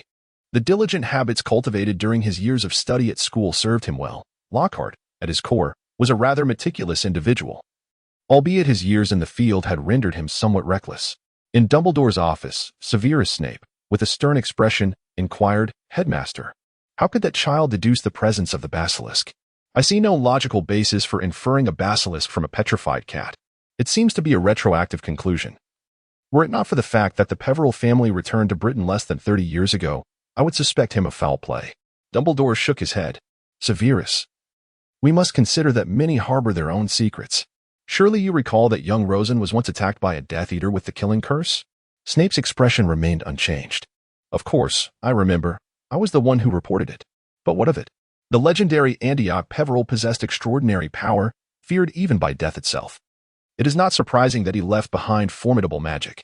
Dumbledore pondered for a moment before speaking again. It should not solely be ancestral magic, after all. Legends are just that, legends. I have consulted Anderson, who informed me that the Peveril family has no known magic to counter the killing curse, which is quite normal. The killing curse has only existed for a few centuries, thus it belongs to modern magic, not to an earlier era. Perhaps this child possesses some unique abilities. While we may not comprehend them, magic itself does. Snape's vivid imagination conjured a scenario. In medieval times, Antioch Peveril, sensing his imminent demise, chose to feign death to evade death's grasp, transmitting his potent magic through blood to his descendants, ultimately culminating in a remarkable heir who would resurrect him and reclaim dominion over the world. Nonsense, Snape chided himself, forcing the chaotic thoughts from his mind. The Dark Lord's body could not possibly endure such an abundance of magic without bursting. How could this child? Dumbledore pretended not to notice Snape's state. Thus, I assert that we need not overly interfere with this child. We are assured of the purity of his heart. It is not a mere blank slate of purity, but rather a cultivated state of self. He possesses a unique understanding, and thus he will forge his own path, unimpeded by others. Perhaps with the exception of that girl named Delia, her flower twist wand and elder wand are intrinsically linked. Adrian and Jessica are indeed fortunate. At this point, Snape could no longer restrain himself. Enough with the musings. We must address the pressing matter at hand. How shall we deal with the basilisk in the Chamber of Secrets? We can only employ mirrors, Dumbledore replied. None of us know the location of the chamber, so the only course of action is to search for clues incrementally. I estimate that after installing numerous mirrors in the corridors, Tom Riddle will not attempt to reopen the chamber anytime soon. One can only hope. After all, who knows what this madman might do? Yet, the youthful version of him likely retains a fair amount of reason. Rosen slowly penned in his diary, which had been enchanted such that only those who knew the password could read it. Thus, there were only two scenarios in which someone might come across it. Either he had perished, causing the password to vanish, or he had been subjected to a truth serum, revealing the password. During class that day, Hermione proactively inquired of Professor Binns regarding the Chamber of Secrets. In an unprecedented turn, Professor Binns recalled the tale of the chamber's legend, unlike his typical lectures where he often muddled events together. Rosen surmised that this was because the events he recounted had transpired during Binns' lifetime, whereas much of the magical history he taught occurred posthumously. meaning he was not necessarily older than Binns. According to the legend, Salazar Slytherin had sealed the chamber, rendering it inaccessible until the true heir arrived at the school. The only one capable of unlocking the chamber and unleashing the horrors within, thereby purging the school of all those deemed unworthy of practicing magic.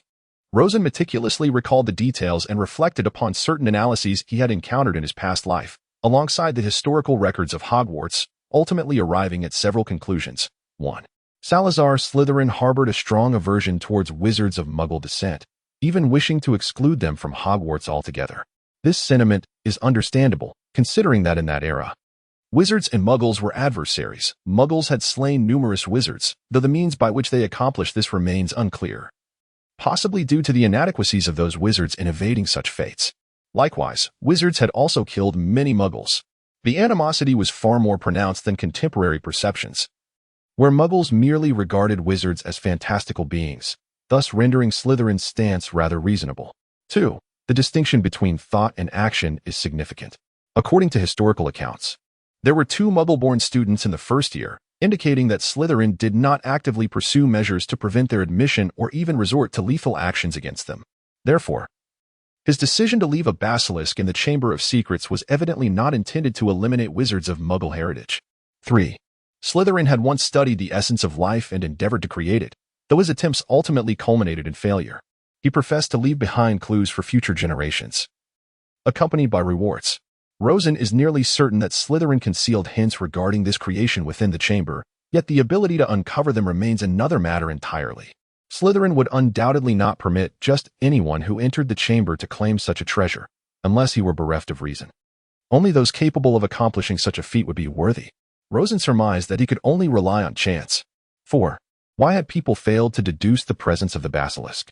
The answer is rather straightforward, with a crucial reason being that a wizard of Slytherin's caliber could effortlessly conjure an entirely new monster through magic, one that would undoubtedly be of the highest quality. In such circumstances, the populace had little inclination to speculate. Ironically, Slytherin appeared even more indifferent, opting simply to utilize the basilisk as a substitute.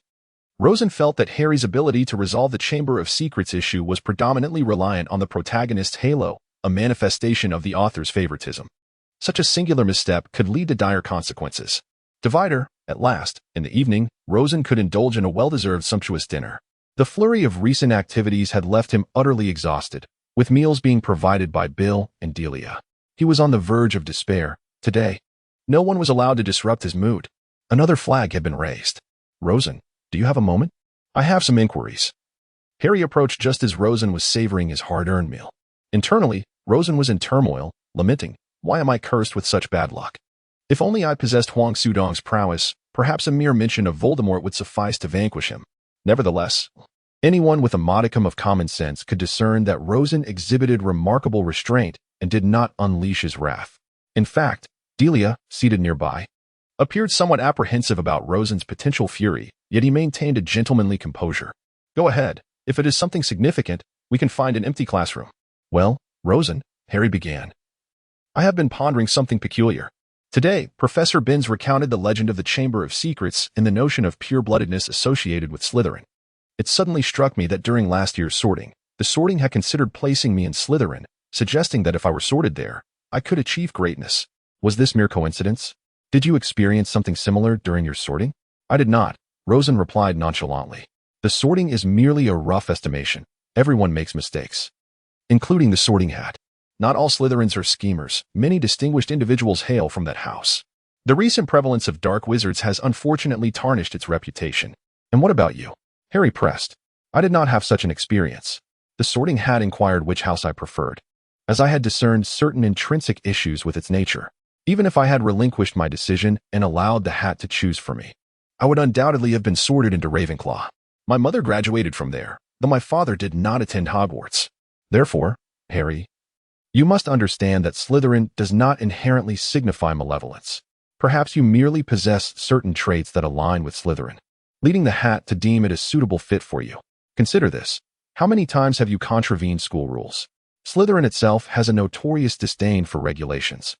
The history notes that he even contemplated abolishing school rules, only to abandon the idea due to its impracticality. Is that all? Harry still seemed puzzled. Both of my parents were Gryffindors. The sorting hat surely must have been aware of that.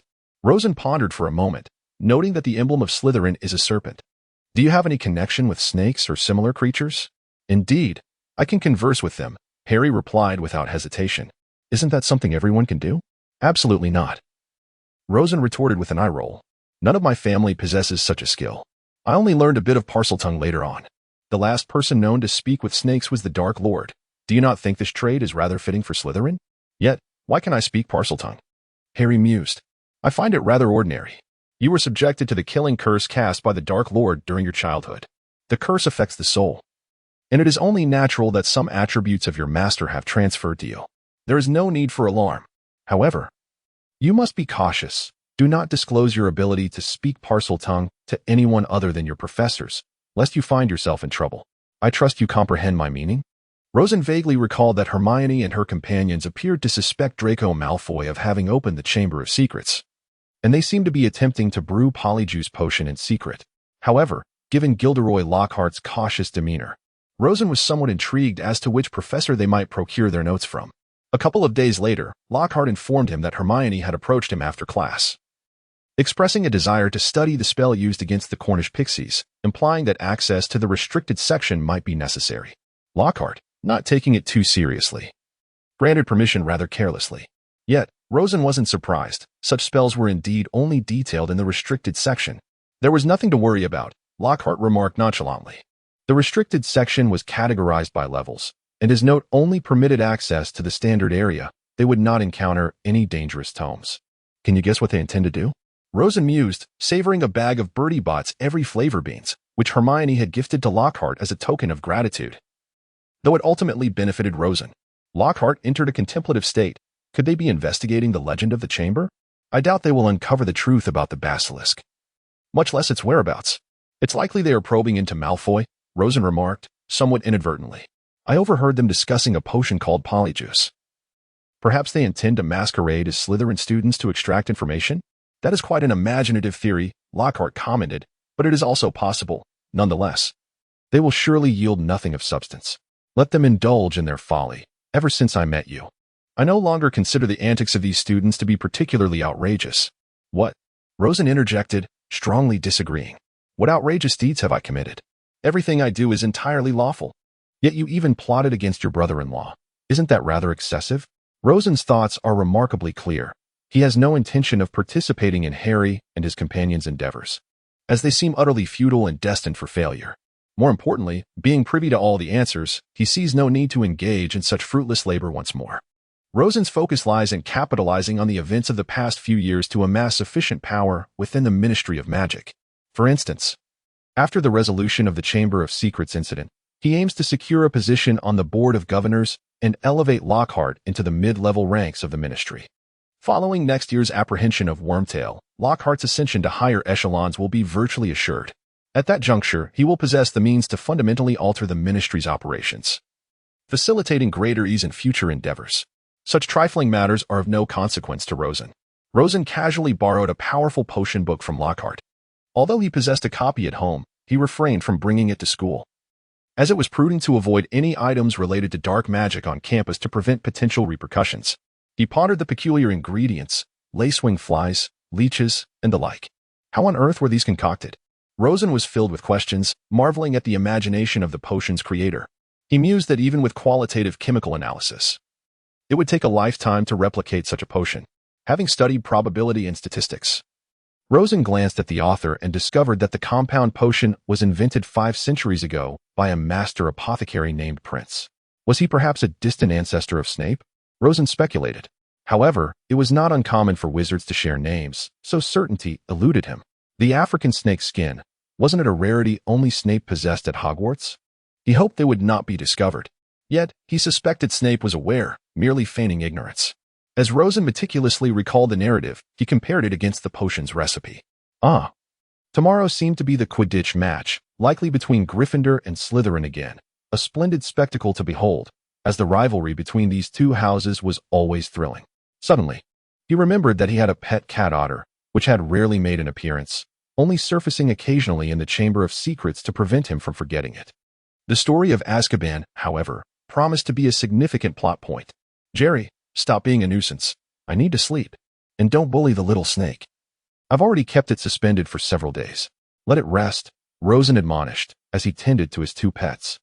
Jerry was a cat otter he had acquired before his first year, while the little snake had been obtained to learn Parseltongue, and over time, he had developed a bond with it. Divider, in his previous life, Rosen had a classmate who attended university in Beijing and joined a Quidditch club.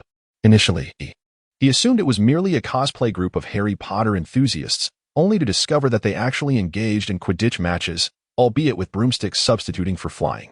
He regretted never having witnessed such an event firsthand. According to his classmates, those unfamiliar with Harry Potter found the scene akin to watching madness. Yet true fans reveled in the experience. Contemplating this, Rosen decided to practice Quidditch next year, hoping to join his house team. Once again, it was Gryffindor against Slytherin. And Rosen sensed Dumbledore's intent in pitting the bitter rivals against each other in the opening match. However, Slytherin's entire team was equipped with Nimbus 2001 brooms, while Gryffindor's best. Harry wielded only a Nimbus 2000, with the rest of the team's brooms being of varied quality. Unless Harry swiftly captured the Golden Snitch, their chances seemed slim. Fortunately, Slytherin's seeker was Malfoy, who had gained his position through wealth rather than skill. Well, considering your family's annual donations to St. Mungo's and the Ministry of Magic, Rosen muttered, I shall spare you from my curses. He continued, and this year, your family will lose their seat on the Hogwarts Board of Governors, a cause for celebration. It appeared that Bill had noticed something amiss. Potter and Malfoy were exchanging barbs. As Rosen observed the two engaged in a heated gaze, he narrowly dodged a rogue bludger. Perhaps, he thought indifferently, their love-hate dynamic had played out numerous times before, too tedious to count. Harry's flying skills were impressive, the bludgers frequently targeted him. Yet he deftly evaded them each time. Although he occasionally lost focus on capturing the Golden Snitch, Malfoy struggled to keep pace, even without interference. Truly pathetic. However, Quidditch relied on teamwork. While Harry valiantly dodged bludgers, Slytherin's trained chasers had swiftly amassed 60 points. Intrigued, Rosen observed the unfolding scene, suddenly sensing something was amiss. No one was striking the bludgers, yet it circled around Harry. Bill, what do you make of this? Rosen mused, adopting the demeanor of a detective. I suspect foul play. Bill replied cooperatively. Yet, Rosen recalled that the original detective story did not feature the line, what do you think, Yuan Fong? It was an adaptation. There must be some magic at work, Rosen declared, drawing his wand and shouting, Immobulus. He raised his voice, for his abilities had not yet reached the level of silent or whispered spellcasting. Without a proper enunciation, the spell's potency would falter. However, his efforts bore no fruit. Damn it, house elf magic is undoubtedly different from human magic. If it were a Hogwarts studentess curse, I could surely break it, Rosen grumbled. Dissatisfied as he descended from the stands, prepared to intervene on Harry's behalf. Lockhart hurried to his side. Rosen, why is my counter curse ineffective? What is happening? It must be some non-human magic, Rosen replied. I've tried as well, but to no avail. What shall we do? Let us wait here. If Harry is struck and falls, we shall catch him. Despite Harry's insistence on proving himself, he could have easily avoided the bludger's assault, but chose instead to pursue the Golden Snitch, only to realize the danger of his altitude when he was finally hit. Oh no, am I going to fall to my doom? Harry thought as he glanced at the ground, estimating he was at least 10 meters high. Wingardium Leviosa. Rosen and Lockhart simultaneously cast the levitation charm, suspending Harry in midair. As Harry had successfully caught the Golden Snitch, the match was over. At this point, any further action was inconsequential. Although Harry emerged unscathed, Madame Pomfrey insisted he be hospitalized. Rosen felt that Madame Pomfrey was being excessively cautious. Rosen has always been perplexed by Gilderoy Lockhart's inexplicable act of vanishing Harry's bones in the original text. Was he simply deranged?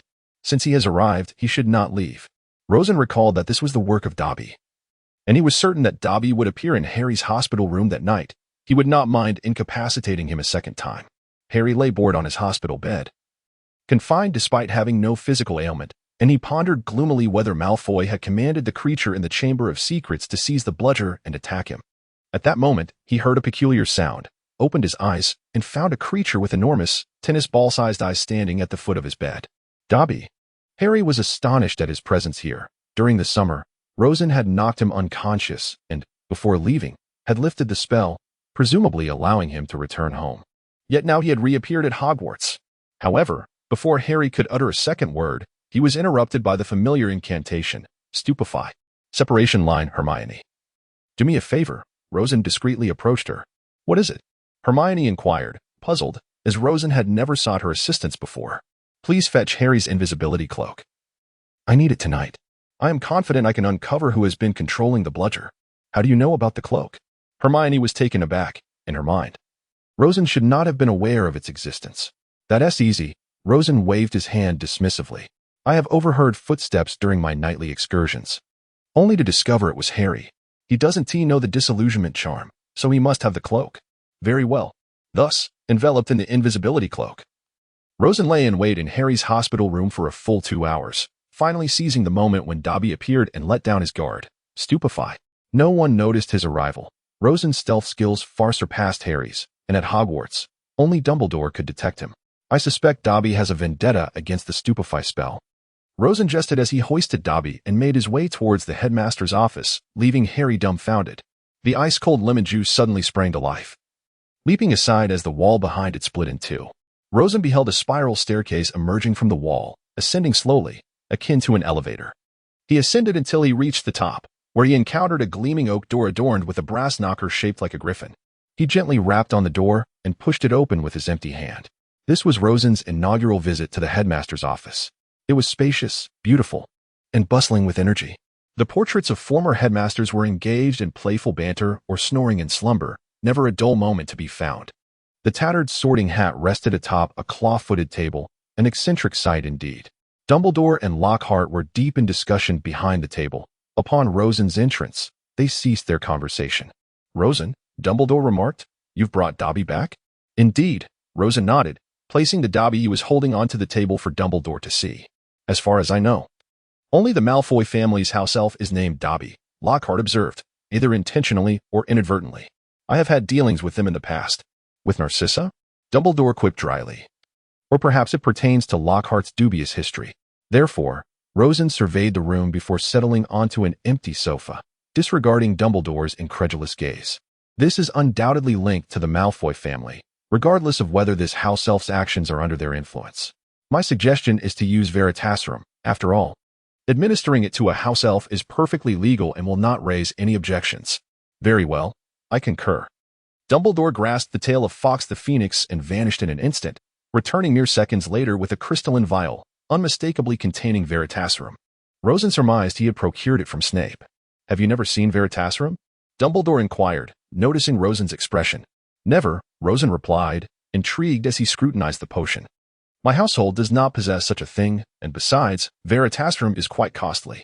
Who would squander money on such an item without cause? Is your family lacking in funds? Dumbledore questioned skeptically. Money is not infinite. There are numerous expenses to account for, Rosen shrugged. Peveril Pharmaceuticals requires substantial investment for each improvement in formulas and production processes. You would understand if you visited. I often went there as a child and examined the ledgers. In fact, some of the proposals were suggested by me. No one is more aware of how financially draining they are than I. Dumbledore gently pried open Dobby's mouth and dripped 3 drops of Veritaserum inside. The office fell silent. The portraits of former headmasters listening intently to the interrogation. Dumbledore questioned, and Dobby responded. What is your name? Whose house elf are you? I am Dobby, a house elf of the Malfoy family. Why have you come from the Malfoy house to Hogwarts? Dobby wishes to save Harry. Someone intends to harm Harry. And Dobby wants to protect him.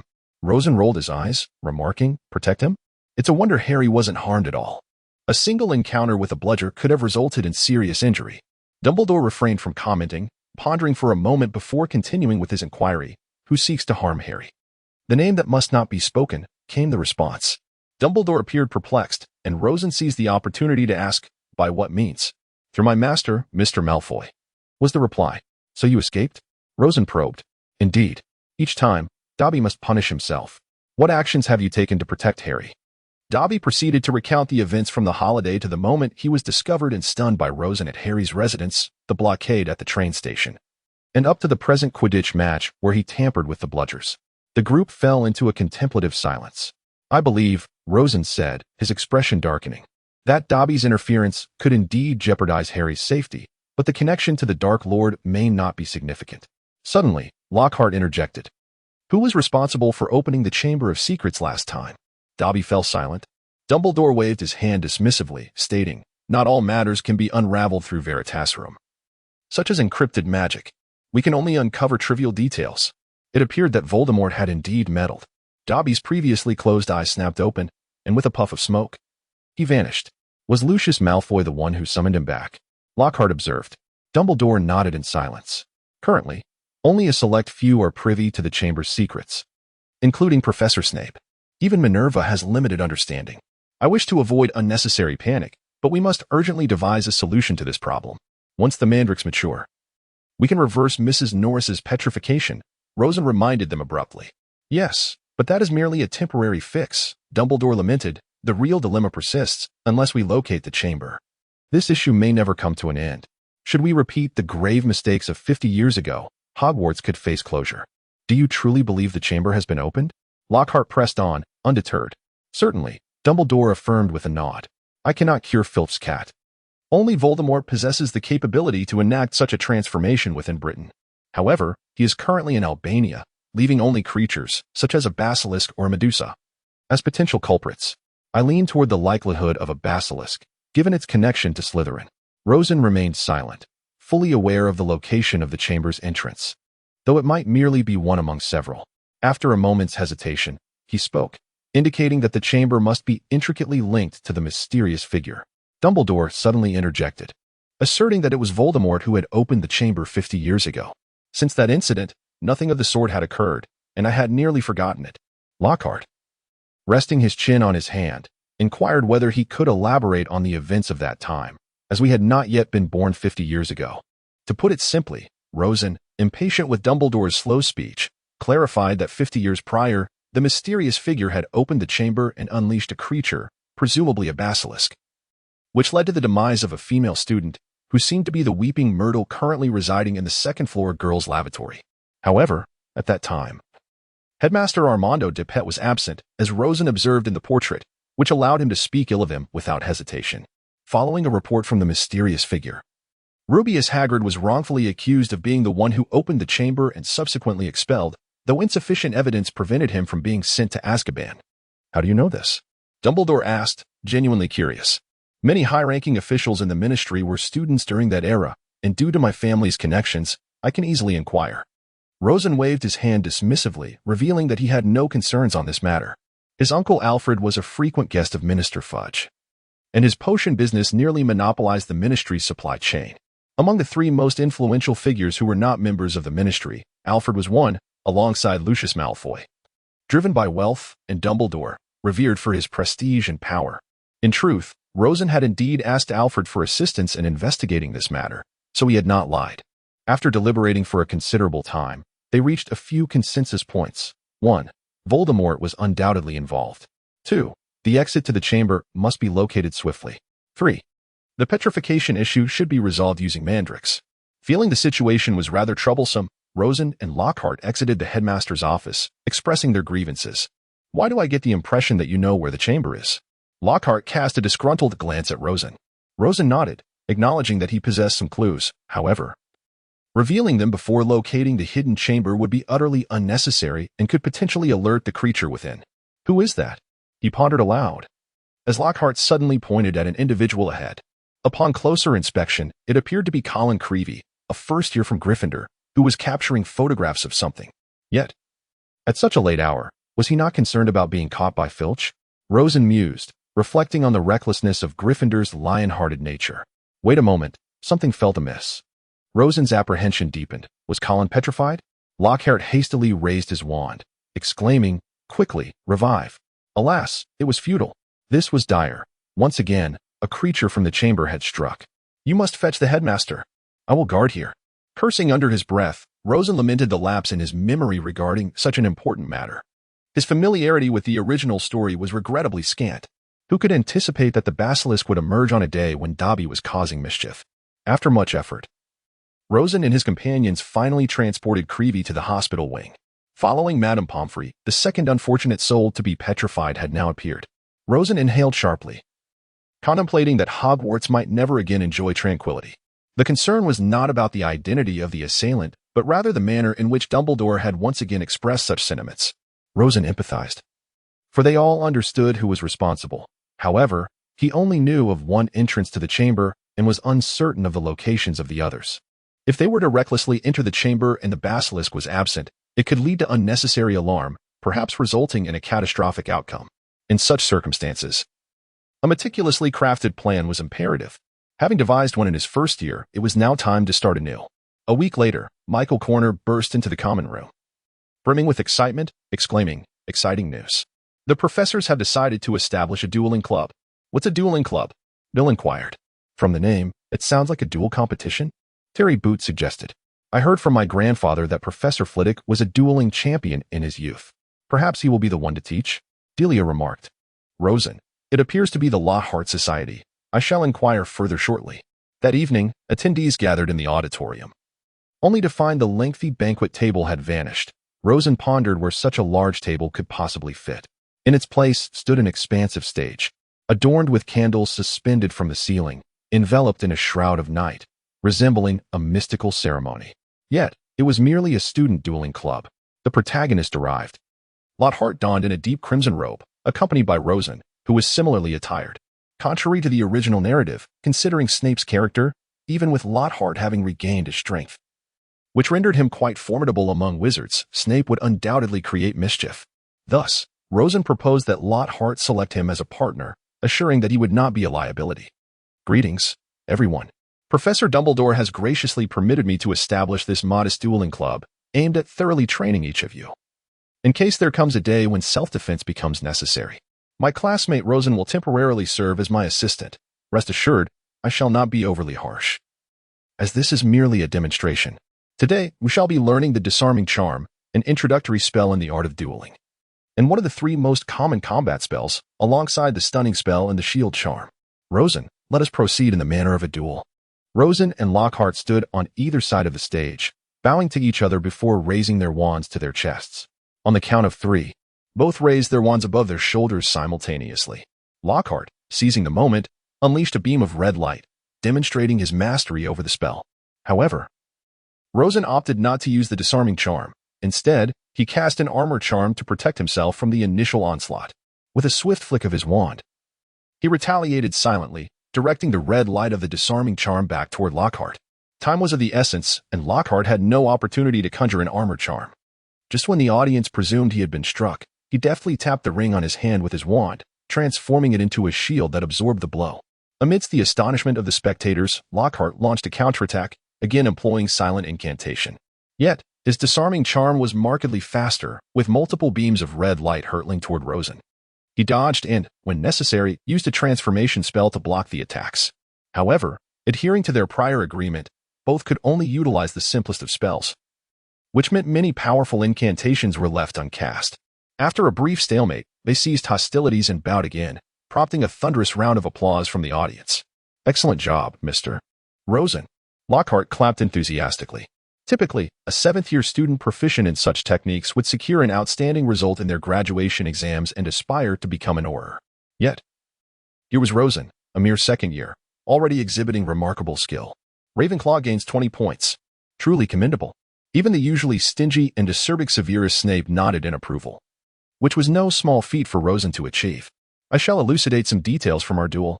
After Rosen stepped down, Lockhart took center stage once more, proclaiming, "Firstly, during the duel, Mr. Peveril, being younger and at a magical disadvantage compared to me, chose a defensive stance, casting an armor charm for protection, while I opted for an offensive approach with the disarming charm. There are 3 primary methods to counter spells. The first is evasion, a fundamental skill everyone should possess. The second is adeptness and transfiguration, which is not merely for amusement in class, it can play a significant role in battle. A compelling example is our esteemed Headmaster Dumbledore, who often leveraged his transfiguration skills to gain the upper hand when facing the Dark Lord. The third method involves protective charms, such as the common armor charm. Now, it is your turn to practice the disarming charm." Lockhart began a detailed explanation of the incantation while Rosen discreetly observed the Slytherin side. In the original narrative, Snape had severely chastised Lockhart, but Rosen's presence altered that trajectory, leaving him curious about what dubious advice Snape might impart to his students. As for the duels among students, Rosen held little interest. Having stalemated with Lockhart for 10 minutes, he would undoubtedly hold an advantage against most 7th-year students.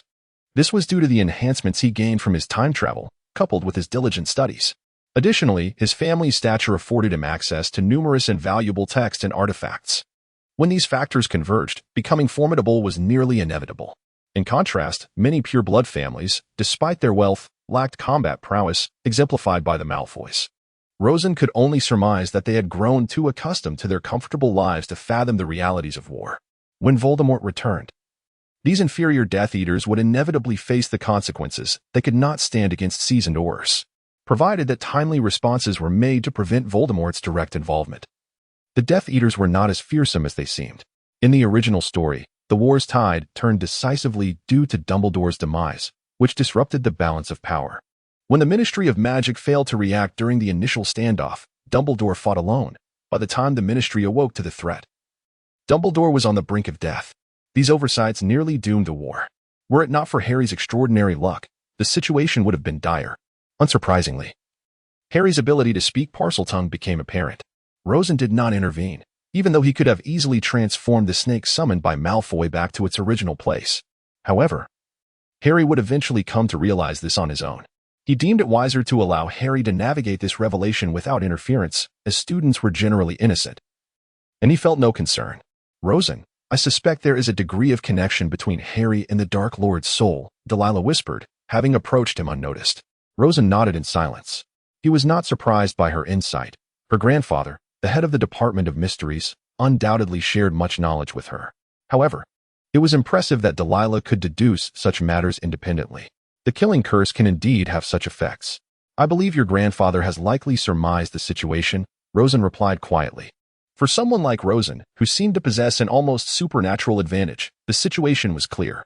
The only aspect requiring vigilance was preventing the basilisk from escaping through other exits. Thus, he chose to play the role of a hunter, allowing the basilisk and the Diary Horcrux to wreak havoc for a while before striking unexpectedly when they were confined within the Chamber of Secrets. Yet for Harry, the circumstances grew increasingly dire. Led by Ernie Macmillan, the onlookers believed he had opened the chamber. When Bill inquired about this with Rosen, he scoffed. If Harry truly opened it, would Dumbledore lack the intellect or vision to notice? Surely he would have taken action. As Rosen found himself increasingly disturbed by such notions, he reprimanded the naive students in frustration, declaring, I tell you, the media's portrayal is misleading, and you must take responsibility for your ignorance. Regrettably, in this era, the world lacked proper media regulation, Rosen lamented. Harry looked at him with gratitude, relieved to no longer be misunderstood. The crowd began to realize their naivety, recognizing their own youthful simplicity, and resolved to enhance their knowledge before indulging in further gossip. Recently, Hagrid had been lamenting the untimely demise of roosters. Rosen understood that the basilisk feared the crowing of chickens, yet he was uncertain whether conjured chickens, those that could crow but not be consumed, would have the same effect. Therefore, he arranged for his father, Henry, to contact a Muggle poultry farm. Voldemort, you think you're formidable? Go ahead and eliminate all the chickens in the world. There are more chickens than people. Though the Rosen family lacked substantial Muggle currency, wizards and Muggles were interconnected. The Peverell family had also engaged with the Muggle world, serving as a bridge between the two realms. Many affluent families maintained ties with Muggles, excluding those staunchly adhering to pure blood principles. For even the wealthiest wizards could not compare to Muggle billionaires. For instance, the Peverell family had distant Muggle relatives in Britain, who, though their connection to Rosen was tenuous, had migrated back from America long ago. They leveraged their connections in the wizarding world to forge alliances with Muggle merchants and officials, making it convenient for Rosen to seek assistance from the Muggle realm. In truth, those Muggle relatives led far more prosperous lives than the wizards, as many Muggle businessmen earned more than the entire wizarding community combined. Rosen mused discontentedly that, apart from possessing magical artifacts, their lives were not much different from those of impoverished Muggles. Justin Finch-Fletchley and Nearly Headless Nick were also petrified, as Rosen received a series of disheartening news. A sense of unease enveloped him, to prevent the possibility of being petrified one day, thus thwarting all his plans. He took the precaution of penning a letter to his grandfather, old Anderson, outlining all his arrangements to ensure that, even in his absence, the plans would proceed smoothly. As for how he came to think of these matters, it hardly mattered. After all, Anderson held an unwavering trust in him. If he were to secure the position of Hogwarts board member, it would likely be his father who would take over, making future endeavors considerably more convenient, for the time being. However, Rosen confined himself to the common room, resolutely avoiding solitary excursions. He even procured Ginny's class schedule, having observed that her performance mirrored exactly what was described in the original text. There were times when her eyes were swollen from tears, yet no one knew the reason why. Thus, with the assurance that at least Ginny would not dare to skip class, Rosen ensured that his outings during her lessons were safe, though after class, that certainty did not hold. Consequently, Rosen had no choice but to embrace the life of a recluse, urging those around him to do the same. At least the basilisk would not dare invade the common room. Otherwise, it would face the grim fate of being overwhelmed. Divider, on the other hand. Harry's days were far from pleasant. Although Rosen's clarification significantly alleviated the misunderstandings surrounding him, the identity of the true culprit remained undetermined. Thus, the trio's polyjuice potion plan continued unabated, albeit with Rosen feeling trepidation about potentially becoming a target of their suspicions. Consequently, he discreetly established a code with a few members of Ravenclaw. If the code did not match, it would indicate they were imposters, a mere fade. One could hardly blame Rosen. The imaginations of these three were boundless. Should they inadvertently uncover a secret, it could lead to an avalanche of trouble. For instance, his sister Alice was privy to certain matters, as was Delia, with whom he often engaged in discussions about life. No, rather, an analysis of the situation. Should anything go awry, and some compromising information fell into Hermione's hands, it would undoubtedly place him in a precarious position, Rosen rationalized. In their second year, potions classes were still divided, with Gryffindor paired with Slytherin and Hufflepuff with Ravenclaw. Thus, he could not witness Hermione's theft of the African snake skin, which was a source of regret. Nevertheless, the principle of maintaining consistency amidst chaos remained effective. As Rosen contemplated these matters, he also began to strategize how to allocate the spoils of victory. First and foremost, Dumbledore would certainly be excluded from any rewards, as Voldemort had yet to return, and he had no need for accolades or anything that might satisfy him. Lucius Malfoy, being the instigator of the Chamber of Secrets incident, must pay the price. He would be ousted from the position of Hogwarts board member and replaced by his father, Henry, while also seizing a substantial sum of money. The ultimate challenge lay in how to maximize the benefits for his family. Naturally, all credit for his accomplishments would need to be attributed to several elders, for a 12-year-old displaying such audacity would undoubtedly attract concentrated hostility. He considered the possibility of having Grandpa Anderson take the lead in entering the chamber, as his strength, apart from Dumbledore, rendered him unmatched. Bernard, his uncle, could also bring Aurors to establish order. Each of these plans held its advantages and drawbacks. Having Anderson present would guarantee absolute safety. With no casualties, any basilisk that appeared would be swiftly dispatched, leaving 16-year-old Riddle with no opportunity to cast any spells. However, the downside was evident. Such achievements could not be rewarded. Frankly, as a first-order wizard of the Order of Merlin, Anderson's situation was already akin to Dumbledore's. The distinction lay in the fact that Dumbledore remained active in the political arena, wielding influence far surpassing that of the Minister of Magic, while Anderson had largely retreated, surfacing only occasionally. Even so, there remained nothing to be awarded. Should Bernard take the forefront, as long as the situation concluded satisfactorily, promotion would be inevitable. Yet, the greatest risk would lie in safety. After all, Aurors had not undergone joint training against a basilisk. Should casualties occur, it would result in a catastrophic incident. Rosen needed to ponder meticulously how to address this dilemma, for indeed, taking risks could transform a bicycle into a motorcycle. If he did not seize opportunities for power and advantage during times of peace, it would be exceedingly difficult to safeguard himself when war inevitably erupted. Rosen recalled the original tale in which Hermione transformed into a cat due to a hair mishap, yet he found himself pondering one peculiar question. Why did the feline depiction in the film appear so unappealing? Should it not resemble the charming catgirl illustrations commonly seen in cartoons? Perhaps it was a divergence of aesthetic sensibilities between East and West? Nevertheless, Rosen mused that if Hermione were to truly become a catgirl, she would be utterly enchanting. Though, it seemed he might not survive her wrath. Rosen's thoughts wandered, yet he remained uncertain whether the trio, after consuming the polyjuice potion, would lead anyone into Ravenclaw to extract information. Thus, he maintained his vigilance. These individuals were indeed a source of chaos. Rosen felt disgruntled, yet he had no outlet to vent his frustrations. Delilah, however, sensed something amiss, yet being neither a time traveler nor a prophet, she could never fathom the existence of the polyjuice potion. Recently, Rosen found himself engulfed in ennui once more. The arrangements for the escape room had been made. Even if he were to be petrified, everything would proceed according to plan. At present, aside from completing his trivial assignments, the only source of intrigue lay in playing video games. The magical elements permeating the air at Hogwarts shielded electromagnetic waves. Yet they did not obstruct the flow of electricity within wires. Thus, the gaming console could be enjoyed as usual and with Dumbledore's permission.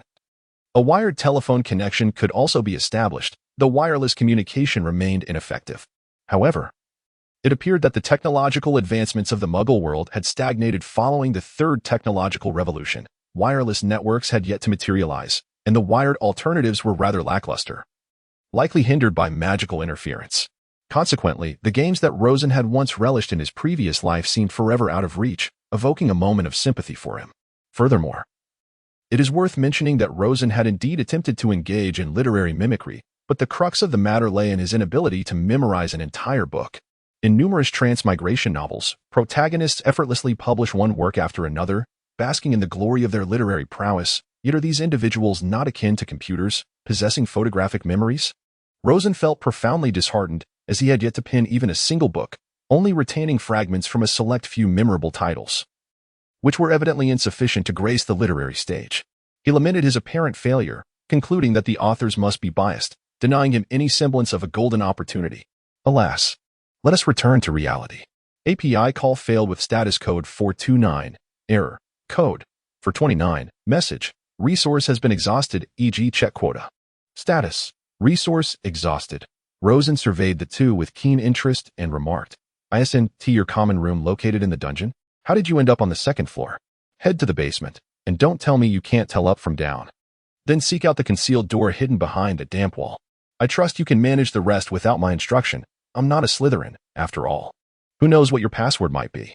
I'd wager it's something like pure blood." With that, Rosen turned on his heel and departed without a backward glance. "Do you think Rosen sensed something amiss?" one queried. "I doubt it. He didn't even recognize us," came the response. If Rosen had overheard their exchange, he would undoubtedly have scoffed. What a farce. The reason was quite simple, such a subpar performance. And Malfoy couldn't see through it. One could only conclude a deficiency in intellect, to borrow a term from the stars. The transformation of Harry and Ron into Crabbe and Goyle had been confirmed. The only remaining enigma was Hermione. Stealthily, Rosen ventured to the girls' lavatory on the second floor, finding it devoid of occupants, which indicated that Hermione had not made the same blunder as in the original narrative. This raised the question, who had Hermione become? It seemed that Slytherin had already initiated investigations, suggesting that Hermione was likely targeting a Ravenclaw, as her considerable wisdom often incited jealousy among these mere mortals. As Rosen indulged in his self-admiration, he returned to the common room, scanning his surroundings in search of any dissonance. If you encounter a robber and cannot overpower them, how should you protect yourself? Inquired the door knocker. Prove you are a pauper, Rosen replied nonchalantly. In truth, the wisdom of the door knocker was limited. The questions tended to repeat, and one simply needed to memorize the question bank. Of course, there were times when the knocker would spontaneously concoct a new riddle, and that would pose a problem. You truly are a clever one. The door opened, revealing the common room where students were engaged in their preferred activities, studying or reading, with occasional hushed discussions. Nothing seemed out of the ordinary, and Rosen began to think he might have been overly cautious. "Rosen, could you assist me with something?" A somewhat unfamiliar voice reached his ears. He set down the advanced spellbook he had been perusing and turned to see a girl he did not recognize, Lisa Dupin. "What is it?" he inquired. "If it's homework, I have some ready-made solutions you can peruse." Rosen found this curious. Ravenclaw students were typically quite dedicated to their studies, and copying homework was not a widespread practice. Moreover, he and Lisa Dupin had little interaction, their exchanges limited to mere greetings. "It's a paper for history of magic." The exploratory assignment Professor Binns assigned. "Do you recall my question about the Chamber of Secrets in class? I chose that very theme, but I haven't found any resources on the subject in the library. Do you happen to know anything about it?" Rosen pondered for a moment, instinctively becoming alert. Yet he still remarked, "This library should indeed have the information. However, you may have searched incorrectly. You ought to look into the Prophet of Prophets from that era, for it certainly contains reports on the matter. Nonetheless, it is of little consequence. Allow me to recall, I remember having conducted an investigation as well. Could you provide a brief description?" To put it succinctly, the legend of the Chamber of Secrets has only materialized once since its inception, 50 years ago. That incident resulted in the untimely demise of a female student, and the Ministry of Magic was unable to ascertain a reasonable conclusion. Someone reported Hagrid, leading to his expulsion from Hogwarts. However, the Transfiguration professor at the time, Dumbledore, intervened on Hagrid's behalf. According to the investigation, Hagrid was in possession of an acromantula, a creature that lacks the capability to kill a person instantly. The student's death was highly suspicious, resembling a curse of death. The newspaper essentially stated these facts. The rest is for you to weave into a coherent narrative. As Rosen contemplated further, an uneasy feeling settled within him. For he vaguely recalled that the theme chosen by Dupin did not seem to align with this. Could it be? Oh, thank you. I have matters to attend to. I must take my leave. Dupin dashed out of the tower without so much as a backward glance. Rosen observed her hair gradually transforming into a chestnut hue, and his expression shifted dramatically. Blast it. I've been deceived. This individual must be Hermione. He felt a surge of frustration, realizing that while he had been focused on exchanging signals with an acquaintance, he had neglected to consider that Hermione's intellect would not allow her to select familiar faces, as it would be too conspicuous. Now, he faced utter disgrace. Hermione's skills surpassed those of the others by an immeasurable degree. Should he feign that this incident had never occurred? Fortunately, no further secrets had been exposed, and everything he had mentioned was verifiable. It seemed unlikely that he was personally involved. He had stated that the chamber had been opened 50 years ago. But at that time, his family should have still been in the Americas, even if they possessed the secret of the chamber. It was improbable that they would be privy to such knowledge. Rosen had previously mentioned that his family was merely a minor branch of the Peveril lineage, with the principal members still across the Atlantic. This was Hermione's analysis. I suspect it is Malfoy, Ron muttered. Perhaps it was his grandfather who opened the chamber all those years ago and subsequently informed his grandson about it. That doesn't seem right, Harry countered, perplexed. Malfoy wouldn't intentionally deceive Crabbe and Goyle to create a fade. There is no need for such theatrics. Rosen taught me that analyzing a situation requires perspective-taking. Thus, I believe someone else must have opened the chamber. At that moment, Rosen was meticulously searching within the lavatory. Moaning Myrtle, has anyone discarded a black diary in here? He inquired while rummaging about. If you tell me how I died, I might share that information with you, Myrtle replied, still preoccupied with the memory of her demise. Even after 50 years, you perished from the basilisk's gaze. This is part of the OWL's syllabus in 5th year. The basilisk stare can kill instantaneously, while indirect contact results in petrification. Rosen waved his hand dismissively. Do not share this with anyone else, lest it incite panic.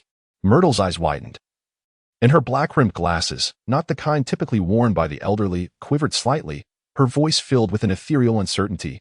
How did you deduce that? All I recall is a pair of large yellow eyes, and then I felt my soul begin to drift away. Very well, the diary is on that toilet. You may take it. Rosen scrutinized the name Tom Riddle, immediately discerning its identity. Naturally, he refrained from direct contact, for who could ascertain whether the Horcrux possessed any peculiar mechanisms? After all, no living individual in Britain had ever encountered a Horcrux. He retrieved a bag designed by Henry, imbued with magic to isolate dark artifacts. Such bags, typically priced at 100 galleons, were acquired annually by the Ministry of Magic. Henry's creations had bestowed considerable convenience upon the ministry staff, earning him a second-class Merlin medal in recognition of his contributions. Considering it was merely a Horcrux, crafted when Voldemort was but 16, the enchantments could not possibly be potent enough to breach even Henry's magical barriers, and Horcruxes remain oblivious to their external surroundings. Rosen had taken the time to peruse the descriptions of Horcruxes, although he could not borrow the book from Hogwarts due to lack of authorization. Nor could he obtain it from Lockhart. His own collection contained several volumes, including a chapter dedicated to Horcruxes. He even began to ponder whether Horcruxes were a creation of his own ancestors.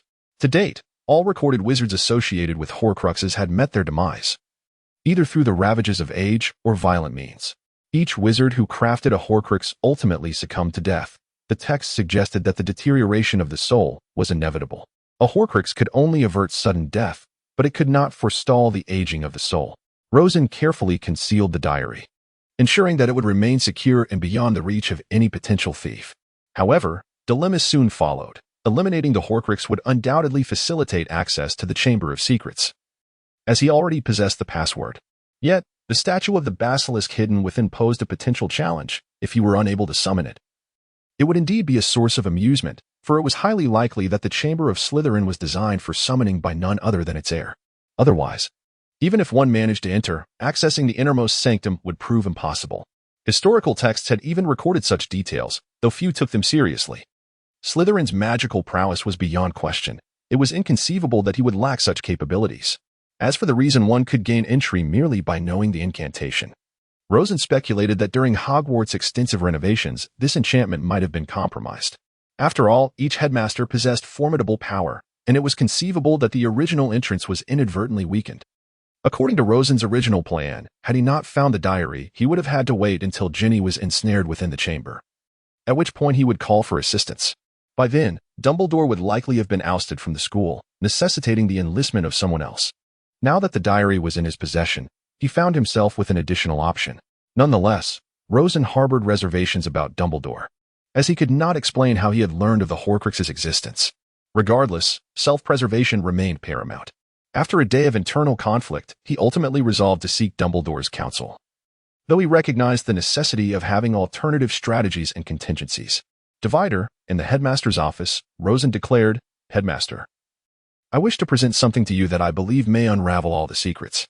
After rummaging through his bag for a while, he finally produced the pouch that concealed dark magic and handed it to Dumbledore.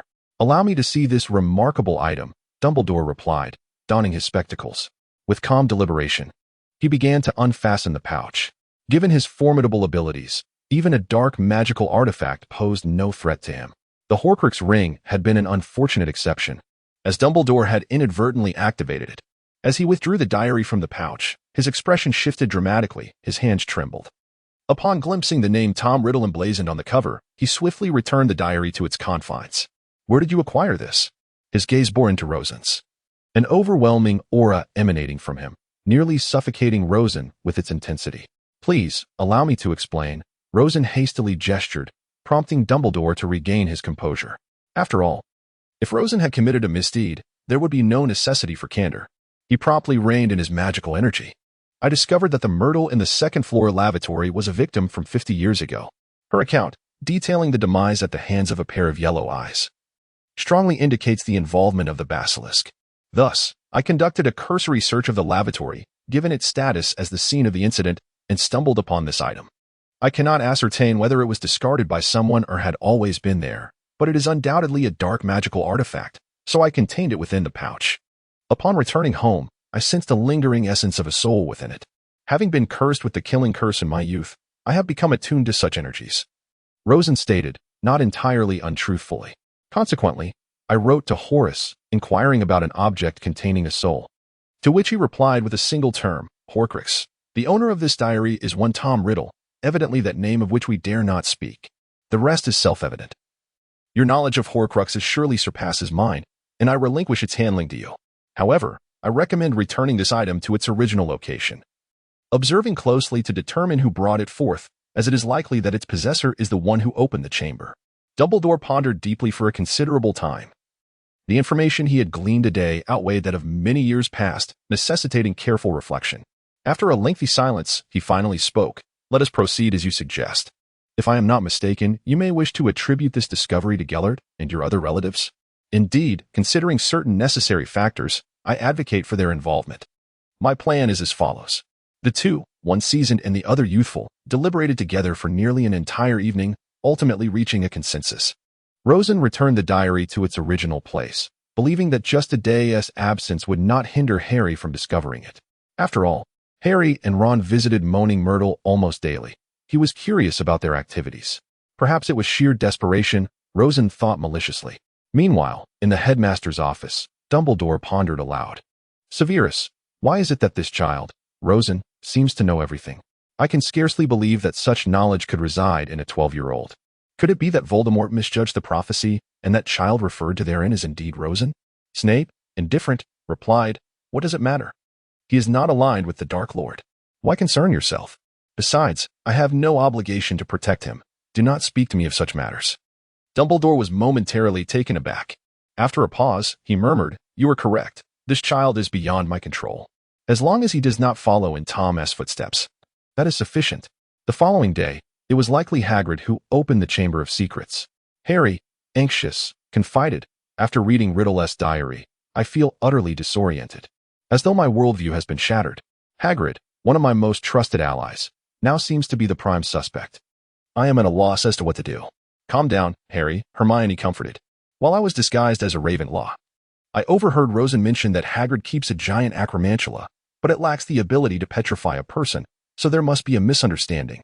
Is that true? I hope so. Yet Harry, overwhelmed, could not absorb Hermione's words, consumed by thoughts of whether he should report this. He wrestled with the dilemma of betraying Hagrid while remaining loyal to the petrified students. Hermione longed to seek Rosen's assistance but felt overwhelmed by guilt and could not bring herself to face him, so she offered slow consolation instead. Meanwhile, Rosen began to write letters to those he deemed necessary and assign them tasks. Uncle Bernard, I trust in the combat prowess of the Aurors. Yet when faced with an untrained beast, the potential for great casualties is high. Therefore, I recommend bringing experienced personnel to attempt to obtain access passes to Hogwarts through Fudge following Dumbledore's expulsion and to conceal themselves in advance. Grandfather Anderson, for safety's sake, I suggest you accompany us at all times. With your abilities, confronting a basilisk would pose no challenge, and even if we risk going without merit, we must ensure that no accidents occur. Uncle Lockhart, given your limited abilities, it is best that you do not enter, but the students' tasks rest upon your shoulders. Perform well this year, and I assure you a position in the Ministry of Magic. If the Chamber of Secrets were as straightforward as described in the original text, Rosen would have complete confidence in handling it. However, he feared unforeseen complications. After all, Slytherin would not create a chamber merely for the sake of harboring a basilisk. It would hold significant purpose. He wondered if Voldemort had ever discovered its secrets. Moreover, if there were any traps within the chamber, he could very well meet his end, which would be utterly lamentable. Thus, Rosen dared not be complacent. It would be too unfortunate to perish before accomplishing anything significant. Divider, as the diary had yet to be stolen by Ginny. No attacks had occurred in the past 2 months, and everyone felt safe. With the arrival of the Easter holidays, second-year students were required to begin selecting their elective courses. Of course, aside from the mandatory courses, all others, including magical theory, continued as usual. This is outrageous. Why are there 2 additional courses? Michael Corner lamented, covering his face in despair. Among the 4 of them, he was the least fond of studying, prompting little reaction from the others. Rosen, what courses do you plan to choose? We can select together, Delilah inquired, having approached Rosen without him noticing. Let me think, Rosen replied, caught off guard. His mind was preoccupied with thoughts of the Chamber of Secrets, although it seemed likely that the end-of-year exams would be cancelled due to the attacks. Alleviating his worries about revision, he still faced a multitude of concerns.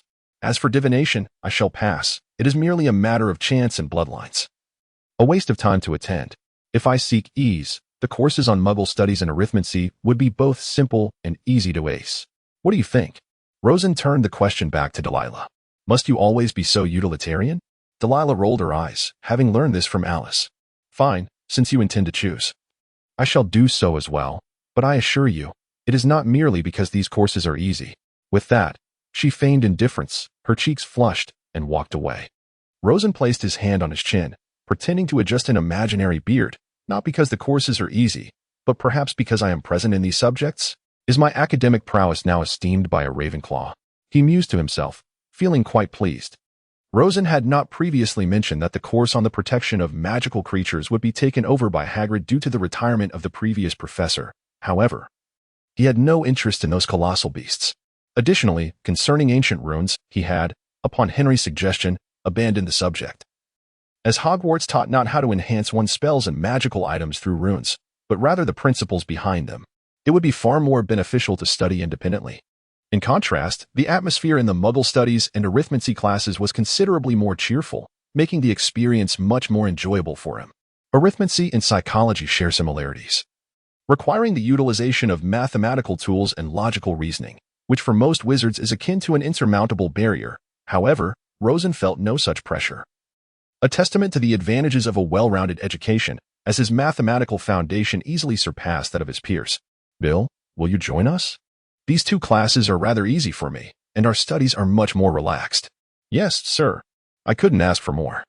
The other Ravenclaw students each selected their courses according to their preferences, with many pursuing their studies out of genuine interest rather than for grades or relaxation.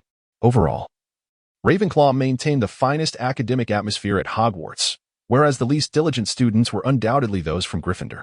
In all fairness, Rosen and his peers had not received significantly more classes, as flying lessons and magical theory had been cancelled in favor of 2 elective subjects that met only once a week, which was certainly not a loss. As for the widespread lamentations, it may stem from the perception that flying lessons were regarded as leisure rather than actual classes. Or perhaps they could only see the advantageous aspects for themselves. The following content appears to be sourced from online materials, seemingly not authored by Rowling. With regard to arithmancy, a crucial aspect involves the analysis of names. The first step in name analysis is to convert it into a series of numbers, with each letter corresponding to a number from 1 to 9. There exists a corresponding chart that remains constant. For instance, if we wish to analyze Nicholas Flamel, we would derive the following result: 5, 9, 3, 8, 6, 3, 1, 1, 6, 3, 1, 4, 5, 3. Once all the numbers are noted, one must calculate their sum. According to the principles of arithmancy, if the sum exceeds 9, it must be reduced to a single digit, that is, the digits in the tens and units places are added together, and if a two-digit number still results, this process continues until a single digit is achieved. It is quite common to encounter two-digit results. Specifically for the name Nicholas, we find that the total sum is 58, which then reduces to 13, 5813, and further to 4, 134. The final number represents the personality number of the name, indicating the individual's character traits. Next, one must extract the soul number, which reflects the person's inner thoughts and reveals their desires and fears. This is accomplished by summing the corresponding numbers of the vowels A, E, I, O, U in the name, and similarly, if the result is a two-digit number, it is continually summed until a single digit is attained. Taking Nicholas Flamel as an example once more, his name contains 5 vowels, yielding a total of 22, which breaks down to a soul number of 4224. In this case, both the soul number and personality number for Nicholas Flamel are identical, a rarity in such analyses. Lastly, we derive the social number, which reflects the individual's outward personality or the traits they project to the external world. This number is determined by summing the corresponding numbers of the consonants, letters other than vowels, in the name. The total for these consonants is 36. Thus, the social number equates to 369. We have now extracted the personality number, soul number, and social number from Nicholas Flamel's name 449. Based on these figures, we can sketch a rough outline of his character and attributes. The concept of associating numbers with personality traits is rooted in the philosophy of the ancient Greek philosopher Pythagoras, and it has been influenced by various other thinkers. The number 1 signifies individuality, 2 represents interaction and the ability to communicate and cooperate, 3 embodies completeness, 4 symbolizes stability, 5 denotes instability, 6 signifies harmony and familial bonds, 7 reflects cognitive strength and insightfulness, 8 denotes success in business, and 9 represents fulfillment and achievement. Of course, the actual outcomes extend beyond these simplistic comparisons. This is merely an introductory method. In reality, the world of magic is extraordinarily wondrous, and the methods of arithmancy are far more intricate than described. Nevertheless, through arithmancy, one can glean insights into an individual's character traits. Even if one cannot predict specific future outcomes, it still serves a significant purpose in judgment. Are you saying that Harry lost a very important diary? Rosen exclaimed, his eyes wide as he stared at Michael. Indeed, Michael nodded vigorously. This is reliable information that I have painstakingly uncovered. Did you not inquire with Ginny? Rosen raised an eyebrow. Absolutely not. API call failed with status code 429. Error. Code. For 29. Message. Resource has been exhausted, e.g. check quota. Status. Resource exhausted. Rosen suddenly became acutely aware of the gravity of the situation, uncertain of who would be the next to succumb to petrification. Who would fall victim to this elaborate scheme? Perhaps it would be prudent to offer compensation to each individual affected once the turmoil subsides, as my inaction bears a share of the blame. Nonetheless, as long as no lives are lost, everything can be addressed. Rosen, what occupies your thoughts, leaving you so distracted? The gentle sound of Delia's voice was like a breath of spring. At times, Rosen even entertained the notion that Delia might be a concealed traveler from another realm. Yet after several attempts to probe, he relinquished that thought. A sense of turmoil engulfed him, accompanied by a twinge of conscience. Perhaps I should have made a decision sooner. Yet I am reluctant to forego greater benefits. Is it a hidden chamber?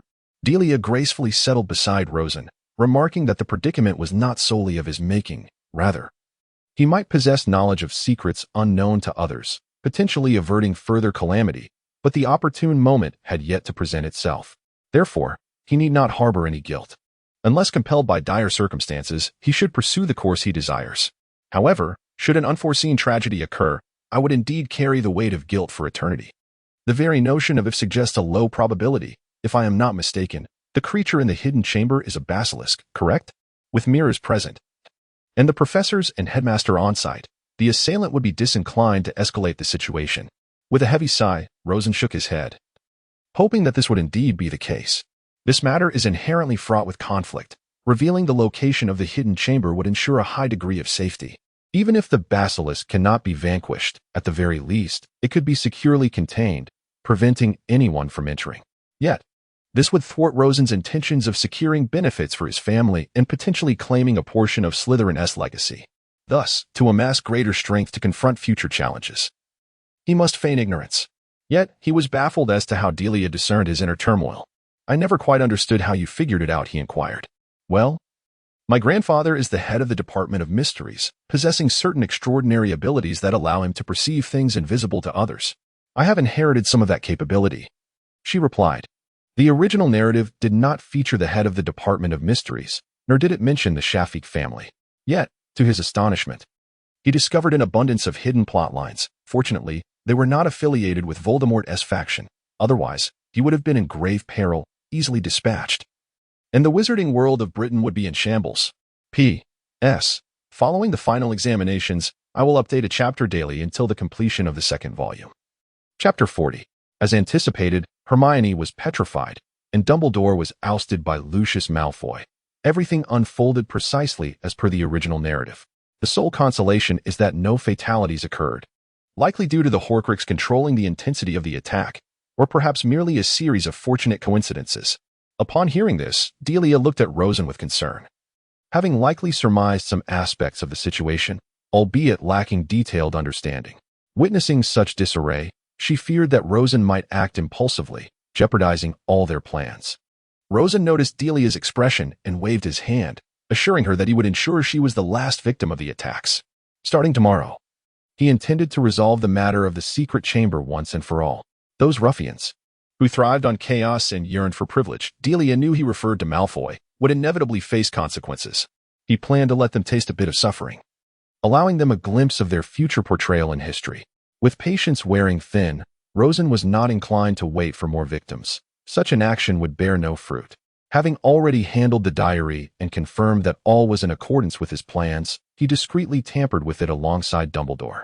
Now, he awaited the spark that would ignite the events of the following day. Partition line, in the school hospital. In our land, terrifying beasts and monsters roam, among which the basilisk, or serpent king, stands out as the most extraordinary and lethal. This serpent can grow to an enormous size, often living for several centuries.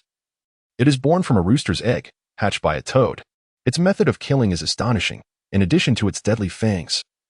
The basilisk's gaze can also lead to death. Anyone who meets its eyes will perish instantly.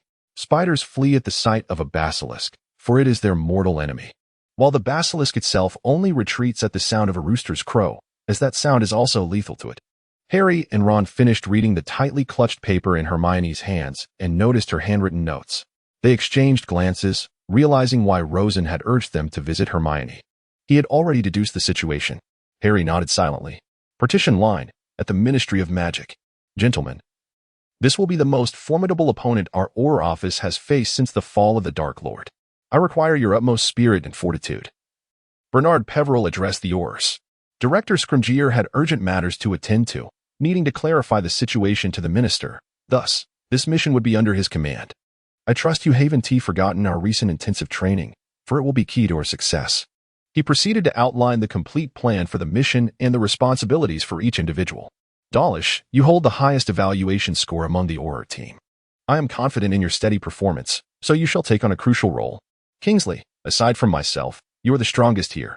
Hence, the risks of your assignment will be the greatest. Partition line, Peveril Castle. Anderson, we have work to do, although we may not step onto the battlefield. Should any issues arise, the substitutes must be ready to act. Horace remarked, how many years has it been since we engaged in combat? I hope we can still summon the prowess of our prime. The two elderly men engaged in jovial banter as they stretched their limbs. Perusing the letter Rosen had sent via owl, Henry quietly crafted magical artifacts that might be of use, though if Anderson and Horace intervened, The opposition would likely have no chance to resist. Partition line in the Office of the Defense Against the Dark Arts Professor. Your task is quite simple. Keep an eye on these two and prevent them from running amok. Use the stunning spell if necessary. Perform a bit of theatrics before the confrontation, and then you can await your accolades. Dumbledore has agreed to grant you this credit, aiding your entry into the Ministry, freeing you from the curse of the Dark Lord over this position at Hogwarts. Lockhart nodded, contemplating the use of the stunning spell, realizing it fell well within his capabilities. Thus he accepted with enthusiasm. Partition line, deep within the Forbidden Forest. Hagrid has been taken away for the time being. However, during his absence, you must not harm any humans, or the expulsion will still be valid, Dumbledore quietly instructed Aragog, who trembled and nodded in compliance. Afterward, he glanced at the parchment in his hand, which bore the co-signed complaint from most of the governors regarding Lucius Malfoy's coercive actions. He merely required a suitable occasion. Now was not the time. Fawkes, please assist. Should there be any casualties, your tears can revive them. Fawkes let out a long cry and transformed into flames, soaring away. Partition line in the corridors of Hogwarts. Her remains will forever reside in the secret chamber, where the large words etched into the wall, causing every passing student to panic and scream as they fled. Beside the wall, Rosen stood with his hands clasped behind his back, his expression impassive. Behind him gathered a group of individuals he had summoned. The elite squad of Aurors led by Bernard, Lockhart accompanied by Harry and Ron, and Anderson and Horace Slughorn loitering at a distance, while even the Phoenix Fawkes was eager to join the fray. Everyone is here. Shall we depart? Rosen sighed. Bernard nodded, stating, protecting the lives of those safeguarding Hogwarts is our utmost priority. Only after that shall we focus on vanquishing the basilisk inside, disregarding public property, if necessary. Gentlemen, let us execute the plan as devised. We are bound for the girls' lavatory on the second floor, the entrance to our destination. Find a tap adorned with a serpent motif. Harry, speak open to it in Parseltongue. The time for glory has arrived. Open. Have you found the secret chamber? Came the voice of moaning Myrtle, indicating they had disturbed her in the lavatory. Indeed, Rosen nodded. Soon, you shall learn the identity of your killer from 50 years ago. Killer? I no longer care. I have felt nothing for so long. After Harry spoke, the tap emitted a dazzling white light and began to spin rapidly. Subsequently, the sink shifted, slowly disappearing from view, revealing a massive pipe large enough for a person to crawl through. Everyone gasped in astonishment. Bernard cautioned, stay vigilant. Within the secret chamber lay another door, outside of which were numerous carcasses of animals devoured by the basilisk, alongside shed serpent skins. The size of the skins allowed them to deduce that this creature measured at least 20 feet in length. Of course, size was not the sole factor, typically. The magical resistance of magical creatures correlates with their size, suggesting that the basilisk's resistance to magic would be comparable to that of an adult dragon, considering its offensive capabilities. Dragons possess a range of area of effect attacks, can breathe fire, and can fly, whereas the basilisk's primary advantage lies in its lethal damage that is nearly impossible to defend against. Well-trained Aurors could easily contend with dragons, requiring only mutual understanding amongst themselves. In the face of the basilisk, one must be adequately prepared with sufficient protective measures, such as enchanted glasses empowered by magical inscriptions or the tears of the Phoenix Fawkes. Prior to the confrontation, Rosen had procured a vial of Fawkes tears. However, in the heat of battle, this may prove insufficient, prompting Dumbledore to send Fawkes for additional support. As for why Dumbledore himself does not make an appearance, it is because, in his presence, Voldemort's Horcruxes would remain concealed. From the time of Voldemort's student days, Dumbledore has been the individual he fears the most, a fact that is indisputable. Open, Harry uttered in a faint hiss. Rosen, having learned the language of snakes himself, was able to comprehend the command, although he had mentally prepared for the chamber. Recognizing that a space capable of housing a basilisk would undoubtedly be vast, far larger than his own dormitory, he was still taken aback by the sheer scale of the chamber upon witnessing it in its entirety.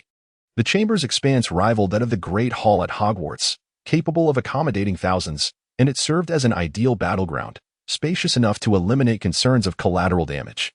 The hall was shrouded in dimness, illuminated solely by an eerie green glow, casting a pale, verdant hue over the mist that lingered within. Stone columns adorned the hall, each intricately carved with lifelike serpents. Rosen glanced upwards, faintly sensing that the lake of Hogwarts lay above him, albeit at a considerable distance beyond his reach. Yet, who could ascertain whether the Chamber of Secrets possessed other exits? If Riddle were not contained and eliminated within the chamber, this matter would undoubtedly persist indefinitely. The number of individuals present appeared to exceed his expectations. A light, ethereal voice floated through the air, prompting everyone to turn their gaze towards the distant Slytherin statue. A 16-year-old youth, wand in hand, surveyed the crowd with an unusual gaze. Beside him lay the unconscious Ginny Weasley. Tom Riddle? Harry inquired incredulously. Just as the youth was about to nod and explain, Rosen coldly interrupted him. Perhaps it would be best for Professor Lockhart to elucidate the situation, as he is the one responsible for the investigation of the Chamber of Secrets at Hogwarts. Moreover, the cold here is rather harsh. Prolonged exposure could be detrimental to her health. With that, Rosen signaled to Lockhart. Clearing his throat, Lockhart began reciting a pre-prepared script. Ginny Weasley received a diary at the start of the school year. Apart from the signature of Tom Riddle, the pages were blank, leading her to use it for journaling. However, she soon discovered that the diary contained a presence capable of conversing with her and offering numerous suggestions, which caused her to lower her guard and confide her secrets within its pages. Little did she know, the diary was siphoning her soul, gradually leading her mind under its control. Her emotional state deteriorated. As time passed, the diary commanded her to perform specific acts, such as opening the Chamber of Secrets. Under the diary's influence, Ginny opened the chamber, unleashing the basilisk within. The creature began attacking students, initially targeting those of Muggle descent. However, due to Hogwarts security measures, the basilisk could no longer selectively strike its targets and resorted to indiscriminate attacks, which is why students from wizarding families were later harmed. The true mastermind behind all this chaos is you, Tom Riddle. You have infiltrated the school, using the chamber to instigate turmoil and attempt to murder students for two primary reasons. Firstly, to regain your strength and exist as an independent entity, free from the constraints of the diary's host. Secondly, you learned from Ginny that your essence was vanquished 11 years ago by Harry Potter, leading you to seek vengeance. Riddle's expression darkened as he prepared to retaliate, but Lockhart ceased his narrative and began waving his wand to inscribe a series of words. Tom Marvolo Riddle. He provided an explanation for Riddle himself. I am Lord Voldemort. Of course, we are aware that there existed another possibility, as Lockhart deliberately elongated his pronunciation, transforming the words once more. Mr. Tom, a dildo lover. Fuck. The typically composed Riddle erupted in a fit of rage. If he had felt a tinge of pride during the earlier revelations of his crimes, he was now in a state of furious exasperation. You shall pay for this. Speak to me, Slytherin, greatest of the Hogwarts Four. Rosen understood his words but strongly suspected that such a command was not discovered by Riddle himself. The original phrase was, speak to me, Slytherin, greatest of the Hogwarts Four. Such a complex statement could not be simply deciphered, even in Parseltongue. Rosen would wager a bottle of mineral water that there was indeed a relevant password hidden within the chamber. Prepare for battle, Bernard Peveril suddenly shouted. And upon hearing the command, all Aurors swiftly took on a combat formation. Lockhart pulled Harry aside, while Rosen donned protective goggles, with Fawkes the Phoenix landing on his shoulder, ready for assistance at a moment's notice. You can understand me, can't you? Rosen whispered to Fawkes. The Phoenix nodded in affirmation. Once the basilisk's eyes are incapacitated, find that diary and bring it to me. Destroying it is straightforward. Every Auror here can accomplish that. The challenge lies in locating it, as that is the only means to eliminate Riddle. Otherwise, even if we were to cast a killing curse on this apparition, he would merely vanish temporarily, further draining Ginny's life force, which would be counterproductive. Fawkes offered no response, instead surveying the area for potential hiding spots of the diary. A cacophony of noise erupted. Unmistakably the basilisk emerging from within the Slytherin statue. Rosen raised his wand, though he doubted his ability to inflict meaningful damage upon the creature. A direct hit to the eyes would surely be effective, but the protective goggles could withstand only a single glare before shattering. And he was uncertain he could achieve a successful strike, even with a stunning spell.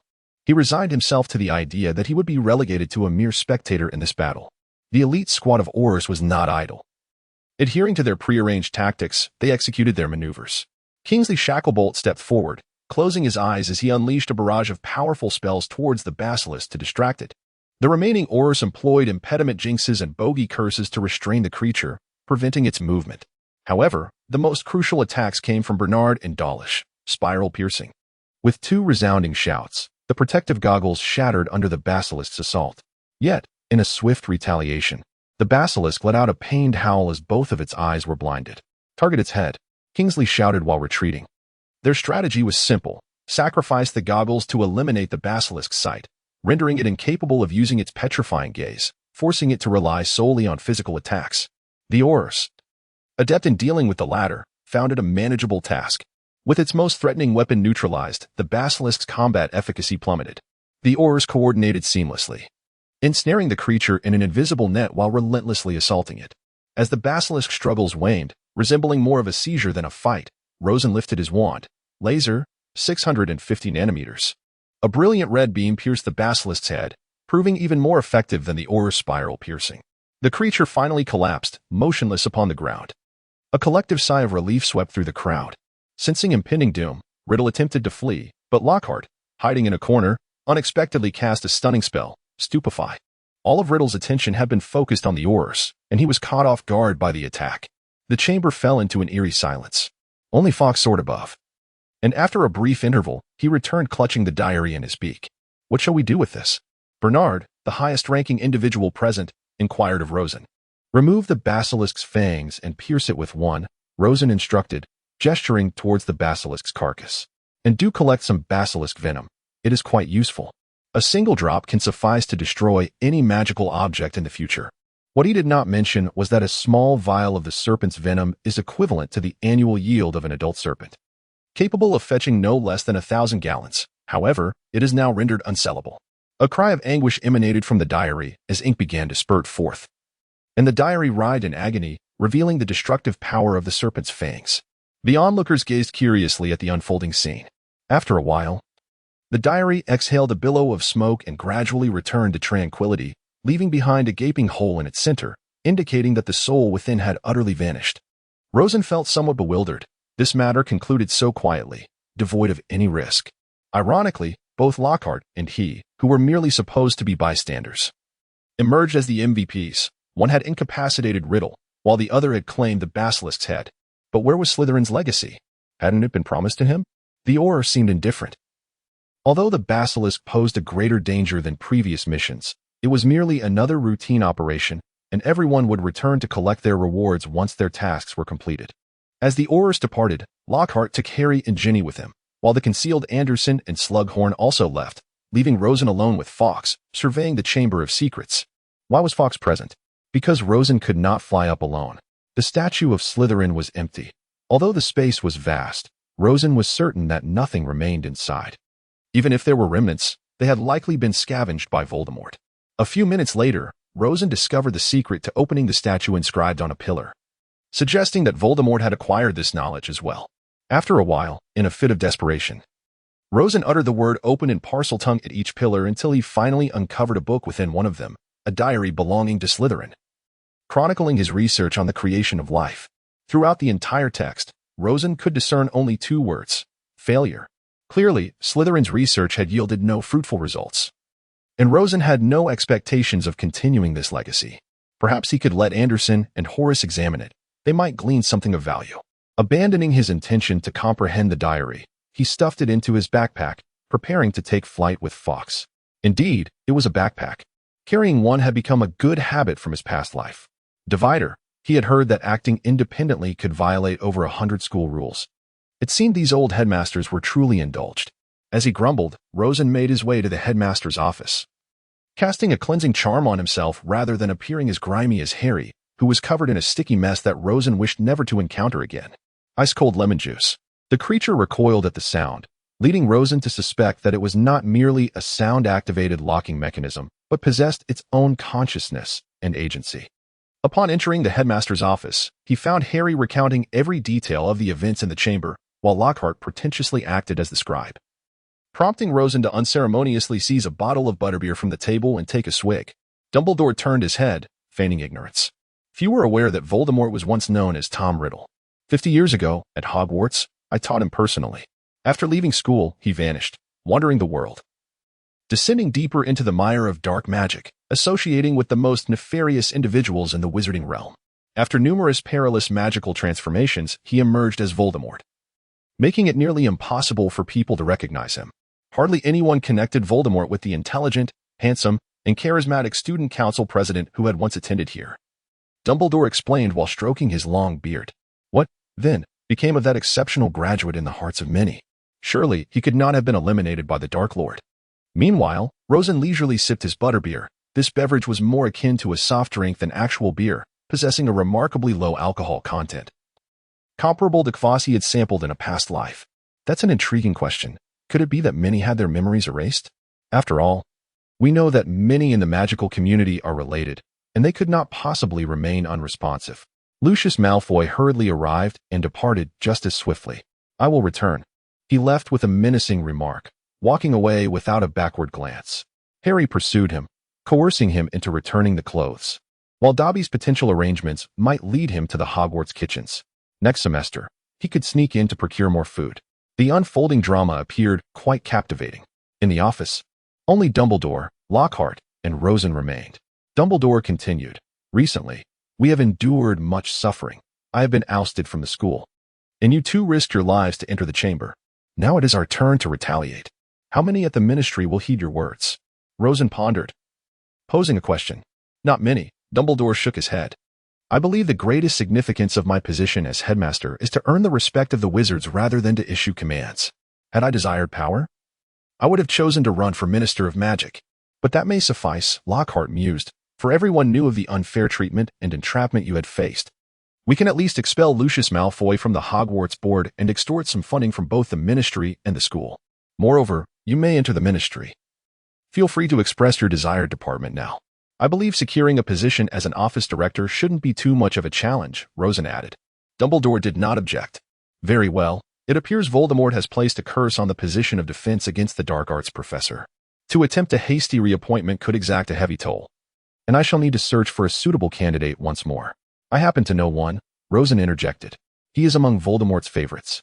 Arguably the best character in the original narrative, Remus Lupin. Bernard has corresponded with him multiple times in dealings with the werewolf community. I have met him. He is an excellent choice, and currently he lacks a stable income, relying solely on temporary work as a liaison for the Auror office. Rosen clearly wished to avoid any butterfly effect that might prevent Lupin from becoming a professor, as that would be regrettable. Indeed, this young man is quite reliable. I believe he could very well become one of the finest teachers you encounter, Dumbledore stated, showing no concern for Lockhart's feelings. Aware that Lockhart's curriculum had been devised by Rosen, one might wonder how extensive Lockhart's mental shadow was at that moment. Suddenly, an idea struck Rosen. What of the memory modification department within the Department of Magical Accidents and Catastrophes? Given your understanding of memory magic, the head of this department would be more than capable. Over time, there would be opportunities to ascend to the position of director. He further reflected. Considering the turmoil expected next year, this department might also become embroiled, thus facilitating their plans. Excellent suggestion, Dumbledore nodded in silent agreement. The Department of Magical Accidents and Catastrophes was a very busy and often arduous department, frequently called upon to resolve various chaotic incidents, especially during wartime. Fortunately, during peacetime, few would cause trouble, allowing the department's numerous members to manage effectively. Lockhart's memory modification skills were among the finest in Britain, with an efficiency that likely surpassed that of the combined efforts of the memory modification team. There is yet another matter of great importance. Dumbledore's expression suddenly grew serious. What are your thoughts on Horcruxes? Lockhart, having never encountered a Horcrux, turned his gaze toward Rosen. Horcruxes cannot be destroyed, as long as the soul remains intact. The individual will not perish before their natural death.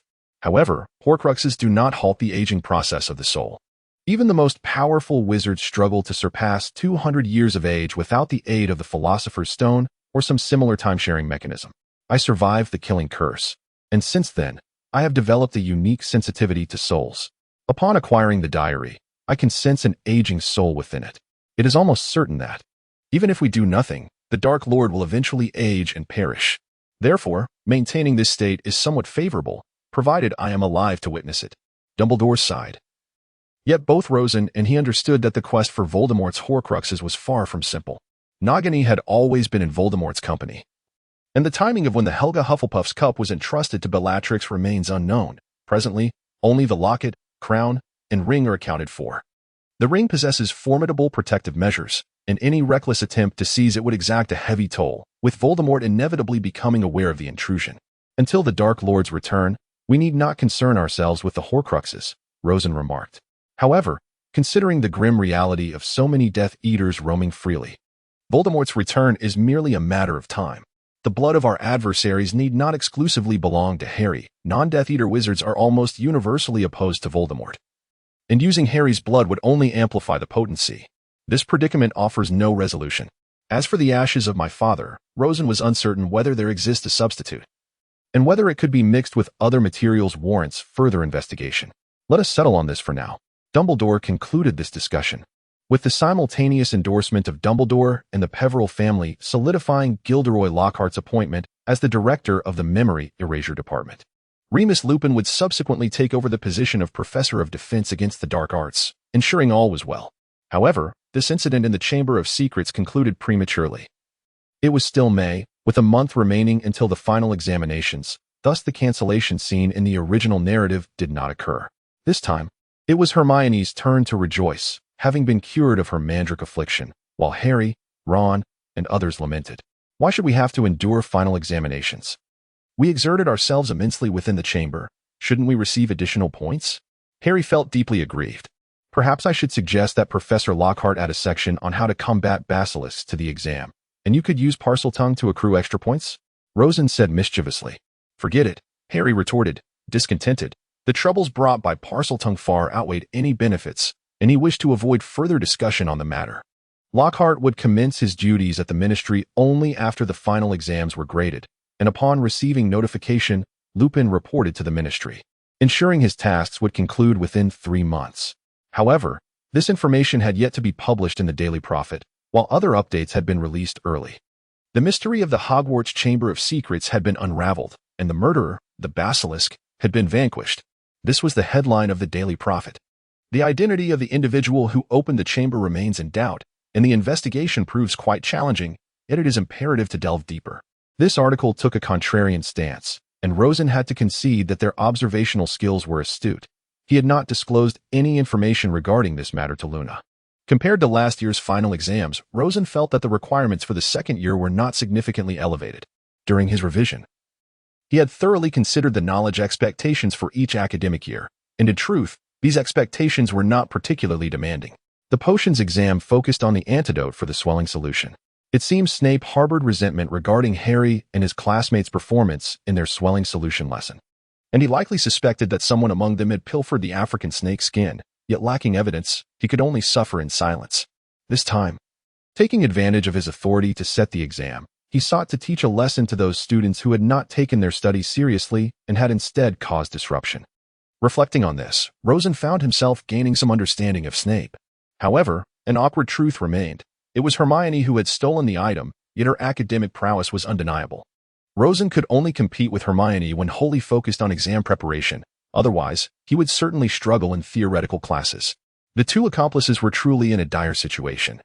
Already lacking proficiency in potions, their thoughts had been entirely consumed by the act of thievery, resulting in a rather unfortunate scenario. Rosen silently mourned for 3 seconds before commencing his work with the measuring cylinder and electronic balance he carried with him. These tools, I must say, far surpassed the standard equipment at Hogwarts. He meticulously prepared 3 times the necessary quantity to increase the margin for error, ensuring that if something went awry, he would not have to restart from scratch. Though Snape had allowed sufficient time for 2 attempts, it was prudent to be cautious, as Rosen had never intended to make potions his primary focus. Alice, on the other hand, had developed a keen interest in potions. Slughorn had already taken her under his wing for instruction, and it was believed that, in the foreseeable future, her proficiency in potions would rival that of Snape. Rosen memorized all the potion formulas that might be on the exam this semester. The procedures were not as intricate as the complex tasks he had undertaken in his previous life within the laboratory, thus he felt no apprehension. At least, judging by the results, whether he could achieve full marks depended solely on Snape's mood. Another highlight was Lockhart's defense against the dark arts class. Rosen chose not to participate in the final exam questions, wishing to see for himself if he could secure a perfect score. Lockhart, in a fit of whimsy, resurrected the Cornish pixie they had dealt with in the first lesson, challenging all students to see who could capture the most, thereby earning points. This turned out to be quite humorous, as Rosen felt as if he had been struck by a windfall from the heavens. He decisively employed the bodybind curse in conjunction with the stunning spell, and in a group assessment of 10, he single-handedly captured the majority. Consequently, his teammates suffered greatly, as they were only familiar with more rudimentary spells like disarming and freezing charms. Having only a cursory understanding of the body-bind curse and being utterly incapable of learning the stunning spell, Lockhart nodded in satisfaction, awarding him full marks. He then informed the other members of the group that, as a gesture of goodwill, since Rosen had captured half the total, their remaining points would be doubled as compensation. At last, Rosen no longer had to attract animosity. The remaining exams were relatively standard. In astronomy, Rosen tackled the plane geometry problems through analytical geometry, as he had forgotten to bring a ruler and was not permitted to use his wand, thus resorting to analytical methods.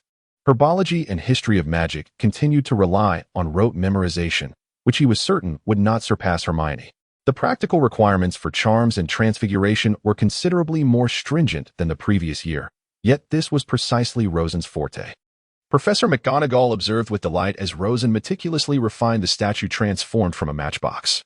As for Flitwick, oh dear, do not be anxious. You simply need to move these few items. There is no need to relocate everything, or else subsequent students will find themselves with nothing to do. Rosen took this opportunity to subtly avenge the teasing he had endured from Flitwick during their first-year Christmas. Given Flitwick's age, he was unlikely to recall the incident, believing instead that it was merely a result of Rosen's nervousness. Overall, the examination week proved to be quite pleasant, primarily because everyone was too distracted by the Chamber of Secrets to focus on their studies, leading to teachers generally awarding higher marks. Otherwise, an abundance of failures would reflect poorly on everyone. Divider, how did the exams go? With the application of some cooling charms in the Ravenclaw common room, everyone was no longer burdened by the worry of not being able to study. However, now that the exams were over, everyone was relaxing, though due to their introverted natures. Rosen, along with Bill and others, remained lounging in the armchairs of the common room. It should still be second place, Rosen yawned, picking up the latest edition of the Daily Prophet delivered by an owl. After all, he had not revised for herbology and history of magic, relying solely on his classroom memories to see what changes had occurred within the Ministry of Magic. You managed to excel despite not revising, overshadowing all but a handful, Bill remarked with a wry smile. Rosen remained non-committal. Rufus Scrimgeour, the head of the Auror office, was promoted to the esteemed position of director of the Department for the Regulation and Control of Magical Creatures, the second-largest division within the Ministry of Magic. Although he still stood a head shorter than the former Barty Crouch, he had ascended to be one of the 5 most powerful individuals in the ministry. Bernard Peveril succeeded Scrimgeour as the head of the Auror office, likely owing to his contributions during the recent Chamber of Secrets incident and the previous vampire affair, bringing him close to the position of director of the Department of Magical Law Enforcement. The deputy director of the Department of Magical Law Enforcement and the head of the Auror office were roughly equal in rank, though the former was currently held by Amelia Bones, a position traditionally not filled by a woman. Gilderoy Lockhart resigned from his teaching position at Hogwarts to accept an invitation from the ministry to lead the Memory Erasure Department. Remus Lupin announced that he had been appointed as the next Defense Against the Dark Arts professor by Dumbledore, a development that piqued everyone's interest. It was well known that Mr. Lockhart was a wizard of considerable magical prowess, particularly skilled in teaching, and his presence at the ministry was bound to yield remarkable contributions. As for Mr. Lupin, his favor with Dumbledore certainly indicated his own exceptional qualities. Generally speaking, the Daily Prophet maintained a cautious approach, refraining from offending individuals, as it functioned similarly to a state media outlet. Although the ministry had not made any explicit demands, its tone was predominantly flattering. Lockhart's abilities had nearly returned to their previous state, and leading a team to accomplish memory erasure would pose no challenge. Prior to Voldemort's return, it appeared that the Aurors had no other pressing tasks, allowing Rosen to contemplate a peaceful 2 years ahead. However, considering the author's propensity for chaos, it was likely that he would find himself entangled in numerous mishaps come the next term. The schedule for the upcoming semester had been finalized, and everyone had submitted their elective course choices. Overall, the course hours had not changed significantly, as the cancellation of flying lessons and magical theory had lightened the load. Rosen had also opted for Muggle studies and arithmancy, both of which seemed relatively undemanding. He mused that if life could pass this blissfully, it would be a dream come true. On the eve of their departure from school, Rosen and his companions learned of Lucius Malfoy's expulsion from the school board, a piece of news that elicited applause not only from their 3 houses but also from numerous members within Slytherin. The Malfoy family's sordid history of accumulating wealth through dubious means was well known among the informed circles of the wizarding world, with Rosen and his cousin Sarah, who worked for the Daily Prophet, playing significant roles in disseminating this information. The entire magical community relied on the Daily Prophet for news. And revealing the Malfoy's dark past required no embellishment or bias. The truth was evident to all. However, the wizarding world did not subscribe to the notion of intergenerational guilt, a principle that had fallen out of favor in the West since modern times.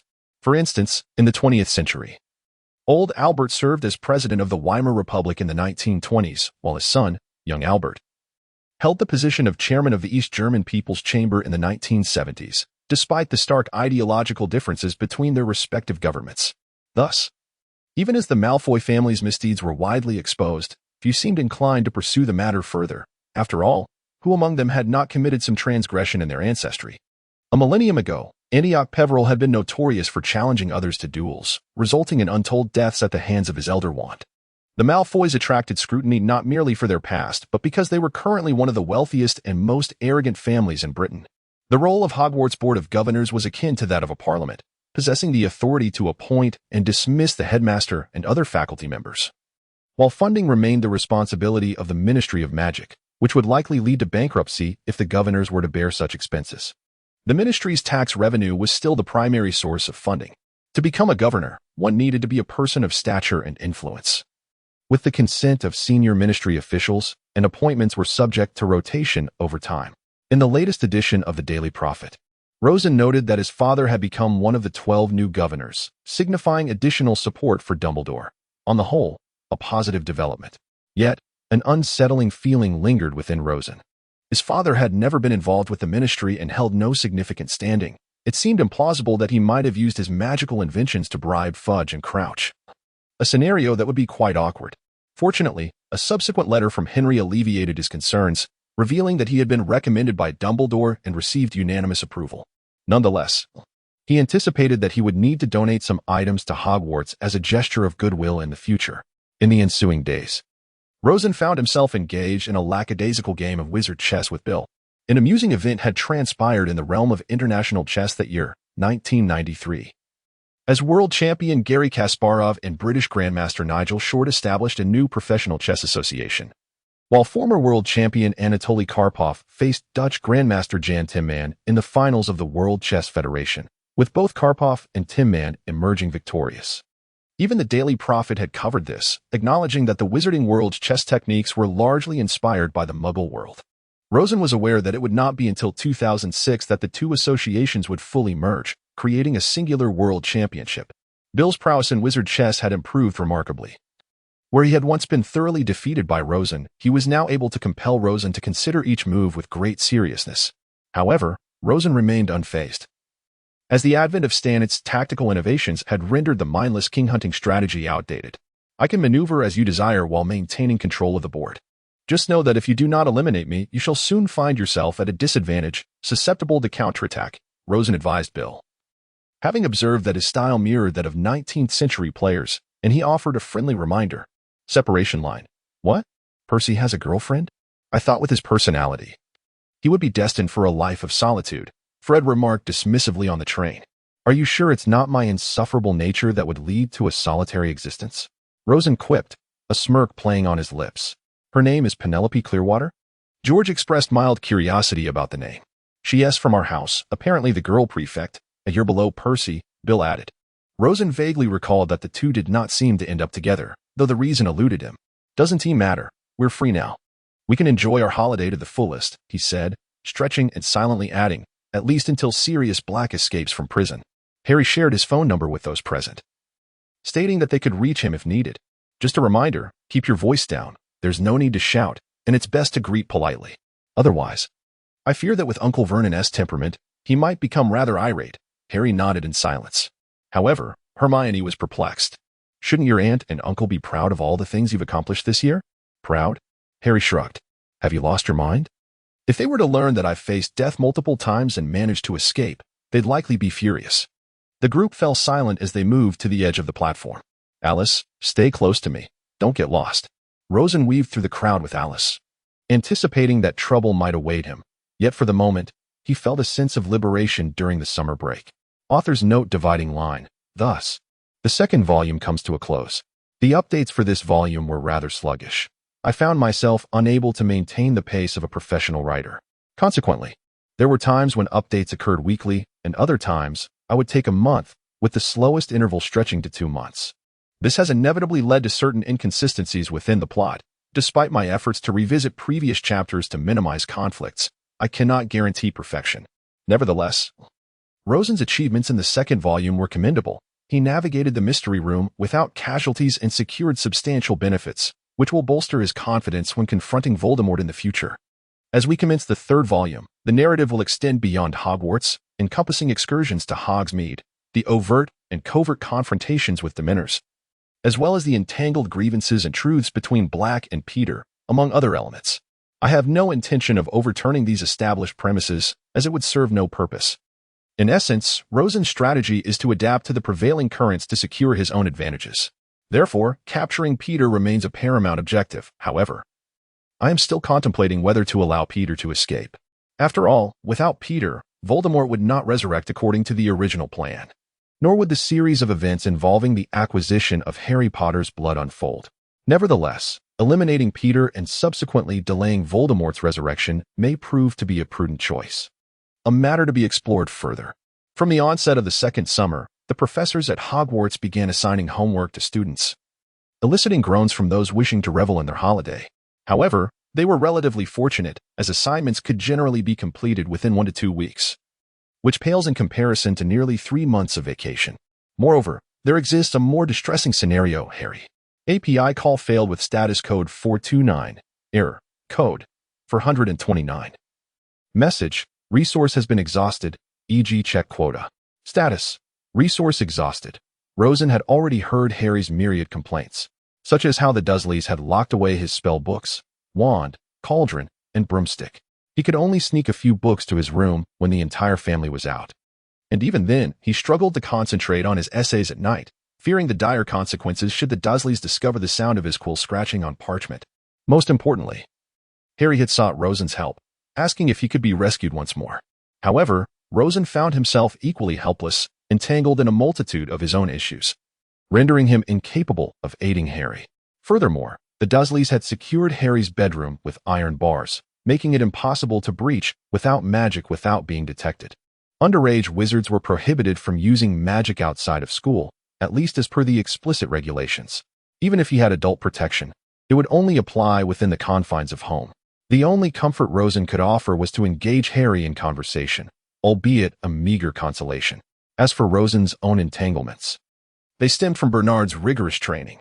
During their time in the chamber, Rosen had discerned Harry's innate talent for combat, yet he lacked systematic training. The Aurus regimen was excessively comprehensive for Harry's needs. Instead, Rosen intended to focus solely on refining Harry's combat skills and magical control. Bernard, now the head of the Auror office, was also the most formidable member of the team. The thought sent a chill down Rosen's spine. Do your utmost to attack me. Aside from the killing curse, I have no way of knowing if you would use it. Rosen rolled his eyes. Of course, I've never used the killing curse. How could I possibly know?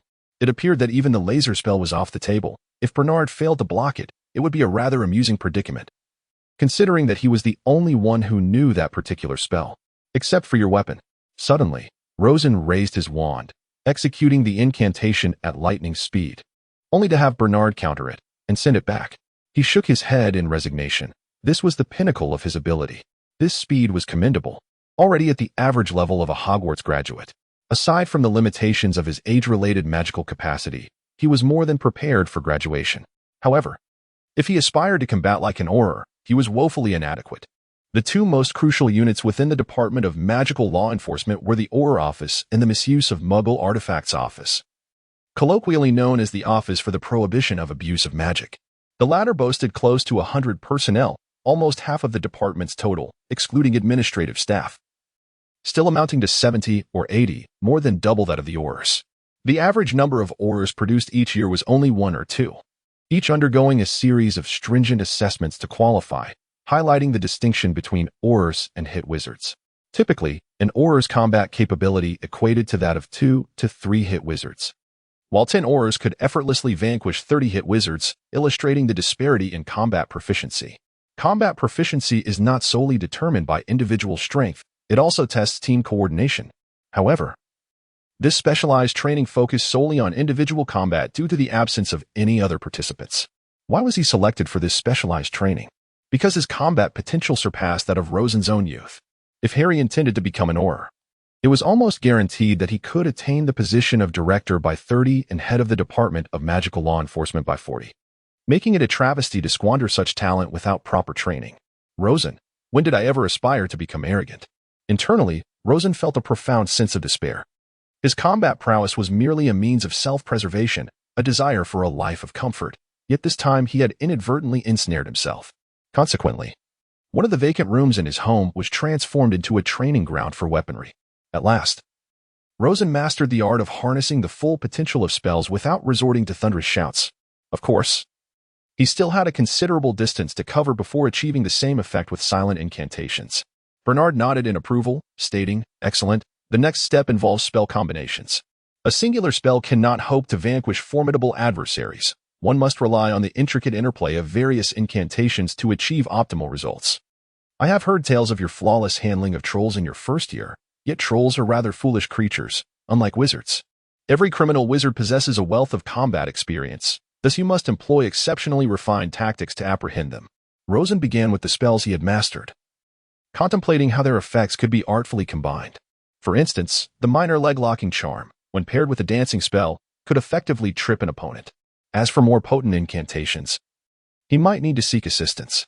Ultimately, he acknowledged the importance of evasion and defensive spells, while it is often said that the best offense is a good defense. Preserving one's own safety is paramount to achieving victory in battle. Time flew by, and the month of intensive training was drawing to a close. Each day consisted of an hour of instruction from Bernard, followed by an afternoon of personal practice, leaving Rosen utterly exhausted. Moreover, he had to complete his assignments in the evenings, which had now transformed into a form of relaxation. His paper on the history of magic focused on the medieval persecution of witches. Having been a muggle in his previous life, Rosen approached this topic differently than others, who might merely discuss the antics of wizards tormenting muggles. In reality, numerous ordinary individuals were falsely accused of witchcraft and executed, lacking any magical abilities themselves, leading to their tragic demise.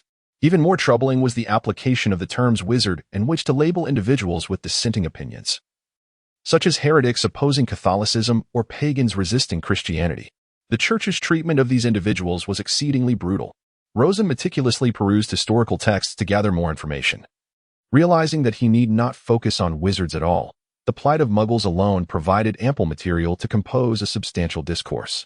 Rosen poised to pen the title, "The Impact of the Medieval Witch Burnings on Muggles Extends Beyond Mere Mockery." It is well known that flames do not harm wizards. Indeed, ordinary attacks fail to bring about their demise, perhaps with the exception of extraordinarily powerful weapons. However, during the Middle Ages, those who were burned were not solely genuine witches and wizards. In fact, they constituted merely a small fraction of the victims, with the vast majority being muggles. The holiday spans 3 months, excluding 1 month dedicated to intensive training and another spent traveling to Egypt with the Weasley family, leaving me with a month to thoroughly unwind. This outcome appears quite acceptable. As Rosen contemplated how many days he could indulge in leisure, he casually remarked, "Why does the Weasley family's vacation imply that you cannot relax? Were you invited as well?" Alice, perplexed, found it difficult to correlate the two. "Well, Alice, you must realize that those who receive the Daily Prophet's annual award inevitably make headlines. Indeed, when I was 6, our family was featured, but no one else wanted to go out. That money ultimately seemed to be used by Stiller for his graduation trip. It is truly hard to imagine he harbors such interests. I thought he would spend all his time studying noble etiquette." Upon hearing this, Rosen discreetly wiped his brow, recognizing that Alice's habit of critiquing Stiller was undoubtedly learned from him. Surely, Stiller would adopt a stern demeanor upon discovering this. "All right, I acknowledge your remarkable memory." Rosen quickly shifted the topic, aware that Stiller might happen to pass by his room, as it was the only route to the restroom. "When the group photo is taken, I would wager a Canute that the effect will be akin to tossing a large stone into a pond. As for how much splash it creates, that remains uncertain. For instance, will the Malfoy family retaliate in a fit of humiliation?" Rosen harbored a certain admiration for Alice's remarkable deductive skills, rivaling those of Hermione, and perhaps only surpassed by the uniquely gifted Delia. It was merely intuition. Had I possessed the ability to foresee outcomes, I would have quietly amassed a fortune without uttering a word. When have you ever amassed wealth in silence without revealing some hint of your success? Alice shot her a sidelong glance, deftly arranging her already immaculate brown locks before leaning against Rosen. By the way, the Wizards Chess Championship is approaching. You must have registered, right? That Nick Short. Do you feel confident in defeating him? I caught a glimpse of his photograph in the newspaper, and his smug demeanor left me quite unsettled. After a moment of silence, Rosen reluctantly conceded, I probably cannot best him. I haven't practiced much this past year, merely teasing Bill on occasion. I would likely place third. However, opportunities do exist. When he plays black, he is often fixated on executing the Sicilian defense, focusing on counterattacks. It is common to err in such sharp and intricate positions. If I dedicate myself to practice, I might significantly enhance my chances of victory. So, is that your reason for always pursuing a draw when playing as black? Hey, I learned from Karpov, a world champion in the Muggle realm renowned for his mathematical prowess. His strategies are meticulously structured and calculations precise, clearly. He aligns well with my approach. Don't hit me. Did I say something wrong? In all fairness, Rosen's temperament bears a striking resemblance to Karpov's, which explains his fascination with studying Karpov's games. Divider, Alice retreated to the study to peruse her potion book, leaving Rosen alone in the expansive living room, idly flipping through chess manuals in preparation for the upcoming championship. Nevertheless, the prospect of defeating Short seemed exceedingly slim. It would be wiser to hope for an opportunity to avoid both Lawrence and Short in the semifinals. Rosen. Suddenly, Lawrence's head popped in, startling Rosen. Are you interested in attending a funeral? A funeral? Rosen looked bewildered. He had not heard of any significant figures in the British magical community passing away. Yes, Nick LeMay's funeral. Our family, along with the Horace family, is on the guest list. I suppose I could go. After all, I have nothing else to do. Wait, isn't he still alive? Has he suddenly passed away? At this, Lawrence's expression soured as he lowered his voice. I have never witnessed a living individual hold a funeral. It is truly bizarre. Upon hearing this, Rosen felt a wave of embarrassment. So, you were coerced into this? Not quite.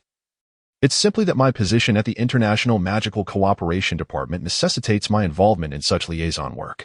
If you don't accompany me, I shall find myself utterly bored. So, what you're implying is that you're seeking a laborer, is it? Grasp this hat. It serves as the key. Do remember to steady yourself. This time, Anderson and Alfred did not attend. Instead, Steeler led Lawrence and Rosen forward. Horace, preoccupied with potion research, was unable to attend and had to send his wife, Adele, in his stead. The group soared through the air for quite some time, and Rosen felt as though his head might burst. The key was indeed convenient, yet it was also rather tumultuous.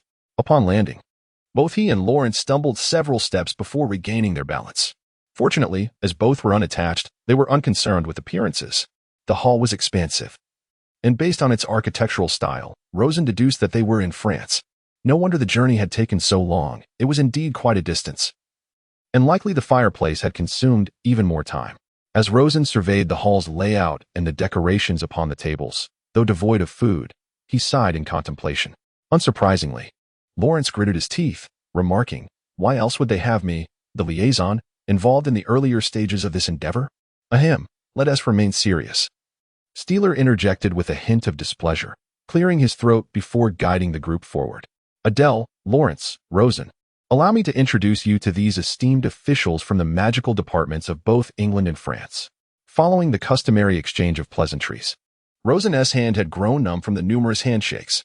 According to incomplete statistics, all department heads and deputy heads from the Ministry of Magic, aside from those in the Department of Mysteries, had gathered, including the minister himself.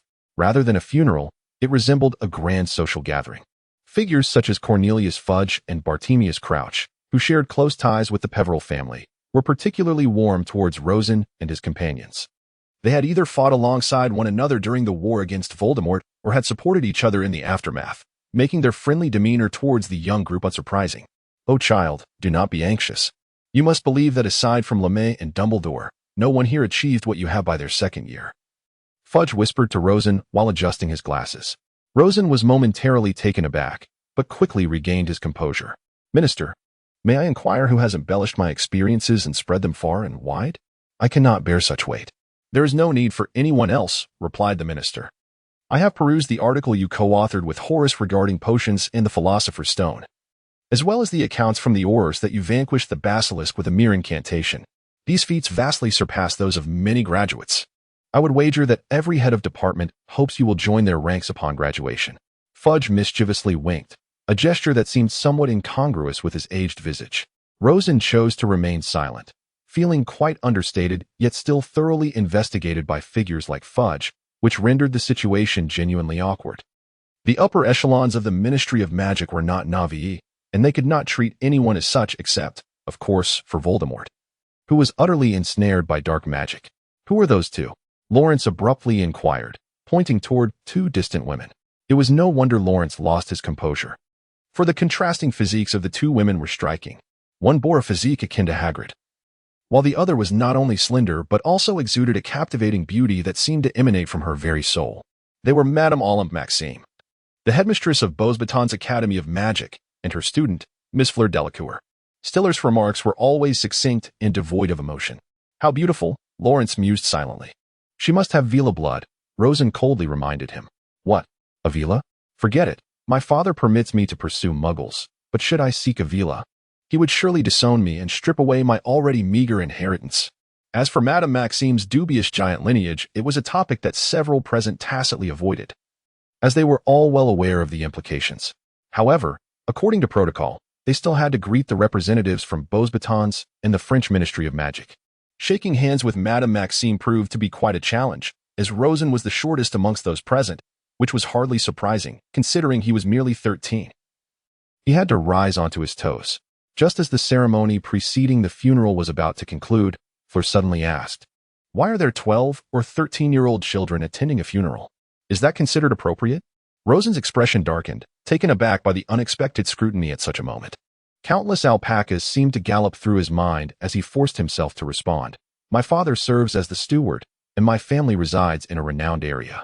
What would a mere child know, but to partake in such splendid gatherings? In essence, he conveyed that his parents were preoccupied with their endeavors in England while he, a mere child, feigned competence. Yet, his sentiments bore a striking resemblance to those of Wang Bo when he penned the preface to the Pavilion of Prince Ting. However, wishing to avoid any conflict, he chose to remain silent. A semblance of decorum was maintained as Madame Maxime, with a symbolic reprimand directed at Ferron, swiftly moved past the matter. It was not difficult for Rosen to fathom the significance she placed on Ferron, which explained why, in the upcoming Triwizard Tournament, the representative from Beauxbatons would indeed be him. It was rumored that Mr. Pefferle's accomplishments had garnered the attention of Minister Fudge. Would he be interested in transferring to our institution? Ah, how splendidly blue the sky is today.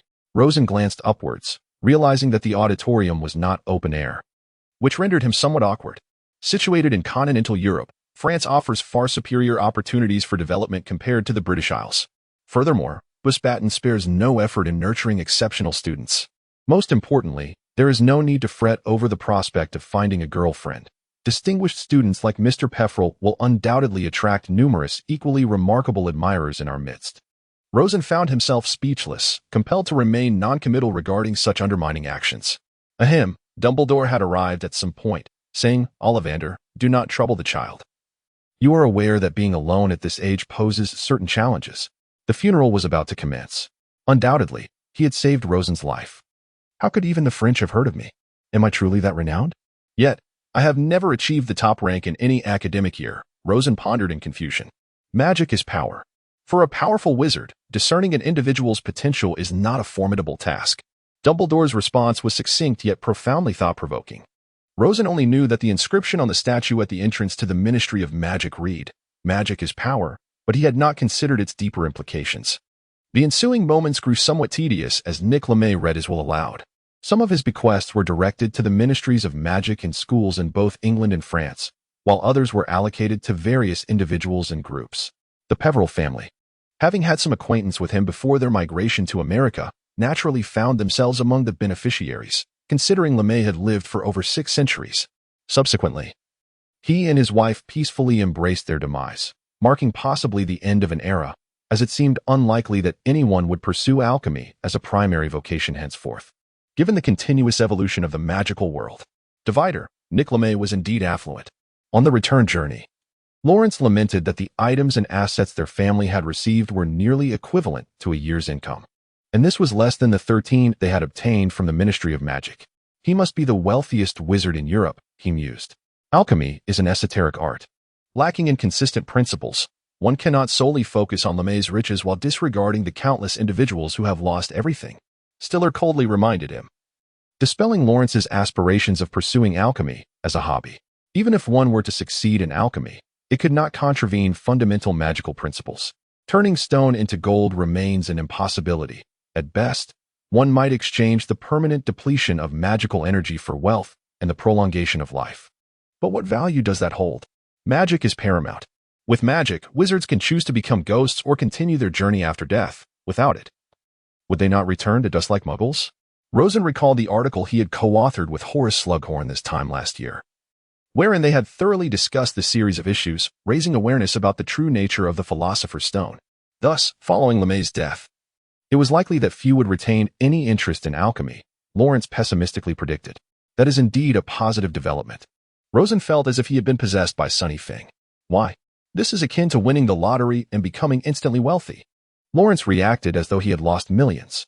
If you were to study Muggle lotteries, you would discover that the total amount spent on tickets is always less than the returns. Alchemy is no different. Many valuable items are lost in the process, and their exorbitant prices serve as the best testament to their costly origins. Moreover, should no one purchase them, they become utterly worthless. Rosen was correct. Hence our family's primary business is potions, and we have never invested a single canute into alchemy, Stiller asserted decisively. When did you two ever find common ground? Lawrence felt as though the sun had risen in the west, seeking assistance from Stiller's wife, Adele, only to find her doubled over in laughter, leaving him utterly disheartened. Joyful moments are always fleeting. Rosen's blissful month swiftly came to an end, starkly contrasting with Harry's arduous experience of evading the Dursleys while completing his homework. However, his happiness was soon eclipsed, for Sirius Black was on the verge of escaping from prison. P.S. I have decided to translate Sirius according to the version from the Cultural Society, avoiding certain fan translations like Cyrus and the Taiwanese version Sirius. Although the original text does not contain these diminutive forms, I feel that more readers are familiar with the Cultural Society's rendition. Nonetheless, I find some translations from that society difficult to accept, such as the naming of certain Ministry of Magic departments. Their designation as divisions is perplexing. In such cases, I have referred to other translations, modifying each department's name to office of. Instead, a photograph of the Weasley family in front of the pyramids of Egypt appeared in the Daily Prophet just 3 days before Sirius Black escaped from prison. Rosen speculated that Fudge must have taken that newspaper with him during his inspection. At Nick LeMay's funeral, Fudge had mentioned his intention to visit Azkaban in his spare time to assess the Dementor's performance. During the weekend lunch, the Ministry of Magic confirmed that Sirius Black, the most notorious prisoner believed to have once resided in the fortress of Azkaban, remained at large. We are diligently working to recapture Black, said Minister of Magic Cornelius Fudge this morning, and we urge the wizarding community to remain calm. Certain members of the International Confederation of Wizards criticized Fudge for not informing the Muggle Prime Minister about Black's escape. Given that Black had once caused the deaths of 13 individuals with a single curse by blowing up a street, Rosen set down the newspaper, pondering what kind of spell could obliterate a street. However, apart from some ancient high-powered curses that required considerable time to cast, he could not arrive at any conclusions. I suspect he detonated a natural gas pipeline, resulting in the deaths of 12 Muggles, and not the fabricated story concocted by the Muggle authorities in collusion with the Ministry. Rosen remarked, furrowing his brow. It is indeed plausible. I am incapable of unleashing such widespread destruction in an instant, let alone that boy. His strength is comparable to James's. Alas. Anderson, after reading the newspaper, sighed deeply, reminiscing about events from 12 years prior. He was aware of Black's betrayal of the Potters, but, due to Dumbledore's insistence on the matter's peculiarities, Black was not sentenced to death but rather condemned to a life of imprisonment in Azkaban, a fate that seemed no better than death itself, death being a mere kiss from a Dementor. I find it quite strange. Black never openly expressed support for the Dark Lord, nor did he need to allow himself to be captured by the Ministry after killing Peter Pettigrew. If he truly supported the Dark Lord, why did he not ambush Hagrid on the way to Privet Drive? Hagrid would have been no match for him. Furthermore, he even gifted his motorcycle to Hagrid, which hardly suggests hostile intent. Perhaps it is due to guilt? Slughorn raised an eyebrow, recalling Black's potions class, which he had taught and remembered quite well. That seems unlikely, Rosen replied, returning to his potion experimentation. Alice had gone off to play with Luna, and his potion experiment required several days to complete, during which he needed to assist in maintaining it. However, I fear Hogwarts will implement the strictest security measures.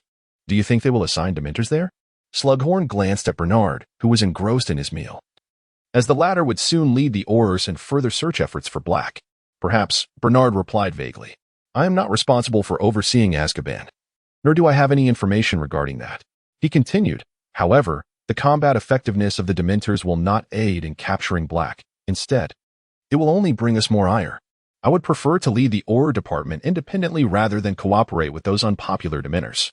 Oh, by the way, Uncle Bernard. Rosen interjected during the potion's reaction time. You can just play it off. You won't catch him. Trust me. Don't you remind me. Bernard shot a glare at Rosen. My overtime is for Fudge's benefit. He seems to think we are in peacetime and that the Auror department should downsize. The issue is, where will we strike against those committing crimes after the reduction? With the efficiency of those in the misuse of Muggle artifacts office. It's only a matter of time before Fudge is ousted. I must exhaust myself to dissuade his thoughts, after all. He was the one who promoted me to head of the Auror office. A change in minister could mean my dismissal. I can't shake the feeling that he is merely seeking reasons to secure greater benefits for himself. Rosen mused as he continued preparing the potion. By Merlin. You are finally back. I thought I might perish from exhaustion. I never wished to conduct potion experiments for this long again. Thank goodness I was not duped by Horace at the outset, Rosen exclaimed, tears of joy streaming down his face upon seeing Alice return home. Alice glanced at the potion Rosen had been working on. I think it looks good. Brother, your preparations are quite reliable. I was genuinely worried you might have compromised the potion's efficacy. Is this the potion you all are continuing to develop? I have never seen this process before. Yes, but we are still conducting various trials and comparisons to identify the most reliable approach. If we are fortunate, we might even establish a production line. This potion could alleviate the strain on St. Mungo's. At least one more patient could be treated daily without the need for overtime. Before Alice could finish her thought, there was a loud knock at the door, causing it to rattle. Rosen hurried to open it, discovering a breathless Lawrence on the other side. Rosen, hurry. The minister needs you. Go assist Harry. He seems to be in trouble. No time for chatter. Let's go through the flu network. What trouble? Don't ask me. It's an urgent directive from the minister. Just hurry. Rosen emerged from the fireplace of the Ministry of Magic, weary and breathless, only to encounter the exhausted figure of Minister Fudge. Minister, what has transpired? He inquired, panting heavily. Fudge hastily pulled Rosen towards another fireplace, explaining. Harry has inadvertently inflated his aunt with magic and has since vanished. I suspect he has taken refuge at the Leaky Cauldron. Let us head there and wait for him. Once he arrives, you may offer him some comfort. Will there be any punishment? Although Rosen recalled that Harry had not faced any repercussions, he remained uncertain. There will be none. Sirius Black has escaped from Azkaban, and upon my inspection of the prison, the guards informed me that he had been murmuring about being at Hogwarts after my departure, clearly aimed at Harry. Currently, our priority is to protect him, not to impose any punishment. Steady yourself. We shall arrive shortly. The two waited outside the Leaky Cauldron for roughly 5 minutes before witnessing the night bus arrive with a speed that would surely incur a ticket if it were in the Muggle world. Harry hesitantly disembarked, astonished to see Rosen waving at him alongside Fudge. Harry, it is delightful to see you. This is Minister Cornelius Fudge. Let us retreat to the Leaky Cauldron for a brief respite. Rosen assisted Harry with some of his luggage, guiding him into the pub while leaving Fudge to send away the two passengers of the night bus, who were strangers to him. Within moments, Fudge returned, requesting tea and toasted crumpets from old Tom. Oh, Tom, do not forget my butterbeer, Rosen reminded, as he always ordered it whenever he visited the pub. Well, Harry, you have certainly caused quite a stir. None expected you to storm out of your aunt and uncle's home in such a fit, nor to inflate Miss Petunia. Fortunately, the main thing is that you are unharmed, Fudge remarked, spreading butter on his crumpet as he had yet to dine. Do not fret, Harry, Rosen said calmly, sipping his butterbeer. The minister has just informed me that the matter has been resolved with ease. Professor Lockhart executed his first task at the Department of Magical Accidents and Catastrophes flawlessly. Your aunt's memory has been seamlessly altered. You should trust his memory charm. There is no one in all of Britain more skilled than he. Noticing Harry's continued anxiety, Fudge added, are you still concerned about your uncle and aunt's reaction? They intend to have you return next summer, although you may have to remain at Hogwarts for Christmas and Easter. Minister, Rosen discreetly interjected, Harry has always celebrated the holidays at Hogwarts. If it were not for the rule against staying during the summer, he would choose to remain there. His aunt and uncle are, well, not particularly kind to him. Oh, is that so? Fudge's expression shifted slightly, as he had believed Harry was faring well. Then, Harry, you may decide where to spend the next 2 weeks.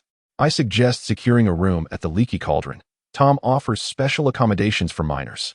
Rosen, sensing Harry's underlying concerns, reassured him, you will not be punished. This falls under the category of unforeseen accidents.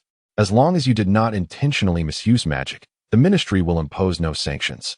Frankly, you are more honest than the vast majority of wizards, and that is the truth. Well, then, it is indeed a relief to avoid punishment. Harry wisely chose to remain silent. Once Fudge finished his meal, he took his leave, which was a rare occurrence for the minister to work late. Had it not been for the incident of Black's escape, he would not have felt compelled to personally seek out Harry. A few officials from the Department of Magical Law Enforcement would have sufficed. Rosen, why did last year's mischief by Dobby result in a fine for me, while this year nothing has occurred? It is utterly baffling. I thought I was bound for Azkaban, Harry expressed, his face a canvas of astonishment and confusion. Rosen stirred his drink. Reflecting that entering Azkaban was no trivial matter, one must commit heinous acts to earn such a fate. At least, in the years following the fall of the Dark Lord, there had been no precedent for the arrest or expulsion of minors, so there was no need for undue concern. As for the current situation, I possess some insider knowledge. You are aware of Black, are you not? He escaped from Azkaban and is rumored to be a follower of the Dark Lord, making him quite dangerous. If you were to wander outside unchecked, you could find yourself in peril. You see, none of the Dark Lord's followers would hesitate to create trouble for you. Rosen spoke these words reluctantly, knowing that revealing the truth to Harry would yield no benefit. By the way, how can I get to Hogsmeade? Can the minister sign for me? Harry's eyes sparkled with anticipation. No, Rosen retorted bluntly, dousing Harry's enthusiasm with cold water. However, if you wish to go to Hogsmeade, seek out Fred and George. They are well versed in every secret passage within the school. Just keep it to yourself. Never mind. I shall stay here for the night and purchase some textbooks tomorrow. It is quite exasperating. I wish to request overtime pay from the minister, as he promised me that after graduation, I could choose any department within the ministry. How frustrating. The Florian Fortescue's ice cream parlor is delightful. Free ice cream and the opportunity to write essays under the radiant sun.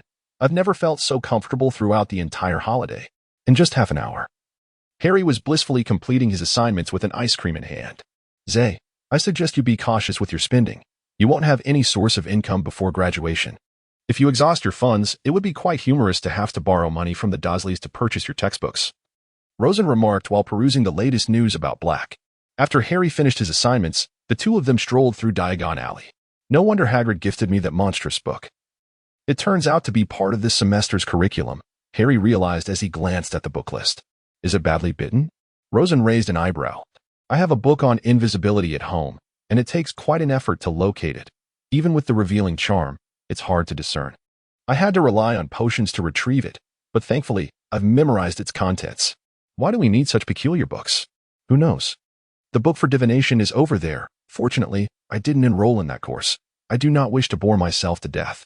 As for care of magical creatures, although it is a class most Aurors have taken, I still decided to purchase a book to study independently.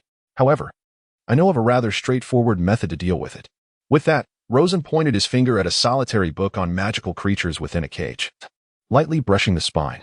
Instantly, the book obediently lay still upon the ground. The nearby manager was astounded by the spectacle. Wait, how did you do that? Can you teach me? I will give you all your textbooks for free. The manager's plight from the torment of these books was evident. Oh, I believe I've seen this dog on Privet Drive. Harry suddenly pointed at the cover of a book titled Death Omens. What to do when you know the worst is coming? Perhaps it is transformed by Sirius Black. Rosen thought to himself, though he outwardly reassured Harry. These things are all deceptive. Divination is an art steeped in bloodline and mysticism. Professor Trelawney was only able to teach because of a singularly accurate prophecy. Otherwise, Dumbledore would have likely abolished the course. What prophecy? I do not know. It is merely hearsay. Upon returning home from Diagon Alley, Rosen sought out Slughorn and Alice, requesting their assistance in locating a potion that could gradually diminish the magical powers of magical creatures. He had learned from his readings that an animagus, upon transforming into an animal, assumes a magical creature's form rather than that of a wizard. Hence, various potions designed for magical creatures would also be effective against them. Thus, the simplest method to deal with Peter Pettigrew would be to use potions to gradually nullify his magic. even if he could not become a squib. It would suffice as long as he lacked the means to inflict harm. As per usual, he sought external assistance, with a reliable ally in place. Peter Pettigrew would undoubtedly find no escape. Surely Platform 9 3/4 will not be closed this year? Harry mused on the platform, recalling the tumultuous events of the previous year alongside Ron, relieved that worse consequences had not ensued. However, since it was ultimately determined to be Dobby's doing, the Ministry imposed no substantial penalties, save for a fine levied against Arthur Weasley, yet he remained unperturbed. Not likely, Rosen replied, feeling a mix of emotions. Particularly as this year posed an even greater threat with Dementors lurking about, it was probable they would conduct inspections on the train, though he was prepared. Dementors? A terrifying breed that feeds on your happiness. Keep your distance. If you wish to know how to fend them off, you may inquire with Professor Lupin, who is this year's Defense Against the Dark Arts instructor. Rosen unhesitatingly passed the responsibility on to Lupin. By the way, how is Professor Lupin? It seems you are acquainted. Bill inquired, intrigued. His practical experience is extensive. He may be the most exceptional defense against the dark arts Professor Hogwarts has seen in a decade. Professor Lockhart's expertise lies primarily in theory, yet I assisted him in drafting his practical syllabus. Rosen refrained from mentioning that Lockhart had previously proven to be quite inept. For the wizarding world values action over mere words. Possessing theoretical knowledge and earning a third-class Merlin award is of little consequence if one cannot effectively employ it. As the group boarded the train, Rosen encountered Alice and Luna, who had already sneaked aboard. I just saw Percy Weasley. He was practically flaunting his position as student council president in front of his girlfriend. It was unbearable, Alice remarked, rolling her eyes. There are only 2 student council presidents each year, which is indeed a form of honor, but I find little worth boasting about. Holding a title as a form of capital essentially indicates that the peak of one's capability is merely that title. I doubt he could ever become Minister of Magic. Those elected are either formidable wizards or the result of a balance of various interests. In any case, someone so self-serving could never be chosen. Rosen shook his head. He was aware that in the original narrative, Percy eventually became assistant minister, but every minister rises from a department head. Serving as an assistant could jeopardize one's future.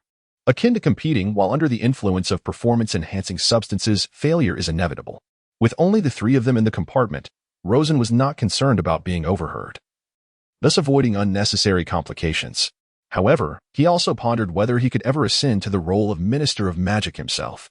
I must step out for a moment. I have a feeling they will encounter trouble. Rosen sensed that considerable time had passed, and that the Dementors would soon board. In the compartment with Harry, Lupin, and others, Ron was still lost in his fantasies. I want to go to the Honeydukes. Though he had never visited Hogsmeade, that did not deter their excited discussion. No, I believe that is not the main issue, Hermione quickly interjected. According to this book on wizarding relics, that little inn served as the headquarters during the Goblin Rebellion of 1612, and the Shrieking Shack is perhaps the most haunted house in all of Britain? How could that be? Rosen replied, exasperated. We are not ignorant of what ghosts are. I have 2 in my household, one of whom is a mischievous ancestor born centuries ago, always teasing us. But what relevance does this have? Hermione asked, perplexed. It is quite simple, Rosen replied, gesturing with his hands. The wails from the Shrieking Shack are a deliberate fabrication intended to mislead. As for the instigator and their motives, does it truly matter? After all, the hauntings ceased over a decade ago. It has been remarkably quiet since. He noticed Professor Lupin, who was dozing beside him, shudder slightly. Malfoy had attempted to provoke them earlier, but wisely retreated upon encountering Rosen's icy gaze. The 3 of them combined posed no match for him. Inside the compartment, they munched on the pastries provided by the food trolley while gazing out at the tempestuous scene beyond the window, which was particularly desolate. Rosen couldn't shake the feeling that the melancholic atmosphere was not solely due to the weather. It was likely influenced by the Dementors. A raspy voice broke through his thoughts, and Rosen turned to see Lupin finally awake, his complexion weary yet his eyes brimming with vigilance and caution. The train began to decelerate, the sound of the storm outside growing louder, until it suddenly jolted to a halt. All the lights extinguished abruptly, plunging the carriage into chaos. Alice hastily pulled Luna to safety, as more people crammed into the compartment. Silence! Lupin exclaimed, secretly grateful that he was on the train to school. Had he not been here, the situation could have spiraled out of control. It was evident that the Dementors had made their appearance.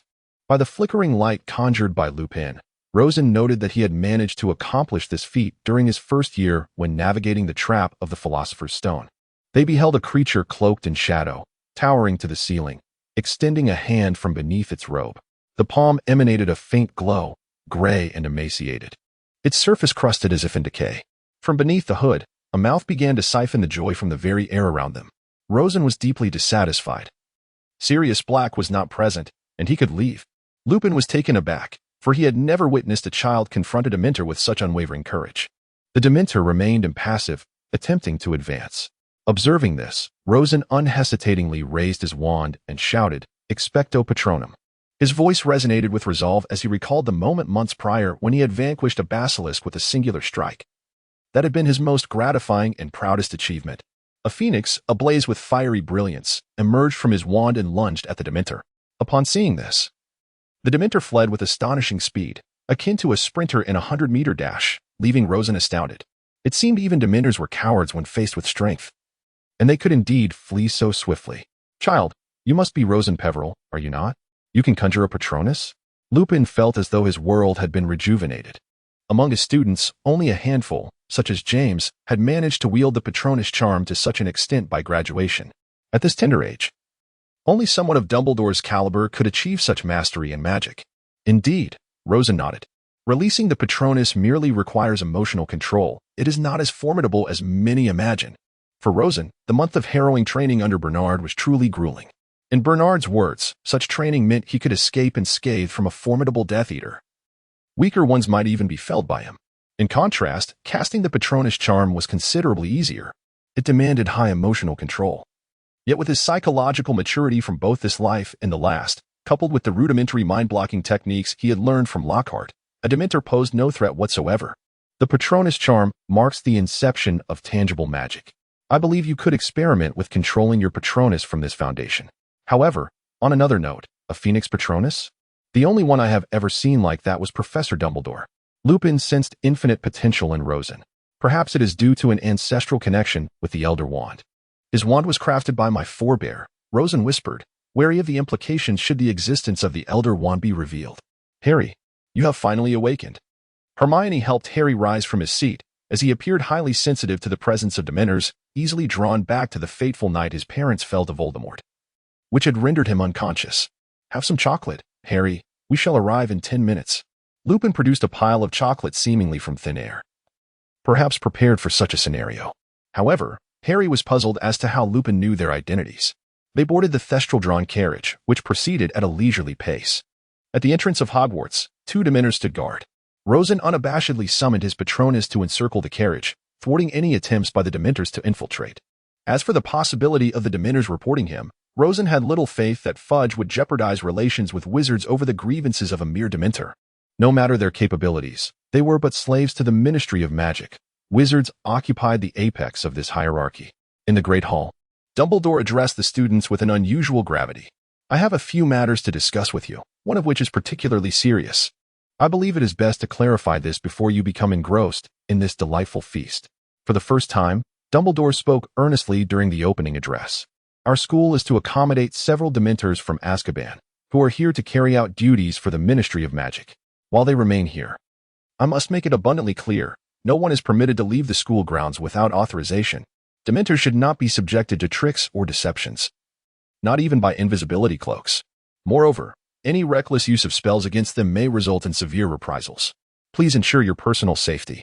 Rosen comprehended that the Patronus charm was effective against a solitary Dementor. However, when confronted with a horde of hundreds, nearly the entirety of Britain, one could hardly expect even Dumbledore to secure a definitive victory. Yet, Harry's invisibility cloak, a masterpiece of Ignotus, was said to render its wearer undetectable, even by death itself. Regrettably, Harry's lack of proficiency prevented it from realizing its full potential. As Rosen pondered the efficacy of the killing curse on Dementors, Dumbledore's voice continued, asserting that Dementors inherently understood neither requests nor excuses. "Thus, I caution each of you, do not provide them with any justification to harm you. I expect the prefects, along with our newly appointed male and female student council presidents, to ensure that no student encounters a Dementor." Dumbledore then introduced 2 new professors, Lupin and Hagrid. The applause they received appeared significantly greater than in the original narrative, particularly for Hagrid. Thanks to Rosen's instruction at the Leaky Cauldron on how to handle the tome concerning magical creatures, all the students had become adept in this regard. rendering Hagrid's request to use the book as a textbook met with little resistance. Snape's demeanor also drew the attention of some students. His animosity towards Lupin was unmistakably evident, and Rosen felt the profound weight of bitter hatred. One could only speculate how Snape would react should Sirius Black make an appearance. As a side note, the information about Hagrid's predecessor, Professor Kettleburn, on Pottermore indicates he was neither married nor had any children, which is not my fabrication. Some readers mentioned a subplot about returning home to embrace grandchildren, yet I do not recall such a detail. Dumbledore spoke of being with his little mischief makers, evidently referring to small creatures. Professor Charity Burbage taught the Muggle Studies course. Rosen's only recollection was of the first chapter of the Deathly Hallows, which mentioned Voldemort suspending him for public execution, followed by his corpse being consumed by Voldemort's serpent, Nagini. According to Voldemort, Burbage was an advocate for equality between wizards and Muggles, devoted to eradicating blood prejudice, yet met a tragic end.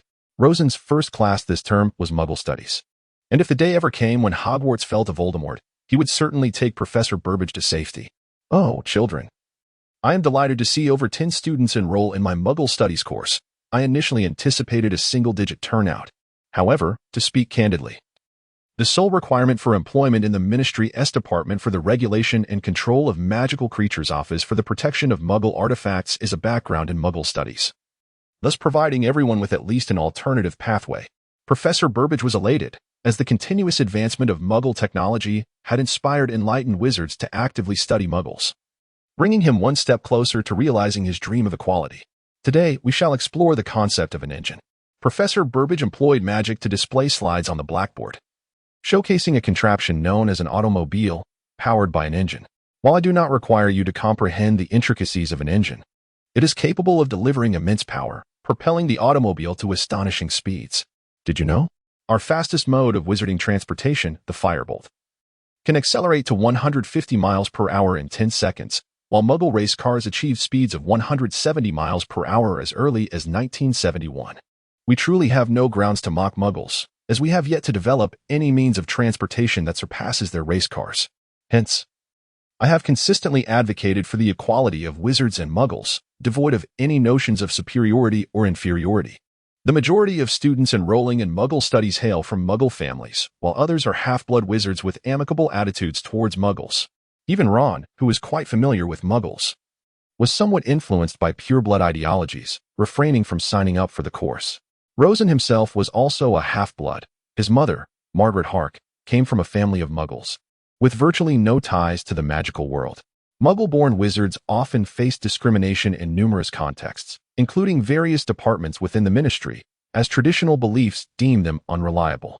Consequently, few in high-ranking positions within the ministry share such backgrounds, and even half-bloods are a rarity. Fortunately, St. Mungo's operates outside the political tumult, solely dedicated to healing the wounded, ensuring that no one would dare to challenge them, lest they find themselves blacklisted, left to self-treat their ailments. In truth, race cars do not hold the record for the fastest speeds. Professor Burbage's enthusiasm remained undiminished as she spoke of a marvel known as an airplane, capable of soaring through the skies. I have experienced it firsthand. It is far more comfortable than riding a broom, free from the buffeting winds that impede vision, with food and beverages provided. Yet, I have always found it perplexing why automobiles cannot match the speed of airplanes. Should any student wish to compose a paper discussing this topic, I would be inclined to award extra credit. Rosen pondered for a moment, concluding that the simplest explanation undoubtedly lies in the disparity of air resistance. The atmosphere at high altitudes is significantly thinner than that at ground level, resulting in swifter flight even with identical composition. The sole question remains whether Professor Bubaji possesses a comprehensive understanding of Newtonian mechanics. In his previous life, Rosen was a physics major, well-versed in the discipline, and he understood that it is not easy to feign expertise in the realm of physics, even setting aside other factors, such as rolling resistance, which is the force that opposes the motion of a vehicle due to the deformation of its tires, where the front half of the tire deforms for a longer duration than the rear, thus exerting a net backward force that significantly limits the speed of the vehicle. Discussing air resistance alone poses considerable challenges. The thinness of the atmosphere at high altitudes is a consequence of weakened gravitational pull, which is itself based on the inverse square law of gravity, a hypothesis derived from Gauss's theorem and the principle of energy conservation. Furthermore, Air resistance necessitates a fluid dynamics approach. Given that Bubaji has likely not studied physics systematically, Rosen doubted whether he could manage to write a book on the subject.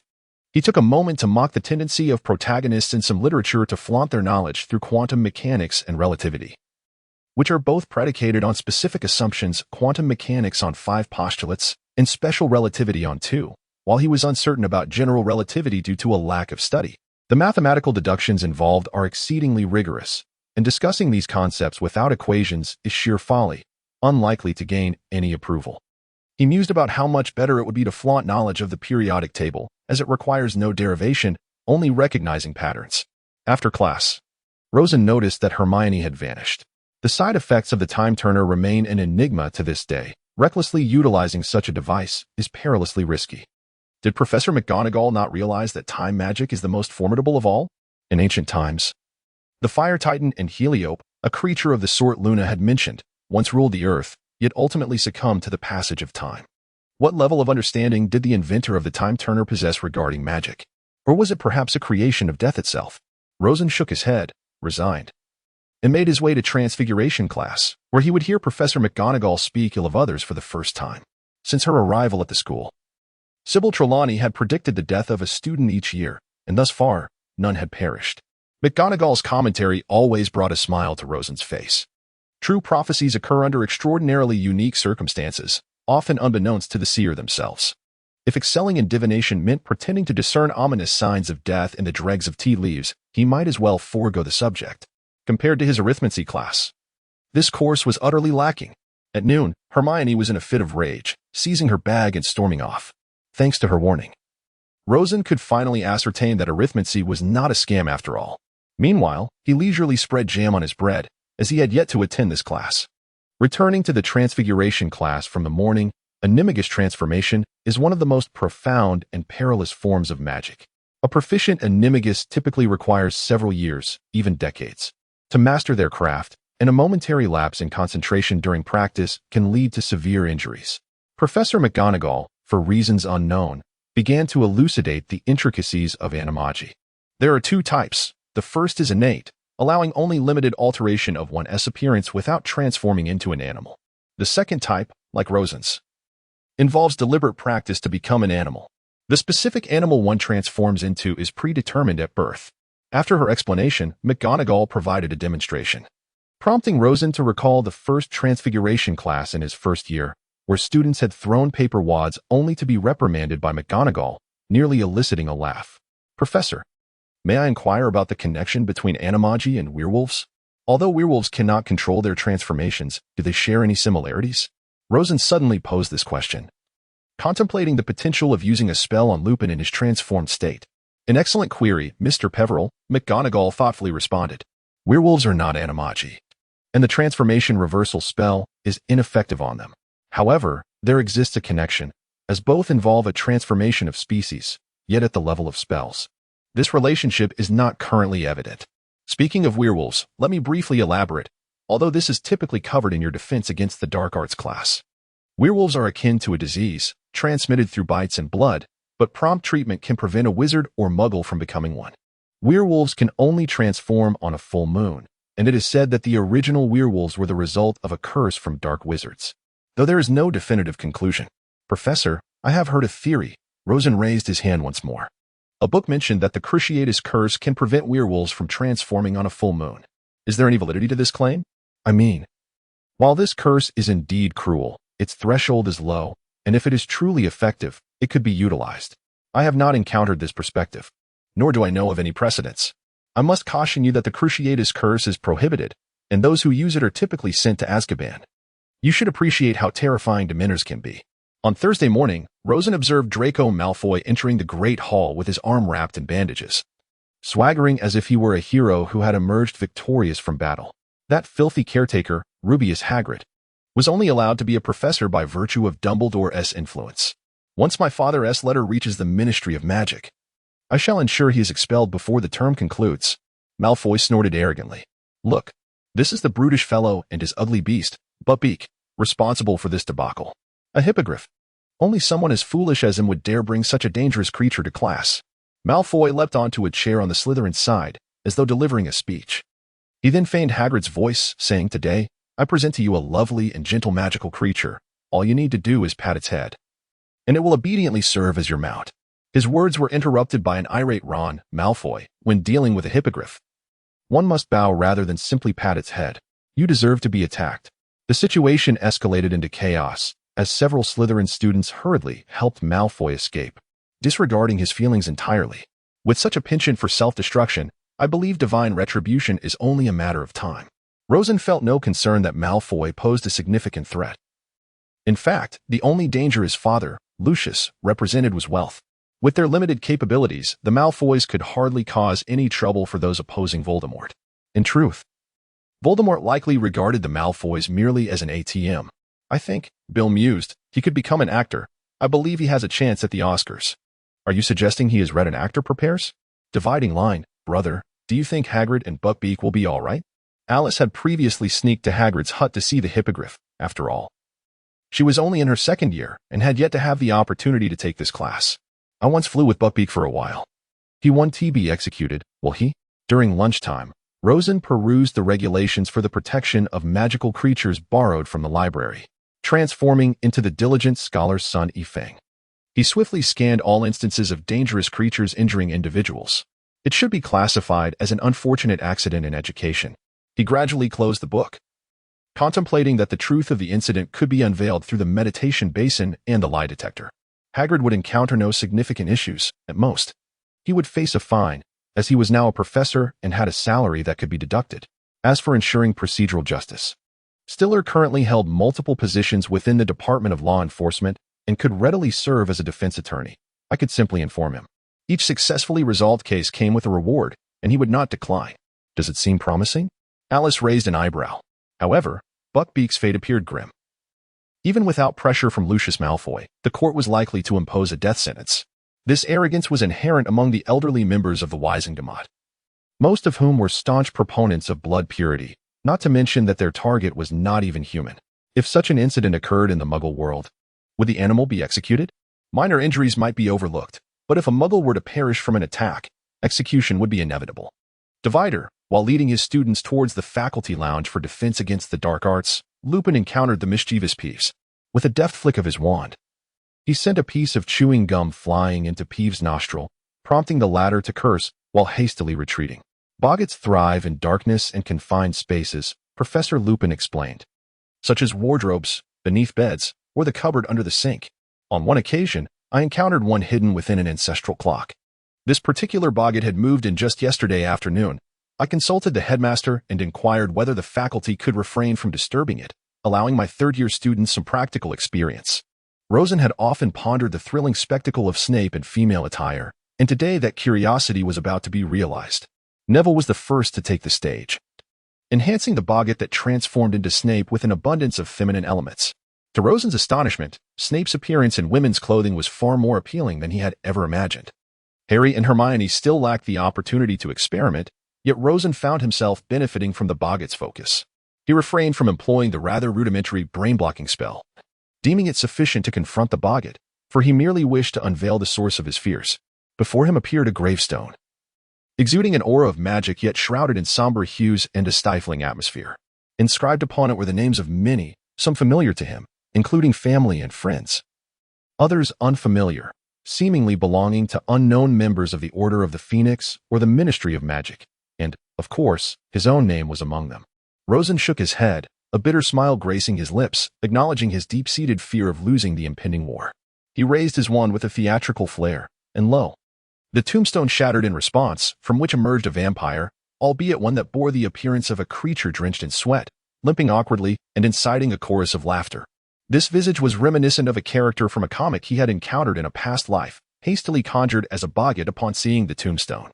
Hermione harbored a sense of regret for not stepping forward, while Ron audaciously speculated that Hermione feared the overly simplistic nature of their homework, only to be mercilessly interrupted by Rosen. "It must be that you received a 0 on your exam. I refuse to believe you haven't experienced such a nightmare." It was then he noticed Hermione's cheeks flush, rendering her speechless. "Indeed, my relationship with the academic achiever is akin to that of fish in water," Rosen lamented. Having always been the second best, perpetually overshadowed by Hermione in history of magic and herbology, Why? Harry questioned, bewildered by the logic. Because without the academic achiever, I would perish like a fish out of water. Conversely, the achiever without me would find tranquility, akin to water without fish. Alas, what a failure. I might as well weep into my light-colored sheets. The atmosphere suddenly shifted to a more serious tone. However, why would Professor Lupin harbor a fear of the crystal ball? Lavender pondered curiously. Perhaps because that is not a crystal ball, Delia murmured conspiratorially in Rosen's ear. Rosen remained silent, fully aware that nothing could escape Delia's keen perception. Perhaps Luna's as well. As for the Prisoner's arc, I find it quite challenging to fill it with 40 chapters. I will endeavor to devise some new plots. Rosen, could you teach me the Patronus charm? Delia inquired. As usual, Rosen adhered to his habit of completing assignments on the same day, thereby allowing ample time over the weekend to practice more advanced spells, particularly those pertaining to combat. However, in this instance, a peculiar situation arose. Delia, who rarely sought assistance, had approached him to learn the Patronus charm. Sure, but why are you keen on learning it so early? Are you planning to face Dementors? He felt a tinge of concern. These Dementors were unreliable, merely responding to the Ministry of Magic for the time being. If they were to attack wizards one day, any punishment would come too late. Were it not for the numerous tests he had conducted, Rosen would have assumed Delia was a time traveler. All right, tomorrow at 8 o'clock. In that room on the 8th floor, you know, the one you can enter by thinking of the desired location after turning around 3 times?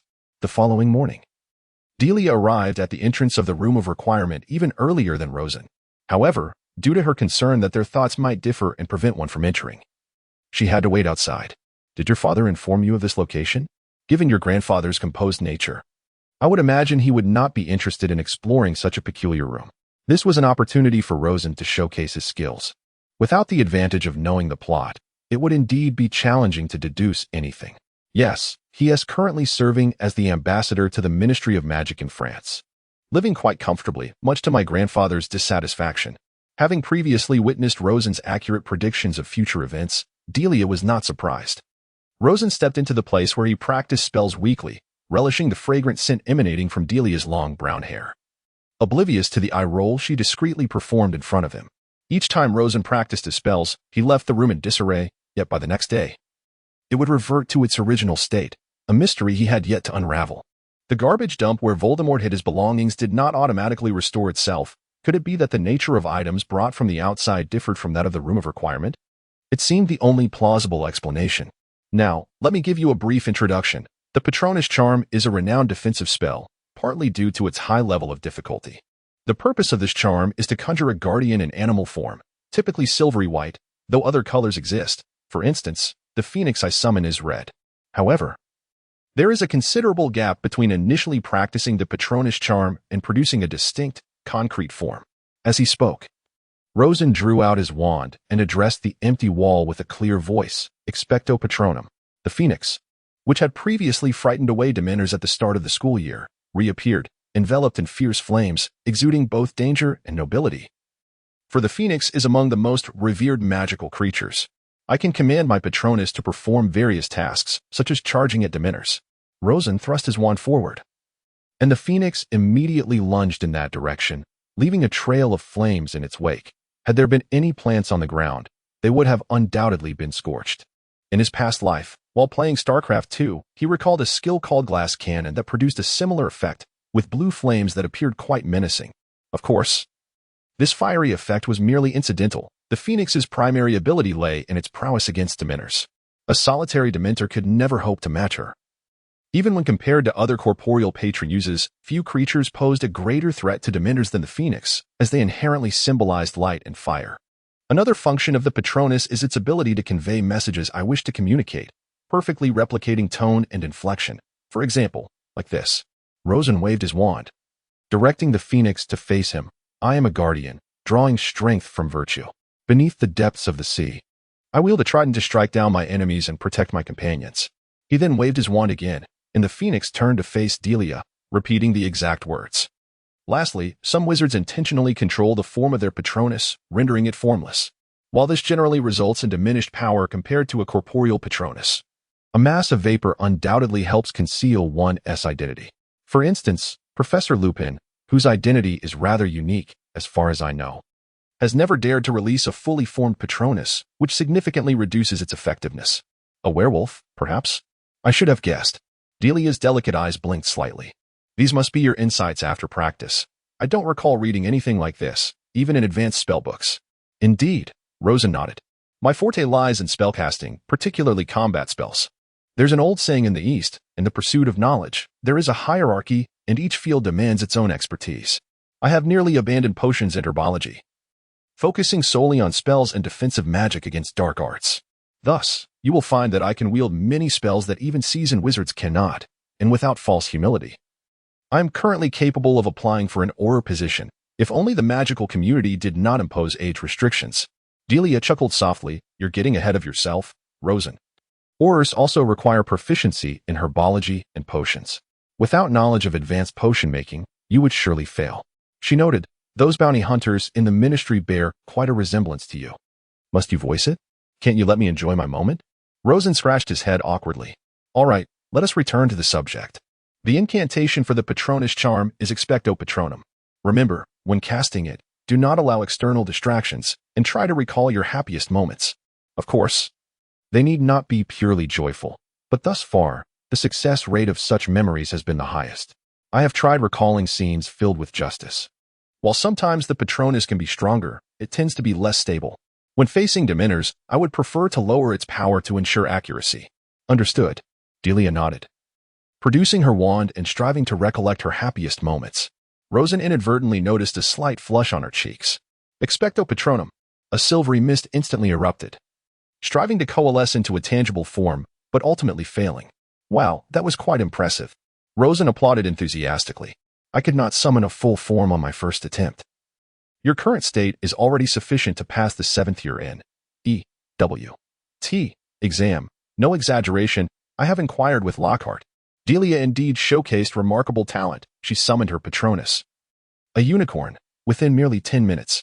The pure, beautiful unicorn galloped about before finally stopping in front of Rosen. Alas, as he reached out to stroke it, it vanished into thin air. Rosen regarded Delia with disappointment, clearly attributing the mishap to her interference. I felt I had reached the limit of my control over the Patronus, so I had to recall it. How about another attempt? Delia suggested timidly, her demeanor a stark contrast to the exasperated version of herself from their first-year herbology class. Does she still remember that first class? This time, Delia refrained from teasing Rosen, and he experienced the sensation of touching a unicorn for the first time. Though it did not resemble a genuine unicorn in every aspect, it was nonetheless a unique experience. The Patronus is not merely a transparent illusion, it is a tangible entity. Otherwise, how could Harry's Patronus have sent several Slytherin students, masquerading as Dementors, sprawling during the Quidditch match? As for riding upon it, Rosen believed that the Patronus would lack such carrying capacity. At least his own Phoenix was incapable of soaring him into the sky, a fact he had tested. Regarding the flames emanating from the Phoenix, with proper control, they can indeed be rendered harmless. That is sufficient. You need not fret over the Dementors any longer. The next step involves more precise control.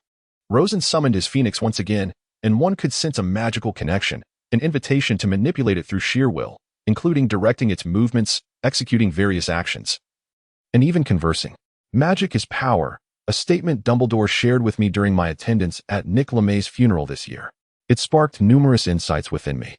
Many tasks can be accomplished through magic without the need for external guidance. Oh, I understand, Delia exclaimed, experiencing a moment of clarity. Following this revelation, her movements became markedly more systematic than before. The unicorn ceased its erratic behavior and began to stride gracefully. I believe our patron uses are rather uncommon, Rosen mused. Most wizards struggle to conjure a Patronus, and those who can often summon only ordinary creatures. The truly rare ones are beings like phoenixes, unicorns, fire dragons, and night steeds, whose feathers or other components can be utilized in wand making. However, I recall that the literature mentions very few individuals possess an owl as their Patronus. This is exceedingly rarer than magical creatures and remains an enigma. Rosen, which do you believe has a greater correlation with one's Patronus, the individual's personality or the structure of their wand? My wand, crafted from rowan wood, measures 12 inches and contains a unicorn feather, perfectly aligning with my Patronus. What of yours? Rosen pondered for a moment, reflecting that perhaps it was a matter of character. My wand, crafted from elder wood, measures 13 inches and contains a feather from a nightmare. All three elements are ominously intertwined, which is rather awkward. Fortunately, I appear to have escaped any curses. Otherwise, I would undoubtedly have discarded my wand in favor of a new one. A Patronus can indeed change. I recall my cousin Stiller, who seemingly graced the front page of the Daily Prophet yesterday, having taken on the role of defense attorney for a creature known as Buckbeak. Before his marriage, his Patronus was an eagle, reminiscent of his time at Ravenclaw, but after marrying, it transformed into a swan, perfectly mirroring his wife. Rosen remembered that in the original text, Nymphadora Tonk's Patronus shifted from a rabbit to a wolf upon her falling in love with Remus Lupin, aligning with his own. Furthermore, George Weasley has been unable to conjure his Patronus since Fred's demise, as all his joyful memories were intrinsically linked to his twin brother. With this thought, Rosen could not suppress a sigh. Have you recalled something sorrowful? It bears a striking resemblance to last semester. Delia carefully put away her wand and used a tissue to dab the solitary tear that had escaped the corner of Rosen's eye. However, I must say, you performed magnificently last semester. There is no need for such lamentation. Even if, one day, the Dark Lord were to return, it would not be your fault, and you need not shoulder the burden of responsibility. Well, Rosen nodded, feeling fatigued, and collapsed onto the sofa provided by the room of requirement, enveloped in silence. After a while, an idea struck him, and he posed a question. Delia, can you perform the Patronus charm? A bit. Why do you ask? This time, Delia appeared momentarily baffled. I wish to practice the shield charm. I have studied it previously, but have yet to experience how to defend against the Patronus charm. It feels a bit strange to ask my parents for assistance. They would surely wonder why I desire to practice this. All right. Just remember not to use the disarming charm against me, okay? Delia was evidently aware of the repercussions when such a counterspell provokes a vehement response from the opponent. No problem. Let us take a moment to rest, and once we finish our practice, we shall go for a meal. Rosen resolved to allow Delia to experiment with her spell to gauge its effectiveness, for if the intensity of the legilimency was too feeble, there would be no need for the use of the occlumency. Mere mental control would suffice to keep the intruder at bay. Occlumency itself was a considerable drain on magical power and energy. Thus, conserving it was a fundamental principle in the practice of magic. Depleting one's magical reserves brought no benefit and could lead to physical exhaustion. Dumbledore's mastery of legilimency had reached an extraordinary level, yet such magic could not go unnoticed.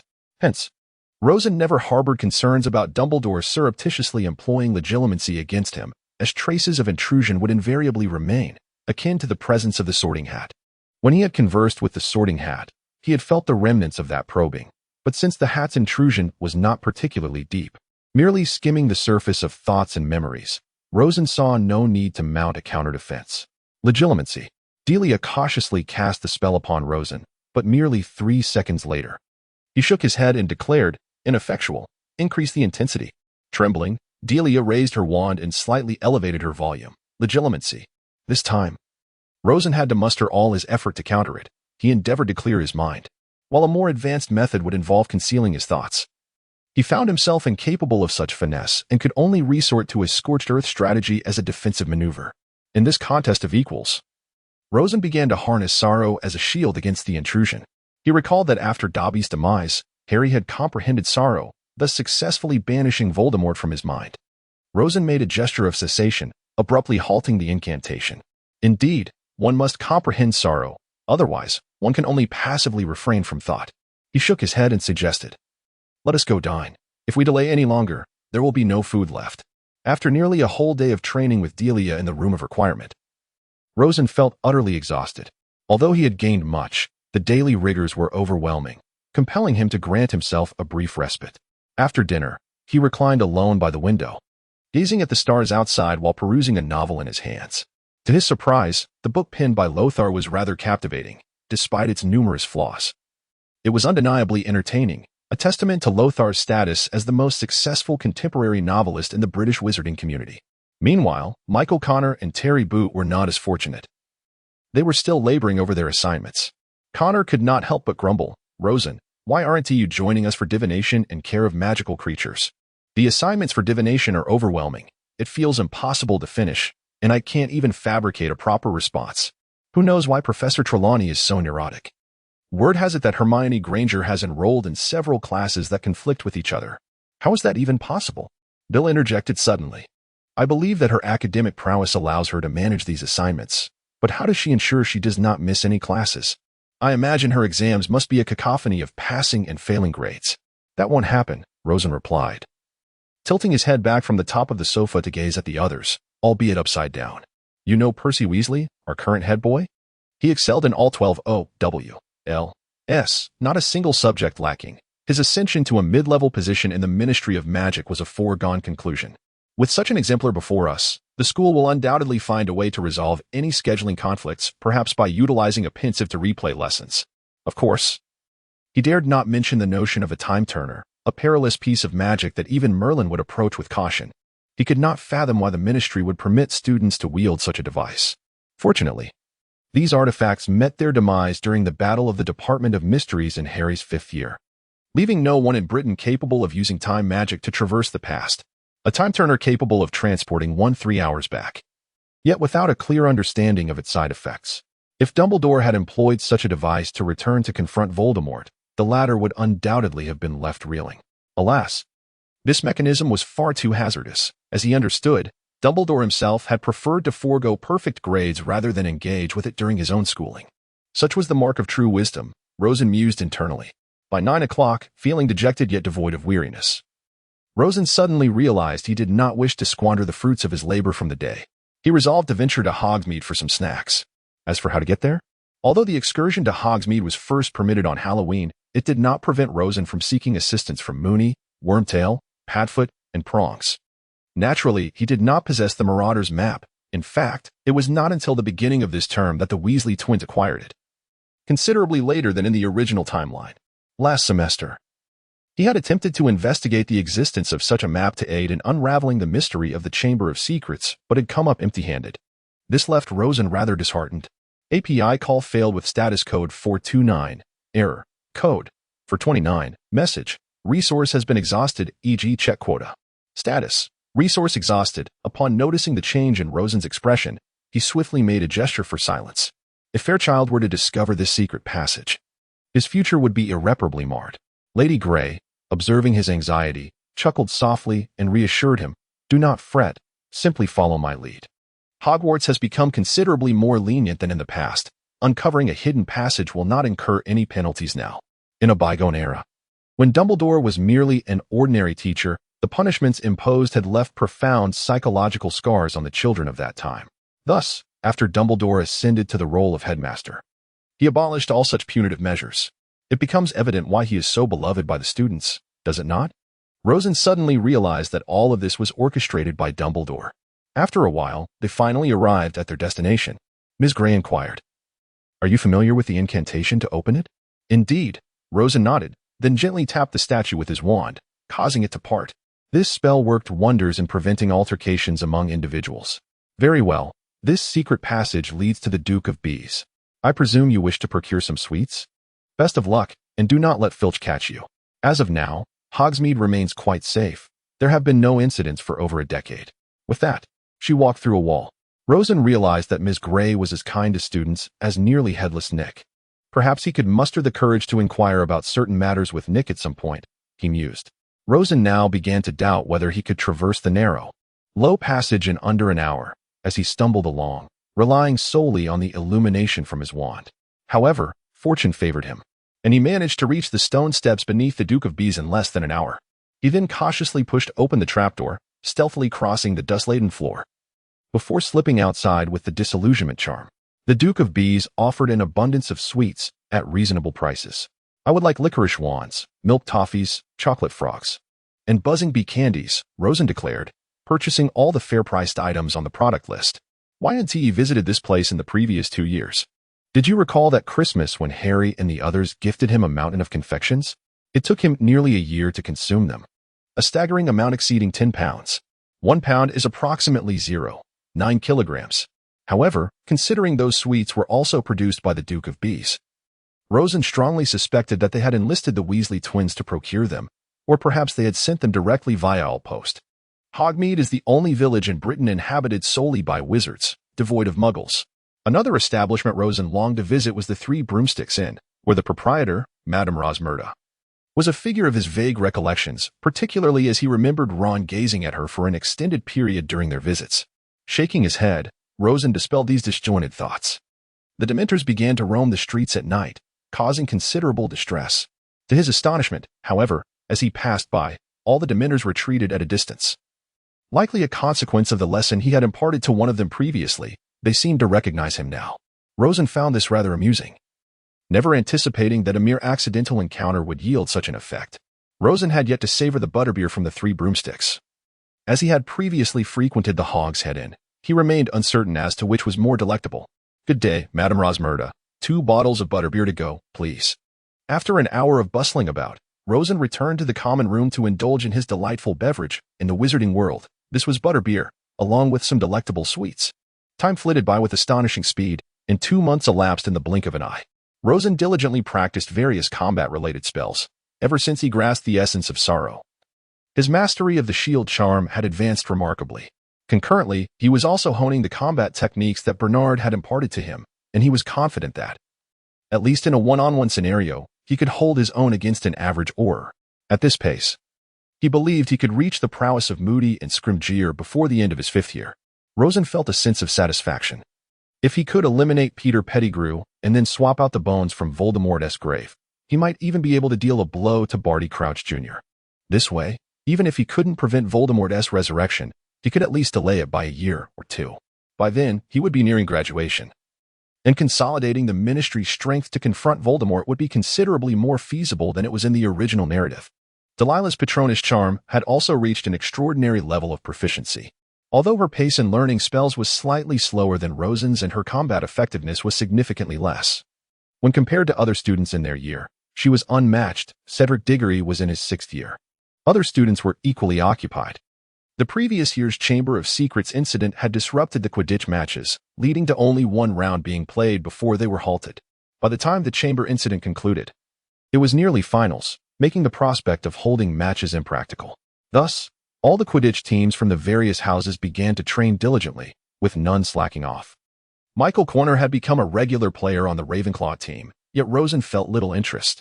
Compared to the intricate and complex nature of Quidditch, a sport that was difficult to devise reliable strategies for, Wizard's chess, international chess, was far more intriguing. At least by the 1990s, its theory had matured completely. In the 21st century of Rosen's previous life, the advent of artificial intelligence, such as AlphaZero in chess, which had defeated the previously strongest engine, Stockfish, with an unbeaten record, rendering human players' chances of even drawing a game exceedingly slim, had led to profound breakthroughs in chess. However, in this world, where the influence of magic had significantly hampered the third technological revolution, such aspirations were but a mere fantasy.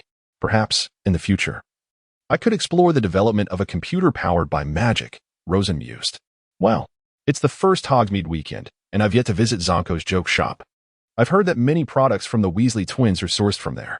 Rosen was puzzled. Terry, with your striking eyebrows and wide eyes, how have you turned to the dark side of mischief?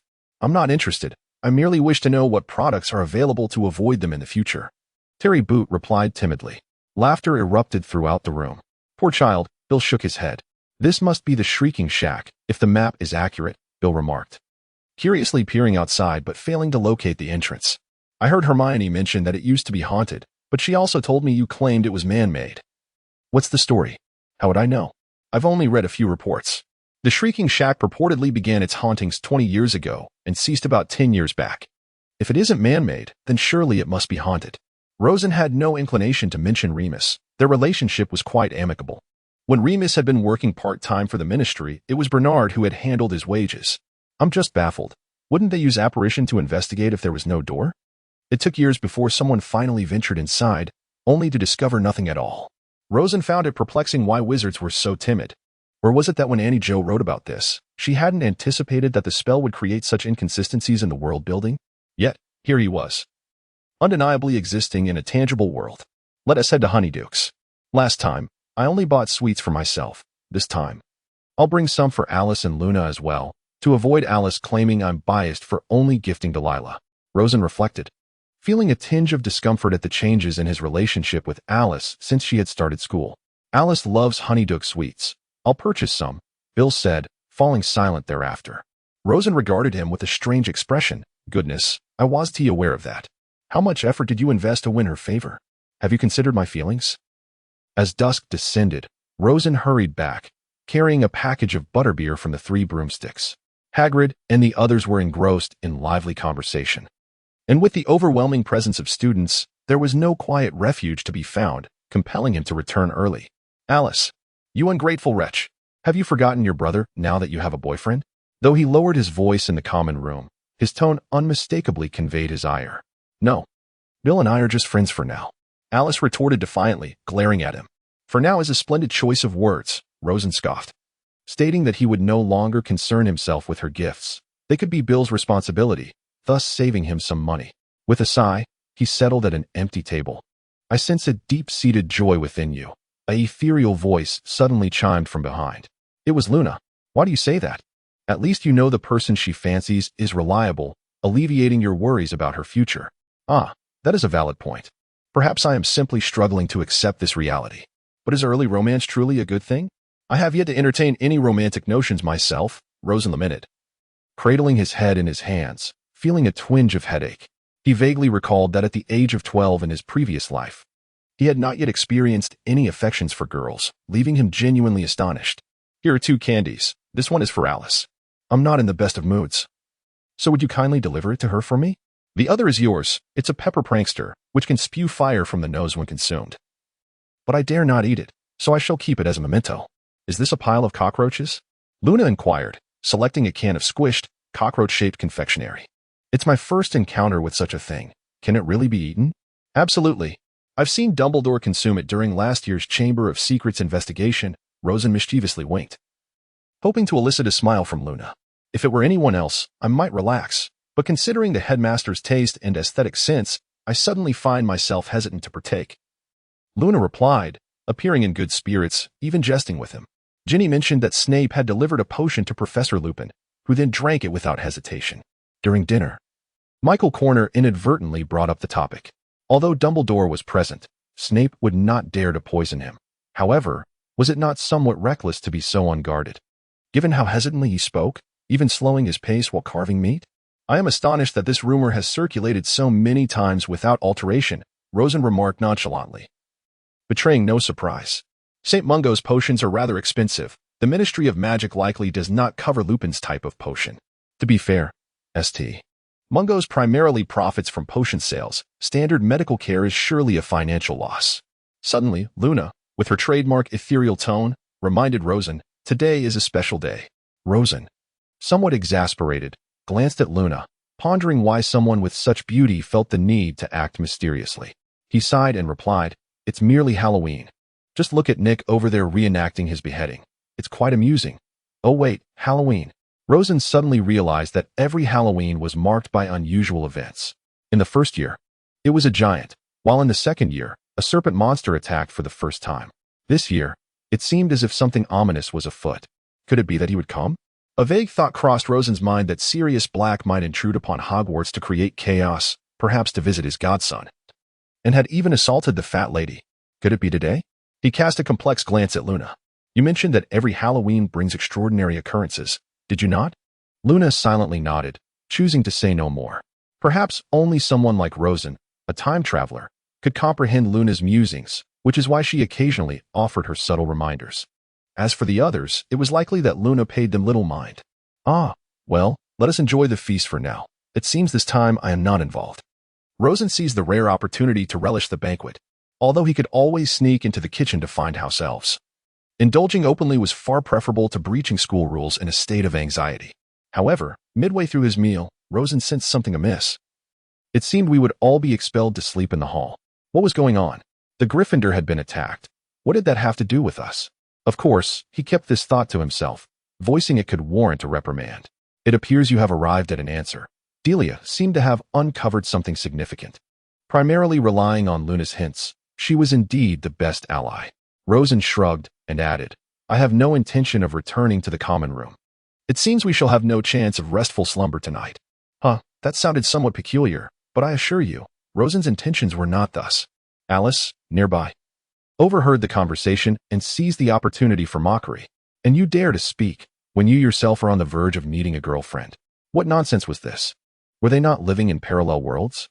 Rosen lamented his past life of solitude and ignorance regarding when he might find companionship, or even who that companion might be, and threw up his hands in defeat. Then, he inadvertently noticed Delia's trembling hands and a hint of sorrow in Luna's gaze. The atmosphere grew palpably awkward. Fortunately, Sirius intervened, providing Rosen with a reprieve. Prefect Penelope Clearwater approached to inform the Ravenclaw students that Professor Dumbledore had ordered all students to gather in the Great Hall. A commotion began to ripple through the crowd, the previously serene Ravenclaw table suddenly buzzing with unrest. What is happening? Why can't we return to our dormitories? Many students jostled at the entrance to the hall, murmuring incessantly. Everyone, please be quiet, Dumbledore stated gravely, standing in the center of the hall. He waited until the last group of students had entered before speaking. Tonight, we have received word that the escaped convict, Black, has infiltrated Hogwarts. For your safety, you must remain in the hall overnight. I now ask all house prefects and the heads of the student council to come forward and maintain order. Any incidents must be reported to me immediately. At this point, Professors McGonagall and Flitwick waved their wands, sealing the doors of the castle corridors with a resounding click. Good night. Dumbledore hastily conjured a multitude of sleeping bags before departing, for Hogwarts could not permit apparition. He had to exit and lock the doors behind him. The fat lady was attacked, Michael Corner reported, ever the bearer of news. Her portrait was torn, and then she fled to hide in a distant painting. How did he gain entry? Delia grasped the crux of the matter. The attacks were trivial in comparison. The castle's enchantments restricted most transformations, and the Dementors guarded the perimeter. Even an invisibility cloak could be detected. They would not overlook anyone. Bill, unwilling to be left out, chimed in. I believe the key issue is not the assault on the fat lady, but rather why Sirius did not inflict any serious harm. Rosen noted the conversation veering off track and deftly redirected it. What do you mean? Butte was puzzled. If I were Black, the second in command of the Dark Lord's ranks, possessing formidable power, why would I not escape to the jungles of Albania to assist in the Dark Lord's resurrection, rather than foolishly breach the heavy protections of Dementors to seek revenge at Hogwarts?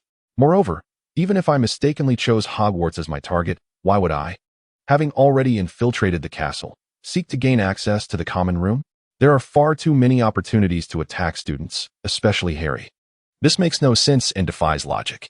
Furthermore, given Harry Potter's character, even if Black did not pursue him, Harry would inevitably seek revenge, though the outcome is easily imagined.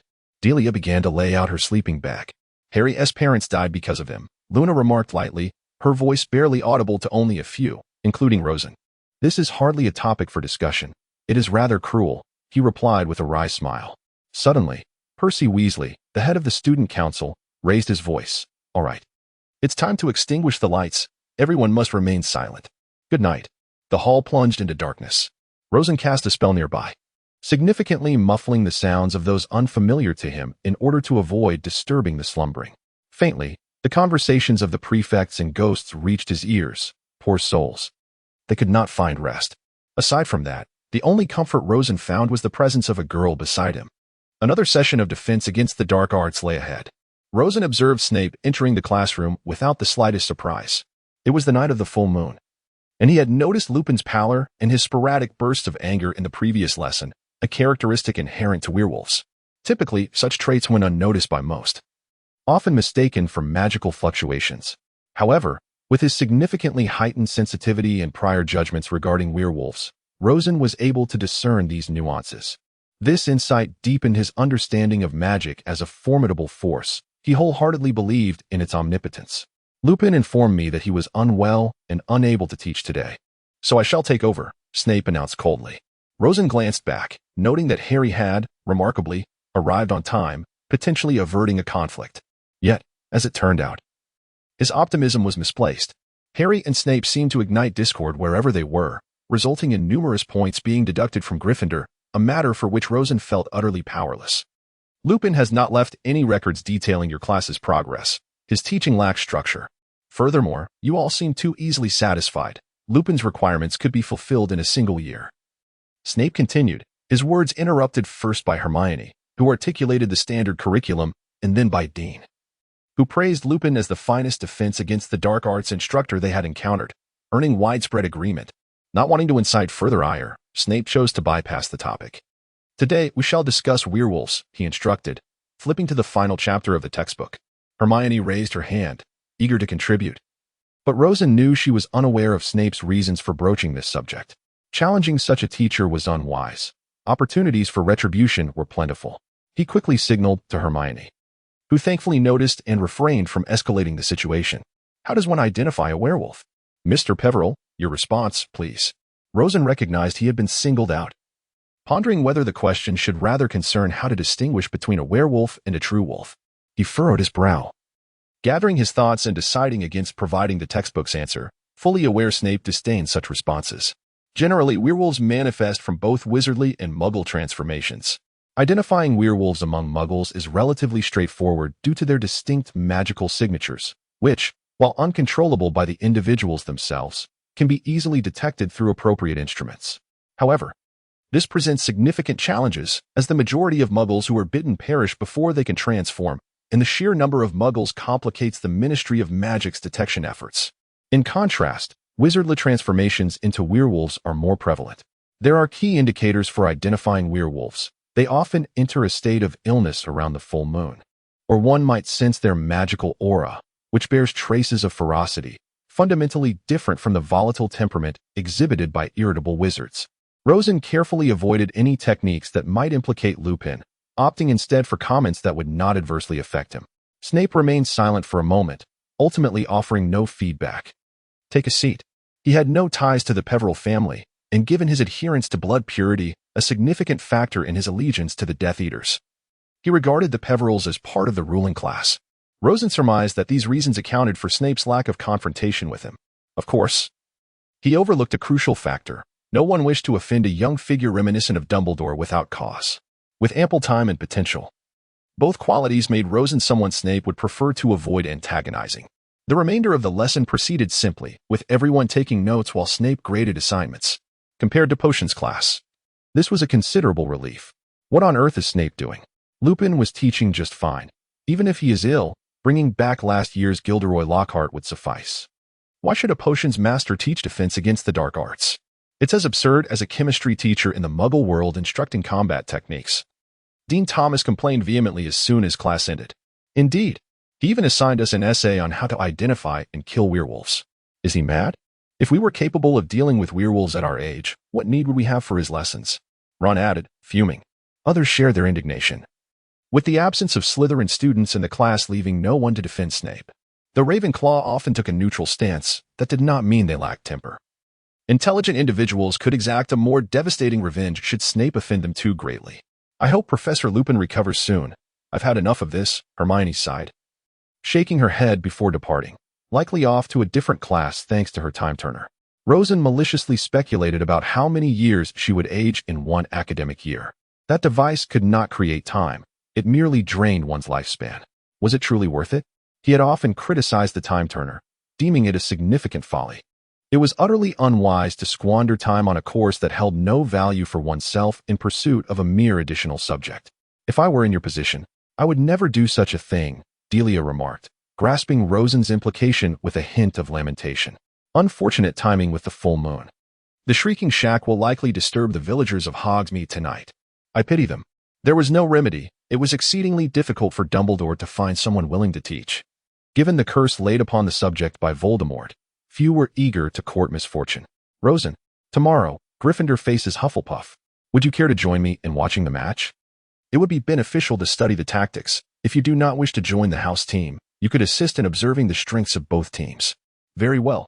If memory serves, Dementors tend to sneak onto the Quidditch pitch, which could lead to significant trouble. Alas, nothing seems to go smoothly. Had I known, I would have preferred that Black had escaped sooner, allowing me to focus on my studies. What a troublesome author. I hope he hasn't added any extra tasks for me. Last year, I found myself inexplicably entangled with Lockhart, becoming his brother-in-law.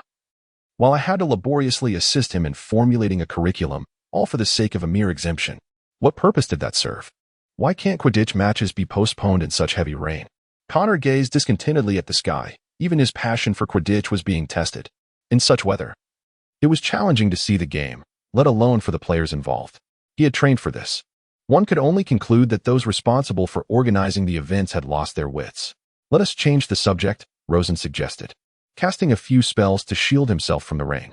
Indeed, I heard Sir Cadogan is guarding the Gryffindor entrance. Only he would dare take on such a role. Bill mused thoughtfully. Sir Cadogan was quite renowned in the Muggle world, synonymous with bravery. A Muggle author had penned a book about his adventures, titled Don Quixote. It was puzzling why a wizard would choose to become a knight, leading to a series of comical misadventures, such as mistaking windmills for giants, only to be thrown around in the process, which was utterly hilarious. Rosen suddenly recalled the joyous moments spent reading that novel in his past life. He had yet to indulge in it in this one. Perhaps he would procure a copy when time allowed. I had thought him a mere figment of imagination. It appears that Butte has also perused this book. Rosen recalls that he, much like herself, is of mixed heritage. The match has finally commenced, and thankfully. I possess a telescope. Connor is on the verge of exploding. Were it not for the assistance of the telescope, he might have stormed off in anger. Cedric Diggory is truly formidable. Observe his teammates, who have evidently prepared thoroughly in advance, while he himself excels as a seeker. Were it not for Porter inheriting his father's talent and his own diligent training, it is likely that Diggory would have already secured the golden snitch by now. Should we comment on our house's situation? Rosen is yet to grasp the current state of the house team. Alas, it is a complicated matter. If our captain, Roger Davies, could redirect just half of his flirtations into internal training, Ravenclaw would not have suffered such a humiliating defeat in last year's inaugural match. Had the subsequent matches not been cancelled, we might have faced the most significant defeat in a decade. His expression bore indignation and helplessness. Oh, I recall vividly. Autumn Zhang once lamented to me about how Davies, leveraging his captaincy, attempted to woo her, which led her to evade him at every turn. Rosen recollects this nearly forgotten incident. Why did she come to you to vent? Because I spearheaded the fundraising among the Ravenclaw students to purchase her broom, with each contributing a few silver sickles, which was sufficient. Otherwise, she would have had to rely on the shooting star, only to be left far behind by other houses. Rosen shrugs. Well, let us focus on the match. It appears to be quite intense. The rain is intensifying. Gryffindor has called for a timeout. But what they are discussing remains a mystery. The match resumes, yet the situation seems amiss. Do you see Harry's condition? He appears on the brink of collapse. Bill is the first to sense something is amiss. It is a Dementor. Delia, quickly, summon your Patronus. I fear Dumbledore has yet to realize the gravity of the situation. With that, Rosen hastily draws her wand, pointing towards the gathering of Dementors, and chanting, Expecto Patronum. A fiery phoenix and a silver unicorn surge from the Ravenclaw stands towards the Dementors. However, due to the overwhelming number of Dementors, now exceeding 100, they can only be momentarily repelled. The prospect of vanquishing them seems nearly impossible. Bill, use the levitation charm to assist him. I will control the Patronus. There is no time for anything else. Look, it is Dumbledore. Alice keenly notes a surge of formidable magical energy. The phoenix conjured by Dumbledore possesses far greater power than Rosen's. The Dementors, who had previously been retreating, now scatter in panic. Simultaneously, Dumbledore catches Harry. While Rosen can only hope for the best regarding the Firebolt 2000, shouldn't the Dementors be stationed at the castle entrance? Why have they ventured here? Delia retracts her Patronus, visibly displeased. They feed on happiness, and having been barred from the school, they are exceedingly hungry. Thus, upon seeing the multitude in the stadium, they willingly risk everything to indulge in their feast. I knew the Ministry's control over the Dementors was severely limited. Fudge is likely in grave trouble. No. I recall that when the Dementors first arrived, there were only about 20, roughly 2 teams worth. How have they multiplied so drastically? Rosen suddenly senses the gravity of the situation. Could there possibly be an ancient battlefield nearby? Ancient battlefields harbor numerous vengeful spirits, providing ample sustenance for the Dementors to proliferate, and once they amass in significant numbers, even the Patronus charm becomes ineffective against them. The match concludes with Cedric Diggory capturing the golden snitch, while an enraged Dumbledore expels all the Dementors from the grounds. As for whether any perished in the flames, Rosen cannot ascertain. Yet, she has more pressing matters at hand. The following day, Rosen finds satisfaction in the contents of the Daily Prophet. Dementors disturb campus. Is deploying them at Hogwarts entrances a wise choice? Reports Sarah Peveril, editor and journalist of the Daily Prophet. The Ministry of Magic, citing the capture of Sirius Black as justification, has stationed Dementors at various entrances to Hogwarts. Previously, they attempted to infiltrate the castle but were thwarted by Dumbledore. This time, the Dementors have entered the Quidditch pitch of their own accord, causing significant disturbances. The gravest consequence being that the boy who lived, Harry Potter, was nearly dislodged from his broom by the Dementors' gaze. Yet, the Ministry continues to refuse to withdraw the Dementors. arguing that the threat posed by Sirius Black far exceeds that of the Dementors. However, as we know, Black has successfully infiltrated Hogwarts, evading the watch of the Dementors, yet has not made any overtly malicious moves. In light of this, the efficacy of the Dementors appears negligible. Is it prudent to maintain their presence at Hogwarts? Rosen set down the newspaper, evidently pleased with his cousin Sarah's eloquent writing, which articulated the key points he wished to emphasize. He appeared content. Yet he suspected that Fudge was about to stir up significant trouble. To be frank, he did not wish for Fudge to be ousted. However, having her write this article, especially for the front page of the Daily Prophet, was surely enough to leave Fudge in a state of disarray. Delilah sighed, noting that sometimes we cannot solely focus on self-interest, but must also consider fundamental principles. Allowing Dementors into the school, even if they could capture Black, would undoubtedly cause distress and harm to the students who could possibly compensate for that. It was rumored that Potter's broom collided with the Whomping Willow, resulting in its shattering. When it came to Quidditch, Corna always seemed to have the most reliable information. It was unfortunate. Every morning during breakfast, Rosen appeared somewhat lackluster. He relished sleeping in. Yet Mondays offered him no such luxury. The professor of Muggle studies displayed great enthusiasm in class, but rarely assigned homework, which was the only silver lining. Being forcibly reminded of painful experiences was certainly no joyous affair. Luna seemed to understand the feelings of being targeted by Dementors, and she appeared somewhat melancholic. After a brief silence, Rosen inquired, "Do you also recall those unpleasant scenes when facing them?" "Indeed, but fortunately, I have grown accustomed to it," Luna replied, appearing to possess a greater psychological resilience than Harry. "Well, we ought to head to class now. This weekend marks our second visit to Hogsmeade, but regrettably, I have yet to finish my sweets, so another trip to Honeydukes may not be necessary." However, Rosen had not yet departed the hall when Harry, freshly discharged from the hospital wing, approached him. "Rosen, this is my first time actively seeking help this semester, and I hope you can assist me." Harry's eyes bore an urgent expression. "Is it about the Dementors?" Rosen felt no surprise. "Yes, I heard that before Professor Dumbledore intervened, you and Miss Shafik used similar methods to repel the Dementors. I would like to learn as well. Otherwise, I fear I might faint again when confronted by them. Seek out Professor Lupin. He is a close friend of your father's. Simply tell him you wish to learn the Patronus charm. He knows you better than I do and is far more suitable for this task." Rosen felt inadequate to help Harry overcome his fear of painful memories, recognizing that he possessed the soul of an adult, while Harry did not. Thus, he could only defer to someone more capable. The second Hogsmeade weekend soon arrived. Prior to that, Ravenclaw had defeated Hufflepuff. Although the captain was somewhat lacking, the team members were competent, being intelligent players who managed to dominate Hufflepuff. Bill had gone to select a gift for Alice, leaving Rosen to wander aimlessly, eventually entering the Three Broomsticks. With the weather so frigid, he thought it wiser to warm himself with a butterbeer. "Oh, Lawrence, what brings you here?" Just as Rosen sought a table to rest, he spotted Lawrence. "Why are you here instead of at home on break?" Lawrence waved his hand. "Come with me, Minister Fudge is here. Let us have a chat." Rosen had met Fudge at Nick LeMay's funeral, and his presence at this gathering felt entirely appropriate. "Ah, greetings, professors, Minister, and who is this lady?" Rosen noticed Flitwick, McGonagall, Hagrid, Fudge, and a young lady he did not recognize seated at the table. "Oh, she is my little daughter, Pandora," Fudge replied, gently swaying his favorite red currant liqueur. "She is in the same year as your brother Lawrence. Today, we're just here to chat. Nothing serious, so relax. Young Mr. Peveril, I recall you enjoy butterbeer, correct?" Rosmerta marked a tick on the menu, thanking the minister for his patronage. "Today's bill is on me. I hope you don't mind the noisy environment." "Oh, not at all. Please, have a drink and join us," Rosen offered, noticing Fudge's pale complexion, indicative of the stress he had been enduring. "Thank you, Minister." "Alas, Rosen, your sister's article has caused me considerable trouble. I suspect some of its contents were suggested by you, am I right?" Fudge ran a weary hand over his head.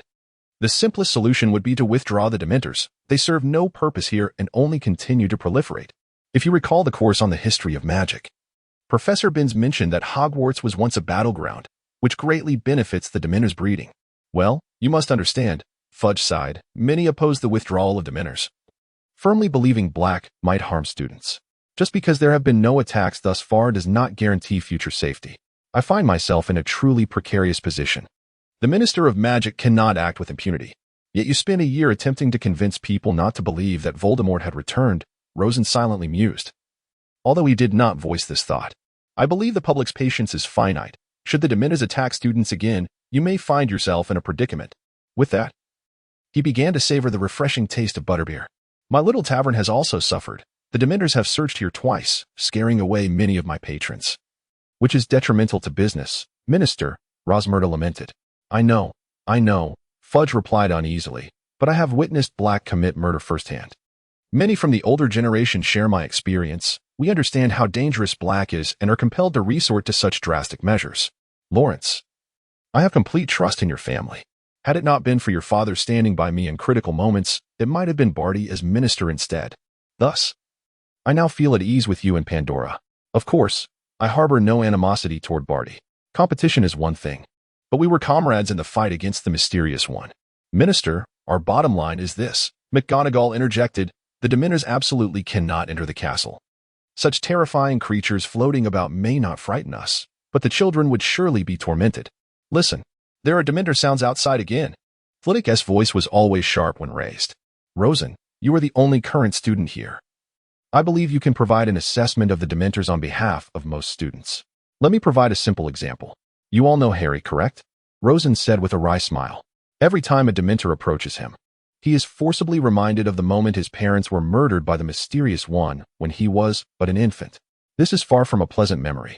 After the last Quidditch match, when the Dementors caused him to fall, he came to me, fearing that without learning the Patronus charm, he would be perpetually tormented by the Dementors throughout the year.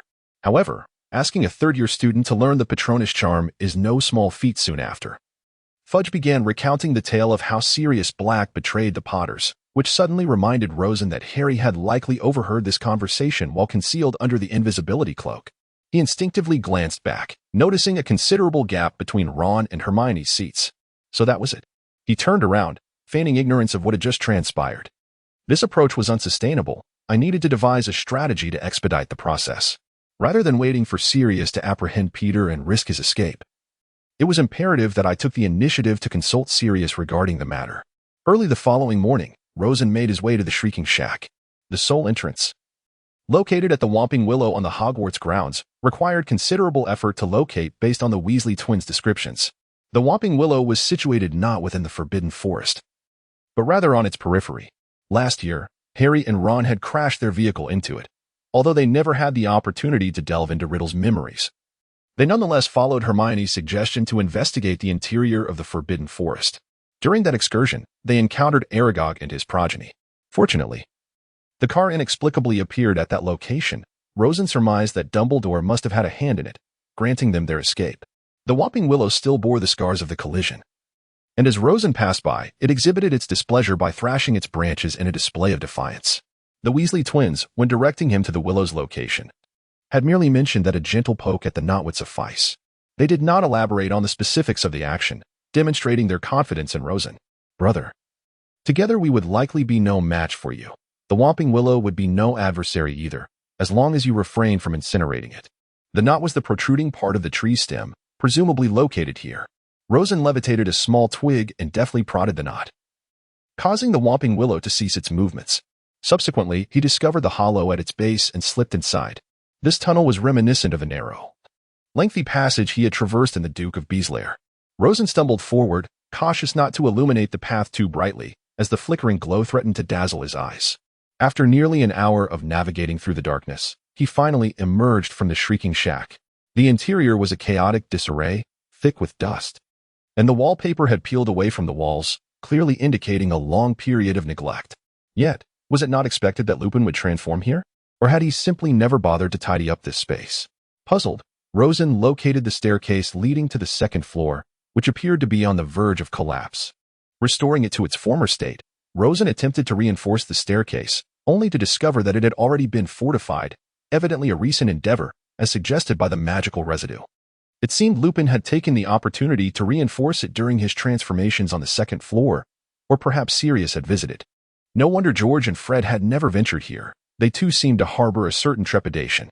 It appeared that the Shrieking Shack possessed a degree of intimidation far surpassing that of the Forbidden Forest. Contemplating this, Rosen ascended to the second floor, where he noticed footprints leading into an inner chamber. Upon pushing open the door, he was greeted by a more intact interior, featuring a tattered wardrobe and an opulent four-poster bed. indicating it had once been inhabited. Dust coated the bed's curtains, and beside it stood a stone table, upon which some inscriptions were haphazardly etched, though time had rendered them increasingly indistinct. Rosen retrieved a pen and paper, intending to jot down his contact information, when suddenly he heard a low growl. He swiftly drew his wand, readying himself for battle, only to see a large black dog emerge from the wardrobe, issuing a soft, yet menacing warning. Rosen set down his wand and scrutinized the emaciated dog for a moment, taking a deep breath. I never expected to encounter you here. Sirius Black. Your recent vandalism of the fat lady's portrait has caused quite a stir, and the headmaster and others have been terribly busy. Do you realize the trouble you've stirred? Seeing that Rosen was inclined to continue his monologue, the large dog chose to transform into his human form. Sirius Black's complexion was pallid, his hair filthy and disheveled, cascading down to his elbows. It was evident that his time in prison had been horrendous, inflicting both physical and mental torment upon him. How did you know it was me? He inquired, perplexed, for only the marauders were aware of his enigmatic identity. I thought of you the moment you escaped from Azkaban. It is the sole means of escape for a wizard without a wand. Then I learned that your Patronus is a dog, and it all became clear. Do not ask how I discovered the secrets of the Shrieking Shack. It's quite evident upon investigation. Recently, during a class taught by Snape in place of the ill Remus, we were forced to study the chapter on werewolves. Subtlety is not its strong suit. Rosen waved his hand dismissively, indicating that this was of little importance. A clever child indeed. Do you intend to summon the Aurors to apprehend me? I have seen you in the papers. Fudge mentioned in Azkaban that you are the most promising student at Hogwarts, and every department head wishes for you to join them upon your graduation. Sirius's gaze dimmed. Without a wand, he stood no chance against Rosen. Of course not. If I truly wanted to capture you, I would have brought the Aurors with me. I know that Peter is the true traitor, so I wish to assist you in clearing your name. Really? He seemed to grasp onto a lifeline, for no one would believe him, except perhaps Remus. It is quite simple for me. I need you to help me locate a few items that may reside either in your home or your relatives' homes, as well as in Gringotts. Rest assured, it is not out of greed, but rather for some special purposes. After a moment of contemplation, Rosen concluded that Sirius could indeed be of assistance. As long as you can help me clear my name, I would have no qualms about handing over all my possessions to you. He spoke with a hoarse voice, having endured over a decade of torment. In comparison, a bit of money seemed trivial. That's unnecessary, Rosen replied, shaking his head. Your family's wealth has been nearly depleted, and you are well aware of how your cousins have exploited you. Allow me to demonstrate my capabilities. I can summon my Patronus to effortlessly incapacitate the Dementors. Something you all learned in your 5th year. That phoenix you saw during the Quidditch match was summoned by me. As for my family, my cousin is Fudge's prospective son-in-law. My cousin is the editor of the Daily Prophet, and 2 of my uncles. One is Bernard, who is responsible for your wanted status, as you surely know. The other, Alfred, is one of the most powerful members of the non-magical department, ranking alongside Lucius Malfoy. Even my father is one of the most esteemed sculptors in the British magical community, having crafted nearly all the high-level enchanted products in recent years, and he is also a current governor of Hogwarts. Once I clarify the situation with them, exonerating you and capturing Peter will be a matter of moments. After you are declared innocent, I shall reveal the items to you. Thanks to Rosen's foresight from a young age, the Peverell family's influence had significantly strengthened. Very well, I trust you, just as I trust James and Remus. In truth, whether he believed it or not, this was his only chance for redemption. Rosen did not return home for Christmas, as he needed to attend to matters concerning Sirius. His prior arrangements were nearly complete, and he intended to collaborate with relevant individuals to devise a plan, allowing them to take action once the winter break concluded. On the first day of the holiday, Rosen rose early and waited at the entrance of the Gryffindor Tower for Harry's arrival. Harry, I am aware that you possess a map, one given to you by the Weasley twins. I require it for a brief period, he stated. The map rightfully belongs to you, and I will explain its significance in due course. I simply wish to borrow it for a time. Rosen needed a compelling tool to elucidate his plans. I just received this map 3 days ago. How did you know? Harry asked incredulously. Did George and Fred tell you? No, Rosen replied, shaking his head. I discovered you while chatting with Fudge at the Three Broomsticks. Your ability to conceal yourself is rather lacking. The fact that you could sneak into Hogsmeade via the secret passage indicates you must have at least glanced at that map. Otherwise, you would not have known about the passage leading to Honeydukes. Goodness, Rosen, you seem to know everything, Harry exclaimed. Last year, I even suspected you were involved in the Chamber of Secrets incident, as no one else possesses such profound knowledge of Hogwarts. Do you know how to activate it? Indeed. And this map has several intriguing uses. For instance, it retains fragments of its creator's memories, allowing you to converse with them for further information. Let us proceed. We can study it later. I shall return it once I am finished. Shall we head to the Great Hall for lunch? Professor Dumbledore should be there as well. Very well, Harry agreed. By the way, Rosen, I recall you have a Kneazle named Jerry, quite similar to Hermione's Crookshanks. Could you persuade Jerry to entice Crookshanks away? Ron inquired, having been exasperated by Crookshanks' incessant attempts to devour Scabbers. Is that so? Rosen found the notion amusing, realizing that Sirius and Crookshanks had evidently formed an alliance.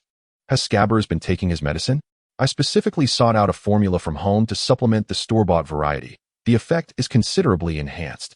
We've been administering it on schedule, and the results have been promising, Harry remarked earnestly. Honestly, I must commend wealthy families like yours. The potions you produce significantly lower prices, unlike the Malfoys, who profit from monopolies. Of course, this is one of my greatest sources of pride, Rosen replied. Our assembly line production allows us to set prices at a level affordable for everyone. We focus solely on the most essential and commonly used products, rather than squandering resources on unnecessary, extravagant toys. Did not Snape provide us with a reference book on potions? One particular book, discussing the history of potion development, praised this production model, published roughly 20 years ago when our family was just establishing itself after relocating from America. Before that, who utilized this model? Harry asked. Although well-versed in the Muggle world, his age limited his understanding of such matters. The Americans. Our family is merely a small branch of a larger clan based in America. I cannot even count how many relatives I have, as we rarely intersect. A Muggle named Henry Ford popularized this production model, making automobiles accessible to nearly every household in America during the 1920s, a time when they were considered a luxury. His two secrets were mass assembly lines and employee welfare. The former reduced costs while ensuring both quantity and quality. The latter decreased working hours and raised wages, preventing worker apathy. If you attended secondary school in the Muggle world, you would likely learn about these concepts. Does Muggle studies cover such topics? I am contemplating switching my divination class for it, as Professor Trelawney's lessons are exceedingly dull. Unfortunately, I fear not. Professor Burbage's research on the Muggle world has yet to extend that far. In our workshop, the formulas for major potions exhibit similarities. We deconstruct potion making into several stages, with each step handled by a single individual, coupled with wages significantly higher than those of the Malfoys. We employ a considerable number of squibs. Without us, they would have to live in the Muggle world, as no one else would hire squibs, even though they can also brew potions. This is why you see the unwavering dominance of the Peveril Pharmaceutical Company in Britain. Similarly, this principle applies to other industries, encapsulated by Muggle economists as industrialization and modernization. Thus, Harry, you must understand that the Muggle world is progressing rapidly. Often, we wizards must adopt Muggle strategies. In my view, a substantial interaction and exchange between wizards and Muggles is inevitable, as it will benefit both parties. Clinging to the past offers no future. Although my family is pureblood, having spent considerable time in America has aligned my thinking closely with Muggle perspectives. Harry, you are destined for greatness. Do not forget what I have shared today, as it is an inevitable trend. I prefer to call it the modernization of the magical world. In fact, the American wizarding community has set a commendable example in this regard. Though they may have fewer top-tier wizards due to their shorter historical accumulation, their overall development is far more prosperous than that of Britain. Should you visit America, you will find that the ancient families like the Peverils, who migrated from Europe, possess the strongest magical prowess, yet are still comparable to Professor Dumbledore. However, if you observe life there, ordinary wizards enjoy a significantly better quality of life, having nearly completed the modernization of the magical realm. Harry nodded, the sorrow from Sirius' betrayal fading as they made their way to the Great Hall. Happy Christmas! Dumbledore greeted them warmly. Rosen glanced around, noting there were only a dozen individuals present, as the others had returned home. The realization that he could not return due to his responsibilities filled him with a sense of melancholy. By the way, where is Professor Lupin? Harry inquired after finishing a potato and noticing the absence of one person. Perhaps he has fallen ill again. It is quite unfortunate to be unwell during Christmas, came the reply. Rosen shook his head with a sense of regret. Indeed, this beef tripe is exquisite. The culinary skills of house elves far surpass those of the Muggle chefs in Britain, he remarked. To be honest, this has completely upended my worldview. In my understanding, there were 2 books that held the title of the thinnest in the world. It seems there will now be but 1 left. What are those 2 books? Dumbledore inquired curiously, revealing he was unfamiliar with this jest. The British cookbook and the German joke book. With that, Rosen immersed himself in his meal, devouring the beef tripe while the others were too busy laughing to eat. Once the meal concluded, Harry and Ron intended to return to the common room. But Hermione found Professor McGonagall and departed with her. I suspect she wishes to inquire about the possibility of selecting additional courses, Ron remarked with a hint of sarcasm. The others dispersed to attend to their own matters, leaving only Dumbledore and Rosen together. Child, is there something on your mind? I noticed you gave me a signal earlier. Professor, let us discuss this in the headmaster's office. The confidentiality there is assured. Very well. Divider, in the headmaster's office. Rosen casually slouched into a chair, helping himself to some sweets from the table. A couple of days ago, I encountered Sirius Black in the Shrieking Shack. Dumbledore's eyes sparkled with interest. Did he share anything with you? Essentially, he claimed he was wrongfully accused. Rosen reflected for a moment. Allow me to lay out the entire sequence of events. First, there is something quite intriguing. He produced the Marauder's map. I solemnly swear I am up to no good. With a gentle tap of his wand, the ordinary piece of parchment transformed into a powerful map, revealing the castle's layout and pathways, complete with detailed names of individuals. Rosen directed Dumbledore's attention to a specific section of the Marauder's map, pinpointing a location within the Gryffindor Tower. Dumbledore, adjusting his spectacles, was taken aback to discover the name Peter Pettigrew, a presumed deceased individual, emblazoned there. You may recall James Potter's cohort during their time at Hogwarts. James Potter, Sirius Black, Peter Pettigrew, and Remus Lupin. This very map is their creation. Observe, Prongs, Padfoot, Wormtail, and Moony, their respective aliases. Lupin, as you know, is a werewolf, hence the moniker Moony. The remaining 3 are unregistered animagi, their animal forms evident in their nicknames, a stag, a dog, and a rat. To my understanding, Ron possesses a rodent that has endured for at least 13 years. Rosen gestured towards the Gryffindor Tower, where the names Ron Weasley and Peter Pettigrew were juxtaposed. Indeed. Dumbledore murmured, his astonishment tempered with a sense of vindication. When young Sirius was judged, I sensed an incongruity and opposed the death sentence. It seems my intuition was sound. Lest we condemn an innocent soul. He gazed at the name for an extended moment, as if yearning to apprehend the individual forthwith. The subsequent course of action is straightforward.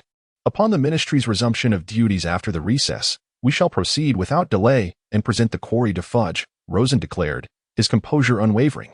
Having discerned this revelation, I subtly laced the rodent's sustenance with a concoction to inhibit magical escape and ensure our surveillance.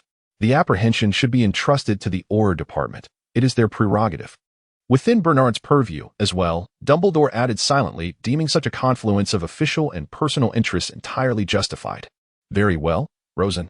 I grant you leave to employ unorthodox incantations, even unforgivable curses, should Peter attempt to abscond and elude your grasp. Might you furnish me with a memorandum elucidating the intricacies of the Imperious Curse? Rosen inquired, rolling his eyes, confessing his unfamiliarity with the unforgivable curses. Such formality is unnecessary. I possess tomes on the subject, as I presume you do. No need for secrecy. Dumbledore's confidence in Rosen was somewhat startling. Rosen mused that perhaps Dumbledore perceived him as uncontrollable, preferring to cultivate a favorable rapport to facilitate future collaboration against Voldemort's resurgence. Alternatively, Dumbledore might lack such long-term strategies, which would explain Voldemort's ascent to Dark Lord status. Rosen's father had derided Dumbledore's reactive rather than proactive approach, albeit with a degree of exaggeration. The Imperious Curse is remarkably accessible. Its execution pales in comparison to the resistance required to overcome it. Thus, the Ministry regards it as a greater menace than the formidable Killing Curse. However, I am confident that your aptitude, coupled with your occlumency skills, would render you impervious to its influence. I perused the Killing Curse's description out of mere curiosity and surmised that its effective casting would be challenging in my current state. Rosen sighed, and would likely deplete my magical reserves, leaving me enervated. Professor, at what juncture did you master the Killing Curse? Perhaps in my 3rd or 4th year. Though my recollection is hazy, I have never wielded it to extinguish a life, Dumbledore replied, a glint of sorrow in his eyes, prompting Rosen to speculate that he was reminiscing about Ariana. The holidays elapsed swiftly. punctuated by Harry and Hermione's dispute over the firebolt and Ron and Hermione's contention regarding Crookshank's purported attempts to devour Scabbers. Hermione, in a moment of exasperation, confided in Rosen, only to receive a dismissive response. Rosen was preoccupied with the capture of Peter Pettigrew, leaving him with little inclination to dwell on such trivialities. So you offered no solace? Not even a hint of schadenfreude? Hermione demanded, hands on her hips, her countenance reflecting her discontent. These are but trifles, Rosen interjected, raising his hand in a gesture of appeasement. I propose that you partake in a spectacle that will resolve all misunderstandings. What say you? What is my role? On the morrow, the inaugural day of term, instruct Harry and Ron to convene at Hagrid's hut at 7 o'clock postprandially, accompanied by Crookshanks and Scabbers. We shall engage in a frank and candid discourse. Will this prove efficacious? Or is this merely a fade concealing ulterior motives? Hermione's initial reaction was skepticism, followed by the suspicion of hidden agendas. Bingo! Rosen exclaimed, snapping his fingers. The remaining details must remain confidential for the present, but I assure you, no treachery is intended. And the denouement will be both unexpected and gratifying. Very well, I shall extend my provisional trust. Provisional? Have I ever betrayed your confidence? Not overtly. But you are perpetually poised to do so. Divider. On Monday evening, Ron, accompanied by Scabbers, Harry, and Hermione, proceeded towards Hagrid's abode. Upon entering, they were met with the anticipated sight of Hagrid and Rosen, but the scene was peculiar due to the augmented assembly. In addition to Professors Dumbledore, McGonagall, Snape, and Lupin, there were Aurors from the Ministry, led by Bernard and Gilderoy Lockhart, who had recently commenced his tenure at the Ministry. We extend our gratitude to Mr. Weasley for bringing forth this rodent, Dumbledore remarked, gesturing with his wand to seal the entrance. Sirius, you may reassume your human form. Tonight, we shall ascertain the truth regarding the events of yesteryear. Sirius reverted to his human guise, his appearance markedly improved after undergoing a thorough cleansing. Rosen observed that Scabbers, in his rodent form, had been trembling ever since Sirius emerged from the recesses of the room. Professors, what is the meaning of this? Ron inquired, his bewilderment palpable. And why is Black present? I thought we were to reconcile our differences. How does this involve a long-forgotten incident of which I am ignorant? And, most disconcertingly, the fugitive Sirius Black has materialized. Your rodent, Rosen elucidated, is, in fact, an unregistered animagus named Peter Pettigrew. Impossible. He perished long ago, at the hands of the very individual who betrayed my parents. Harry exclaimed, his countenance contorted with indignation. This is preposterous. Has Black bribed you with his family's wealth? Now, Mr. Potter, compose yourself. Bernard, in his capacity as the Ministry's representative, interjected, clearing his throat. Let us proceed forthwith. Professor McGonagall, would you be so kind as to join me in employing the spell to effect his transformation? Such a course of action would be most equitable. Indeed, the others, having already conferred with Black and ascertained the veracity of his account, exhibited no surprise. Two beams of cerulean and argent light converged, and Scabbers, amidst a chorus of squeaks, transformed into a man, emitting a piercing shriek as Peter Pettigrew collapsed to the floor. Greetings, Peter. How have you fared these past years? Lupin inquired, as if addressing a long-lost acquaintance, though their separation had indeed been protracted. Sirius, L. Lupin, Peter stammered, his voice faltering. My friends, my old friends. Sirius, growing impatient, interrupted Peter's words. Today is your day of reckoning, not a reunion. Should you prove uncooperative, Veritastrum will yield the same result. Although I harbor animosity towards Snape, I have absolute faith in the efficacy of the truth serum he concocted. Snape cast a glare at Sirius and quietly produced a small, transparent vial from his robe, evidently containing the truth serum Sirius had mentioned. Peter, I advise you to confess the truth. Otherwise, after consuming the truth serum, you might find yourself recounting even the minutiae of your childhood. You are well aware of my proficiency in potions from our school days, Snape spoke ominously, fully aware that he would not show leniency towards the one responsible for Lily Evans's demise. Interrogation? Peter gasped, forcing a strained smile. I don't understand what you mean. For instance, when did you begin working for Voldemort? Dumbledore paced, seemingly contemplating what to inquire next. His tone was light-hearted, as if jesting. Yet there was no mirth in his blue eyes, only suppressed fury. It wasn't me, Professor. It was him. Peter exclaimed in terror, pointing at Sirius. He escaped from Azkaban. He must have learned some tricks from the Dark Lord. Voldemort? Teach me tricks? Sirius suddenly burst into laughter. as if he had just heard the most ludicrous joke in the world. A chill ran through everyone in the room upon hearing that name, especially Peter. Gilderoy. You achieved the highest score in the history of the Hogwarts graduation exam in magical theory. Please, elucidate, Dumbledore requested. Though you are now employed at the Ministry of Magic, I still regard you as a part of Hogwarts. Lockhart felt like an actor, just as he had last year and this year. Thank you for the compliment, Professor Dumbledore. Allow me to elaborate briefly. Generally, briefly translates to a lengthy discourse, a conclusion Rosen had drawn from past experiences, much like the headmaster's speeches. Dementors thrive on consuming joy. Yet they are powerless against righteous sentiments. This is a peculiar phenomenon, with no definitive or reliable conclusion to date. However, the fact remains that if your heart is filled with righteousness, Dementors cannot harm you. The same applies to the Patronus charm.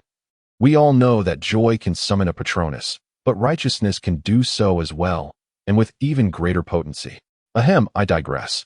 Let us return to the topic at hand. Sirius is an unregistered animagus, which certainly contravenes the Ministry's regulations, yet pales in comparison to the matters we are discussing today. He transformed into a large black dog and swam from Azkaban to England. Furthermore, Dementors cannot perceive the emotions of animals, they only sense human feelings. This was a crucial factor in Sirius's survival in Azkaban and his subsequent escape. Rather than any so-called teachings of the Dark Lord, Dementors believed that I, like others, had gone mad, thus they largely ignored me. It wasn't until I saw in the newspaper that Peter was perched on that boy's shoulder that I realized. Sirius pointed at Ron. The report about the Weasley family vacationing in Egypt, Rosen interjected. By the way, I was also in that issue, regarding the Wizard's chess tournament. That is how Sirius came to know of it. Ron remained in a state of confusion, struggling to accept that a mouse, which had accompanied him for so many years, was, in fact, a wizard. Yes, this revelation ignited a fire within my mind. I felt an urgent need to take action. It was not a pleasant memory, but rather an obsession, one that the Dementors could not extinguish. During a meal delivery, I transformed into a dog and escaped. Sirius passed by Peter, crouching before Harry, and declared, "Believe me, I swear I would never betray James and Lily. I would rather die than sell them out. Allowing Peter to become the secret keeper is the greatest regret of my life. How could I have been so foolish? I believe you." Harry's voice grew choked with emotion as he realized his agitation, lowering his previously elevated tone. "I mean, you encountered me on Godric's Hollow, yet you did nothing to me. I saw you transform into a dog, just like the one I met while waiting for the night bus. I merely wished to see you. You and James are so alike, and you fly just as well as he did," Sirius rasped. "But that time, you were distracted by the Dementors and fell from a great height. I had no one to fend off those Dementors. Later, I learned your firebolt was shattered. So I had this cat order a new one for me." He gestured towards Crookshanks, who was happily playing with Ron's pet, a cat named Jerry, suggesting their bond was quite strong. "Indeed, the firebolt was a gift from you," Hermione murmured, uncertain if revealing this to Professor McGonagall had been the right choice. "No, Ron," Peter shrieked, casting a desperate glance at Ron. "I am your good friend, your beloved pet, Ron." "What did he do?" Ron furrowed his brow, bewildered by the unfolding events. "Ron, as we understand it," Professor Dumbledore stated, "he betrayed Harry's parents, leading to Harry becoming an orphan, slaughtering an entire street of Muggles, then faking his own death to frame Sirius and evade capture." "You scoundrel," Ron glared at him. "I should have Crookshanks devour you for causing a rift between Hermione and me." "No, I have not harmed Harry in all these years, Professor," Peter shouted. "I have harmed no one." "That is because you feared Voldemort's supporters," Sirius retorted disdainfully. "If you thought it would not benefit you, you would do nothing for anyone. Voldemort has been hiding for 12 years, and it was said he was half dead. You would not kill for a wizard who has lost all his power and is in a dire state, would you?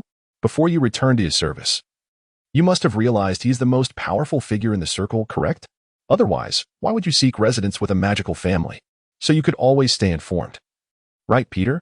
You wanted to know if your former protector regained strength, ensuring your safety upon returning to him. I heard them in the cell, calling your name in their dreams. They believed you betrayed Voldemort. Naturally, if the Death Eaters regrouped, and you brought the last surviving member of the Potter family with you, who would dare label you a traitor? Harry, Peter turned, pleading with his eyes, "I am your father's friend. Can you? How dare you speak to Harry?" Remus Lupin could no longer contain himself, shouting, "How dare you face him? How could you even mention James in his presence?" In Ron and Harry's minds, Lupin had always been gentle and cultured. His outburst indicated he had reached the limits of his fury.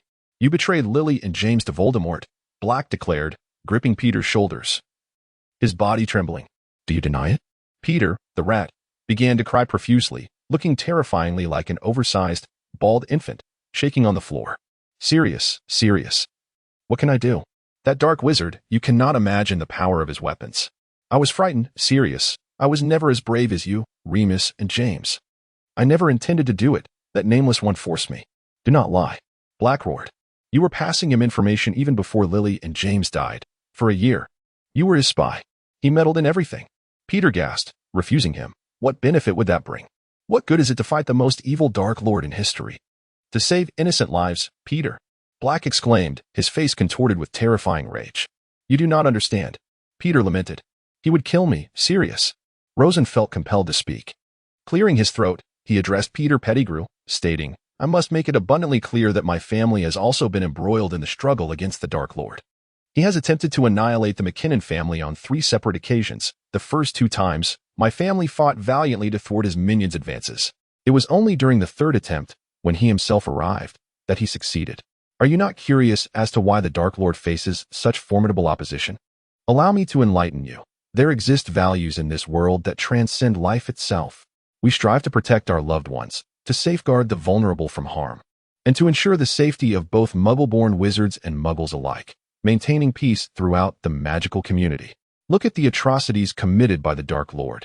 He believes that all who are not pureblood deserve death. Yet, what would be your reaction if I were to reveal that he himself is a filthy half-blood? His father was a Muggle, a veritable, unadulterated Muggle. Are you aware of this? His indignation grew as he divulged the Dark Lord's secrets, but he thought little of it. For such truths were hardly concealed and would bear no consequence.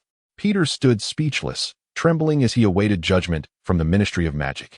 Professor Dumbledore and Bernard interjected, stating that Minister Fudge had already perused the letter I provided him and would arrive shortly. I believe we can arrange for a trial at Wisengamot, Bernard suggested. This could very well be the most significant trial since the fall of the Dark Lord. Very well, let us proceed as you suggest. I concur, Rosen replied. You have truly posed a challenge for me this time. Fudge felt a throbbing headache emerge. Lawrence had accompanied him to Hogwarts, and while previous matters had been easily managed, the weight of this information was overwhelming. Though I recognize the veracity of your claims, determining how to navigate the repercussions is a considerable dilemma. Fear not, Minister. Rosen reassured him. I have already devised a strategy, and this situation ultimately favors you. What do you mean?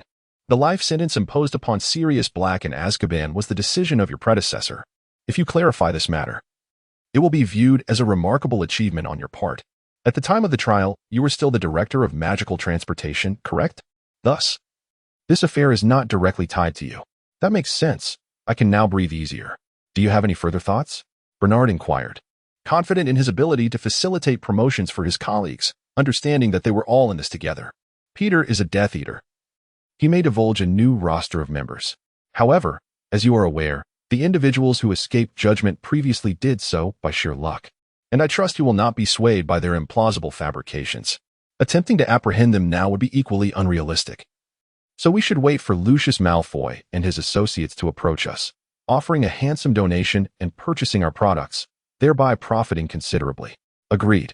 That is indeed a splendid idea. Fudge was no fool. He was well aware of Malfoy's past as a Death Eater, yet he recognized the need to prioritize benefits. Thus, he allowed Malfoy to remain at large. However, the wealth of the Peverell family was beginning to rival that of the Malfoys, prompting Fudge to no longer rely solely on them.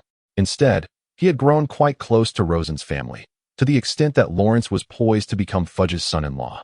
Fudge, being rather power-hungry, had ensured that several of his sons were employed within the Ministry of Magic. His eldest was already the Deputy Director of Magical Transportation, ensuring that upon his retirement, he would have a high-ranking ally. Rosen held a deep admiration for Lawrence. Although he appeared rather lackadaisical, his charm with women was undeniable. Fudge regarded his only daughter as a treasure, yet he had consented to Lawrence's proposal, which, while motivated by mutual benefit, also indicated that Lawrence must possess a certain reliability. Otherwise, Fudge would never have acquiesced. As for whether Lucius Malfoy and the others would silence Peter, Bernard had stationed a cadre of elite Aurors to guard against such an eventuality. Even the strongest Death Eaters within Azkaban would find little opportunity in a situation where numbers were equal, let alone these pampered gentlemen. None of them harbored concerns regarding this matter. Divider, exhausted, Rosen finally found a moment of respite. Today's Daily Prophet had been an extended edition, signaling that the dust had settled. He reclined in the common room, fatigue weighing heavily upon him, surrounded by Bill, Delilah, Luna, Alice, and others. The front page featured the narrative of Sirius and Peter. One could not deny that his cousin possessed remarkable writing skills, maintaining authenticity while captivating the reader's attention. Bill assumed the role of reader, and indeed, the revelations had caused quite a stir. No one had anticipated the truth to unfold in such a manner, leading to a significant reshuffling of perceptions, Rosen mused. For long, Sirius Black had been presumed to be the Dark Lord's loyal servant, the one responsible for the slaughter of a wizard and 12 muggles. However, following this trial, we were astonished to discover that the individual once thought dead and posthumously celebrated as a hero, Peter Pettigrew, was the true villain, a Death Eater. Sirius Black's name had been cleared, and he would be exonerated. Minister Cornelius Fudge stated that he had sensed something amiss following Black's escape from prison. After an extensive investigation, he uncovered evidence of Pettigrew's continued existence. After conferring with Professor Dumbledore and others at Hogwarts, they orchestrated a plan to apprehend Peter Pettigrew. Bill struggled to continue reading. Well, have a little sympathy for a man in his 60s, Rosen chuckled wryly.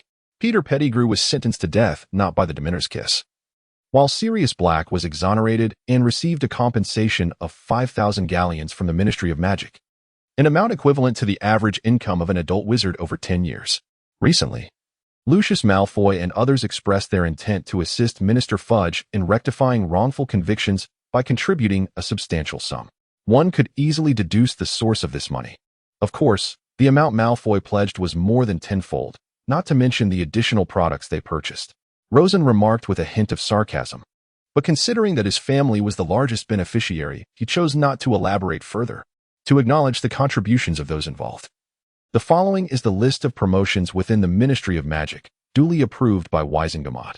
Bernard Peveril, who was responsible for capturing and escorting Peter Pettigrew, was elevated from the director of the Auror Office to the director of the Department of Magical Law Enforcement. The former director, Rufus Scrimgeour, was reassigned to the Department for the Regulation and Control of Magical Creatures, from the first to the second largest department. This was indeed a lateral move without implications of demotion. Moreover, during peacetime, the latter's authority often exceeded that of the former, succeeding the retiring Mr. Macmillan. The Auror Office's leadership was assumed by Carl Terrence, Bill's father, and Kingsley Shacklebolt. This was undeniably a cause for celebration, as only the two ministers held higher ranks than the directors. Gilderoy Lockhart, due to his outstanding theoretical research on the Azkaban prison system and Dementors, coupled with his previous in-depth analyses of dark magic, was promoted from the team leader of the Memory Removal Department within the Department of Magical Accidents and Catastrophes to the Deputy Director of the Department of Magical Accidents and Catastrophes. Rosen smirked, astonished that Lockhart had ascended to such heights, as he had initially believed that a single promotion would suffice.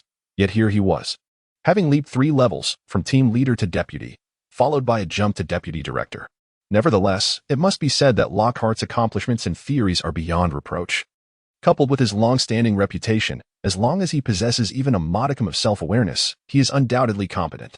Stellar Peveril, having served as an attorney during the trial and provided highly accurate and compelling evidence, alongside his previous commendable service, has been promoted from Deputy Director of the Office for the Prohibition of Magical Abuse to Deputy Director of the Department for the Regulation and Control of Magical Creatures. Stellar is a workaholic. Fudge remarked that he could accomplish the work of 10 individuals. Rosen vaguely recalls that the last person to receive such an accolade was Martin Bormann, a high-ranking official of the Third Reich. Of course, the two are entirely unrelated.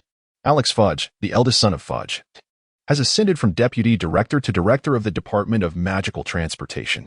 Who would have thought that the incident involving Peter Pettigrew would cause such a stir?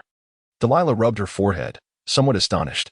It is only natural. A recipient of the first-class Order of Merlin being a Death Eater has exceedingly dire political ramifications, and a major reshuffling is indeed inevitable. The elderly individuals at fault were merely compelled to retire, yet their reputations remained intact. Hence, they dared not voice any objections, for this was the best outcome they could hope for.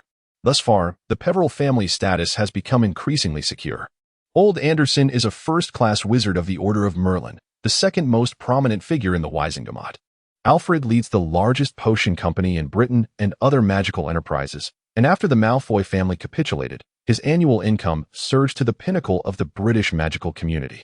Counting the family and their alliances, and these are not political marriages, there is one Minister of Magic, 2 directors, 3 deputy directors, 1 Hogwarts board member, and additionally, Delilah's prospective brother-in-law Bill's father is the director of the Auror Office, a position equivalent to that of deputy director of the Department for the Regulation of Magical Creatures. Delilah's grandfather is the director of the Department of Mysteries. It is fair to declare them the foremost family in the British magical community, and justly so. Most of this is intricately linked to Rosen. Without him, the majority of these achievements would not have materialized. Aside from my contemplations in the realm of production lines, my proudest moment was during the campaign for the Minister of Magic, accurately predicting the victory of the rather mediocre Fudge over the aggressive Barty Crouch. This alignment has directly yielded tremendous benefits, facilitating Bernard's rapid ascent from Deputy Director of the Auror Office to Director of the Department of Magical Law Enforcement within 3 years. Fudge will likely emerge as a leader in the impending war against Voldemort, no longer a hindrance. Peter's execution, carried out under the watch of Aurors, is a foregone conclusion, devoid of any suspense. The timeline for Voldemort's resurrection will surely be successfully delayed by the time he returns in several years or even decades. We will likely have amassed sufficient strength to extinguish him in his infancy, as I have already obtained the list of Death Eaters from Peter. By then, targeted elimination will suffice. Although the list is not exhaustive, combined with previous findings, we can essentially account for the vast majority. Rosen wrote in his diary, P.S. Let us first discuss the translation of the Marauders. In the translation by the Humanities Society, Wormtail and Padfoot are quite reasonable, but Moony and Snuffles leave much to be desired. The Taiwanese version translates the original term Moony as moon shadow, which closely resembles the adjective for moon. Yet the addition of face seems rather peculiar. There is no issue with Lupin's face, which misleads readers considerably. The Taiwanese translation fares much better. Furthermore, Padfoot, when understood literally, refers to a relatively flat paw. The Taiwanese version translates it as beast paw, which is more accurate than the Humanities Society's, yet appears overly formal. Hence, considering the English context, Rosen's deduction of their identities from Moony and Padfoot as a means of informing others becomes much more reasonable. The tragic fate of the Marauders, namely their collective demise, may have been predestined from the outset. James and Sirius were exceedingly proud, relishing the limelight, often disregarding the feelings of others. They had bullied Peter, without question. While Peter's betrayal undoubtedly relates to his character, one may ponder whether James and Sirius's treatment may have influenced him. I believe it did, albeit the impact can be deemed negligible compared to the overarching issue of loyalty. Sirius exhibited hostility towards Kreacher, clearly stemming from his own negative experiences at home. Thus every encounter with Kreacher evoked painful memories, leading to his ire. Yet, he simultaneously placed trust in Kreacher, assuming the elf shared his temperament, albeit being a fundamentally good individual. Ultimately, he could not foresee that Kreacher's actions would contribute to his demise. Peter Pettigrew's heinous acts, regardless of whether he meets his end through execution or shameful suicide, cannot escape death. With the loss of the other 3, Lupin found himself bereft of friends, ultimately perishing alongside his beloved Tonks in the battle at Hogwarts, reuniting with those who had departed before him.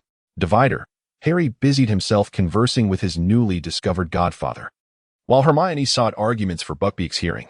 Ron, however, lingered in a daze, though this matter bore no direct relation to him. He could not shake off the feeling of having played an unflattering role, leaving him less than pleased. Poor little Ron, look at him, utterly exhausted, as if he had played Quidditch all night. Yet, in reality, he had never managed to stay on a broom for more than 10 minutes. When we shared the same field, the Weasley twins began jesting, attempting to lift his spirits. Indeed, Ron leapt from his seat, chasing after the two. Whether this newfound energy was preferable to his previous fatigue remained a mystery. Divider, Rosen, I truly appreciate your help. Harry felt at a loss for words, realizing that apart from attending Hogwarts, this was the first time he felt he had a family. In the future, I can visit my godfather's home during the summer, no longer confined by the Dursleys. I suppose that is not the most crucial aspect. Rosen mused, a glint of mischief in his eyes. What is it? Harry remained oblivious to the trap laid before him. You will be able to enter Hogsmeade openly, no longer needing the map and the invisibility cloak. Am I right? Harry was taken aback, discovering he could not respond, for what Rosen stated was indeed factual, and acknowledging it might deeply wound Sirius. "You little rascal," Sirius chuckled, chiding Harry. "It seems you truly enjoy putting him in a bind." However, sneaking into Hogsmeade under an invisibility cloak is certainly in line with James's legacy, and I must say, I admire it. Besides, that map was crafted by us. Harry now wields it quite legitimately. Should you wish to use it in the future, remember to ask Harry nicely and refrain from bullying him, understood? Have I dug my own grave? Rosen rolled his eyes. Harry realized he was late for his divination class and hurried towards the classroom, leaving only the two of them at the edge of the empty forbidden forest. "The items you requested?" Sirius rummaged through his bag, producing a locket and a cup. "The locket was something I discovered in Regulus's room. Creature was adamant about not parting with it. Oh, that's our particularly ancient house elf, claiming it was a family heirloom. I relayed your words to him, and he immediately relinquished it. API call failed with status code 429. Error. Code. For 29. Message. Resource has been exhausted, e.g. check quota. Status. Resource exhausted. API call failed with status code 429. Error. Code. For 29. Message. Resource has been exhausted, e.g. check quota. Status. Resource exhausted. Rosen squeezed 3 drops from a bottle, letting them fall onto 3 Horcruxes. Each subsequently emitted a series of anguished cries, followed by an ominous scent of charred remnants. The dark magical fluctuations within dissipated swiftly and decisively, but unfortunately, these could not be claimed for a reward. The young wolf, unaware of the nature of these objects, sensed the malevolent aura emanating from them. Was this related to Voldemort? Indeed. Rosen nodded, urging discretion, for this was highly classified information. Any leak would yield catastrophic consequences. There were a total of 7 such items, 4 of which had been destroyed, leaving 3 whose fates remained uncertain. Divider today. The trial concerning Hagrid's hippogriff has concluded, resulting in a verdict that imposed a fine equivalent to 2 years of his salary. However, both he and Buckbeak have been released. Lucius Malfoy exhibited no desire to contest the outcome, accepting it with a certain finality, evidently entangled in deeper troubles. Rosen quietly perused the letter sent by Stiller. This marked his final act as a lawyer before transitioning to the Department for the Regulation and Control of Magical Creatures, which could prove beneficial for his new role. The results were gratifying, affirming that their efforts were not in vain. He handed the letter to Hermione, who let out a sigh of relief upon reading it. As you often say, money is trivial. Problems that can be solved with money are not true problems. Achieving an acquittal is indeed fortuitous. In gratitude, Hagrid presented Rosen with an abundance of rock cakes, though Rosen doubted his ability to chew through them. Fenrir Greyback, the leader of the werewolves, stands as the most ruthless among them, without question. He ardently believes that blood is the werewolves' rightful claim. They should exact revenge upon the normal folk. During the Wizarding War, he led his kin to stand alongside Voldemort, who, despite his lofty self-regard, could not deny the effectiveness of Fenrir's name. A mere threat of biting was sufficient to shatter the defenses of most wizarding parents. In a society grappling with declining birth rates, who would willingly sacrifice their beloved offspring for an unseen notion of justice. On full moon nights, he would often seek to bite others, aiming to inflict as many wounds as possible, thus spreading the curse. His ambition was to create a legion of werewolves to conquer the wizards, specifically targeting children to ensure they grew up in isolation from their parents, nurturing a hatred for normal wizards. This would allow them to become part of Voldemort's werewolf army. Furthermore, Voldemort promised him sacrifices in return for his services. Greyback is likely a pure-blood werewolf, instinctively stalking his prey during the full moon to ensure success. His actions are calculated and premeditated. By the end of the 1996 to 1997 academic year, during the Battle of Hogwarts, it became apparent from Dumbledore's words that he had developed a fondness for human flesh, even outside the full moon. Among those he had explicitly bitten were Remus Lupin, who subsequently became a werewolf, and Bill Weasley, bitten while in human form, thus Bill did not transform, but developed a penchant for tenderly cooked steaks. Rosen sat quietly in the library, perusing books related to werewolves and Greyback, while reflecting on certain passages from the original texts. I remarked, now that we have attained our positions, should we not engage in something of significance? Otherwise, what distinguishes us from those like Malfoy? Over the weekend, he requested leave from Dumbledore to attend a family celebration, and during the meal, he addressed Bernard.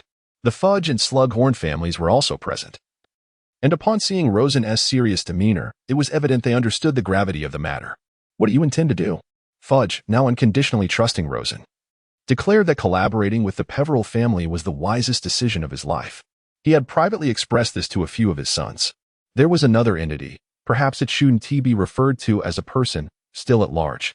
Its threat to both the magical and muggle worlds far exceeded that posed by ordinary Death Eaters. We must take action. In the past, we could feign impotence as an excuse for inaction, but now, 5 out of the 7 department heads would undoubtedly agree. Why should we remain passive? Fudge sighed, fully aware of who Rosen was referring to. All right, I'll heed your counsel. This time, I will assemble a team for a significant operation, ensuring we capture this individual once and for all. The shame of being accused of idleness was not merely humiliating, it was a source of deep guilt. As the Minister of Magic, I have yet to accomplish a single meaningful deed of my own. This time, I must redeem myself. A resolute side of Fudge emerged, breaking away from his usual indecisiveness. The others began to voice their opinions.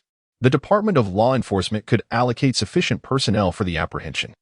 Bernard Peveril expressed his unwavering confidence. The Aura Office would undoubtedly serve as the main force, and their combat capabilities are well known. Carl Terrence, a volunteer who had come from America, harbored a deep-seated grudge against Voldemort's faction. The Department for the Regulation and Control of Magical Creatures would provide experts on werewolves to assist the law enforcement department, ensuring the operation was foolproof. Stiller Peveril, ever meticulous, was an exceptionally capable leader. The Department of Magical Transportation would sever the flying routes in the target area, eliminating the possibility of their escape via apparition. Furthermore, we would restrict access to the skies, prohibiting broomsticks. Alex Fudge aimed to prove through action that he had earned his position through merit, not merely through his father's influence. St. Mungo's had ample potions to guard against werewolf attacks, and I recommend you bring extra supplies. Margaret Hark, Rosen's mother, a clever and kind Ravenclaw, was exceptionally thorough in her preparations. I shall lead this endeavor. My experience with werewolves should be the most extensive. Kingsley Shacklebolt was a formidable Auror, renowned for his combat prowess, which was a decisive factor in Fudge appointing him as his bodyguard. I will arrange for the potion workshop staff to work overtime to ensure ample supplies are ready before your operation. Alfred understood the principle of securing provisions before mobilizing troops. The children are commendable. I have long been displeased with those beasts. He referred to the werewolves who defied the ministry's orders, refused to take medication, and engaged in relentless killing. Lupin was, of course, excluded from this condemnation. Horace, share your treasured information. We cannot merely spectate. I also volunteer for the mission. The voice belonged to Anderson, whose hearty appetite was evident as he devoured several plates of meat. He was brimming with energy, unwilling to resign to old age. The last battle was over a decade ago, protecting the castle, when a dozen Death Eaters came to their demise. I single-handedly overcame 5 of them. Surely no one here is my superior, right? Kingsley? Carl? Bernard? He pointed to the 3 Aurors present, yet the reality was that although they were among the elite, collectively, they could not match his strength. Very well, Horace Slughorn conceded, complying with the arrangements and producing the information he had painstakingly gathered about Greyback through his extensive network. Connolly, this information is 100% reliable. You can deploy tasks directly. I had 2 well-connected students who fell victim to their hands. Remember to avenge them. Let us pull together, everyone, Bernard urged, full of enthusiasm. If necessary, the minister should permit us to use certain spells. Fudge's lips twitched slightly, yet opposing this at that moment would have been unwise, potentially offending the entire Auror department. Of course, you may proceed. Rosen wagered a copper nat, declaring that should Greybark and his henchmen dare to resist, not a single soul would be spared. Naturally, no one suggested the extermination of werewolves, as such an idea was utterly unrealistic and excessively extreme. In truth, the majority of werewolves were quite law-abiding, regularly taking their medication and seeking a tranquil spot to endure the full moon. Bernard, teach me apparition and the killing curse. I too wished to join the fray. After the meeting adjourned, Rosen lingered to summon Bernard, presenting his request. Was this not too reckless? Bernard hesitated, acutely aware that Rosen could single-handedly defeat a werewolf and even face Greybark without sustaining injury. Yet, confronting a pack of werewolves entailed considerable risk. Nonsense. As long as I master apparition in combat and utilize the killing curse to fell an attacking werewolf, I am confident I can perform at least at the average standard of your Aurors. Very well, I shall teach you. In the Scottish Highlands, amidst a seldom-trodden primeval forest, they truly had chosen a clever hiding place. No wonder they had remained elusive until now, Bernard lamented. Despite the large number of operatives, they opted for the primitive mode of walking rather than apparition or broomsticks, wishing to avoid detection by their adversaries. Rosen snapped a charred branch that lay upon the ground, producing a creaking sound. He furrowed his brow. For the sake of victory, such sacrifices were worthwhile. Even personnel from the Department of Magical Transportation and the Department for the Regulation and Control of Magical Creatures were selected from among Aurors, indicating that this time success was indeed imperative. Fudge noted this phenomenon, surprised that his subordinates could execute their tasks with such decisiveness. No one would falter. Not a single one of the dozens of werewolves would escape. Anderson brimmed with confidence. In terms of combat prowess, he could effortlessly overpower all these werewolves combined. Any attempts to flee would be met with stunning spells, or, if necessary, lethal force. His speed in casting the killing curse rivaled that of the Aurors using stunning spells, leaving him with no cause for concern. As they ventured deeper, the light dwindled, the dense foliage obscuring the sun, rendering the surroundings exceedingly dark. This was reminiscent of his homeland in the Changbai Mountains, where the artificially planted forests, left undisturbed for extended periods, became particularly dim, with sunlight struggling to penetrate. No one would resort to magic that might alert their quarry. This was a fundamental quality of being an Auror. Suddenly, Kingsley, at the forefront of the group, signaled for everyone to halt. "I smell werewolves," he declared. Sirius Black, once an Auror himself, had returned to his former profession after clearing his name. "We're close. Everyone tread carefully. Ensure that we cover every corner," Bernard whispered, issuing commands with caution. Rosen and Bernard stealthily made their way down a narrow path. After approximately 10 minutes of concealment, they observed a werewolf passing by. Bernard exchanged a glance, prompting Rosen to draw his wand and softly utter, "Soul departure. Lead us to Greybuck's lair." Through the use of the soul curse, Rosen issued his command, rendering the werewolf utterly defenseless, and it appeared to be a mere muggle mutation. Obediently striding deeper into the shadows. "Well done. You will undoubtedly become a far superior Auror than I," Bernard commended, genuinely impressed by Rosen's decisiveness and skill. "I am not entirely certain I will pursue the path of an Auror," Rosen replied in a hushed tone. "Your words carry an air of presumption, which is quite inappropriate. The soul curse is a remarkably exquisite form of magic. Both the caster and the subject experience profound happiness, a true testament to the genius of its creator. Few possess the ability to resist such commands, allowing Rosen to wield it against the werewolf with confidence, free from the fear of opposition." After a brief moment, Bernard sensed that the Aurors had taken their positions, effectively blocking any potential escape routes. He raised his wand, gathering energy for a considerable time, and with a resounding boom, a magnificent firework erupted in the sky, its thunderous crack signaling the commencement of battle. Faint echoed throughout the surroundings as the Aurors, leveraging their numerical advantage, combat prowess. An initial strike overwhelmed the werewolf, leaving it reeling from the onslaught. API call failed with status code 429. Error. Code. For 29. Message. Resource has been exhausted. E.g. Check quota. Status. Resource exhausted. Rosen emerged from the shadows, his gaze filled with lethal intent. With a swift and formidable strike of dark magic, he offered no respite to the werewolves. One werewolf let out a blood-curdling scream before collapsing, motionless, as a gaping wound bled profusely from its chest. Several Aurors swiftly closed in, effectively blocking the remaining werewolves. The untransformed werewolves possessed little magical resistance. There were not many wizards among them, and powerful wizards were not susceptible to bites. Thus, they posed minimal threat to the Aurors. Laser. 600 nanometers of red light. With another furious roar, a werewolf, desperately fleeing from afar, was struck. Although the blow did not pierce its heart, the immense penetration and the searing pain it inflicted left the creature writhing helplessly against a nearby tree. This child has indeed inherited the ancestral violence of Antioch. Witnessing Rosen's mercilessness towards the werewolves, Anderson felt no surprise. Rather, he was pleased. With a casual flick of his wand, a surge of magical power erupted forth, toppling several more werewolves to the ground. The werewolves here were of the most heinous kind, entirely different from those encountered outside. There was no need for restraint, unless one accidentally delivered a fatal blow. A little ruthlessness mattered not. Bernard also fought with great enthusiasm, exclaiming loudly. Rosen advanced several meters and beheld in the center of the encirclement a group of the most formidable werewolves, Greyback evidently among them. Thanks to the desperate resistance of his subordinates, he was afforded a momentary respite, yet he found himself equally trapped. Silently, Rosen positioned himself in their inevitable path, raised his wand, and executed a sweeping semicircle. The incantation for the Avada Rosen spell was uttered with deliberate slowness. The inaugural use necessitated a prolonged build-up.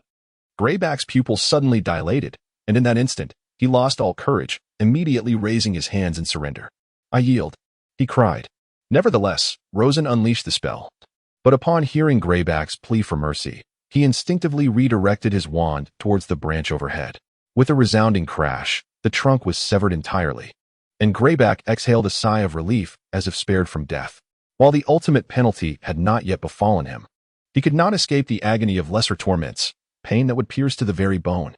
Rosen exhibited no compassion. He employed every dark spell he knew, finding that battling with dark magic was far more exhilarating than casting ordinary incantations. Greyback let out a blood-curdling scream. Convulsing on the ground, utterly defenseless. "Not savage enough," Kingsley remarked, seemingly desiring more excitement. "Child, it is evident you have never wielded the Cruciatus Curse. This spell requires one to genuinely wish for the opponent's demise to unleash its full potential." His familiarity with the unforgivable curses during his skirmishes with Death Eaters far exceeded that of Rosen's. "Enough. If this drags on, he may go mad." "And that would be a boon for him," Rosen declared, dismissing the Cruciatus Curse with a casual air. "No one slipped through, did they?" "Of course not. We interrogated them with Veritaserum. Not a single one escaped," Kingsley replied, visibly pleased. "You dare employ the unforgivable curses? I shall file charges against you." Greyback trembled, still possessing a modicum of strength to speak. "What? The unforgivable curses? Did you witness anyone using them?" Rosen brazenly inquired of the other Aurors nearby. They all shook their heads in unison. "We only saw werewolves stubbornly resist, resorting to the unforgivable curses, but we thwarted them," an Auror named Dawlish added, emphasizing the disdain shared by the magical community towards these werewolves. Fudge observed the proceedings from a distance, and after the battle concluded, he approached. Unable to participate due to his own limitations, "I understand you require an outlet for your frustrations. Now that the situation has quieted, let us return them to the Ministry for trial. The public should feel reassured. For now, the forces of the Dark Lord should no longer plague Britain." The septuagenarian appeared rejuvenated by 20 years. The news of Greyback and his minion's demise soon reverberated throughout the British magical community. "Minister Fudge has acted with remarkable decisiveness this time. I retract my previous criticisms of his perceived weakness and extend my sincere respect," Bartemius Crouch remarked in an interview with this paper. Clearly, everyone was elated by the complete eradication of Greyback's